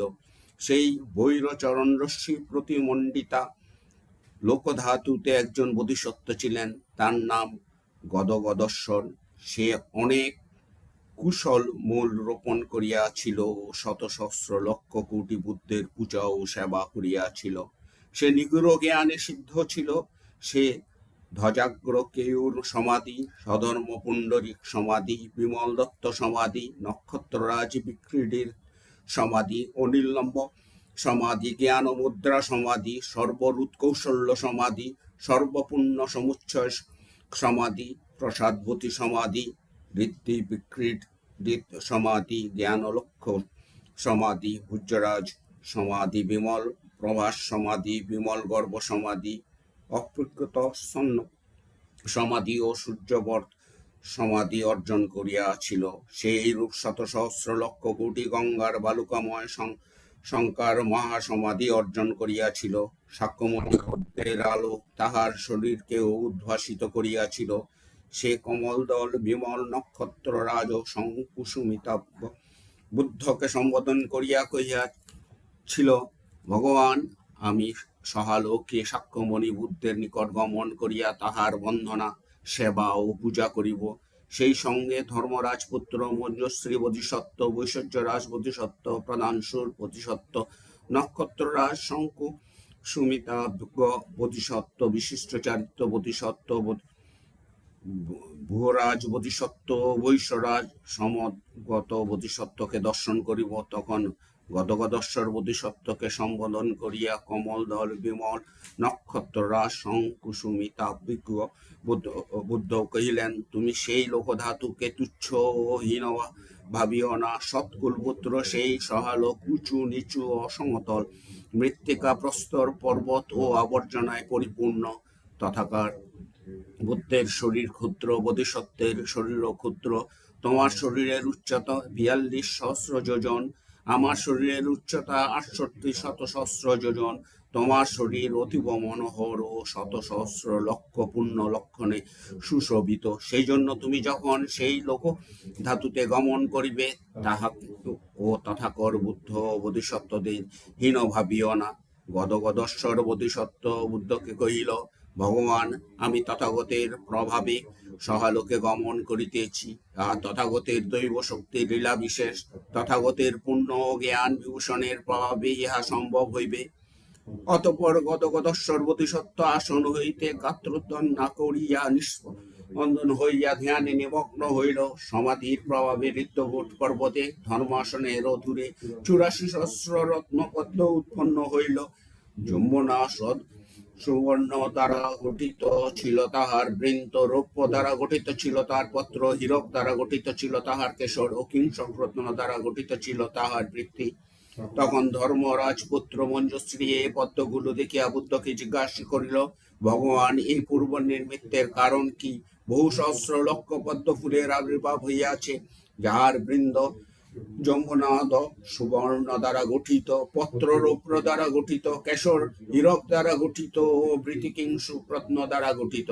তখন সাক্ষ্যমণি বুদ্ধ মঞ্জুশ্রীকে কহিলেন, গদগদশ্বর বোধিসত্ত্ব মহাসত্ত্ব 84 সহস্র বোধিসত্ত্ব প্রবৃত্ত হইয়া কমলদল বিমল নক্ষত্র রাজ শঙ্কুসুমিতা বিজ্ঞ বুদ্ধের ক্ষেত্র হইতে সহলোকে আগমন করিতে ইচ্ছুক। সে আমাকে বন্দনা ও সেবা করিবার জন্য এবং স্বধর্ম পুণ্ডরিক সূত্রের স্তুতি ও তাহা শ্রবণ করিবার জন্য আসিতেছে। মঞ্জুশ্রী বুদ্ধকে কহিল, এ বোধিসত্ত্ব কি রূপ কুশল কর্ম কুশল রূপ রোপণ করিতেছে ও কোন পুণ্যের তপস্যা করিয়া আছে, যাহার ফলে সে এই রূপ দৈব শক্তির অধিকারী হইয়াছে? সে কোন সমাধি ধ্যান করে? আমাদের এই সমাধির নাম বলুন, আমরা ইহা ধ্যান করিতে চাহি। এই সমাধির ধ্যান করিলে আমার এই বোধিসত্ত্বের বর্ণ, রূপ, আকৃতি, স্বভাব ও আচরণ জানিতে পারিব। আমাদের একমাত্র কামনা, আমরা যেন আমাদের দৈব শক্তির প্রভাবে এই বোধিসত্ত্বের আগমন দেখিতে পাই। তখন সাক্ষ্যমণি বুদ্ধ মঞ্জুশ্রীকে কহিলেন, বহুকাল পূর্বে পরিনিবৃত প্রভূত রত্ন তথাগত সেই শুভ ঘটনা আমাদেরকে দেখাইবেন। অতঃপর প্রভূত রত্ন তথাগত সেই বোধিসত্ত্বকে কহিলেন, সৎকুল পুত্র, তুমি আগমন করো, ধর্মরাজ পুত্র মঞ্জুশ্রী তোমাকে দেখিতে চাহে। তখন গদগদশ্বর বোধিসত্ত্ব তাহার ক্ষেত্র হইতে অদৃশ্য হইয়া 84 সহস্র বোধিসত্ত্ব সহ আসিয়া উপস্থিত হইল। সে যেই ক্ষেত্রের উপর দিয়ে আসিল, তাহা 6 প্রকার কম্পনে কম্পিত হইল। সেখানে স্বপ্নরত্ন কমল বর্ষিত হইল, দেবলোকের শত সহস্র বাদ্যযন্ত্র শতই বাজিয়া উঠিল। এই বোধিসত্ত্বের নয়ন বিশাল নীলোৎপলের পাত্রের ন্যায় ছিল, তাহার মুখমণ্ডল শত সহস্র লক্ষ চন্দ্রের সমৃদ্ধ রূপ হইতে মনোহর ছিল।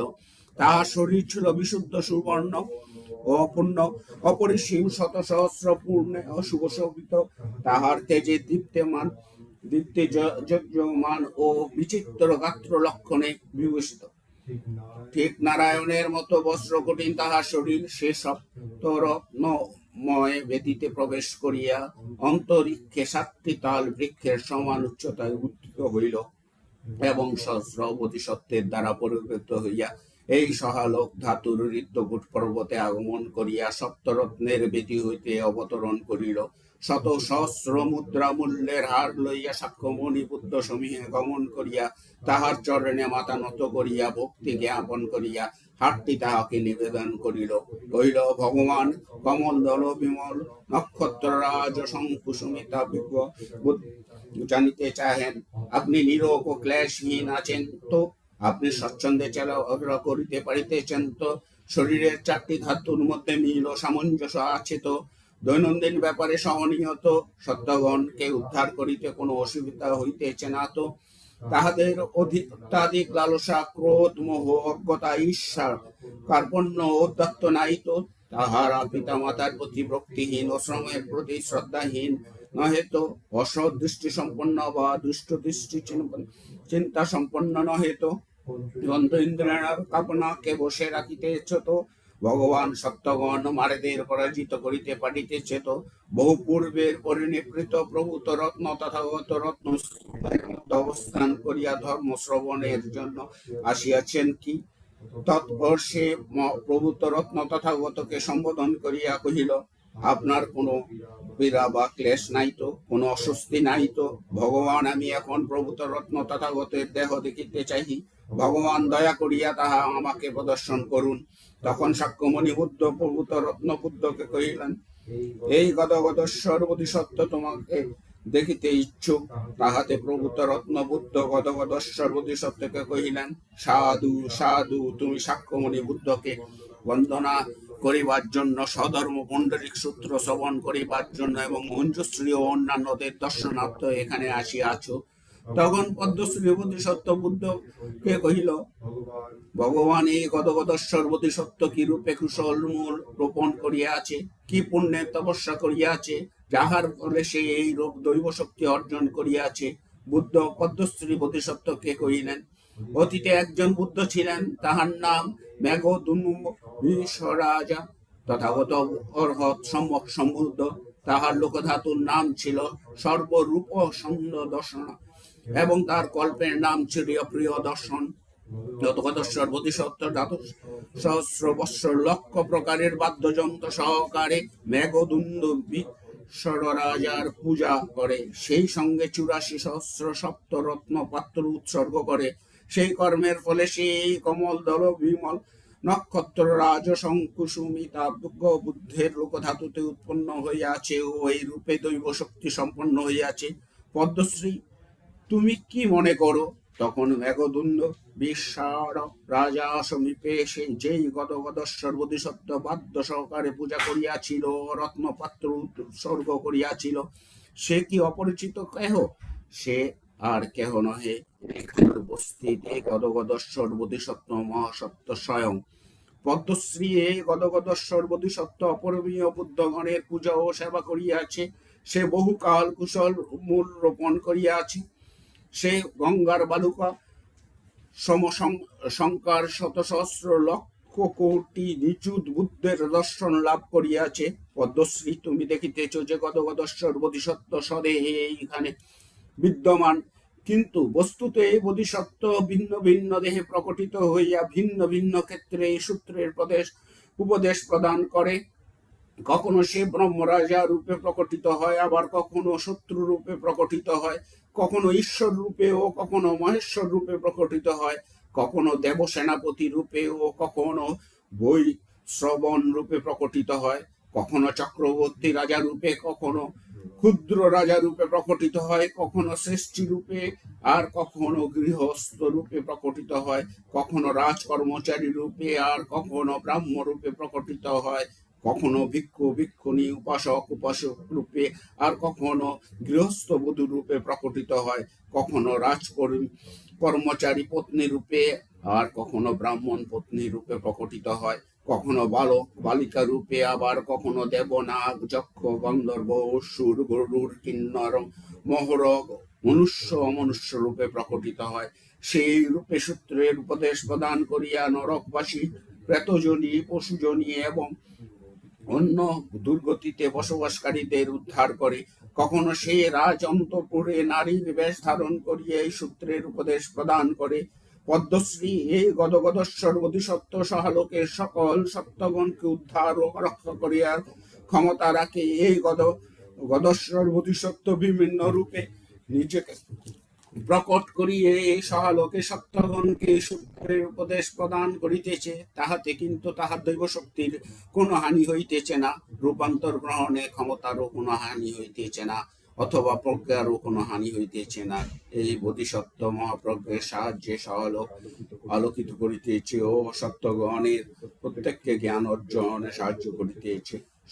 10 দিকের গঙ্গার বালুকা সমসংকার লোকধাতুতে সে ইহা করিতেছে। সে যদি শ্রাবকের রূপ ধরিয়া মুক্ত করিতে পারে, তাহা হইলে শ্রাবক রূপে প্রকটিত হইয়া ধর্মের উপদেশ প্রদান করে। সে যদি প্রত্যেক বুদ্ধের রূপ ধরিয়া মুক্ত করিতে পারে, তাহা হইলে প্রত্যক্ষ বুদ্ধ রূপে প্রকটিত হইয়া ধর্মের উপদেশ প্রদান করে। সে যদি বোধিসত্ত্বের রূপ ধরিয়া মুক্ত করিতে পারে, তাহা হইলে বোধিসত্ত্ব রূপে প্রকটিত হইয়া ধর্মের উপদেশ প্রদান করে। আর সে যদি বুদ্ধের রূপ ধরিয়া মুক্ত করিতে পারে, তাহা হইলে বুদ্ধ রূপে প্রকটিত হইয়া ধর্মের উপদেশ প্রদান করে। এই রূপে মুক্তির প্রয়োজনীয়তা অনুসারে সে বিভিন্ন রূপে নিজেকে প্রকটিত করে। যদি পরিনির্বাণের সাহায্য মুক্ত করিতে পারে, তাহা হইলে পরিনির্বাণ প্রদর্শন করে। পদ্মশ্রী গদগদশ্বর বোধিসত্ত্ব মহাসত্য এই রূপে মহাদৈব শক্তিকে সিদ্ধ ও মহাপ্রজ্ঞা সম্পন্ন। তখন পদ্মশ্রী বোধিসত্ত্ব বুদ্ধকে সম্বোধন করিয়া কহিল, ভগবান গদগদশ্বর দ্বারা রোপিত কুশল মূল অতীব সুগভীর। ভগবান এই বোধিসত্ত্ব কোন সমাধিতে অবস্থান করে, তাহার ফলে সে যথা ইচ্ছা প্রকটিত হইয়া সত্যগণকে মুক্ত করিতে পারে। বুদ্ধ পদ্মশ্রীকে কহিলেন, সৎগুরু পুত্র, এই সমাধির নাম সর্বরূপ সদর্শন সমাধি গদগদশ্বর বোধিসত্ত্বে এই সমাধিতে অবস্থান করে অপরিমেয় সত্যগণের হিত সাধন করে।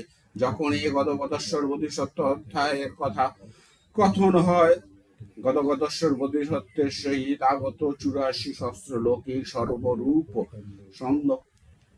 সমাধি অর্জন করে। সলোকের ধাতুর অপরিমেয় বোধিসত্ত্বগণ এই সমাধি ও ধারণী অর্জন করে।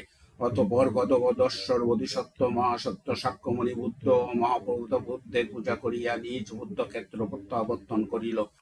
পথের ক্ষেত্রগুলো 6 প্রকার কম্পনে কম্পিত হইল। সেখানে রত্নকমলের বৃষ্টি হইল এবং শত সহস্র লক্ষ কোটির বাদ্যযন্ত্র বাজিয়া উঠিল। সক্ষেত্রে প্রত্যাবনের পর 84 সহস্র বোধিসত্ত্বের প্রবৃত্ত হইয়া কমল দল বিমান নক্ষত্র রাজ কুসুমে সমূহে গমন করিয়া কহিল, ভগবান, আমি সহলোকে গমন করিয়াছিলাম, সেখানে সত্যগণের হিত সাধন করিয়াছি। সাক্ষ্যমণি বুদ্ধকে ও প্রভূত রত্ন বুদ্ধের স্তবকে দেখিয়াছি, তাহাদের পূজা করিয়াছি। ধর্মরাজ পুত্র মঞ্জুশ্রী বোধিসত্ত্বকে দেখিয়াছি। অতি বীর্য বল ব্যাগ সম্পন্ন ভৈষরাজ বোধিসত্ত্বকে দেখিয়াছি। প্রধান সুর বোধিসত্ত্বকেও দেখিয়াছি এবং 84 সহস্র বোধিসত্ত্বকেও সর্বরূপে সুদর্শন সমাধি অর্জনে সাহায্য করিয়াছি। এই গদগদশ্বর বোধিসত্ত্বের গমাগমন অধ্যায় যখন ব্যাখ্যাত হয়, 42 সহস্র দেবপুত্র বাহ্য প্রপঞ্চের উৎপত্তিহীনতার জ্ঞান অর্জন করে পদ্মশ্রী বোধিসত্ত্ব পুণ্ডরিক অর্জন করে। নামো মেও হো রেঙ্গে কেও, নামো মেও হো রেঙ্গে কেও, নামো মেও হো রেঙ্গে কেও।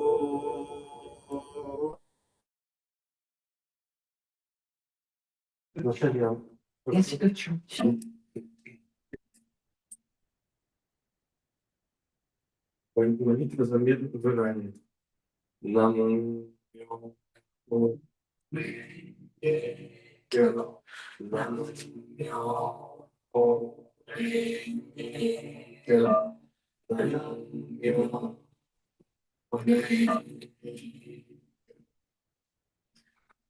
истинно знаете, это место есть место просветления Будды. Все Будды обретают Амудара Самьяксам Бодхи здесь. Все Будды вращают колесо Дхармы здесь. Все Будды вступают в слово Нирваны здесь.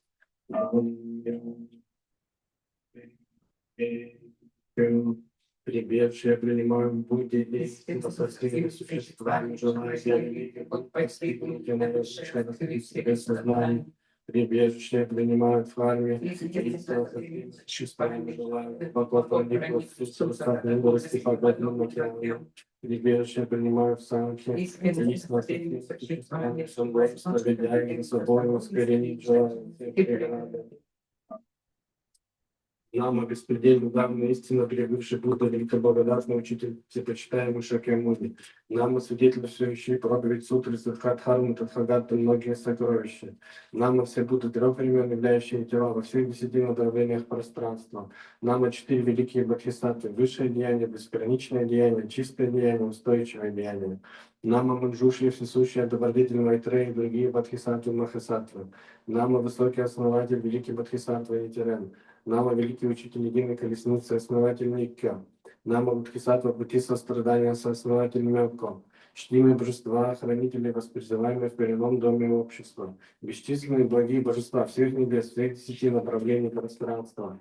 Здесь, где вы, не зашедшие, не явившись, зрите нас премудрым видением своим, в вашем святом присутствии. Каждый из нас с надеждой на будущее и духом отказа от войны искренне молится о немедленном прекращении боевых действий и восстановлении мира в Иране.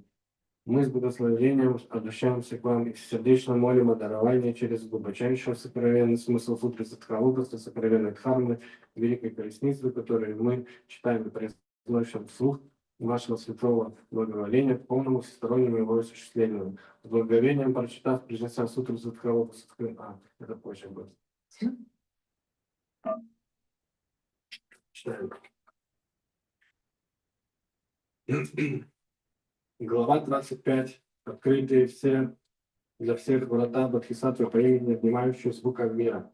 В это время Бодхисаттва неисчерпаемый поднялся смиренно, даже туда, что среди него дождь сказал, почитаемый мировым стадом мира, внимающим мира. Будда, обращаясь к Бодхисаттве неисчерпаемый, сказал, добрый сын, несчастливые сотни, тысячи, десятки тысяч миллионов, ночь страданий мучений, Бодхисаттва, внимающим духа мира, будучи единым, бесследно зовут его имя, Бодхисаттва, ведет к освобождению. Если какой-нибудь человек будет хранить память имя Бодхисаттвы, мира, когда этот человек великий огонь, если какой-нибудь человек великие плоды, то достигнет белого места. Если десятки тысяч миллионов существ, золото, серебро, раковины, минералы, драгоценности выйдут в великое море и станет черный ветер. Все это сюда в стране.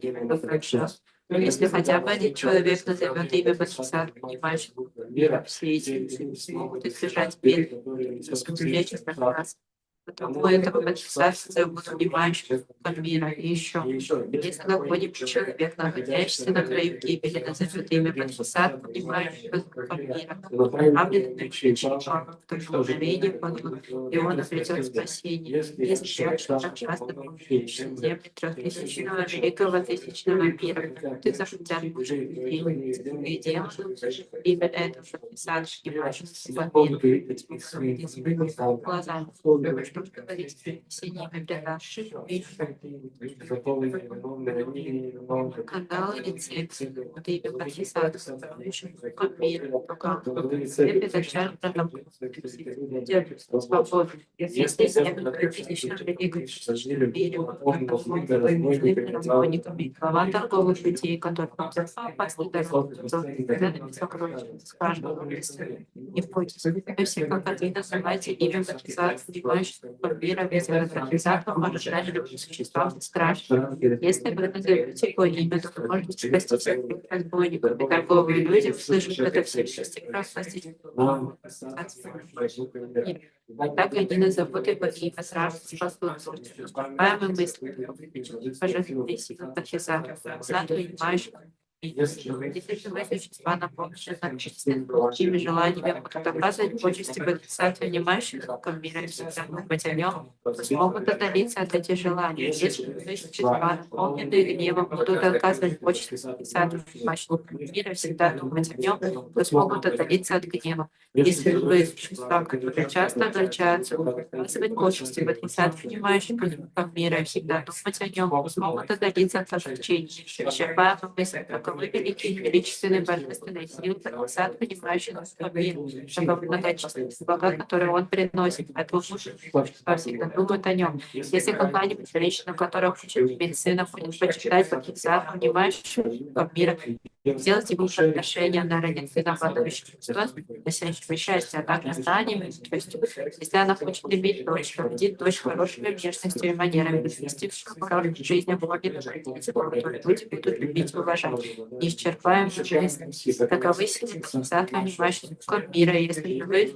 любите почитать Бодхисаттву, понимающего звуком мира, счастье свободу теряет. Поэтому пусть даже существа воспримут станут хранить память имя Бодхисаттвы, понимающего звуком мира. Неисчерпаемые мысли. Если есть человек, который воспринят, хранит память именно Бодхисаттвы, по причинам жизненности миллионов легат, пока у них есть тела, делают их подношения, питьем и едой, одежда, принадлежностями для ложи, лекарственными снадобьями.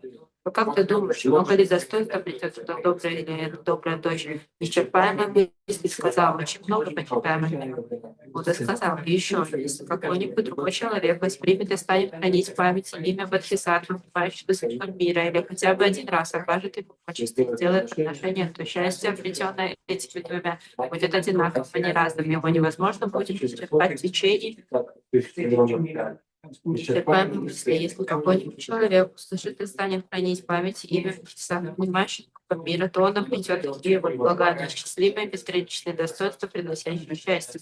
Бодхисаттва неисчерпаемый сказал Будде: почитаемый мира, почему Бодхисаттва, внимающим звуком мира, станут по этому миру сахар? Как он проповедует живым существам дхарму? Какова сила его?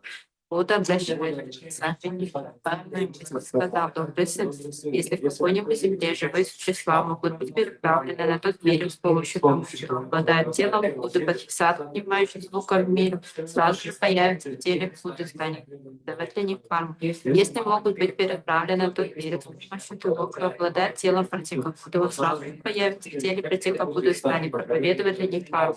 Если могут быть перенаправлены на тот берег с помощью того, кто обладает телом слышащего голоса, он сразу же появится в теле слышащего голоса и станет проповедовать для них карму. Если могут быть переправлены на тот берег с помощью того, кто обладает телом царя Брахмы, он сразу же появится в теле царя Брахмы и станет проповедовать для них карму. Если могут быть переправлены на тот берег с помощью того, кто обладает телом шакры, он сразу же появится в теле шакры и станет. И если быть переправлены на тот берег с помощью того, кто обладает телом Бога Свободного, он сразу же появится в теле Бога Свободного и станет проповедовать для них харму. Если могут быть переправлены на тот берег с помощью того, кто обладает телом Бога Великого Свободного, он сразу же появится в теле Бога Великого Свободного и станет проповедовать для них харму. Если могут быть переправлены на тот берег с помощью того, кто обладает телом Великого Небесного Полководца, он сразу же появится в теле Великого Небесного Полководца и станет проповедовать для них харму. Если могут быть переправлены на тот берег с помощью того, кто обладает телом Вайшнавана, он сразу же появится в теле Вайшнавана и станет проповедовать для них карму. Если могут быть переправлены с помощью того, кто обладает телом малого царя, он сразу же появится в теле малого царя и станет проповедовать для них карму. Если могут быть переправлены на тот берег с помощью того, кто обладает телом старца, он сразу же появится в теле царя и станет проповедовать для них карму. Если могут быть переправлены на тот берег с помощью того, кто обладает телом домохозяина, он сразу же появится в теле домохозяина и станет проповедовать для них карму. Если могут быть переправлены на тот берег с помощью того, кто обладает телом садовника, он сразу же появится в теле садовника и станет проповедовать для них карму. Если могут быть переправлены с помощью того, кто обладает телом Брахмана, он сразу же появится в теле Брахмана и станет проповедовать для них карму. Если могут быть переправлены на тот берег с помощью тех, кто обладает телом Васики, он сразу же появится в теле Васаки или Васики и станет проповедовать для них карму. Если могут быть переправлены на тот берег с помощью тех, кто обладает телом старца или домохозяина, сановника или брахмана, он сразу же появится в теле старца или домохозяина, сановника или брахмана и станет проповедовать для них карму. Если могут быть переправлены на тот берег с помощью тех, кто обладает телом мальчика или девочки, он сразу же появится в теле мальчика или девочки и станет проповедовать для них карму. Если могут быть переправлены на тот берег с помощью тех, кто обладает телом бога дракона, Гарварда, Китая, человека и других существ, сразу появится в всех трех телах и станет проповедовать для них карму. Если могут быть переправлены на тот берег с помощью того, кто обладает телом земного приходящего, он сразу появится в теле земного масса станет проповедовать для них карму.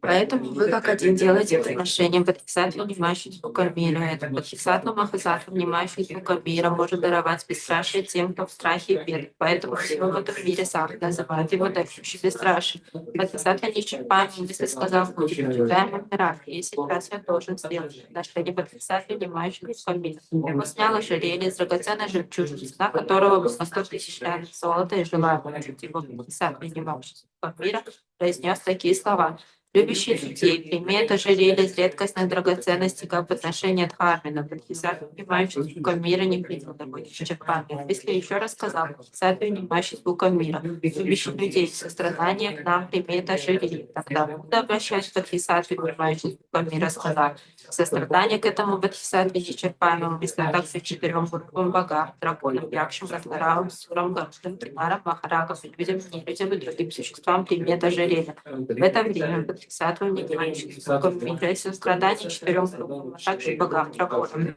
людям, нелюдям и другим существам, принял это ожерелье и разделил его на 2 части.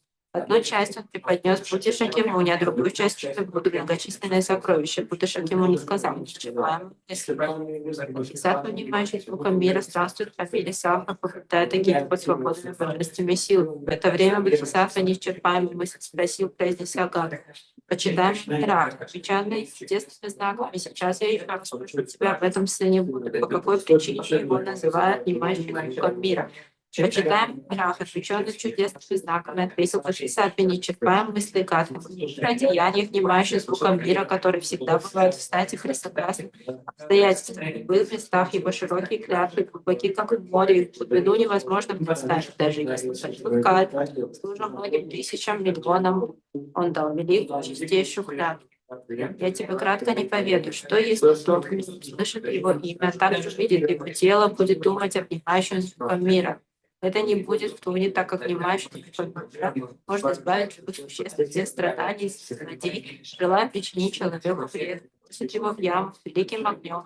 Человек подумает о силах того внимающего звука мира, огненная ям превратится в пруд. Если быть лодку, несет великое море, и пловцы будут страдать от драконов и демонов, то когда пловцы подумают о силах того внимающего звука мира, волны не смогут поглотить лодку. Или же, если кто-нибудь будет пребывать на вершине горы Сумеру и злодеи столкнут его вниз, то он, когда подумает о силах того внимающего звука мира, то солнце останется в небе, или же если человека будет преследовать злодеи, чтобы сброситься алмаз на гору, то он, когда подумает о силах того внимающего звука мира, не потеряет ни одного волоска.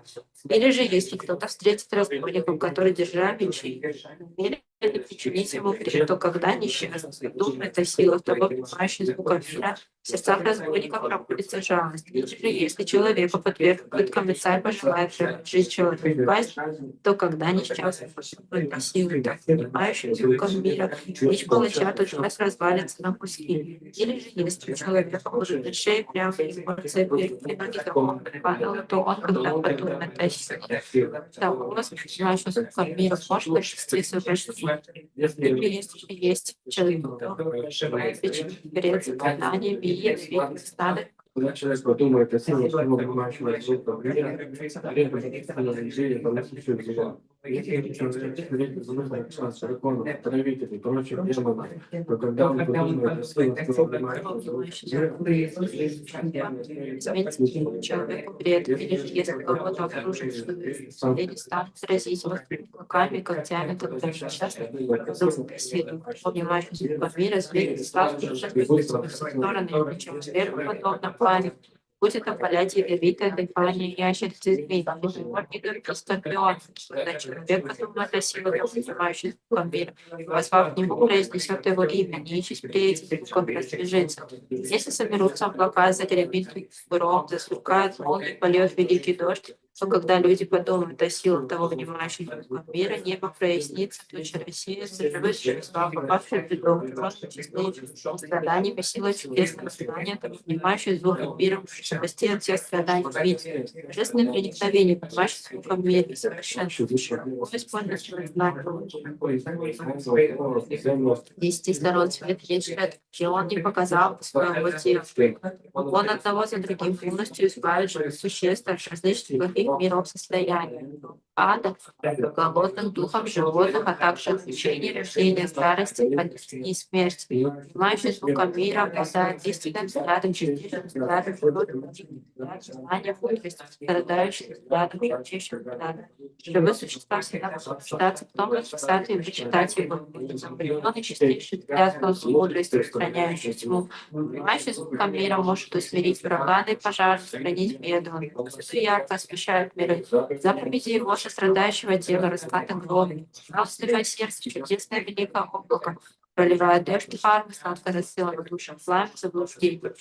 Если кто-нибудь на суде в чиновничьем или смятении во время битвы подумает о силах того внимающего звуком мира, ставит сеется все врагов того Бодхисаттвы, чудесный голос, голос внимающего мира, голос Брахмы, голос морской волны, голос превосходящий всех голоса мира. Поэтому всегда думайте о том Бодхисаттве, не пробуждайте в мыслях сомнений, чувствуя внимающего звуком мира. Можно стать опорой страданий, заблуждения, смерти, опасности. будь совершенен во всех достоинствах, смотрим наших существ глазом жалости. Молим счастье безгрешно, поэтому воистину все почитайте того Бодхисаттву, внимающего звуком мира. В это время Бодхисаттва, держащий землю, поднялся с своего места, подошел к ним и сказал: читаем мира, если живые существа будут носили божественным проникновением, показывали открытые для всех врата, а также свободных деяниях, которые описаны в этой главе Бодхисаттвы, внимающий звуком мира, пусть и знают, что достоинства, обретенные этими людьми, не будут малы.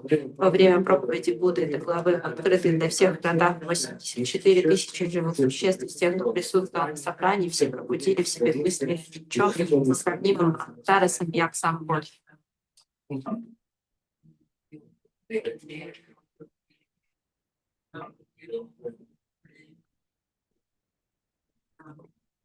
Желаю, чтобы это заслужение повсюду и на всех распространилось. Пусть мы, все живые существа, достигнем вместе просветления Будды. Желаю, чтобы это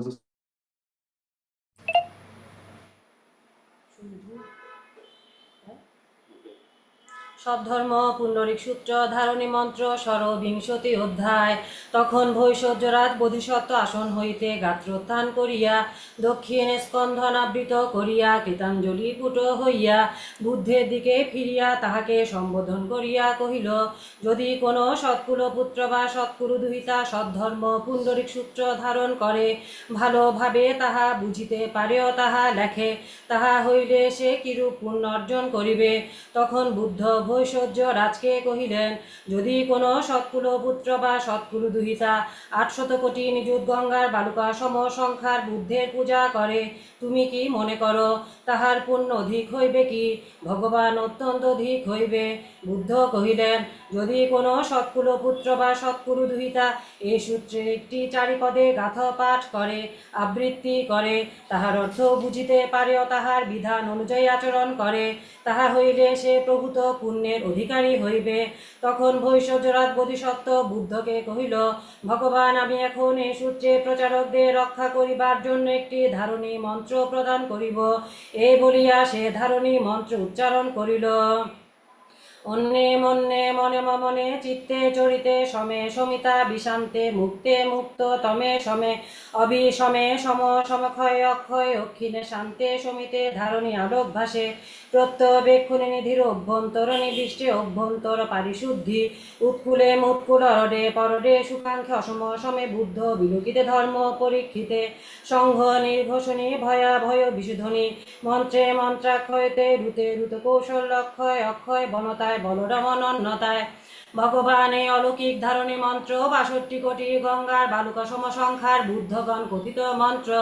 যদি কেহ এই ধর্ম প্রচারক আক্রমণ করে বা তাহার নিন্দা করে, তাহা হইলে সে সকল বুদ্ধগণকে আক্রমণ করিব, নিন্দা করিবে।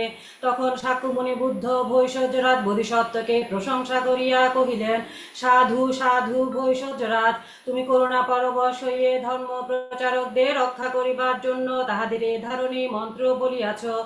সত্যগণ তাহাতে প্রভূত কল্যাণ লাভ করিবে। তখন প্রধান সুর বোধিসত্ত্ব বুদ্ধকে কহিল, ভগবান, আমিও সব ধর্ম পুণ্ডরিক সূত্রে পাঠক আবৃত্তিকারে ধারককে রক্ষা করিবার জন্য একটি ধারণী মন্ত্র বলিব। যদি কোনো ধর্ম প্রচারক এ ধারণী মন্ত্র ধারণ করে, তাহা হইলে কোনো যক্ষ রাক্ষস পুতনা কৃপ্ত কুম্ভাণ্ড বা প্রেত তাহা দোষ ত্রুটি অন্বেষণ করিল, তাহা খুঁজিয়া পাইবে না।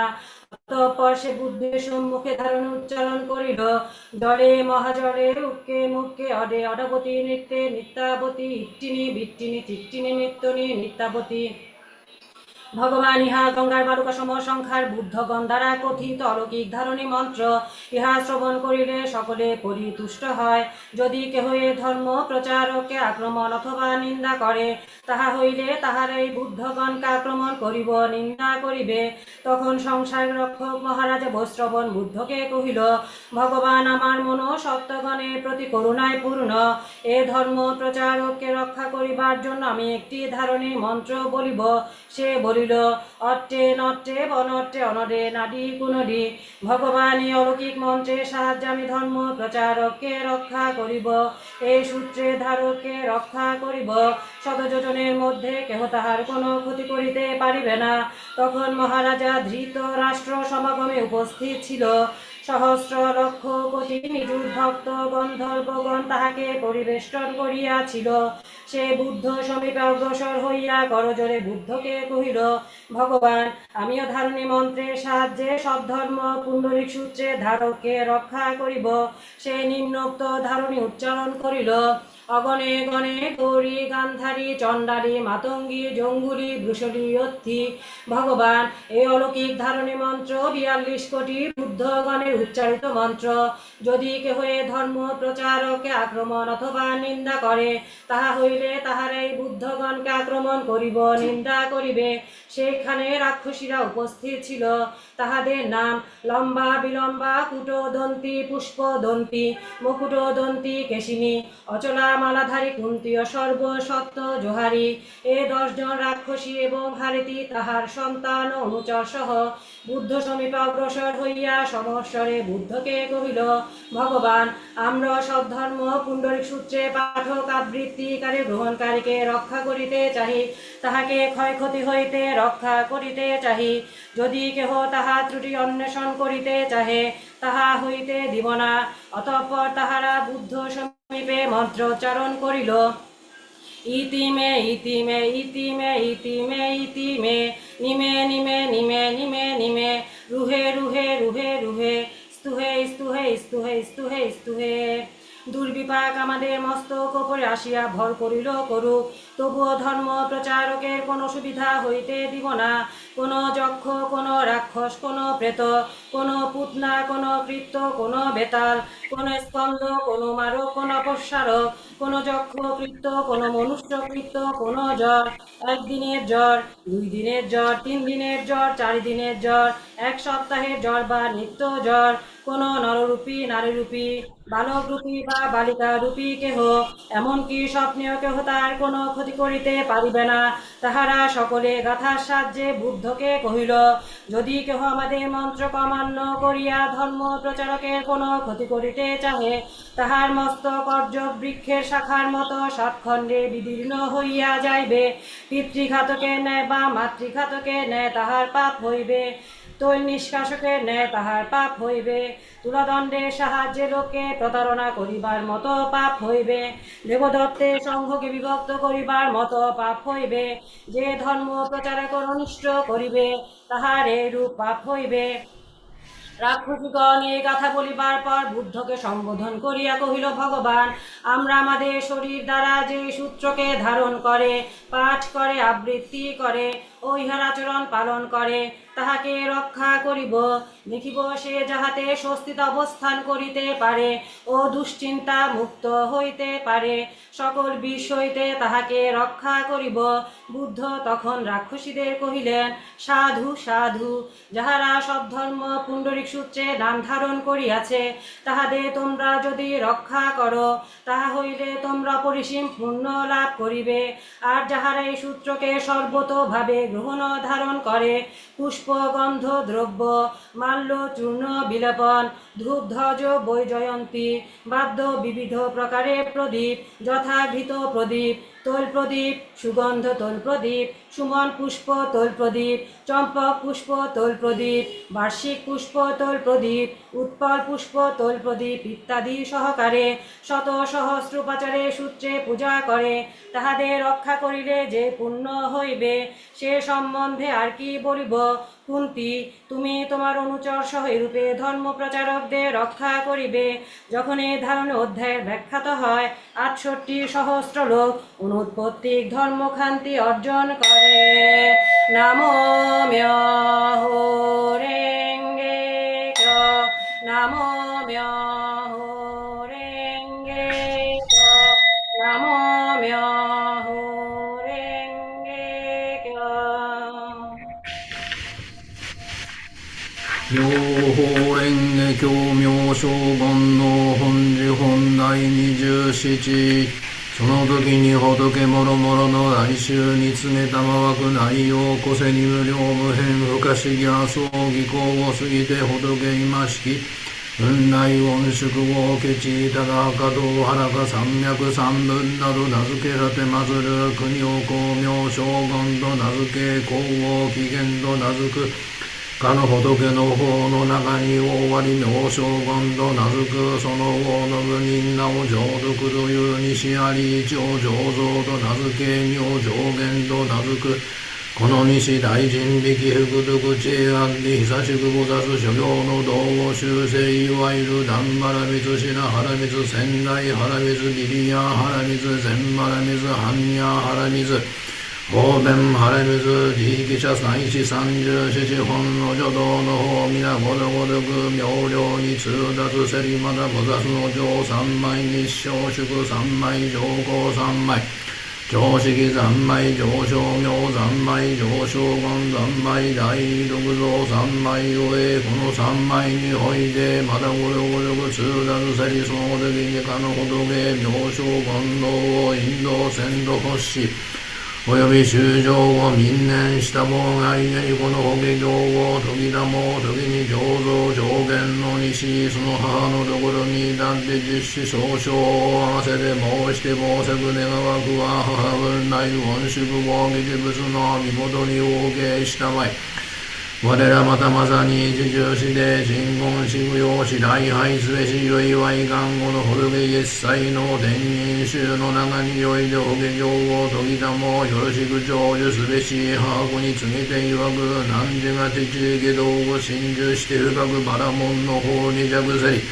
何なちゆいて知事もして組みして共にさらしむべし上蔵上限実施総称を合わせて母に申せく我らはこれを法皇の御子なりしかるにこの邪見の家に生まれたり母子に告げていわく何なちまさに何でが父を留年してために人弁を減ずべしもし見ることを言えば心必ず症状ならんあるいは我らが仏書に奉仕することを許されんここに日その父を思うがゆえに国に有罪すること高さ知りたら十二世中の人弁を減ず国の中において行中探し身の上より水をいだし身の下より火をいだし身の下より水をいだし身の上より火をいだしあるいは大神を源氏で国の中に道へしかもまた小を源氏小にしてまた大を源氏空中において滅し骨念として地にあり地にいること水のごとく水を踏むこと地のごとし過去のごとき他の衆の人弁を源氏でその地の応募して心清く信下せしま時に父この人力過去のごとくなるを見て心大いに歓喜しみぞうなることを合唱してこに向かんでいわくなんだぜがしは定めてこれ誰ぞ誰の弟子像にし申して申せく大王家の分来恩祝法華寺仏今七宝菩提樹への宝座の上に増しまして座したまいり一切世間の天人衆の中において広く法華経を時だもこれ我らがしなり我はこれ弟子なり父子にかだんでいわく我今まだなんだじがしを見立てまずらんど発数どこに行くべし僕に西空中よりおりでその母のところになんで合唱してやく母に申せく父の王今すでに信下してあぬくなら三百三菩提の心を薬堪忍せり我ら父のためにすでに仏をなしず願わくは母の仏の身元において瞬下寺修道せん心を許されよその時に西へかなえてその心を述べんと奉仕で行門で母に申せく願わくは母我ら瞬下しで社門のならんことを許したまえ諸仏にははだはだ愛らでまずることからし我ら仏に従いらでまずりで各線うどんばらのごとく仏に入らでまつることをまたこれよりもかだし諸難を免れることをまたからし願わくは我が春行を許したまえはすなわち告げていわくなんでは春行を許すよいはいかん仏には入らでまつることかたぎがゆえに国に西父母に申して申せく前代父母願わくは時に分来恩祝合義事物の見事に合計して真言し供養したまいよいはいかん仏には間でまつることいがたしうどんばらきのごとくまた一元の亀のおききの花に入るがごとししかるに我ら祝福人口にして仏法に生まれ入りこのゆえに父母まさに我らを許して瞬下することをせしめたもべしゆえいはいかん諸仏には間でまつりがたし時にもまだはうことかだしかの時に妙正金能の国の八万四千人皆ことごとくこの法華経を受持するに堪忍しぬ上見菩薩は本下三昧においでさしくすでに通達せり正蔵菩薩はすでに無料百千万の功においで微小悪臭三昧を通達せり一切終了をしてもらう頃の悪臭を離れしめんど発数がゆえにその後の部人は諸仏臭三昧を得てゆく諸仏の秘密の像を知れり西角のごとく方便利教門でゆくその知事を決して心に仏法を真偽地工業せしむ国に妙正言能は軍人眷属とともに上毒部人は国の才の眷属とともにその後の西は四万二千人とともに一時ともに仏性にもるいなりを安で図面に宮将来上で今日巡ることを参奏して三年一面に中するその時にかの仏法のために法ごといて授業力ひだも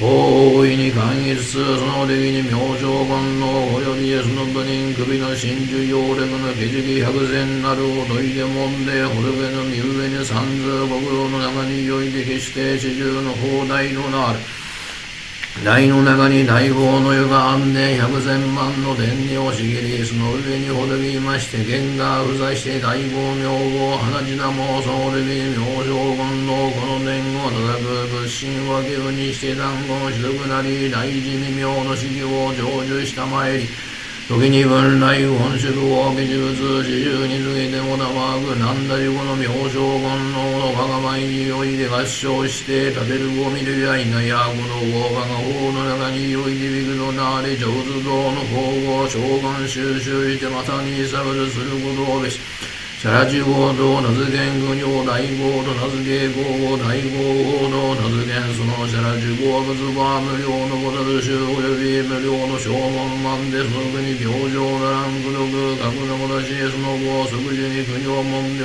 等とに付して王道部人西並びに諸々の眷属と仏法の中において春夏自修道時に高春夏昭安で八万四千在において常に努め超人異名法華経を修了するご量過ぎて以後一切上不徳将軍三昧を得ずすなわち国に登ることを高さ七時大十にてほでびにもおいてもぜく生存この我が二十世仏上大智人数変業もって我が邪心を天理で仏法の中に安住することを得生存を見立てまつることを得せしえむこの西はこれ我が天地いきなり祝世の前言を本義で晴れをにおよく先度欲するをもんでのゆえに我が家に来生せりその時に雲来本宿をべちぶつ幼少権能にすげておたまくかぐのことしかぐのことし何時が諸言のことしもし善男子善女人善行を増えたるがいいすでに全知識を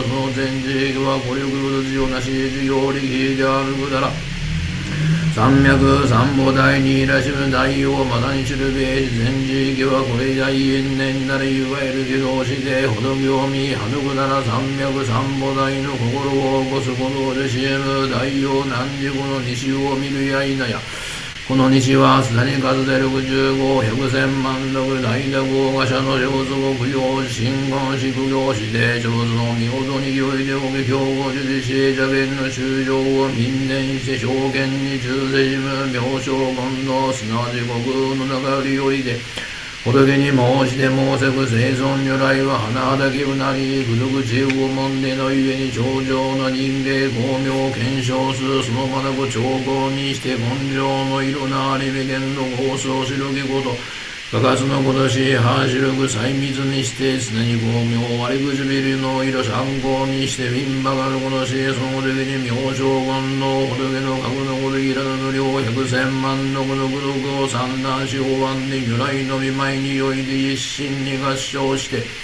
また仏に申して申せく生存未曾有なり如来の方は不可思議の微妙の愚毒を愚毒自成就いたまえり業界の守護反論下前なり我今日よりまた自ら信行に従わし邪言狂慢心に主悪の心を生じ長者でこの言葉を時をあんで仏を来しているに生きおとき大衆に告げたは心においていかん妙正言能は兄子と非道ならんや今の下毒を出すこれなりその浄土部には今の仏先に怒りをもんで照らしたも将軍層のこたつこれなり名将軍の及びもろもろの眷属を愛民戦がゆえにかの中によいで生ぜりその西は今の役をぼたす役上をぼたすこれなりこの役法役上をぼたすは過去のごときもろもろの大功徳を成就しすでに無料百千万徳の諸仏の見事によいでもろもろの徳本の上で不可思議の諸善功徳を成就せりもついど万年この荷を出すの名字を知らん者は一切世間の諸伝人民まだ礼拝すべし仏この名称観の本寺本を時だも時八番四千人本人陸一情報の中によいで方言上を得たり南無法蓮華経南無法蓮華経南無法蓮華経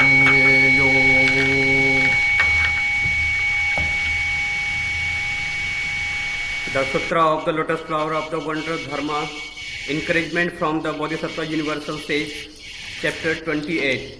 At that time, the Bodhisattva Universal Sage, well known for his unhindered mastery of transcendent power, his dignity and his virtue, came from the eastern quarter accompanied by immeasurable, boundless, great bodhisattvas in number beyond description. The countries through which he passed all shook and quaked.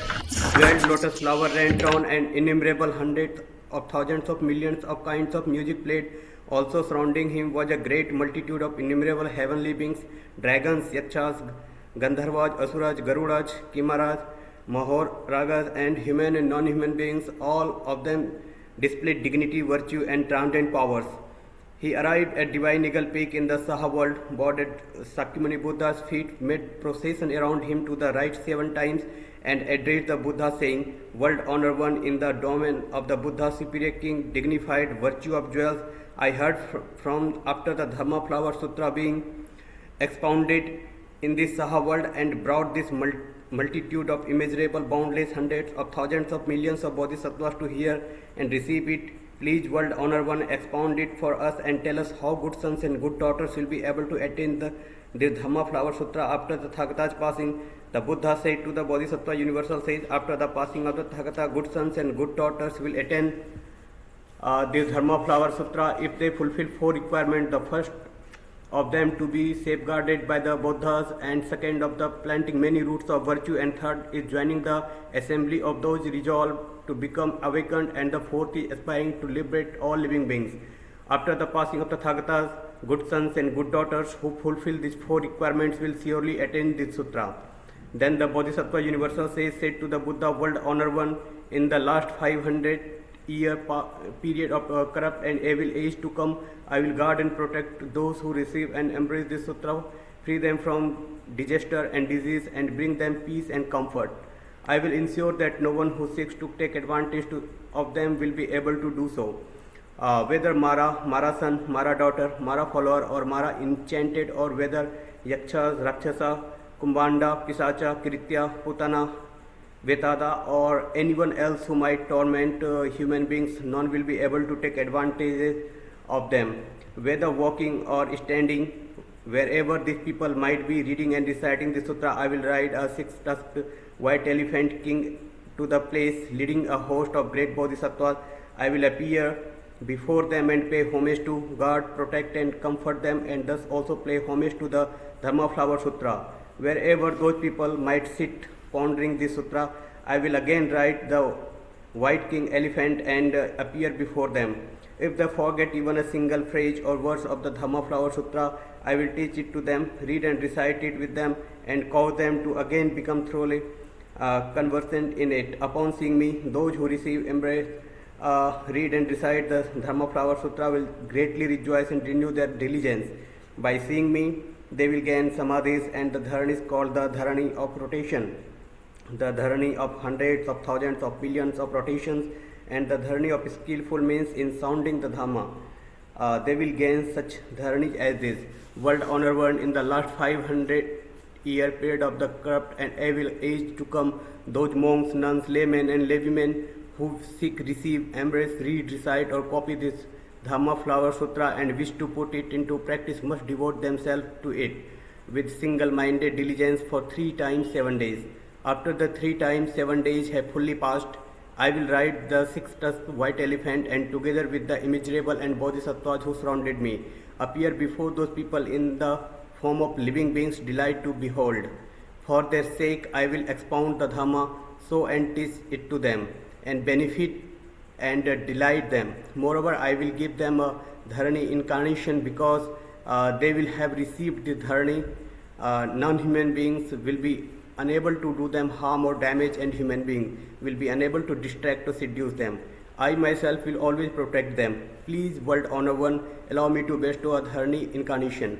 Then in the presence of the Buddha, he intoned in incarnation, Atandai, Tandadai, Tandahate, Tanda Kusare, Tanda Sudare, Sudare, Sudarahachi, Bodha Senne, Sarupa Darani, Avatani, Sarupa Vasa Avatani, Suavatani, Sogyaha Bisani, Sogyane Kya Dini, Asogi Sogyaha, Gyadai Tere Ada Sogya, Toria Aratte, Haratte, Saruba Sogya, Sammaji, Kyarandai, Saruba, Darumasu, Harisette, Saruba Sattarude, Kyosaria, Atogyadai, Shin Nabikiri, Daite. World Honor One, Bodhisattva who hear the dharani will recognize it as the transcendent power of universal says, while the Dhamma Flower Sutra proceeds through Jambudvipa, those who receive and embrace it should reflect. This is all due to the majestic transcendent power of universal says. Those who receive, embrace, read and recite this sutra rightly bear it in mind, comprehend its meaning and practice it as taught will. In fact, be practicing the deeds of universal says. These people have planted deep roots of goodness in the presence of immeasurable, boundless Buddhas, and the hands of the Tathagata will be laid upon their heads. Even if people only copy it, when their lifetime comes to an end, they will be born in a Tristamisma heaven, and on the occasion 84,000 heavenly beings performing all kinds of music will be there to welcome them. These people will put on crowns on the precious seven and pleasantly enjoy themselves in the company of refined attendants. How much greater then will be the merits and benefits of those who receive, embrace, read and recite this sutra. Rightly bear it in mind, comprehend its meaning and practice it as taught. Those people who receive, embrace, read and recite it and comprehend its meaning will, when their lifetime are over, have the hands of 1,000 Buddhas extend to them. Therefore, they will have no fear and will not fall into the evil state of existence, but will proceed directly to the place of Maitreya Bodhisattva in Tushita heaven. There they will be born in the presence of Maitreya Bodhisattva, who possesses the 32 marks and is surrounded by a host, a great Bodhisattva, and they will be accompanied by a retinue of hundreds of thousands of millions of heavenly beings. Such will be their merits and benefits. Therefore, the wise should all single-mindedly copy in themselves or have others to do so, and receive, embrace, read and recite it, rightly bear it in mind and practice it as taught. World Honor One, I will now use my transcendent power to guard and protect this sutra after Tathagata's passing, enabling it to spread broadly across Jambudvipa so that it is never lost. Then Shakyamuni Buddha extolled him, saying, "Good universal sage, good. You will be able to protect and assist this sutra and make living beings in many places peaceful and agreeable, bringing them benefits. As you have already achieved inconceivable merits and profound the great compassion and aspired to supreme perfect awakening from the remotest past, you are capable of making this vow to employ your transcendent power to guard and protect this sutra. Therefore, I will be my transcendent powers, guard and protect those who are able to receive and embrace the name of the Bodhisattva Universal says. You should know, Universal says, that if people receive, embrace, read, recite, rightly bear in mind, practice and copy this Dhamma Flower Sutra, they will thereby see Shakyamuni Buddha, which is no different from hearing this sutra directly from the Buddha's mouth. You should know that those people will pay homage to Shakyamuni Buddha. You should know that they will be praised by the Buddha, who will tell them, well done. You should know that they will have the hand of Shakyamuni Buddha laid upon their heads, and you should know that they will be wrapped in the robes of Shakyamuni Buddha. These people will have no more attachment to worldly pleasure or fondness on the canonical text of commentaries of outside teachings. They will not like associate closely with such people who do wrong, whether butchers or keepers of pigs, goats, fowls and dogs, or hunters, or those who sell the sexual favors of others. They will be upright in character, right-minded, and have the power of blessings and virtues. They will not be troubled by the three poisons or be distressed by envy, conceit, haughtiness, and prideful arrogance. They will know how to content with few desires and will be able to cultivate the practices of universal sage. Universal sage in the last 500-year period in the age after the Tathagata's passing, those who will see the receivers, embracers, readers, and reciters of the Dhamma Flower Sutra should reflect. Before long, these people will go to the place of the way, destroy the Mara hordes, and attain supreme perfect awakening. They will roll the wheel of Dhamma, beat the drum of the Dhamma, blow the conch of the Dhamma, pour forth the rain of the Dhamma, and sit on the lion seat of the Dhamma in the midst of a great assembly of heavenly and human beings. Universal sage in ages to come, the receivers, embracers, readers, and reciters of the sutra will no longer be greedily attached to the clothing, bedding, drink, food, or the necessities of life. Their aspiration will not be in vain, and they will receive good rewards in the present life. If people belittle or slander them, saying, "You are wild fool, pursuing a meaningless practicing from which nothing will ever be gained," this will incur recompense as severe as being without eyes in lifetime after lifetime. If people pay homage to and praise them, their present lifetime will be rewarded with good consequences. Furthermore, suppose that people see the receivers and embracers of the sutra and expose their errors and mistakes, whether real or not. Those who do many in affliction like leprosy in the present life, if people ridicule or laugh at them, then they may in a future lifetime have wide-gapped or missing teeth, ugly lips, a squat nose, clubbed hands or feet, deformed eyes, or a foul-smelling body. They may afflicted by a chronic illness like scabbed skin, pustulent sores, dropsy, or shortness of breath. Therefore, universal sage, if you see the receivers and embracers of the sutra, you should stand up and welcome them from afar, just as if you were paying respect to the Buddha. While this chapter of encouragement from several sages was being preached, immeasurable and boundless bodhisattvas equal to the sands of Ganges attained the dharani of hundreds of thousands of millions of rotation. The bodhisattva equal to the particles of 3,000 great thousandfold world become perfect in the ways of universal sage. When the Buddha finished preaching the sutra, bodhisattva including universal sage, Sravakas including Shariputra, heavenly beings, dragons, humans, and non-human beings, and every else in the great assembly were all filled with great delight, receiving and embracing this word of the Buddha. They made a sign of reflected to him and withdrew. Namo Myoho Renge Kyo. Namo Myoho Renge Kyo. Namo Myoho Renge Kyo. The Sutra of the Method for Contemplating the Bodhisattva Universal Sage. Thus have I heard. Once the Buddha was staying at the two-storied assembly hall in the great forest monastery in the land of Vaishali. He addressed the monks, saying, 3 more months will pass, and then I will enter paranirvana. Thereupon the venerable Ananda rose from his seat and straightened his robe. With fingers interlocked and palms pressed together, he made procession around the Buddha 3 times as a sign of respect. He knelt with